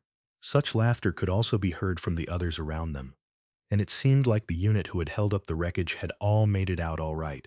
For now, they had somewhat managed to complete a single difficult task, but they must not get ahead of themselves. Ferris is still exerting his efforts all by himself. I've got to go help. That might be a bit difficult, I suppose. Forcing his slackened body up, Subaru turned to face that voice with an, "Ah?" The owner of the voice had been Beatrice, and Subaru immediately understood why it had contained a feeling of tension. On the street outside the restaurant where the accident had occurred, all injured individuals had been carried out. In the center of them all, Ferris was still endeavoring to heal their wounds, and yet First Knight to the treacherous Crusch Karsten the Blue Felix Argyle. There is an active subpoena for you to present yourself to the royal castle. At once you shall abide by these orders.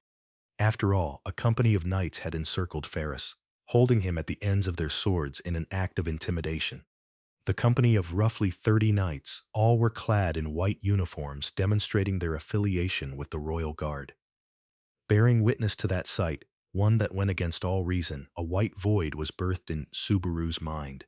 Just before the sight of an accident, would a patrol of knights really turn their swords against a healer engaged in relief efforts? Impossible. Idio, what the hell are you saying? Orders. Look at the situation. Father, that's right. That person is treating the wounded. If he wasn't here... Your protests shall not be acknowledged. This, too, is a matter of utmost importance for the royal capital. The guards here remain responsible for dealing with the accident. Us knights shall fulfill our duty. In Subaru's stead, Catamon and the elderly guard raised their voices in protest to that abnormality. But they were drowned out by the deafening bellow of the long-haired commanding officer of the Knight Squadron. During the momentary lapse yielded as a result of that, the commanding officer turned a sharp glare toward Ferris, toward the back of he who had not even given a single glance in the direction of the squadron of knights, while continuing to cast healing magic. These are orders. Cease your operations, Knight Felix. Along with your master, you are an individual suspected of harboring treasonous intentions against the kingdom. So how could you possibly be trusted to carry out medical care? You might very well be doing something to those undergoing treatment. Kay, don't fucking joke around. That instant, at the unforgivable comments hurled toward Ferris, Subaru exploded. Rushing into the midst of the scene without thinking, Subaru wedged his way between Ferris's back and the company of knights. Then, glaring at the knights brandishing their swords, nay, at those who could hardly be called knights. Just what feelings do you all fucking think motivated Ferris to refine his skills in healing magic? Do you think it was just talent? It's obviously because he wanted to save people. You're saying you don't know what Ferris will do to the people who got injured? Of course you fucking know! It's healing! Saving lives! He's rescuing the people who seem like they might die even now. It's the most obvious thing to anybody with a pair of eyes. He's clearly just doing what the best person here would do, to the point that nobody could do better if they tried.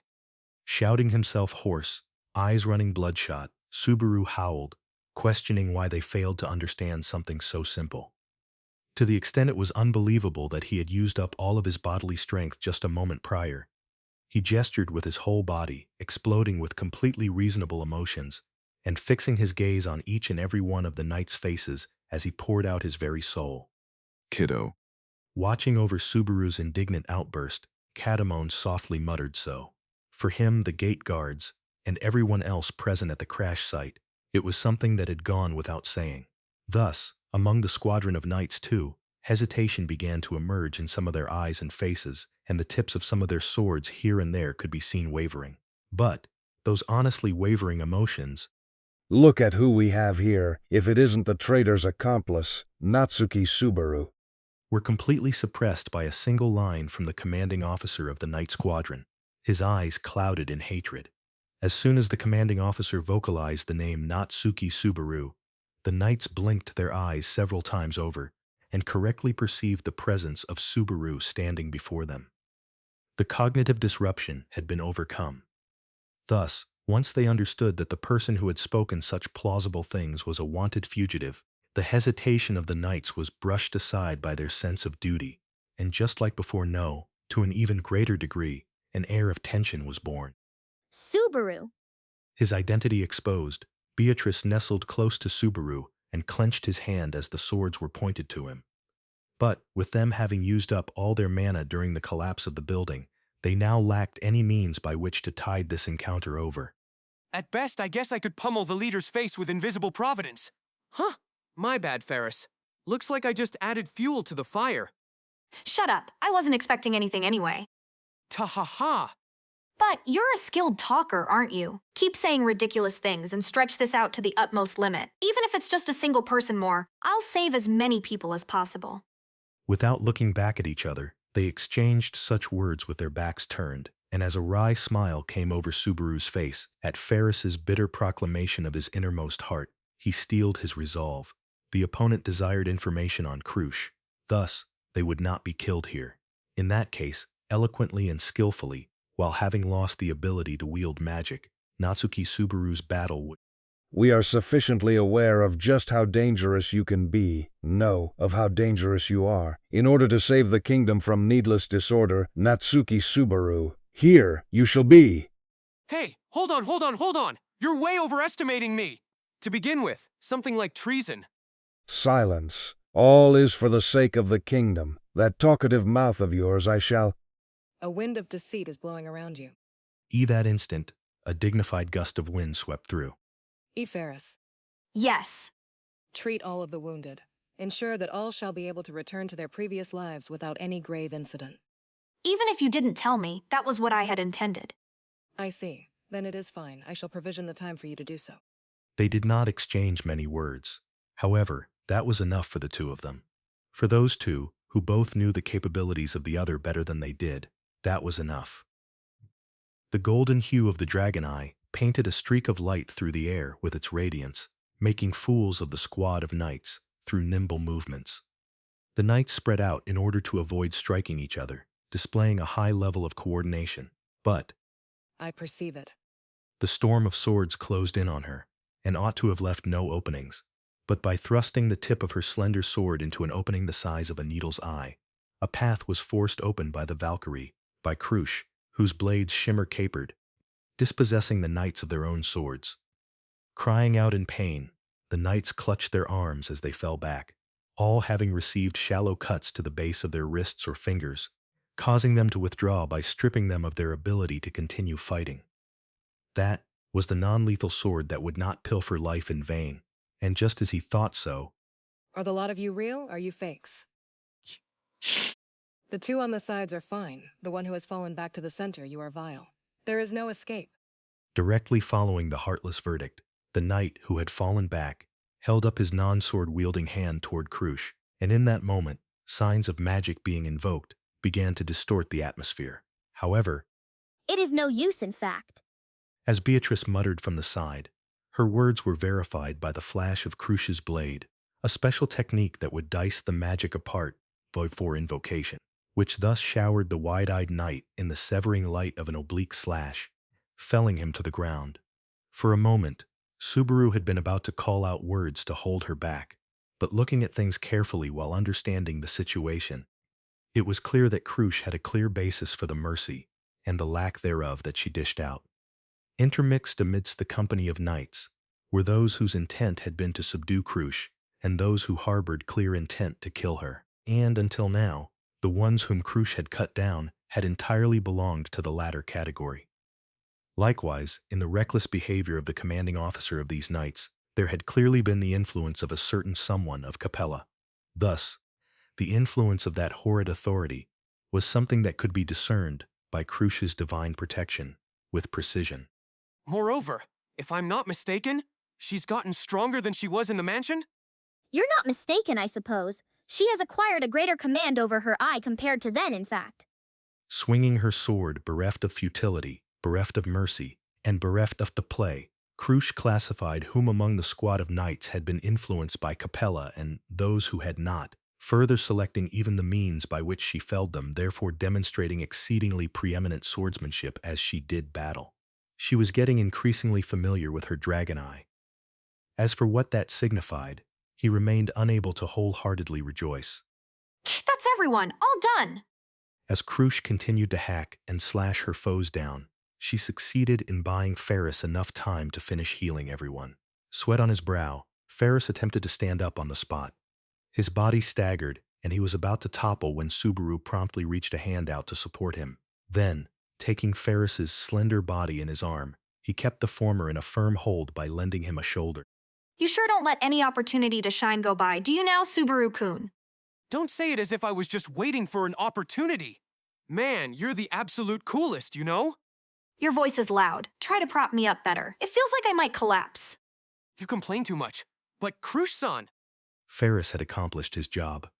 It was thus time for Crusch to also withdraw from her battle against the knights.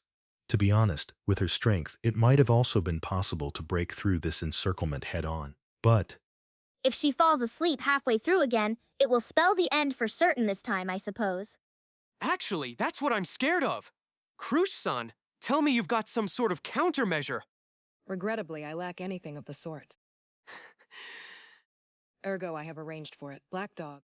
just when he believed their hopes extinguished, Crusch called out a name far too dangerous to place their hopes in. Immediately after Subaru, Beatrice and Ferris all reacted "Ugia" to that vocalization. Ku ha ha ha ha ha.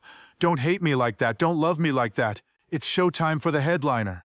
A cackling voice that gave rise to unpleasant feelings to any who heard it echoed far and wide, causing the knights and those in the environs, all of whom completely unfamiliar with the voice, to look around the vicinity in shock. However, the proprietor of the laughing voice was nowhere to be found. Instead, what blanketed their vision was a tremendous quantity of black smoke. A smokescreen. There is no harm. Amidst the voices of shock and confusion rising up at the black smoke, Crusch's voice informed them so as she ran over. However, though he was not suspicious of Crusch, if this was the work of Black Dog, his apprehension would win out. It's all right, I think. If not, me and Subaru-kun would end up being left behind here again, right? You're right about that. Got it. Then right now, from here, invisible providence.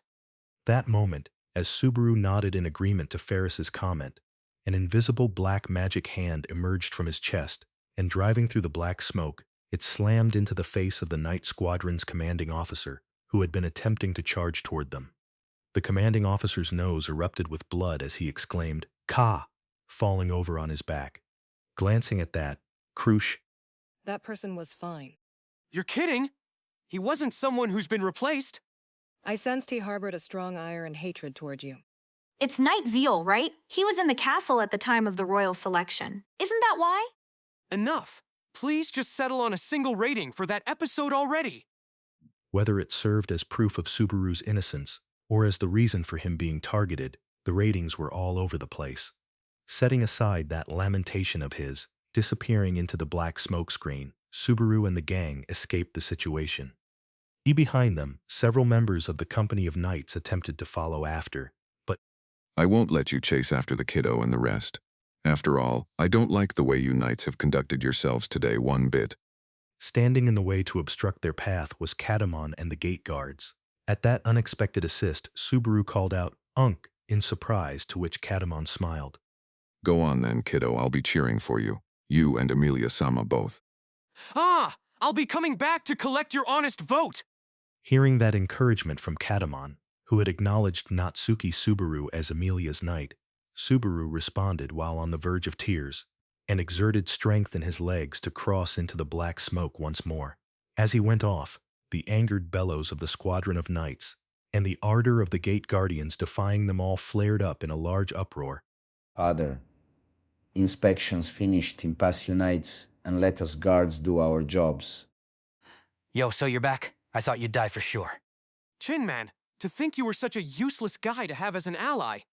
After Subaru and Ko made it out of the enshrouding black smoke which had permitted their escape, Rachines had been waving at them as they rushed to board the dragon carriage waiting outside the gate, welcoming the four of them. With there having been such an uproar, Subaru was shocked at Rachines' apparent heartlessness, as he had not shown any willingness to take action. Do you not have a human heart? Are you a witch cultist? Don't fucking cast suspicions on people like that. Saying I didn't do anything's also a false accusation. I handled all the negotiations for you. Ain't that right, Duchess-san? Rachines stuck out his tongue and cued Crusch to weigh in. At that addressment, Crusch, her eye patch reaffixed over her left eye, nodded a "that is correct." Rachins Hoffman does have a way with words. In fact, it was he who enabled negotiations to take place. Negotiations? That'd be... Of course, that would be with us, Natsuki Dono. At the voice that felt somewhat like a surprise attack, Subaru and Beatrice's shoulders jumped with a P.O. The proprietor of the voice was none other than Russell, who had entered the dragon carriage a bit later than Subaru and the rest. Accompanied by White Sheep and Black Dog, he shut the door to the dragon carriage and signaled to the coachman to depart. Instantly, the dragon carriage began to move, transforming it into an inescapable post-mortem meeting room. First of all, the fact that everyone returned safely is the most optimal outcome for our course of action. Of course, it was merely the result of having been blessed with good fortune, and I harbor many reservations, but Blue Snake. You were the one to append the condition of keeping your presence among us hidden. If you take such actions regardless of that, it becomes impossible to keep it a secret. You shall not proclaim it a fault on our part, correct? I understand. I won't call it a breach of our conditions. This isn't the place for me to speak on my personal interests either. Being the first one to whom Russell had spoken out, Ferris glanced toward Crusch from the corner of his eye. However, even though Crusch had likely noticed his gaze, she gave no reaction in Ferris's direction. The atmosphere adrift between the two of them was something extremely complex, and so... What should we do, Biko? Might I be able to do a good job of churning the atmosphere, I wonder? Should I give it a try? For now, you should hold off, in fact. This is a scene for us to sit back and observe, I suppose. More importantly... Natsuki Dono, from here on, please refrain from taking such actions. Gah, I guess you're mad at me, right? He cautiously examined Russell's expression, but, perhaps to be expected, the head of an intelligence agency was unreadable. Russell's expression was a calm sea of emotion, but there was no way that he was not angry with Subaru, who had directly disobeyed his orders and rushed onto the scene. This face was something he ought to count as indignation. I am not mad, just disappointed. After all, I believe I had thoroughly instilled exactly what ought to be prioritized. If not for Crusch-sama's comments, I would not have risked remaining in that place. Crusch-san's words? Those would be... It is nothing extraordinary. As the situation stands, I have no intention of placing my trust in anybody here other than Natsuki Subaru. Without you here, I would refuse to cooperate with the likes of the 6 Tonyages. That's an extreme honor, but... Depending on how it was interpreted, that assessment could be a rather extreme one, and thus, Subaru fervently took mind of the surrounding gazes, in particular, that of Russell, who'd had an unnecessary condition levied upon him, and Ferris, who bore quite a complex relationship. But then again, Russell's expression remained unchanged, and Ferris, due to exhaustion, remained seated while averting his face. Regardless, the 6 tongues could not afford to relinquish Crusch, so it was due to her opinion that they had been unable to abandon Subaru, Beatrice, and Ferris after they had gone back to the crash site. But this would mean Russell-san... What is it? If your mind has changed over the course of this incident. Rather than my mind, Percy, this is just a hypothetical. But if something like this were to happen again, I think Ferris and I probably wouldn't be able to leave it alone. Hence, I have a request. Ah, let us hear it. From here on out, I'd like to go with strategies that, well, cause as little harm to others as possible. Is that no good? Russell slightly widened his eyes at that plea, and behind him, Black Dog laughed a kuha. He was aware that he was saying something unreasonable. But, as a matter of fact, nobody had died during the incident on this occasion. It would be difficult when it came to dealing with those whom Capella had gotten her hands on, but they should still be able to oppose that to the very end. As Subaru thought so, before Russell could even say anything, Me too, I also think that Subaru-san's way of doing things is good. There is nothing more ideal than concluding things with minimal casualties. Of course, I believe that we ought to follow a certain order of priority in order to get things done, but lives rank quite highly in my personal order of precedence. White Sheep and Crusch were in agreement with Subaru's opinion, and there was also no way that Ferris would object. Black Dog's sneer went without saying, but surprisingly, Rachin snorted his nose but did not repudiate it, and, as a matter of course, Subaru's like-minded best partner was... Of course, Betty's view is the same as Subaru's, in fact. After all, Subaru has always silenced everyone by recklessly doing the impossible, I suppose. This time shall be no different, in fact. You're sort of making me sound like a terrible troublemaker, but thank you. Articulating so with a smile, Subaru hugged Beatrice by his lap and plumped himself down into his seat. He was to the left of Ferris, who had sat down before him. Then, on his other side, Crusch took her seat. Sandwiching Subaru and Beatrice, Crusch and Ferris had aligned themselves to his sides. Shit, I picked the wrong seat. I guess I'll just move. Hey, Subaru-kun, could you pass a message to the person by your side? That strange power might place an unexpected burden on your body, so it would be best not to overly on it, Kay? No, air. Natsuki Subaru, pass the following message onto the individual by your side. It is likely that I will once more fall asleep for a short while. If you are concerned regarding my body, you are free to inspect it whilst I am slumbering. That is all. Come on, does that really need to go through me? Let's all just speak honestly. Both of you seem like you can talk. However, neither Ferris, who rested his chin in his hands as he looked to the day after tomorrow, nor Crusch, who shut her eyes as she folded her arms, were willing to lend an ear to Subaru's cries. Although it was extremely reassuring and joyous that Crusch and Ferris were both part of the promising ensemble to save this kingdom, the pattern of their relationship was not yet ready to openly express their gratitude. The road ahead will be fraught with difficulties. As he slumped his shoulders, crestfallen, he placed his chin on the head of Beatrice in his lap. While Beatrice felt that weight, she began to pat Subaru's head from below without reservation. The battle to save Amelia, to save his comrades carving their own path, and to save the kingdom of Lugunica all in one go commenced, a battle that would surely be no less rigorous than any that had come before. Indeed, in the background of that strong resolve and determination, dawned by Natsuki Subaru. While gazing out at the shrinking sight of the royal capital, You hadn't written about anything of this sort in your letters, Roswal. Did you not provide the necessary nightly training to ensure Amelia-sama would prevail, as per your desires? thus grumbled the man of the intelligence agency, forced to deal with a responsibility outside the scope of his calculations, utterly stunned as he was.